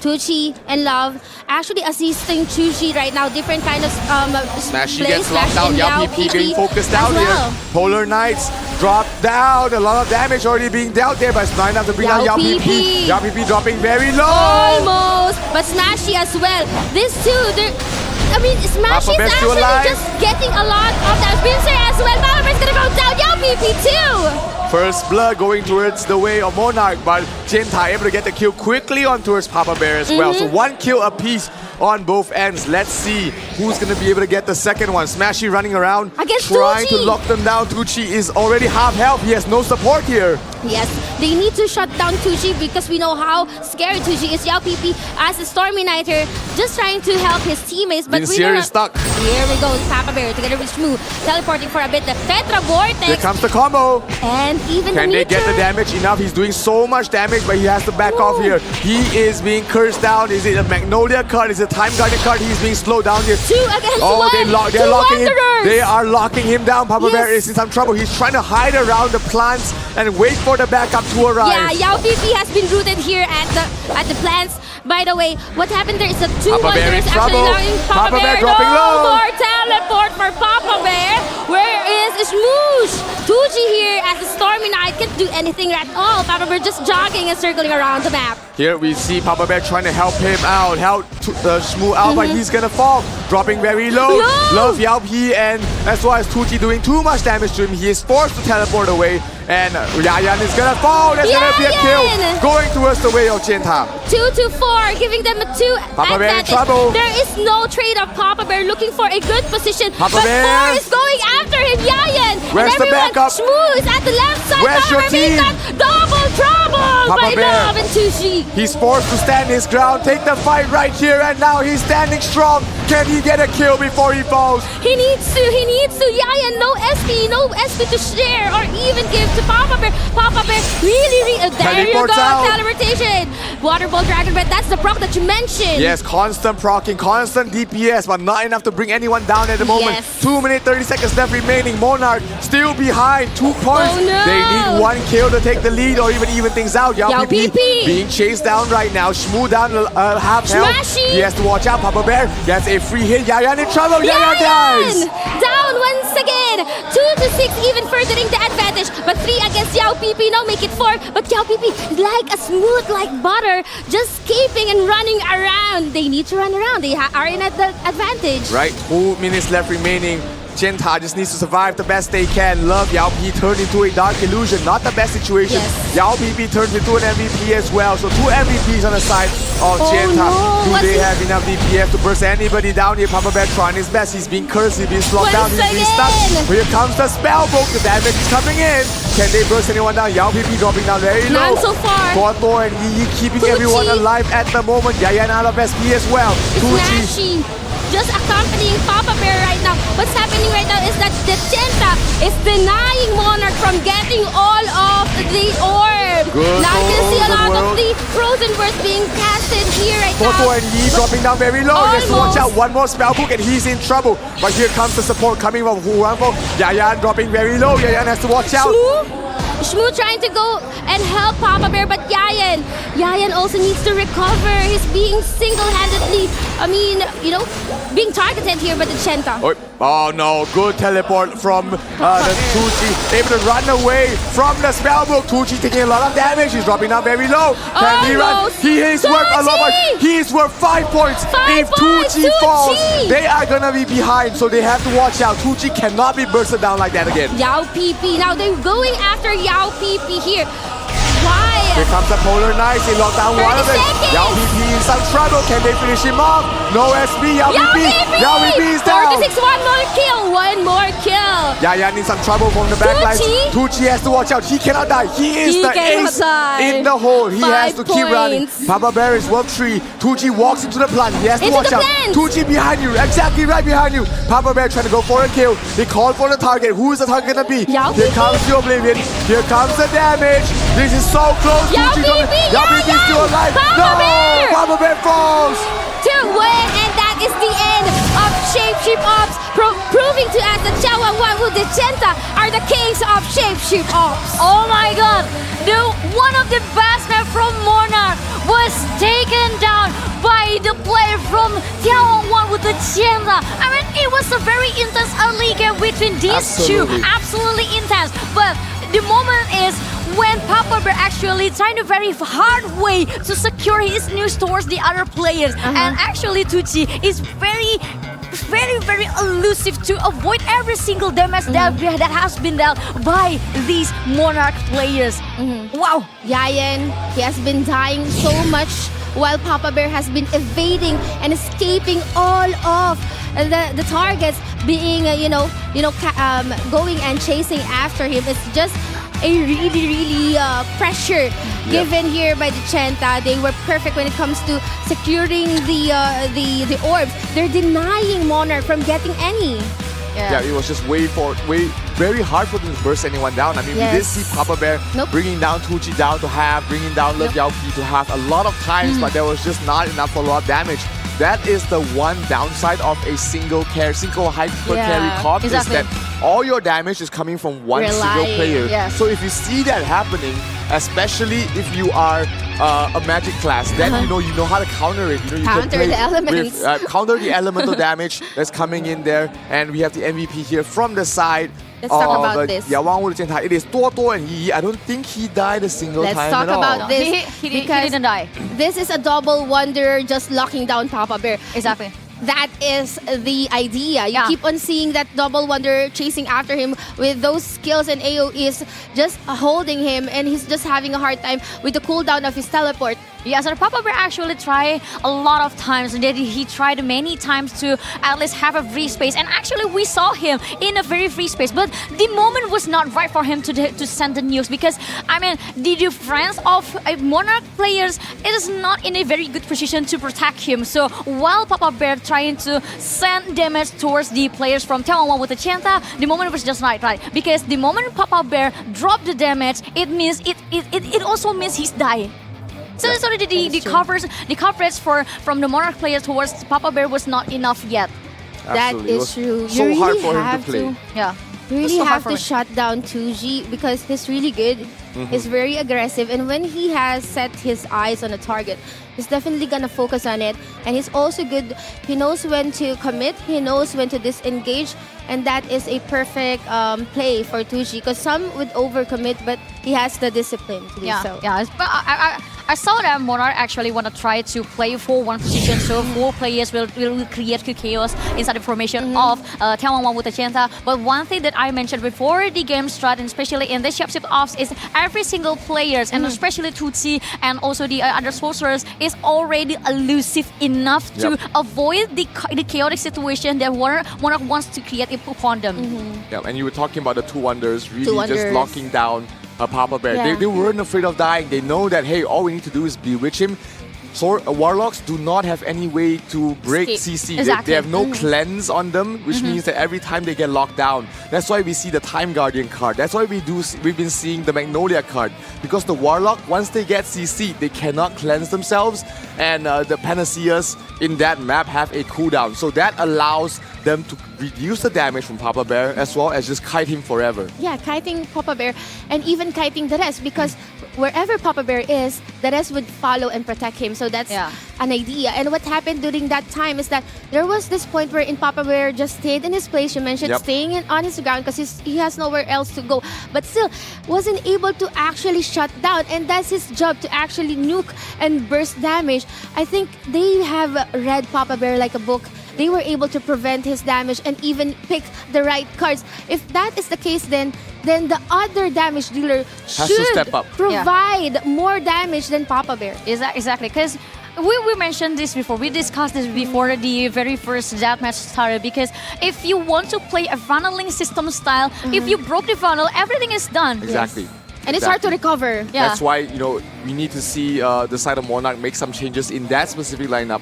Yaya needs to play less supportive and more DPS. He needs to be a threat himself so that the side of眺望万物的尖塔 will need to deal with him. So then they will have that double 2 threats on the other side. Exactly, free roaming. So if Yayan is a threat to the Wanderers, to the supports, then the supports won't be able to catch up to Papa Bear because the DPS, 2G, and the team would be guarding the supports. So what's happening is that the supports are free roaming simply because there's no threat at all. Exactly, and then every single player from Taiwan with the Chanta is already on very good favors. To be honest, I feel like during this championship off, the win already blow towards them. Because the moment Papa Bear is already in a very hard position to find a right spot to him to prepare his nuke. It was a very big red flag. And now, looking to our series here, we're about to go to the team deathmatch. But before that, let's say our gratitude to our sponsors. So thank you so much for Joy Maker, and also we would like to say thank you to Graffiti Game Hub, and also not to mention to our biggest sponsor, which is Huawei App Gallery. You can join App Gallery Discord for the latest updates on upcoming activities. So don't miss out on the opportunity to get exclusive customized gift pack and elevate your gaming experience in Ragnarok Origin with in-app purchases. You can download Huawei App Gallery now to explore your favorite apps and also enjoy exclusive benefits with a 15% rebate on in-app purchases. And also, thank you so much to One Universe, One Amazing Adventure, and also get bonus rewards and exclusive in-game offers with 1 Eats Games and more. And we are provided with the #1 gaming monitor in the world, and it is AOC. So thank you so much once again to AOC. And last but not least, thank you so much to our sponsor, to our loyal sponsor, Razer Gold. You guys can join millions of gamers worldwide and choose Razer Gold as the go-to gaming and entertainment retail store. You can enhance your gaming experience further through Razer Gold Wallet in our official game partner stores too. Thank you so much.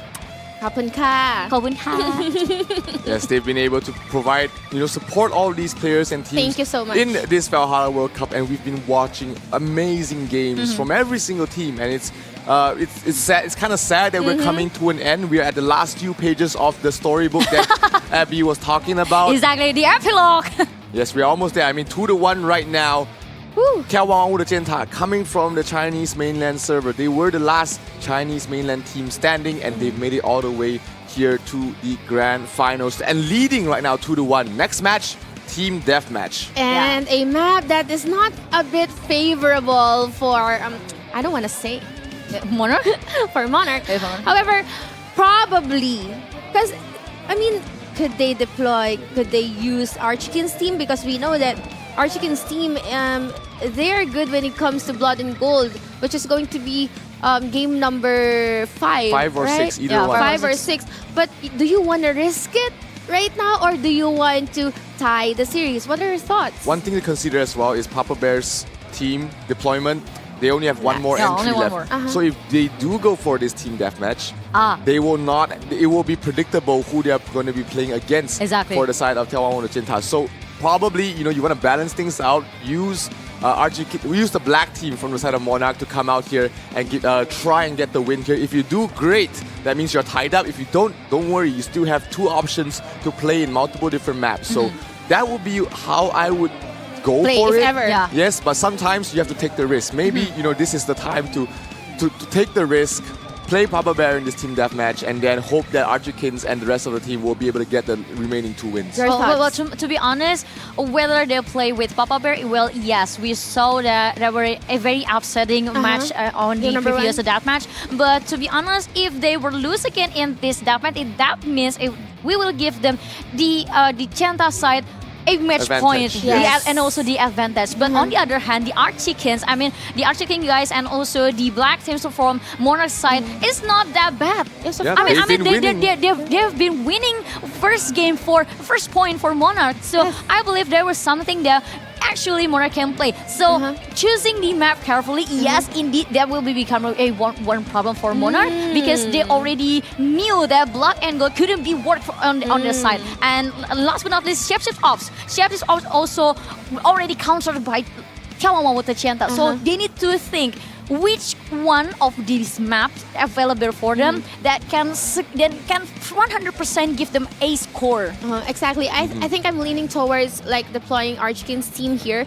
If ever they lose, they would still have another chance. If ever not, then they could at least just tie the series and push for a refresh for game number 7 and just deploy the best team if they can play it like that. It's a matter of mind games here. We can't really call. We can't really say. Zero has a point, Abigail has a point as well, and it's just gonna boil down on how the strategy for each of the teams. But for now, for sure, the Chanta, they have the advantage, but they cannot actually just relax. Exactly. We know them. Absolutely. We know them. They're really good when it comes to strategizing.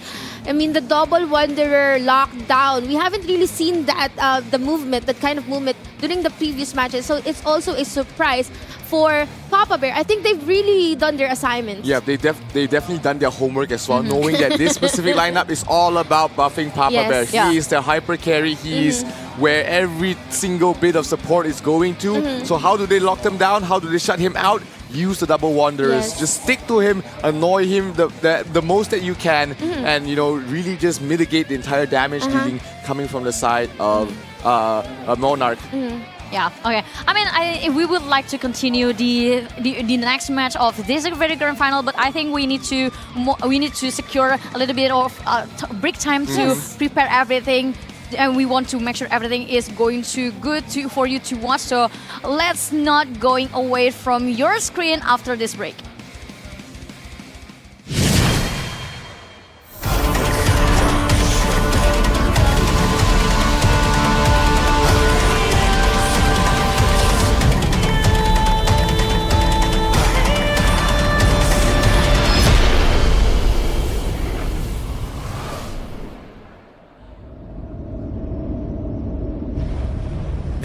Challenges waiting to be overcome.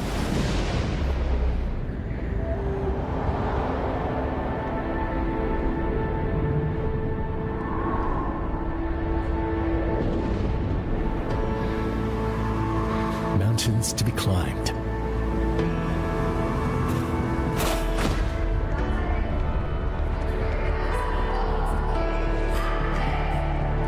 Dreams to be fulfilled.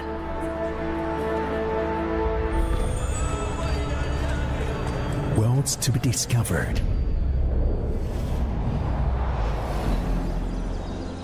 Beauty to be recognized.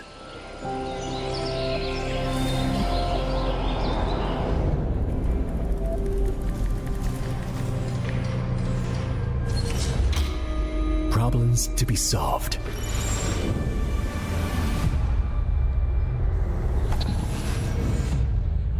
So, we keep exploring.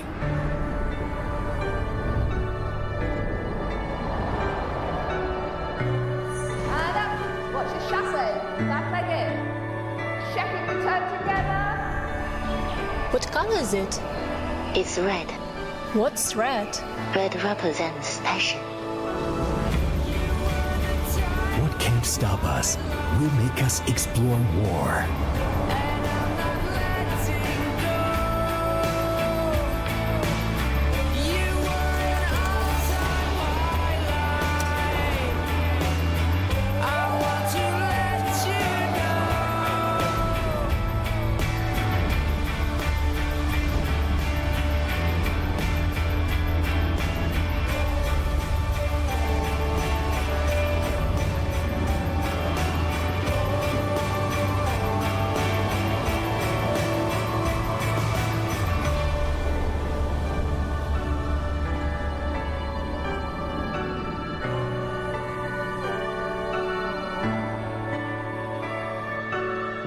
Explore more, a nap gallery.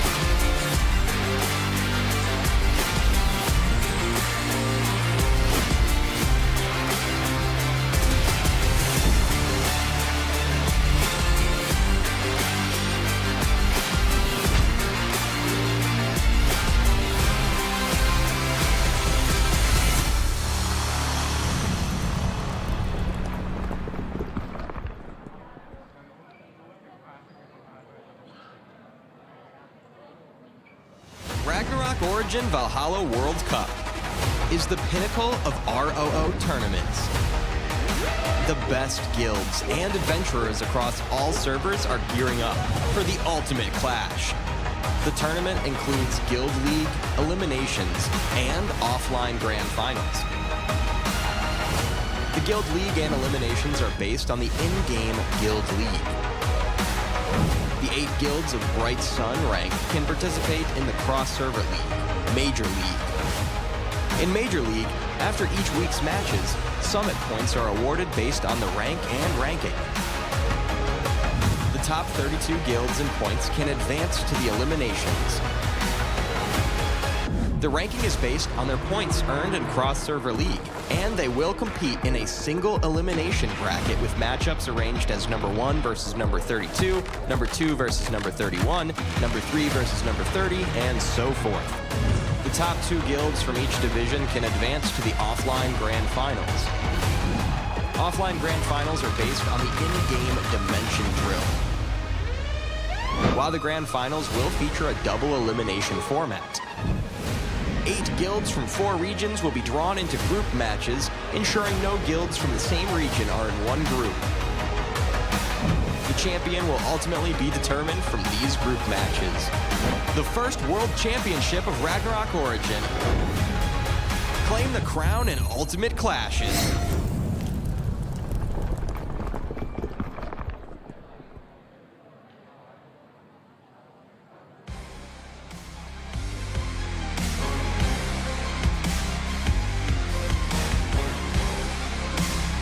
Guilds across all servers gather at the offline Valhalla World Cup Finals.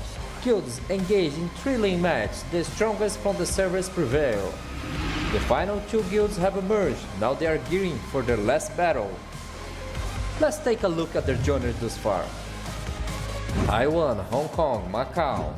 Advancing guilds,仲夏沫花and Char'er.GC. 4-2 advanced match.仲夏沫花overtook their opponents with plenty of HP to spare. Char'er.GC made a comeback even though Hashi Lochi had control of all the tablets.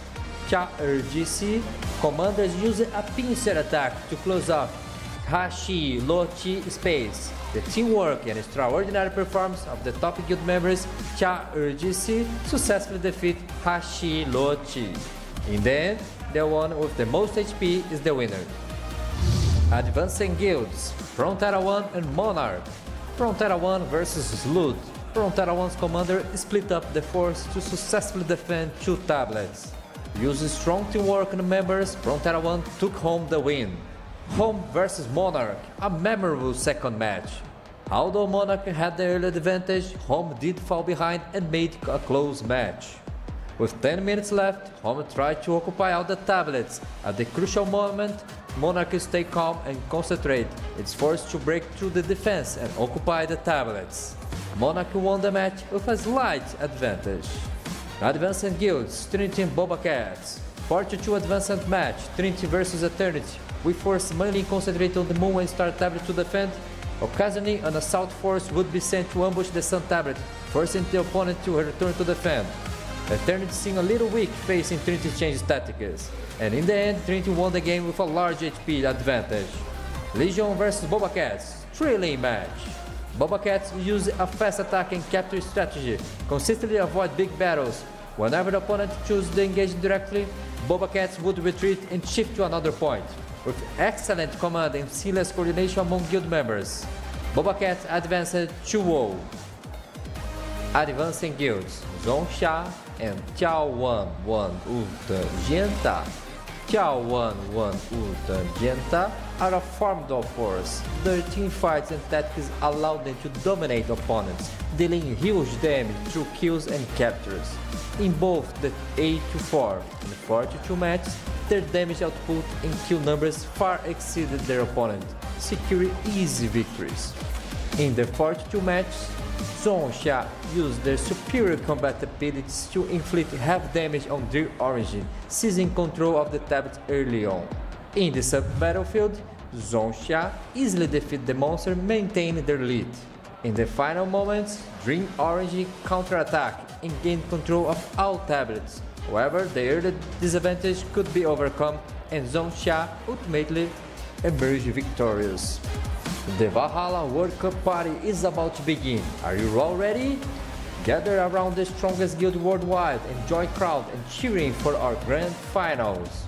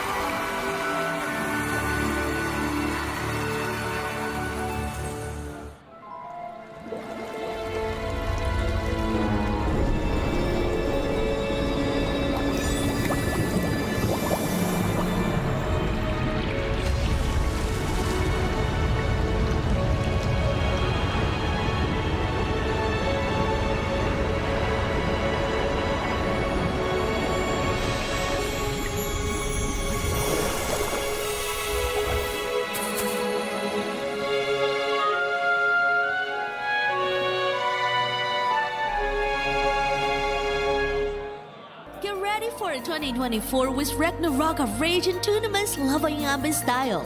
4 exciting events that'll keep your battles raging. Outing Cup, a spectacle of fervor, honor, and grandeur. 150 versus 150 Guild League gameplay, where teamwork and tactics collide in epic combat. The Champion Guild receives exclusive rewards, including the Champion Mount, the customized honor ring, and the prestigious event trophy. Valkyrie Cup focuses on fair competition, a competition with 5 versus 5 team clashes. Dish the power stakes, pick your favorite character, and let the games begin. Everyone's invited.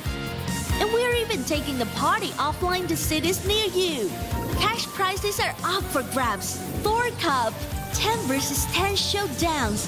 Each guild can be split into 2 teams of 5. Pick your map and let the ban and big games begin.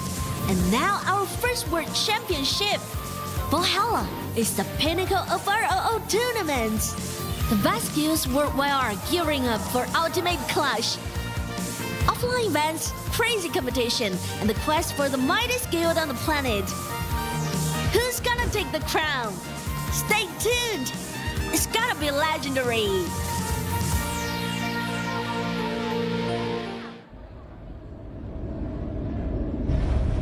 There are many challenges waiting to be overcome.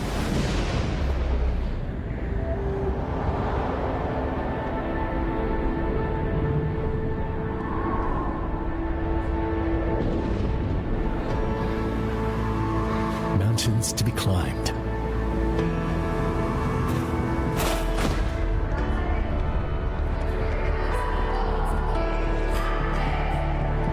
Dreams to be fulfilled.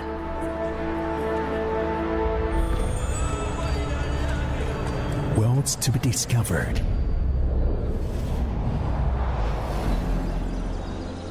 Beauty to be recognized.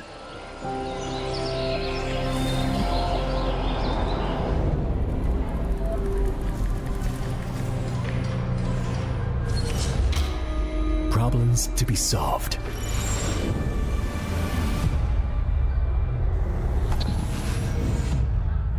So, we keep exploring.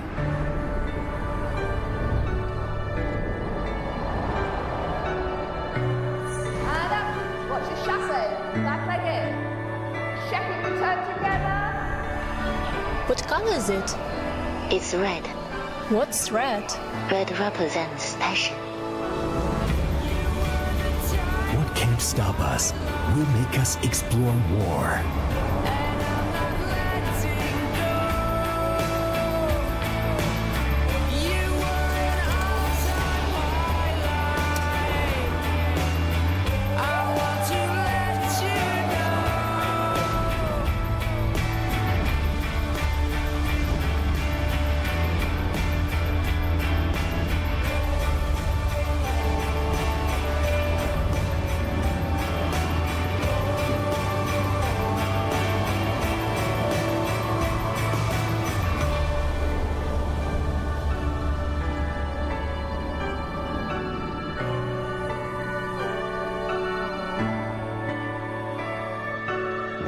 Explore more, a map gallery.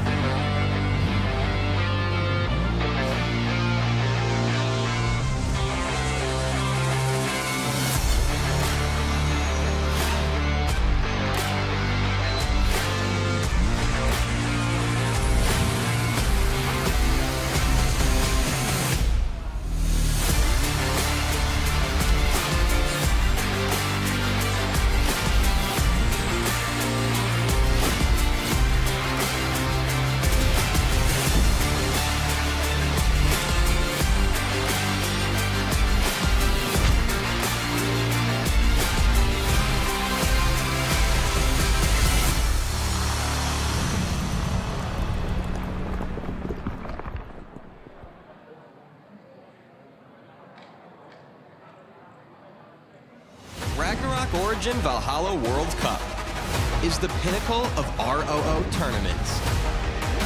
The best guilds and adventurers across all servers are gearing up for the ultimate clash.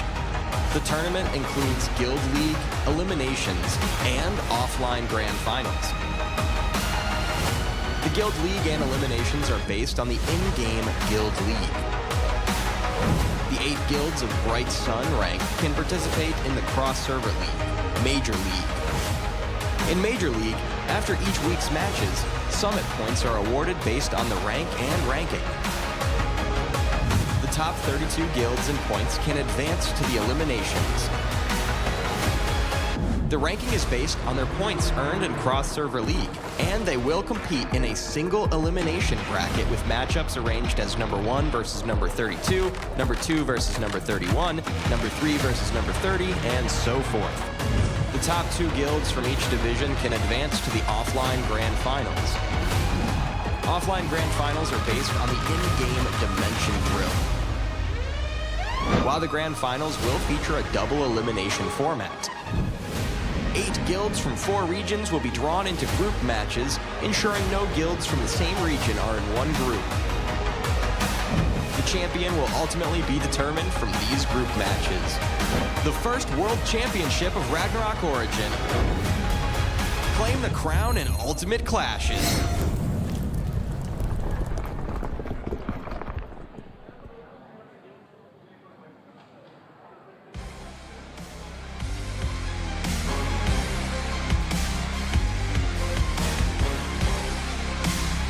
Guilds across all servers gather at the offline Valhalla World Cup Finals.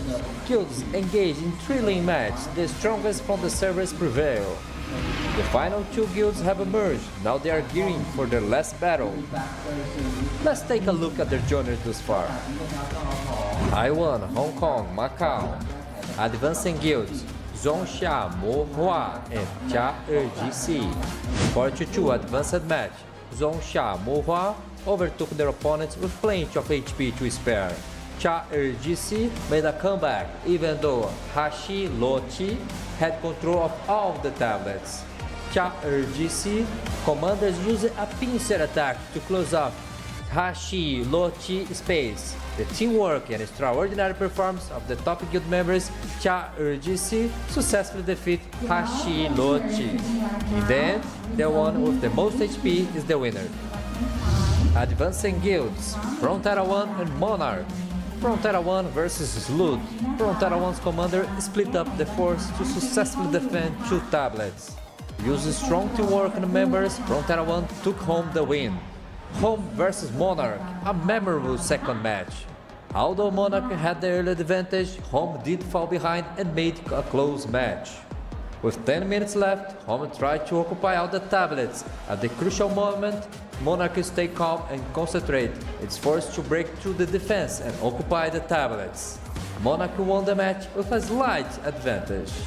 Advancing guilds, Trinity and BobaCats. 4-2 advanced match, Trinity versus Eternity. We force mainly concentrate on the Moon and Star tablet to defend.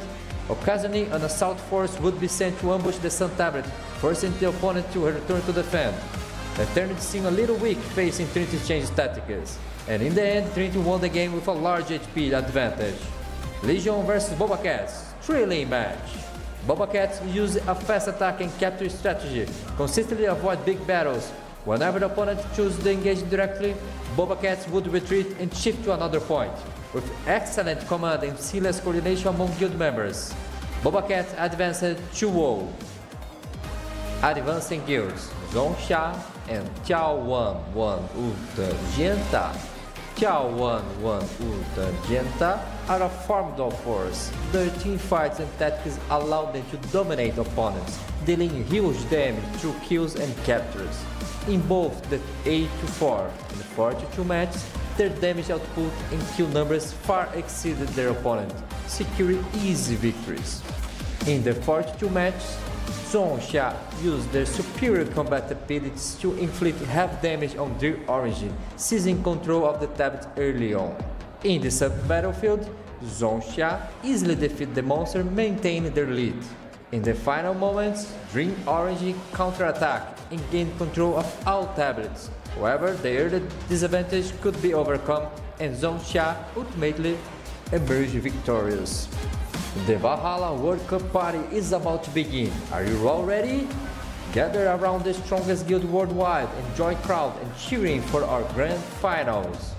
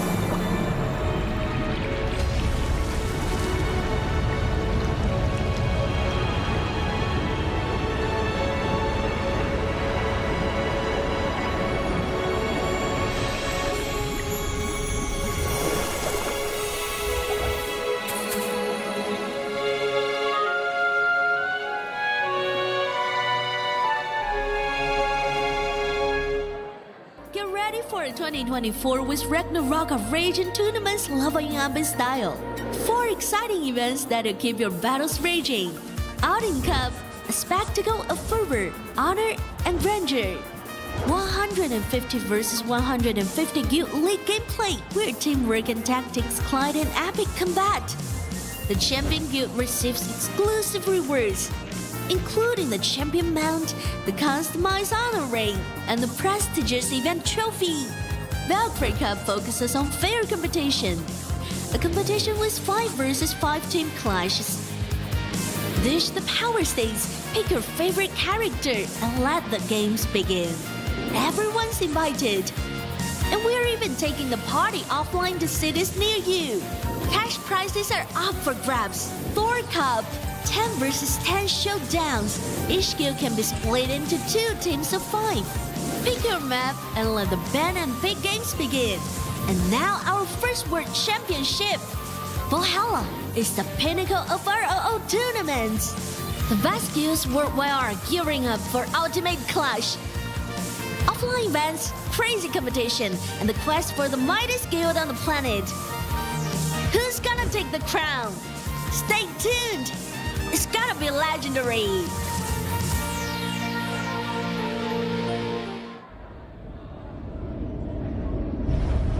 There are many challenges waiting to be overcome.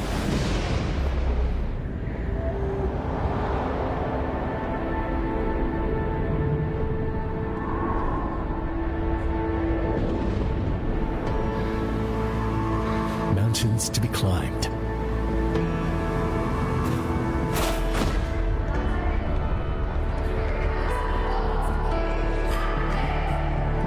Dreams to be fulfilled.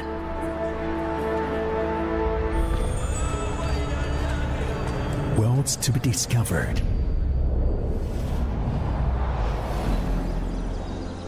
Beauty to be recognized.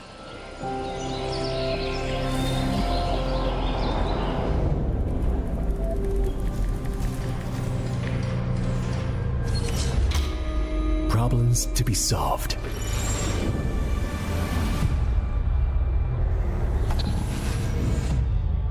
So, we keep exploring. And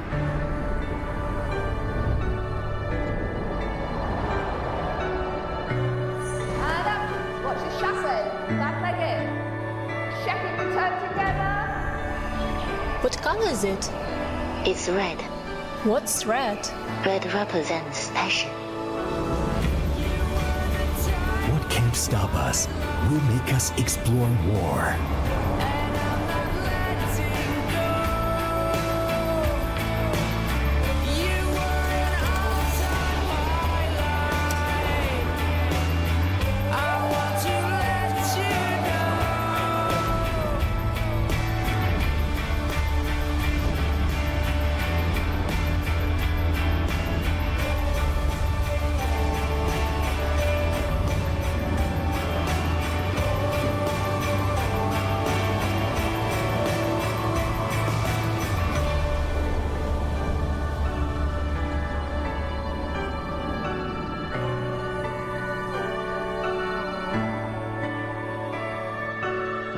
Explore more, a nap gallery.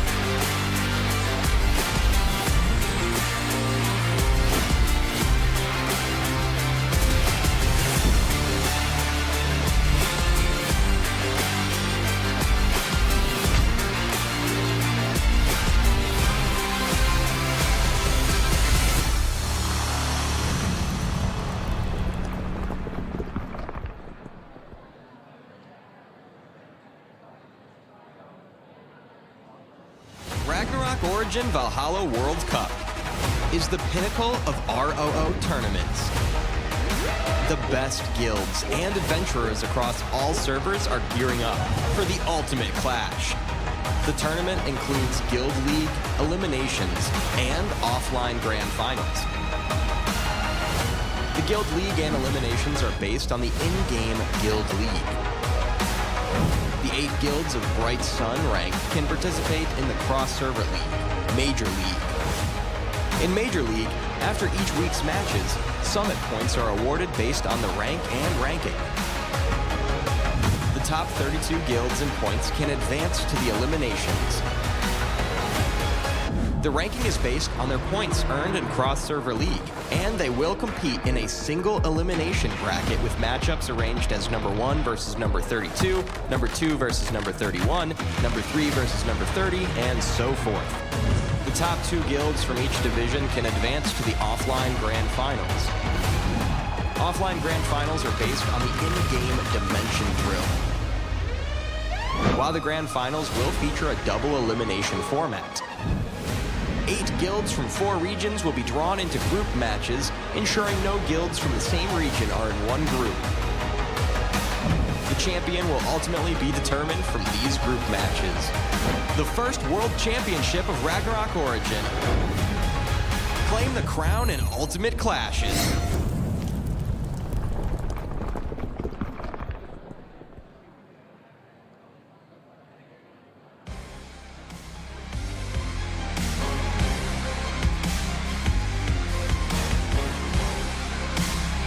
Guilds across all servers gather at the offline Valhalla World Cup Finals. Guilds engage in thrilling matches, the strongest from the servers prevail. The final 2 guilds have emerged, now they are gearing for their last battle. Let's take a look at their journey thus far. Taiwan, Hong Kong, Macau. Advancing guilds,仲夏沫花ธ์ and Char'er.gc. 42 advanced match.仲夏沫花ธ์overtook their opponents with plenty of HP to spare. Char'er.gc made a comeback even though Hashi Lochi had control of all the tablets. Char'er.gc commanders used a pincer attack to close off Hashi Lochi space. The teamwork and extraordinary performance of the top guild members, Char'er.gc successfully defeat Hashi Lochi. In the end, the one with the most HP is the winner. Advancing guilds, Frontera 1 and Monarch. Frontera 1 versus Slud. Frontera 1's commander split up the force to successfully defend 2 tablets. Using strong teamwork and members, Frontera 1 took home the win. Home versus Monarch, a memorable second match. Although Monarch had the early advantage, Home did fall behind and made a close match. With 10 minutes left, Home tried to occupy all the tablets. At the crucial moment, Monarch stayed calm and concentrate. It's forced to break through the defense and occupy the tablets. Monarch won the match with a slight advantage. Advancing guilds, Trinity and BobaCats. 42 advanced match, Trinity versus Eternity. We force mainly concentrate on the Moon and Star tablet to defend. Occasionally, an assault force would be sent to ambush the Sun tablet, forcing the opponent to return to defend. Eternity seemed a little weak facing Trinity's change tactics, and in the end, Trinity won the game with a large HP advantage. Legion vs BobaCats, thrilling match. BobaCats use a fast attack and capture strategy, consistently avoid big battles. Whenever the opponent chose to engage directly, BobaCats would retreat and shift to another point. With excellent command and seamless coordination among guild members, BobaCats advanced 2-0. Advancing guilds, Zhongsha and眺望万物的尖塔.眺望万物的尖塔 are a formidable force. Their teamfights and tactics allowed them to dominate opponents, dealing huge damage through kills and captures. In both the 8-4 and 42 matches, their damage output and kill numbers far exceeded their opponent, securing easy victories. In the 42 matches, Zhongsha used their superior combat abilities to inflict heavy damage on their origin, seizing control of the tablet early on. In the sub-battlefield, Zhongsha easily defeated the monster, maintaining their lead. In the final moments, Dream Orange counter-attacked and gained control of all tablets, However, the early disadvantage could be overcome and Zhongxia ultimately emerged victorious. The Valhalla World Cup party is about to begin. Are you all ready? Gather around the strongest guild worldwide and join crowd and cheering for our grand finals.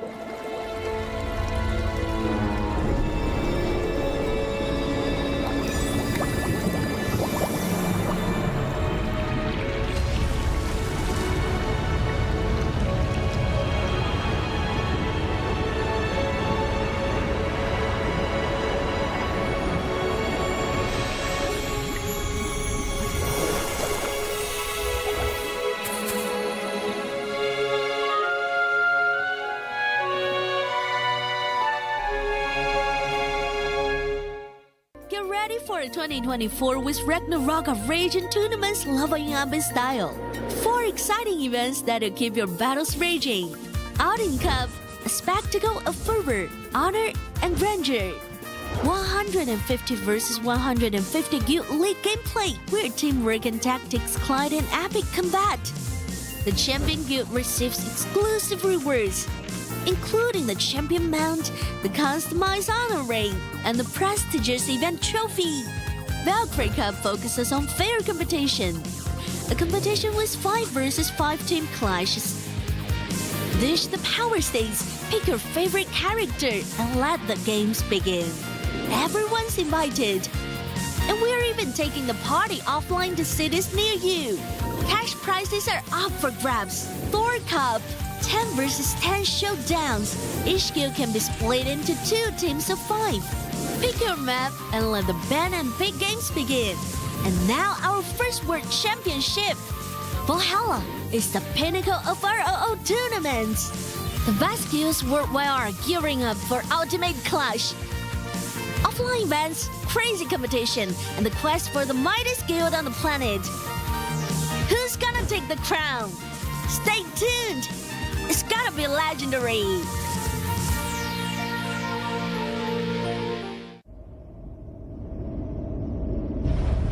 There are many challenges waiting to be overcome.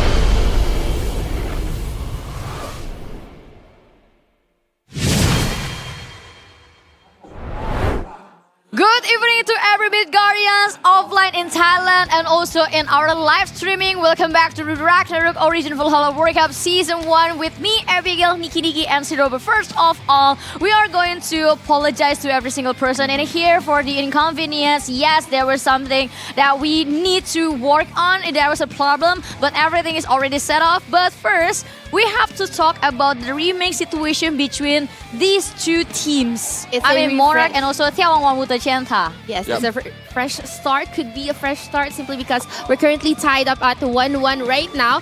It is a refresh. It has its downside. It has its upside. Let's talk about what's gonna happen, especially with the mentality of the players.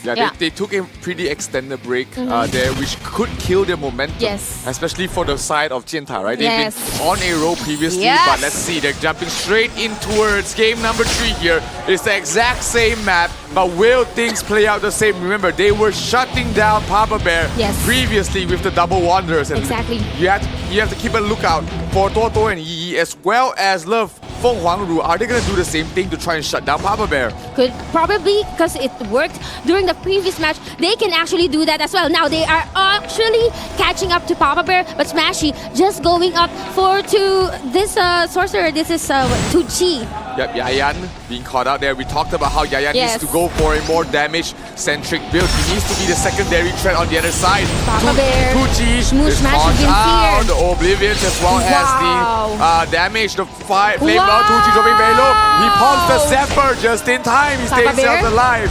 Is gonna almost. I think that is the Cyrus being proc there, but Yayan also low as well. But Tucci was able to escape that menace. Yeah, Tucci with the Zephyr able to escape from there. Smashy, Toto and Yi dropping very low. Papa Bear is in trouble. Smashy and Vincere as well. Papa Bear goes down. First kill goes towards the way of Jinta. And are they going to run? Are they going to be happy with this one kill? Let's wait and see. Papa Bear, no resurrection from there. Smooth being caught out there. Papa Bear is back there and alive, but still 2 points going towards the way of Jinta right now. Can Papa Bear find an opening to find those kills? We saw them try again, but Yayan hasn't really been very effective. Going up against here as well. Yao and Yao PP as well. We're currently watching this duo. On the other hand, Taiji, he's looking for a target here.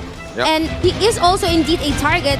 because I mean it's Yao PP by the way who Papa Bear has the kill teleports, here. doing a lot of damage. Can he get any kills here? Toto and E dropping down very low. He's stuck in the plant as well. Oh, the no! lockdown is gonna be huge, but they stay alive for now. Yao. No kills going anywhere so far. Shmoo being caught out outside the corner. He needs a little bit of backup as well. Where is Papa Bear? Where is he stuck at? Who is focusing him down? We see 3 of the players from the side of Jinta staying together. Oh, Vizier, just watch out.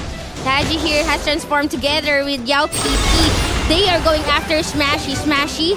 I think that is the expiration of the transformation score. But you keep on seeing Taji just securing all of the orbs and just denying Monarch from getting any. Taking a lot of damage, and to watch out. Papa Bear really laying it down on towards him. He has to watch out. He doesn't want to stand way too long in that area of damage. Papa Bear in control right now. Misses a couple of those kills. Has to back off. Try and focus somebody down. Anybody that he can get. 2 minutes left remaining. Can they get the kills that they want? Yayan is right now a Garm. He's going to be able to provide a little bit of control, a little bit of damage to the rest of his team. Vinsir looking for where Papa Bear is actually at, but he will be stuck here together with Love. Here we can see a lot. That's going to be the orb, yeah. And Vinsir has been transformed, but is this? Oh no, he wasn't able to transfer. Actually, at least this is the longest game. That the score is still Saka 0-2. Oh, they're trying to go for the kill right here. Love Wonahu and Toto, and he's sticking towards Papa Bear, making sure that he cannot deal the damage that he can. Vinsir trying to help them out, trying to provide the damage that he can, but it's still not enough. Everyone from the side. Oh, 2G dropping down very low. They have to watch out. He's almost falling there. Does he have a Zephyr? No. Osiris card. He does not have the Osiris card procced yet, so he's able to run away from that. Smashy. Everyone's going after 2G. They corner him. Can he get out of that? Elemental Shoe has been procced, providing his survivability. Smashy too. Flame Arbiter has been used. Trying to focus him down. He's still alive. Super tanky. Nice sustain coming from Toto. Osiris card has been procced. 2G is in trouble. 2G goes down. Papa Bear gets the kill. Finally! But still, they can also do it once more if they can continuously deal more damage just like that. But I think this is going to be the refresh. And once again, Tucci has been the escape. Papa Bear gets locked down there. They have to watch out. Papa Bear is being controlled by Love as well as Toto and But Smashy controlling Love right now. Yao PP will be frozen. They're going for the kill towards Love right now. Here comes the Flame Arbiter. Yao PP in some trouble. And Toto! Osiris card has been procced. He has to back off. Toto! The double trouble, double wonder, almost low on health, but will be able to sustain one another. They could have just, added more damage. 20 seconds left remaining. Can they go for any kills here? Do they have any arbiters? Here comes the Polar Knight trying to buy some space. Yao PP, Papa Bear here going after Love Yao. 9 seconds left remaining. Can they get any kills? It's going to be pretty tight here in terms of the kills as well. They're trying to go for Papa Bear in trouble. Papa Bear has to watch out. They're going to escape it. Yayan! Oh! That is the end of it. Our rematch, 2-for-2. And probably眺望万物的尖塔 is the winner simply because they were the first one to get the kill. Wow. It was a very tight score between the two of them. I mean, it was very long for us to see the very first skill of that game. And I mean, yes, MONARCH did a very good job back then because they're trying their best to secure the highest point players from眺望万物的尖塔. But at the end of the day, killing Tutsi, I mean, it's just giving them the 2 points to make it even. So it always down to the last moment. And sadly, whatever that MONARCH was done before is not enough because it is眺望万物的尖塔. Yes. Tucci, he is really flawless when it comes to securing all the orbs, the transformation, because if not, then that would be the end of him. He keeps on doing it, and we can also see that the Love duo, Love Yao P and the other one, they were able to actually support Tucci, and there was a lot of crucial plays during that time, but I think it kind of improved from the previous one.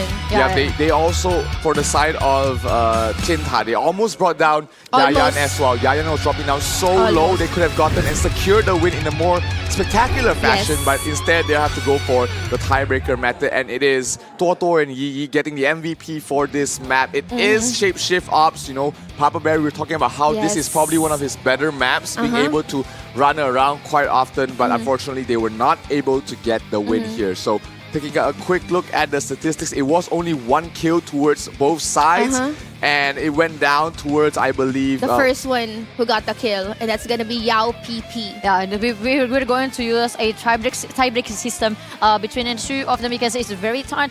But still, the system collects that眺望万物的尖塔 who won the third game, which means the Shapeshift Ops. Yes, there were a lot of like crucial moments. You mentioned a while ago that Yayan was almost about to go down. Same with Toto and Yi. right? Yes, they were dropping down very low, very quickly, but they couldn't finish them up. There was just way too much control to stop them from bursting them down. Not to mention the double Wanderer. As long as they stick together, they can provide so much healing and damage reduction to each other. So that has been a problem for Papa Bear. He cannot burst anybody down quick enough.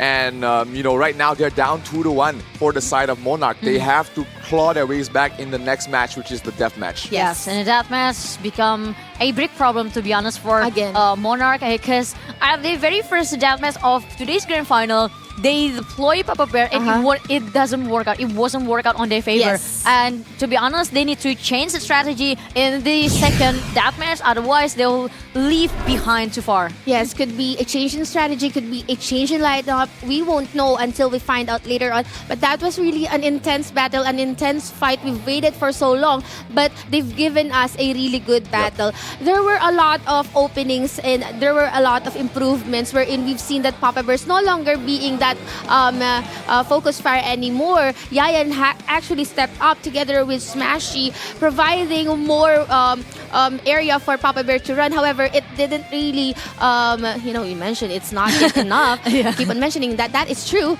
because for the double trouble Wanderer combination, they were able to provide really pestering Papa Bear from start to finish. You can see them just chasing him around wherever he goes. Always. He was just trying to lock him in the Bewitch, lock him with Curse, making sure that Papa Bear cannot be on free reign. We're talking about not allowing him to just do whatever he wants. The Shadow Chasers were very efficient in shutting him down previously, but this time, with the double Wanderer, they get the advantage there for the side of Chenta. Now, it's going to go down to Team Deathmatch, and I think this is where you want to bring out Solitary Kin and his gang here. The black team from the side of Monarch has to come out right now. Almighty M-Man, Raid Boss, Solitary Kin, Archie Kins, as well as Bulalu. This is their time to shine. They have to tie the series, so probably better use this lineup for the Team Deathmatch. Yeah, but I don't see that this Monarch will going to change the lineup. So I think let's go down with the white teams. And just well, to be honest, it doesn't matter at all. Well, yes, if you deploy Warlock and Team Deathmatch, yes, they also have this very big disadvantage. But at the end of the day, it is how well you execute it. I mean, we discussed it later on yesterday. If you want to play this Warlock system, you have to have the big brain. Yes, and be really relying on the supports of your utilities and supports. But for the Chenta, they've already adjusted to it. They already know what to do, and they're flawless when it comes to executing that kind of strategy against Papa Bear. It's a complete counter for the lineup, and they're doing it perfectly. But for now, I think this is once again a rematch. No, Solitary Kin Black team. We're gonna go up against Yao PP's team. Black team is out here going against Yao PP 2G as well. So this is them balancing out their deployment counts as well. This is 2G's last entry for their squad. So all three has been used. They need to get this win here for the side of Chenta to force things to a match point situation. But Monarch, they still have plenty of, they still have one entry for Papa Bear waiting for the perfect situation. But Monarch here, they need a win here in this death match to even things out. So let's go down to the death match of the fourth game between Monarch versus 眺望万物的尖塔. 2G here starting off really strong, just hiding for now and looking for a target. On the other hand, Raid Boss just supporting. Is that Kin? I wasn't able to to see that Bulalo looking for someone to actually root here with the plan. Archikins on the other hand looking for targets as well. Eman was being sustained as well. Everyone's being sustained, but Archikins kind of low on health, and this is it.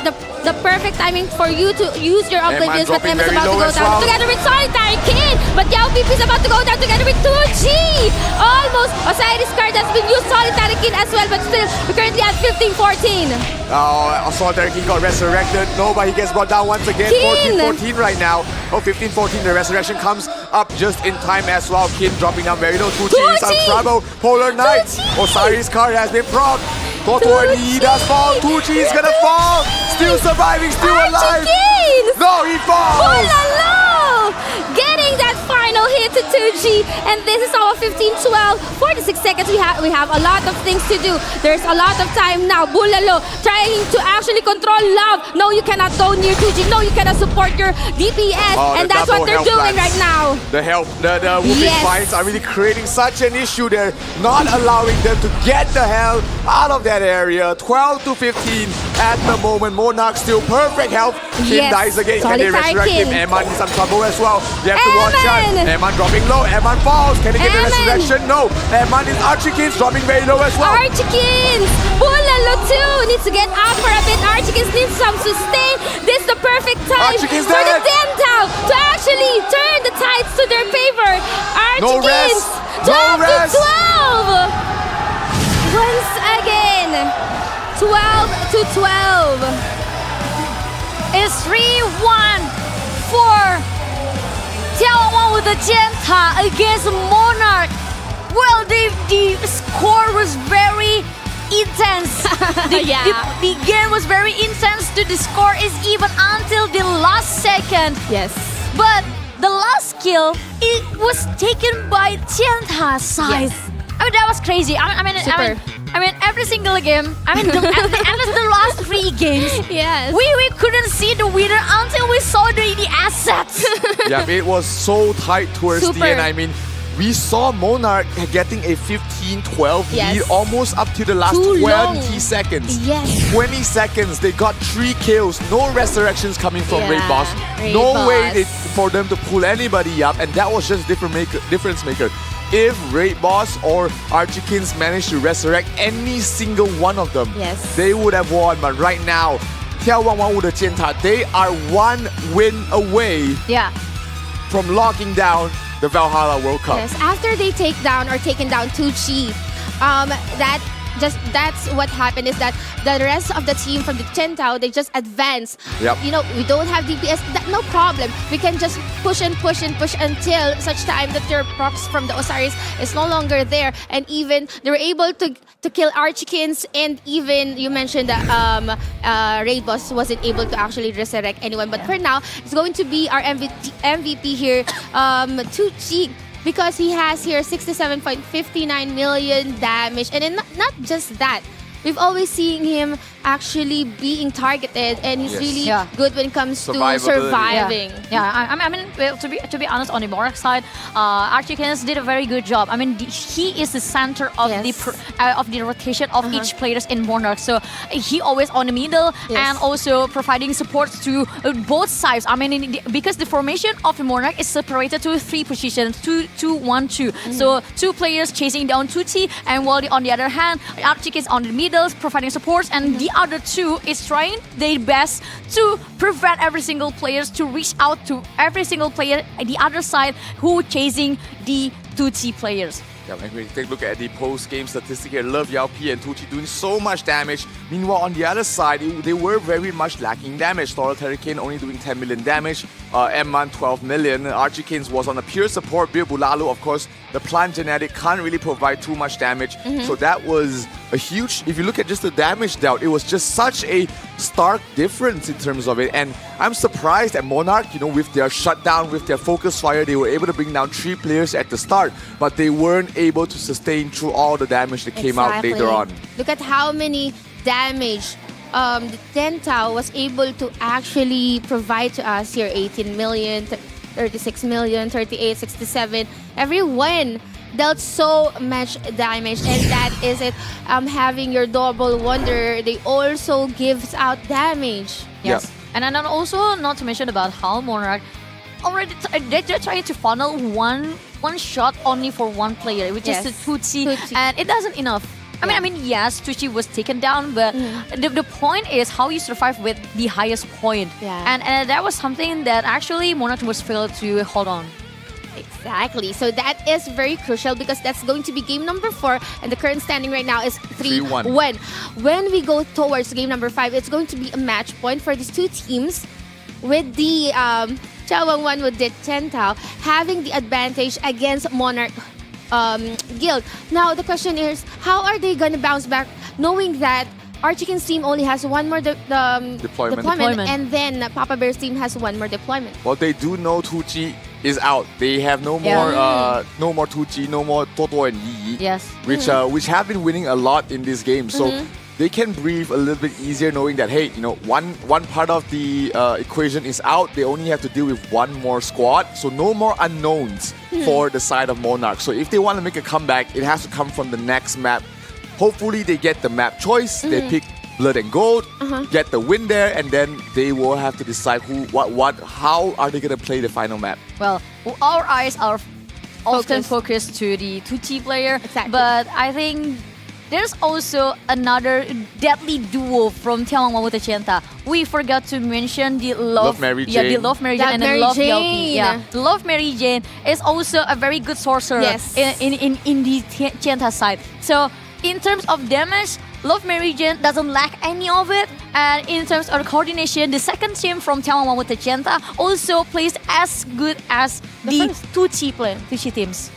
Yeah, so let's see, will Monarch be able to climb back out of this situation, or will we have the first champion of the Valhalla World Cup? It all boils down to this game. Can Monarch hold on? It is their map choice. So is this going to be Blood and Gold? Is this going to be Archikin, Solitary Kin, Bulalu, as well as Alrighty Eman and Raid Boss playing in Blood and Gold, which they have not lost yet. They have a 100% win rate on this map.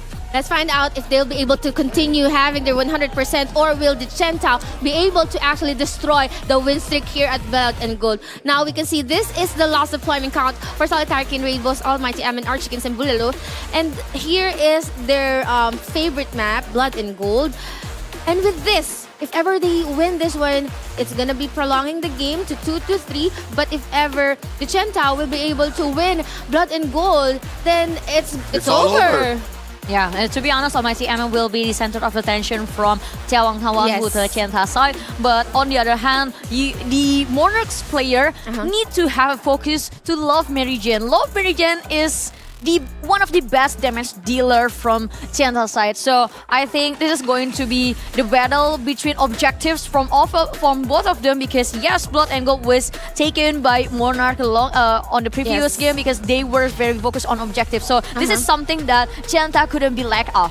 Yes, that is correct. And now we can see no more Tucci, but we still have Love Mary Jane and the rest of the team here, which is really good when it comes to their synchronicity of the DPS, just dealing more damage, and the two Wanderers just supporting their damage dealers and also locking down opponents. So let's find out if there's current strategy of focusing on the Goblin and then collecting coins and eventually pushing the game as fast as they can, will be able to actually win them a map. Yeah, that's what the Archbishops are there for. Archbishops are very fast, much faster than how the Wanderers are able to support their team. So we've seen Archikins having a 100% win rate on the Blood and Gold map. They know how to play. They know how to play against any sort of opponent.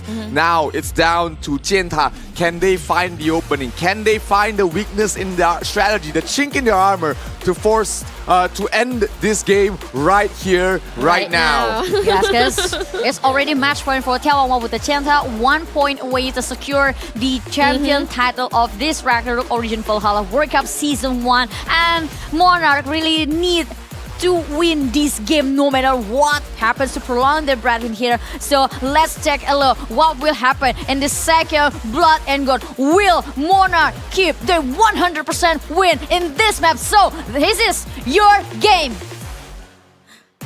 Game number 5, potentially the last game of the Valhalla World Cup. Will Monarch be able to force us to a game number 6, or will we crown a brand new champion on the international stage? This is their best map, 100% win rate from the side of Monarch. And look at this. Yes, our chickens already at the front line together with Bulolo. But still, Love Mary Jane and his team, they're not actually making any opening. But Goblin's already 50% of health here, and someone's about to go down. That's gonna be the Wonder.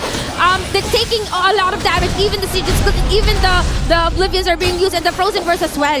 All the coins are being picked up right now from the side of Monarch. They have so many coins right now. Eman and Solitary Kin, they're taking more damage. Will they be able to hold on? Bulolo here, trouble. almost about to go down, but still would be sustained. And that is a perfect timing for them to actually Lots of move. coins. They need to move a lot with All Might Eman. Wow, nice sustain time from Rainbow. 33, Eman does bottle. Bulolo, about to go down.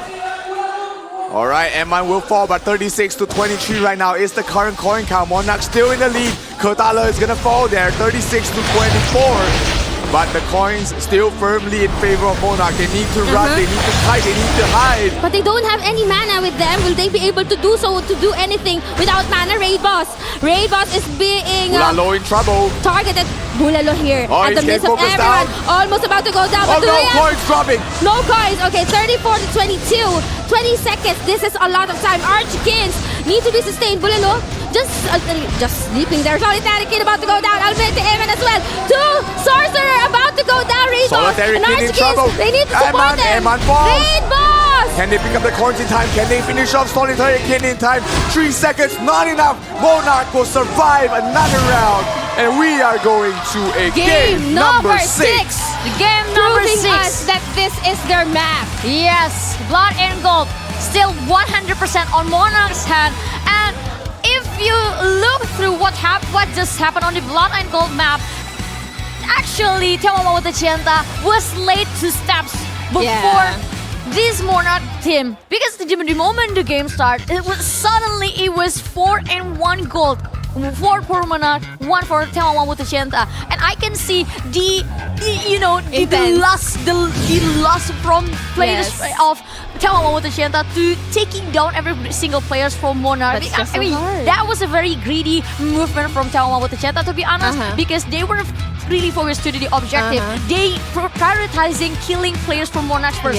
Well, on the other hand, the opposite from Monarch is they just focus on the objective, because they knew the very first coin, the in the middle of the coin, and the last coin that was dropped by the Goblin King, that was a very important moment for them. Actually, I couldn't agree more when you said that they're a bit overcommitted, they're kind of greedy. But at that point, because when you are racing against time, you really have to put on anything that you can do. Eventually just killing someone, but unfortunately the one that they got down doesn't even have any coins. Yeah, I mean, this is what we've been seeing Monarch really do in this map. Archikins, the MVP, 11 goal in his pocket. He's been very crucial in keeping his team alive and also just slowing them down, slowing people from chasing anyone else, keeping them alive. Archikins. And Archikins has been doing a great job about that. So right now, scoreline 2-3. It is forced to be Papa Bear's team next. They have to play Papa Bear next. And it is the map choice for the side of 眺望万物的尖塔. So historically, they're going to go back to Shapeshift Ops. But are they going to switch things around, maybe play card contest? I don't think so. I mean, if you're really good in certain maps, why change, right? And especially that kind of map is hard counter for Pop-Up. I mean, it's good for him because he has a lot of space to run, but it's a hard counter, especially if there are orbs being denied.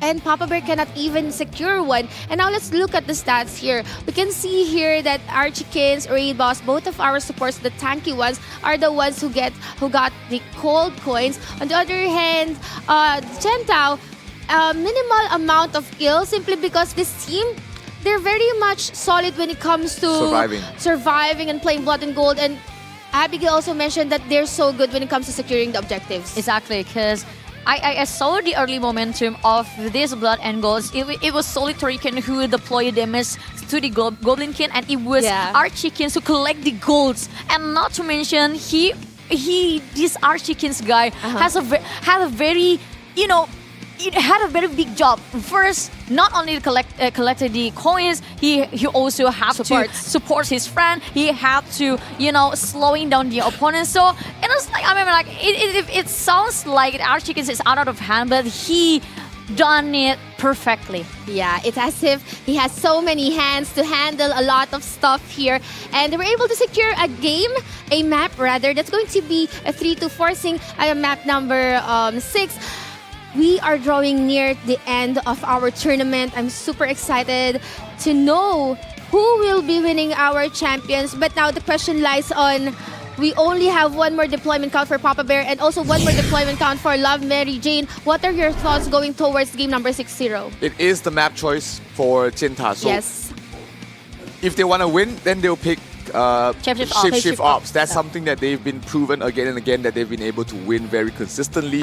Card clash, the card contest is going to be more of a coin flip. We've seen teams, being able to the last minute, at the last few moments, be burst down the double wanderers, especially here for the side of 眺望物的尖塔. While on the other side, you have for the side of Monarch, they're running around with one priest and one wanderer. So that has worked pretty okay for the side of BobaCats.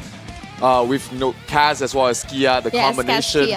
I'm not sure if they're able to do this again in this specific match. It's hard to tell. I think we're gonna go to Shapeshift Ops, but whoever wins is gonna be really hard to tell. Same Shapeshift Ops. Yeah, me too. It's pretty obvious that 眺望万物的尖塔 that's their favorite map. Yeah, that's their favorite map first, and also not only their favorite map, but Shapeshift Ops is the map that this 眺望我的尖塔 has the highest percentage of win. Yes, that is correct. And since they've already mastered the corners and everything here, where the orb spawn, when it spawns, the proper coordination and communication by the Tenta probably gonna go and push for Shapeshift Ops. And while doing so, they need to once again shut down, burst Papa Bear, or at least just block him from running around and dealing damage. That's why they have the double wanderers. And with that kind of lineup, since Papa Bear's team already fought with that kind of lineup, the question is, will they be able to adjust with what they have? The current lineup is. It's hard for the Warlock to really make any sort of adjustments because the builds are pretty fixed. There's only so much things that he can redo. Maybe play the lightning. Instead of playing Earth Fire, he plays Lightning Fire to provide a little bit more single target damage, but it's still very hard to say whether they'll work out or not. Because one thing about the Earth Fire build is that you can just run away from it. You can just keep walking away from it and it will miss. That is the weakness of that, and that's why they're relying on the plant genetics. They were relying on the Wanderers to pull people in, making sure they're locked down before they go for the burst. But if he wants to play more of a solo style without relying on the CCs from the rest of his team, he needs to switch things up a little bit. Play the classic fire and win build. Well, fire win. Yeah, if we talk about the Warlock system, the work strategies, we already mentioned this again and again. It was a funneling system. So the job to break down this kind of system is very simple. You just need to cut the funnel. Yeah. Once you cut the funnel, everything is done. Exactly. Lure him, bait him into a funnel. Wherein there's no support that's gonna get in. Like zone him into you have to an catch area. a prima donna. Because once you get the prima donna, the other will have any other choice. So This is it. offering their lives towards the opponent. This is it. The moment that could actually make or break 眺望万物的尖塔. If this would be their last map or card contest. What We a were bold so choice. Now, card contest is going to be very scary because you are stuck in an area, right? The double wanderers are never going to leave the card, which allows Papa Bear to do whatever he wants in that area. You have to shut him down with the DPS, especially with the sorcerers, but then the sorcerers don't have that much of a burst damage. So these two supports, Love, Ru Huangfeng as well as Ketale, has a lot of jobs to do. They have to sustain themselves when they are constantly being barraged in an AoE damage in the middle of the map.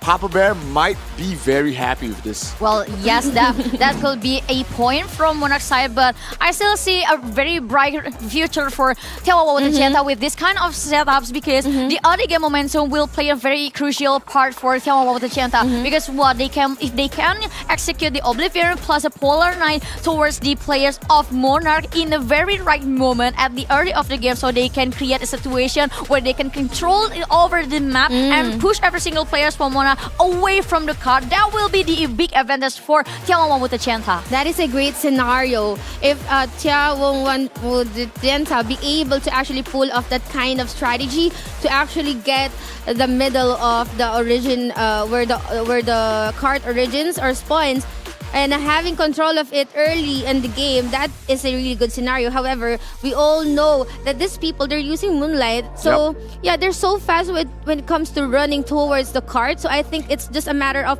who will be the first team to sustain the first clash against the card. Zero mentioned that the Double Wanderers won't be leaving the card alone. They will be contesting it, or maybe probably alternating. Someone's gonna contest it while the other is gonna support, and so on and so forth. So now, this is the moment that we're waiting for. Will this be the last game for Monarch, or will they be able to tie up the series, forcing for a game number 7, or will this be the last map for眺望万物的尖塔? Let's find out here at game number 6. Put your hands together for a potential penultimate map here of the Valhalla World Cup, where Monarch finds themselves trailing 1 point behind. They've been playing on match point for the second map already, and it all comes down to this. Can Papa Bear and squad be able to push them through the corner, push them to a game number 7, or will a new story be written here? 眺望万物的尖塔 3 points right now, and it all comes down to this. This is it, the moment that we've all been waiting for, the culmination of every effort of these players. Let's find out whose dreams about to come true. Will it be Monarch, or will it be 眺望万物的尖塔? Let's find out here as we begin game number 6. So much lies in this map, and it looks like it will be Monarch, the first one to reach the Smashy, points. 2 for 1. Papa Bear, they were caught outside with a nice Oblivion. Love Mary Jane going straight for the kill. Shmoo out of being locked out outside of the map. Yayan as well, they have to back off, but they are able to sustain and force them back here in the middle of the map. Vinsir is there, trying to lock them down. Polar Knights being comboed there. Love dropping low. Kotalo as well. If they lose the 2 Wanderers. Love! Nice sustain coming from the other Wanderers, but Love's gonna go down. And the Wanderer too. But nice sustain coming from the other Wanderer, but our card is no resurrection. No resurrection. Kotalo is low. About to go down. Oh no, no Yayan does fall. Both Wanderers are there. The card's gonna push forward. And Monarch gets the lead. Finally, right, just like that, the card is moving forward together with Vinsir. They are pushing the card very, very further away, but here we go. Love the Wanderer going after the card, contesting it together with the other Wanderer. Yep, they are pushing forward. It's so difficult to play around the Hell Plants, around the AoE damage that Monarch has. Papa Bear dropping low. Yayan's gonna fall. Here comes the Polar Knights as well as the Oblivions. Locking them up. Papa Bear is dead. Shmoo smash. Smashy's still alive. Shmoo as well. Can they drop him? Emperor Classes. Stay them, keep themselves alive. Mana Fix, they need the Mana Fix. Where's the Mana Fix? Yayan uses it. The resurrection comes from Papa Bear. Keeps them alive. The Emperor Classes comes down. Wow, that is a clutch play coming from Shmoo, but they still need to push the cart further. But before that, they must deal with the PK. Papa Bear taking so much damage, gonna go down, but Love dropping here. very low. Almost. Love Mary Jane as well, together with the other Wanderer. Almost finish him off. Kotalo is gonna fall. Both Wanderers are dead again. Both Wanderers are dead again. With a 2 kill. Now it's the perfect time for them to push, but they don't have enough damage to actually push the cart. There's a lot of plans here, and Papa Bear once again back in his aura. They are just sticking towards the car. We were talking about how much AoE damage Papa Bear can bring, and they are doing it. Papa Bear kills the another player down. Yayan does fall. Smashy and Love still fighting it. Papa Bear not afraid of anything at all. He knows he has to support back him. Dude trying to do his best. Yayan's gonna fall once again. Papa Bear still very safe towards the backline. They're gonna kill one of the Wanderers. Love dropping very low. Almost just like that. But I think They found Papa Bear. Papa Bear. Oh, Love the Mary chain Jane, but comets. Shmoo is there. Papa Bear's gonna die. Epic Chassis drop there. Papa Bear gets resurrected. Nice. Love Mary Jane looking for Shmoo. Smashy looking in for trouble. Smash is gonna go down. Resurrection for Shmoo. They resurrect Nice. Shmoo just in time. Shmoo out of SP though. He has to watch out. Yayan is dead. They need the SP to resurrect. Papa Bear is not gonna be dead as well. That leaves Yayan Shmoo and too. Yayan as well. Here comes the SP Mary being provided there. They are able to hold their ground for now. 3 minutes left remaining here. Monarch, lot of can they time. push back? Shmoo doesn't have any SP, and what Love Mary Jane is doing and do as well is that they're focusing on Shmoo and Smashy, and now Yayan and Vincer, they need to actually protect Smashy and Shmoo, and not just Papa Bear. Yeah, Papa Bear on towards the back line. He's going to be able to use the reading spellbook right now on towards Love. Wow, taking very quite a bit tanky. of damage, but he's not in any danger as of yet. Papa Bear out of SP right now. Smashy dropping low. He has to watch out. Yayan needs to back up as well. Oblivion's being dropped on their heads at the moment, but the card is not going anywhere. Love Mary Papa Bear's going to Jane. Yayan dropping very low. Love Mary as Jane well. doing so much damage. But Shmoo here, as long as the supports are alive, you really have to focus on the supports or else the card would move. Everyone would be sustained. Everyone would just be Oblivion. resurrected. Dropped We have the on their head. Oblivions right now. Yayan's about to go down. He will be sustained though they don't have the mana fix. They don't have the SP for both of our sorcerer. I mean, just the sorcerer, Yayan. Yeah, but this is what they're looking for right now, Monarch. They don't need any kills. They just need to hold the card in this Yes. area. That's why you see Vincier playing so far behind. He knows that as long as he doesn't get wiped Look at out that that quickly. plant. Oh, Love Mary Jane is gonna fall. Almost. The Wanderers are dead as well. No Wanderers. There are frozen worlds though. Vincer killed. Love Mary Jane is already at kill streak, and the card is moving towards the advantage of Monarch Guild. The crowd is absolutely loving this right now. Monarch pushing against all odds, trying to force a game number 7. Plato Echang is gonna fall. Love in some trouble. Katala as well. Yayan trying to back up. Love is gonna fall. No more Wanderer together with the genetic. The card is reaching the first checkpoint, and my oh my, Monarch's story hasn't ended yet. They reached the first checkpoint. They're gonna buy some time. Smashy and Papa Bear together with the card. They need to actually advance, push the battle outside Papa of the Bear card. going Love for the Mary kill. Jane. Love Mary Jane. He's taking the full brunt of the combination. But Papa Bear still alive, barely surviving. Osiris got Papa Bear. It's dominating! Yayan might be killing though as well. On the other hand, Smashy really tanky at the midst of everything. Smashy standing here. No one gets near. Kotalo in some trouble. Love has to back off there. No Wanderers are currently on the card. Smashy, Papa Bear, Yayan sticking to it. They know 20 seconds is all they need to hold on for. Yayan, super low on health, will be sustained here. Smashy, really tanky. We're waiting for the final Oblivions to be casted right now. Yep, here they go. They're trying to wipe them out right here. 7 more seconds. Everything in the kitchen sink being thrown out there, but it is not enough. Monarch forces a game number 7. The game number 7 has just unlocked, and this is the grand final of the Ragnarok Origin Valhalla World Cup against the Oz. Here's your Papa Bear, the Warlock, the only Warlock in Valhalla World Cup. Smashy. Absolutely beautiful plays coming from the side of Monarch. The Warlock worked. The Warlock with the AoE damage, just too much for them to deal with.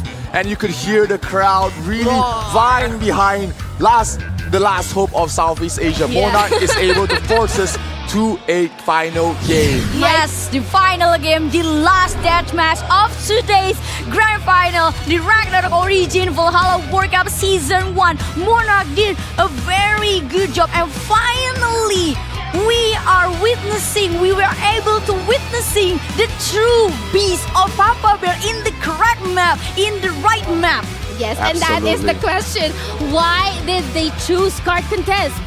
Why? I think that must have forgotten that they were good in Shapeshift Ops. That would have been the map they would have been winning on, but instead they play card contest. They gave Papa Bear the best map at that situation, and it was just absolutely perfect. It No worked. one's actually just protecting him anymore. Yep. No one's protecting him anymore. Because they don't care. Papa Bear can die infinite amount of times because he can just get rest done.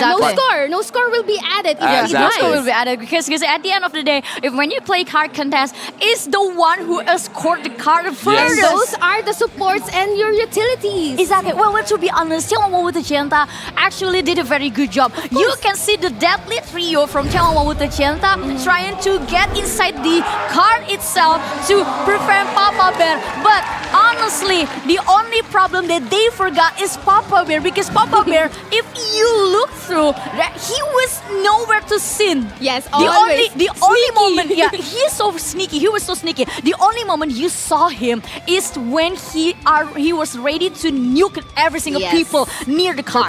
Surprise, baby! That's why that map was just so good for Monarch. So good. Exactly. Papa Bear can play however he wants. He knows that even if he dies, it doesn't matter.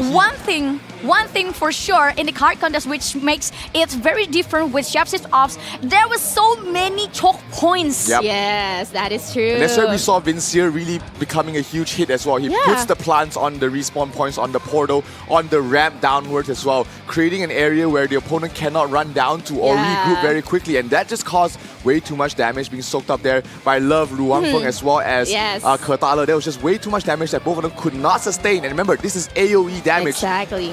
It's not a sorcerer. I actually want to put it to here, like what you mentioned about Vincier.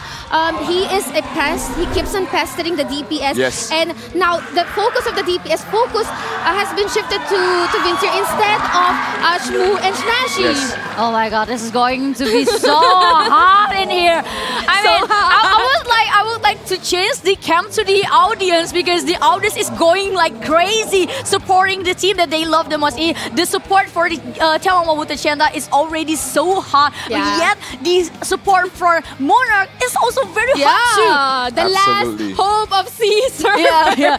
Bunch of people supporting. I mean, this is the very last game. Absolutely. The team deathmatch, and we've seen the last two team deathmatch handled by Monarch was totally failed. So this is the only redemption arc that they have to secure the spot of the champion, the champion title of this Ragnarok Valhalla World Cup. This is where it's the most important to mess up with your opponent's mindset. Yes. Remember, everyone gets refreshed here. So what they can do here for the side of Monarch, it's not play Papa Bear. They can play Papa Bear, but instead of Yayan, they put in Solitary Kin or Emman. They play a secondary threat along with Papa Bear. So you have a sorcerer that's going to deal a lot of damage. Not a support sorcerer, but a DPS sorcerer. So switch out Yayan, put in Solitary Kin or put in Almighty Emman. That provides them with a secondary threat. Or two Wanderers, Archikins and Smashy. Yes. But that is a risk. That is a we risk. We don't have an idea if they practice it before. Well, it probably something that they already tried on. But one thing for sure, if we go with this scenario that David just mentioned before, Papa Bear actually can become the bait. Yes, he becomes the bait, and then Solitary Kin becomes the main DPS deal. That's what we're talking about. Here, we see Jianta playing the same way. They're playing their two primary DPS sorcerers out there. They're putting out Tuji. They're putting out Dawang. This is not their usual combination, remember? They like to play it with Love, Mary Jane, and Do. Yes, so they are switching things up. They know that this is the highest damage composition they can bring out, and Team Deathmatch is all about the kills. Yes. This is going to be fast. The concept of Jianta is totally chaos, and yes, they changed it. But there are no Papa Bear. So the strongest lineup from Jianta will face up against one of the best players from Monarch. It's the Black Team, the Solitary Kin, Rainbows, Almighty Emmer, Archikins, and Bulalu. So we are going to see. This is the very last match. Who will win this last match? Will Monarch finally get the redemption arc towards this deathmatch? So, ladies and gentlemen, the last game between眺望万物的尖塔against Monarch! This is for all the marbles, ladies and gentlemen. The last 2 minutes of the Valhalla World Cup will be coming down to this. Everybody's splitting up right now. Solitary Kin as well as the support one of the supports keeping out with him, but dude trying to go for a kill. Love Yao Pi being caught out there. They're trying to go for a kill. Frozen, he might be in some trouble here. Back-to-back Frozens, they want to lock him down. Oh, here comes the Auroras as well. They're trying to focus them down. So much AoE damage being brought down in their faces right now. But Love is about to go down. Will they be able to sustain Love, Yao Pi, and Love? And Yao Pi is gonna go down. But they still have a resurrection. That's okay, that's fine. We have the Wanderers here. They need to shut down the Wanderers or else they will be in trouble. Just too much damage coming from all of the teams here. Ulalo has to back out. Ulalo is stuck in a bad situation. He has to get out of there. Managed to survive so far. Nobody has died on both sides, but it will be if it goes to a tie situation. Monarch will be in the lead here. Almighty Eman looking for target. That's gonna be 15 seconds. Raid boss together with Solitary Kin and Eman. Bulalo just stuck here in the middle of everything. What is the plan? 43 seconds left. So right now, Monarch can just keep running around. They don't need to run. They don't need to kill anybody. They have the advantage in the tiebreaker situation because they got a kill already. It doesn't matter about the resurrection. Monarch, they just need to survive. But Raid boss was able to actually sustain that 125 seconds. There's a lot of things that can happen. They found the target. 2G in trouble. Eman and Kin. Solitary Kin also, is gonna fall. They need to resurrect. They need to resurrect right now. Eman gonna go down. Literally loaded. 2G as well. But Eman's gonna go down. They need to sustain. Kin as well. They need the resurrection. It's all over.眺望万物的尖塔 will be the champions of the Valhalla World Cup. Amazing performance from them. Able to clutch things out towards the end and find that final kill. The final clutch to secure the champion title of Valhalla World Cup Season 1. Here's your champion, 眺望万物的尖塔. Congratulations. What a game! What an intense game! You can see their happy faces. Congratulations, guys! You are the first ever Valhalla World Cup champions. It's been such a long journey from the lower brackets all the way to the grand finals. 3 best of 7s. They played 3 best of 7s to the fullest, and they have won every single one. The mental fortitude, the persistence, they have it all. Everything, the strength, everything, and now they will be having a piece of Valhalla ROO tournament trophy. Look at that. Yes, and the dragon has just soared to mark the legacy of the champion of this Series 1 of Valhalla World Cup. Of course, we cannot forget the valiant efforts of Monarch, of all the other guilds who came before, the Frontera one,仲夏沫花. We also have Trinity, BobaCats. We cannot forget all the other competitors. They've really given their all and gave us a very, very memorable weekend. All of the guilds who participated for the Valhalla World Cup, guys. Shout out to all of you guys, and of course to Adventures watching the live stream right now. Thank you so much. Wow. Yes, the Cinderella story is complete. The epilogue was written beautifully with a happy ending. And this is our last time to guide you guys to the champion. Nikki, Abigail, and Zero signing out. Thank you so much for your support. Thank you so much for your love. We would love to see you again on the next event. And we are going to throw it back to our wonderful hostess.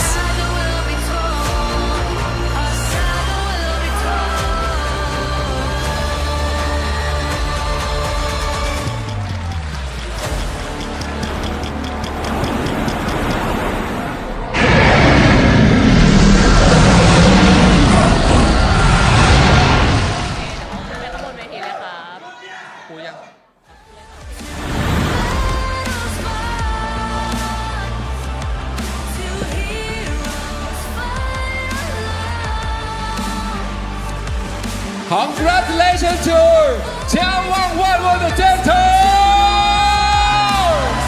Woo! Our champion! The first world champion of Regular Origin Valhalla World Cup 2024! Congratulations from China Mainland. Yeah, and now it's time for all of you to claim your prize, the Predators Trophy. Please. Yes, please.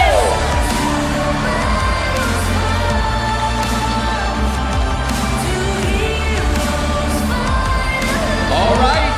And 3, 2, 1. Raise your trophy. Woo! Woo!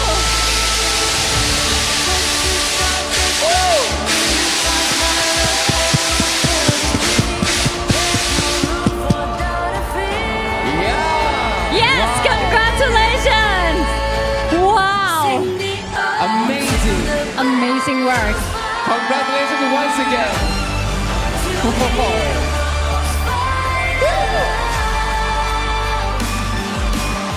This was an epic battle. I let them take time as the champion and the first world champion of Ragnarok Origin Valhalla Okay. World Cup 2024. All right, everyone. We're gonna take the photo first. Okay. Okay. We take the photo first. This is your special moment. Gift of 眺望万物的尖塔 Our champion. Yes. Wow.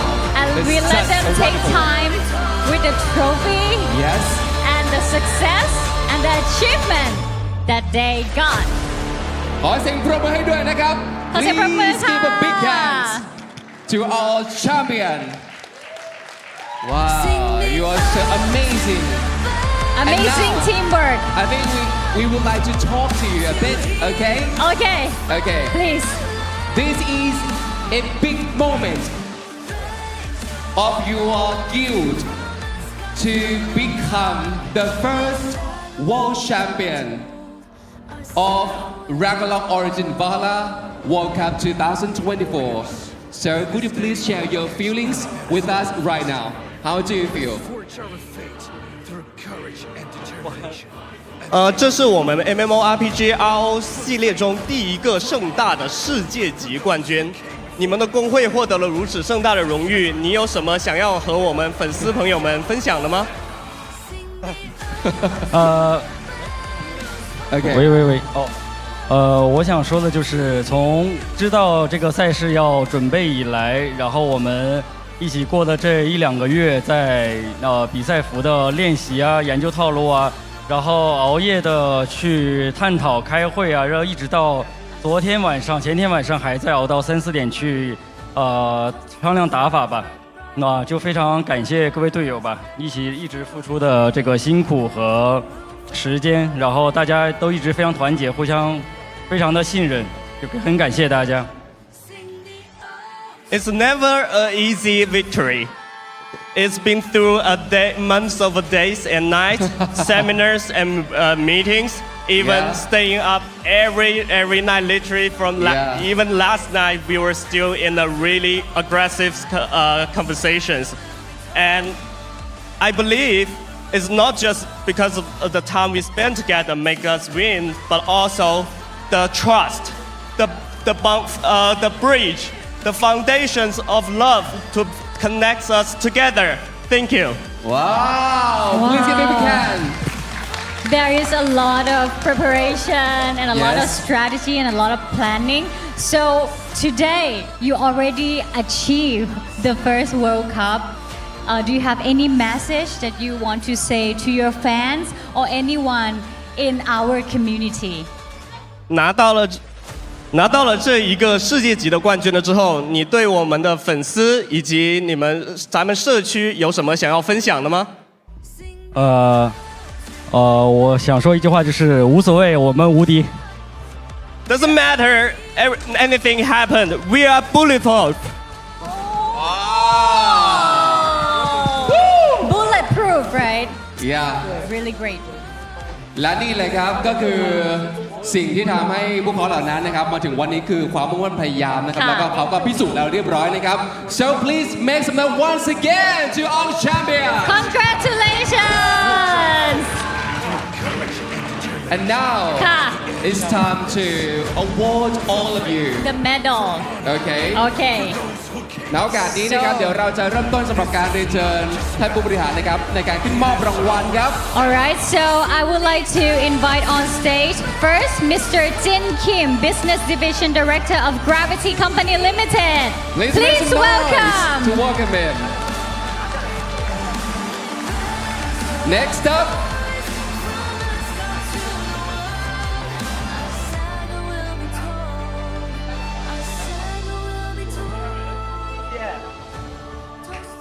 Yeah, please give a big hand. Next up, may I kindly invite Mr. Jerry Gao, the Director of App Gallery Business, Huawei APAC Region. Please give a big hand.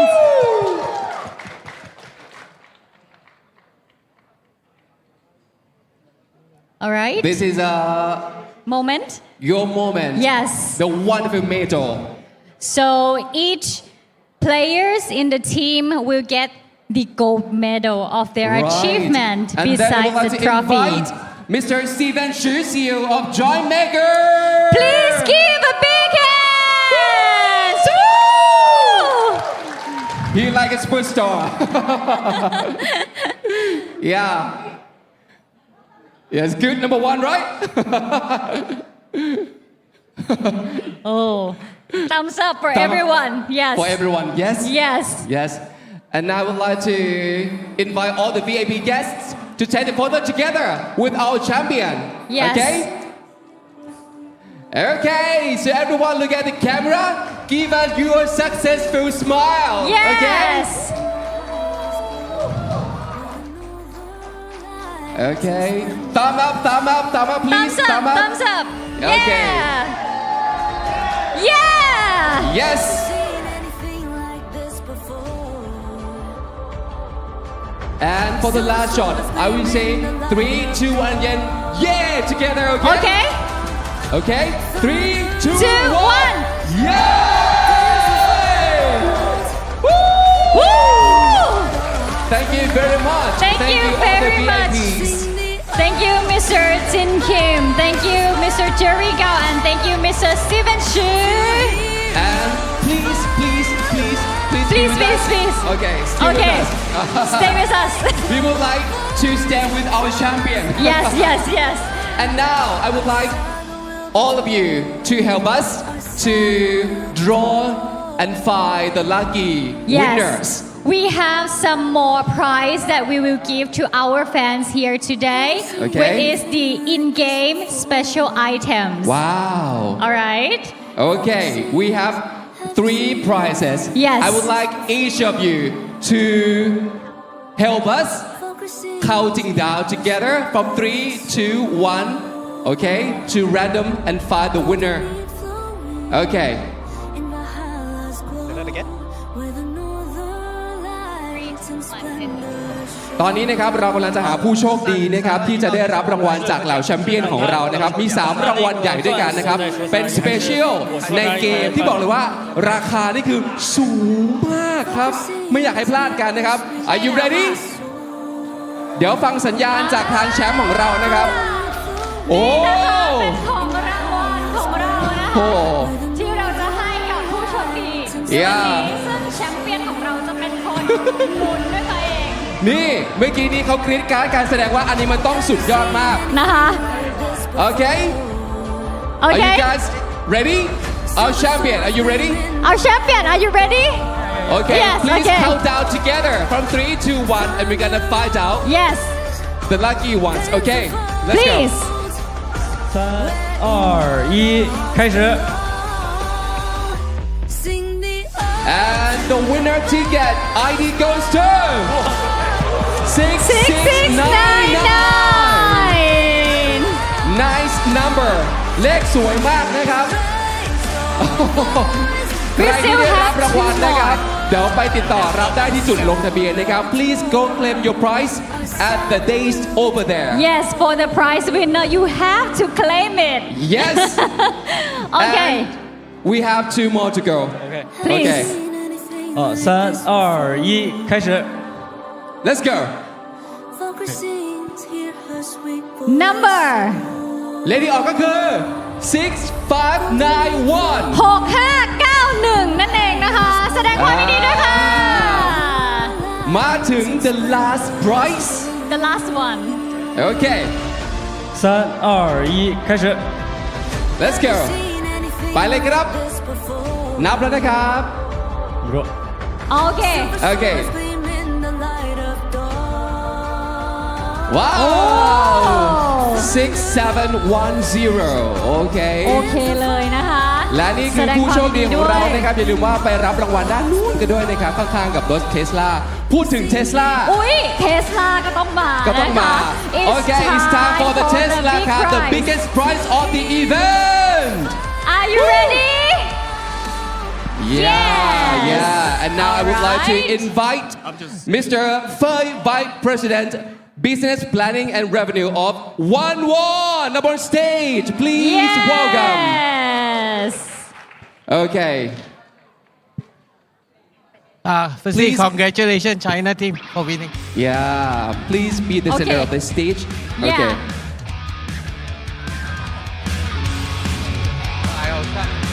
Okay. And then Okay.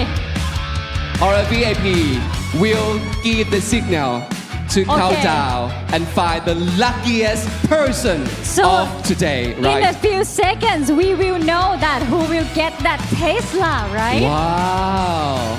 The I'm so special one excited. from RO. Okay. Are you ready? Yes. Okay. We're going to count down from 3 to 1. Okay. Let's go. 3, 2, 1, go. Let's see. And the winner is 7104 นะคะ โอ้อยู่ป่ะอยากรู้ว่าอยู่หรือเปล่าเนี่ย อยู่ไหมครับ อยู่ไหมครับ Are you here with โอ us? เคแล้วโอกาสนี้นะครับ ก่อนอื่นเดี๋ยวถ่ายรูปหรือยังครับเมื่อสักครู่นี้ เรียบร้อยแล้วนะครับ ถ่ายรูปไปแล้วนะคะ แล้วโอกาสนี้นะครับ โอเค Thank you very much Mr. Fei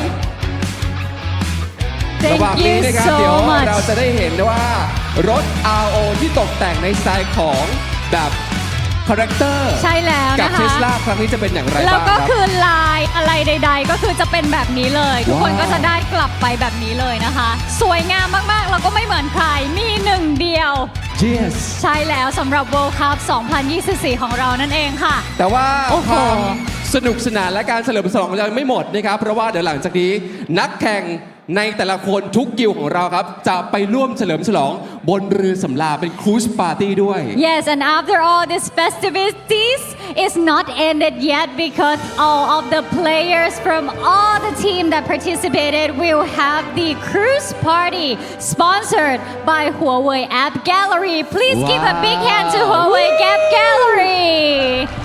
All right, Wow. ladies and gentlemen, on behalf of the organizing team, we would like to express our sincere gratitude to every one of you for your great participation and strong support. And I hope that we will continue walking side by side with us like we have done like a family so far. Thank you so much. Thank you everyone that been part of this wonderful World Cup, and this is just the first World Cup of Ragnarok Origin Valhalla, but we still continue on growing our community Yes. and our family to be Right. bigger and better. And now I would like to express our heartfelt gratitude to all of the sponsors that make this happen. Right. So first of all, I would like to thank you, Joy Maker. Thank you very much. Next up, thank you very much, Gravity Game Home. Thank you, Huawei App Gallery. More to explore on App Gallery. Okay, thank you. One universe, one amazing adventures. Thank you, AOC, #1 gaming monitor in the world. And last but not least, thank you very much, Razor Girl. Whatever you play, pay with Razor Gold.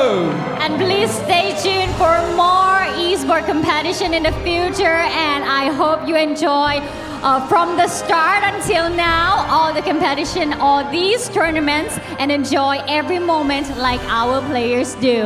เอาละครับวันนี้นะครับขอบพระคุณอีกครั้งนะครับสำหรับการติดตามนะครับทุกช่องทางเลยนะครับแล้วก็อย่าลืมนะครับว่ามาเป็นครอบครัวเดียวกับเรานะครับกับ Ragnarok Origin เชื่อว่าจะมีอีกหลากหลายทัวร์นาเมนต์ให้ทุกคนได้ติดตามกันนะครับแต่ว่าวันนี้ขอบคุณจริงๆครับเจอกันใหม่ในครั้งหน้าลาไปแล้วนะครับ Thank you very much see you next time See you next time bye bye สวัสดีนะครับ Have a great night Have a great night Thank you all champions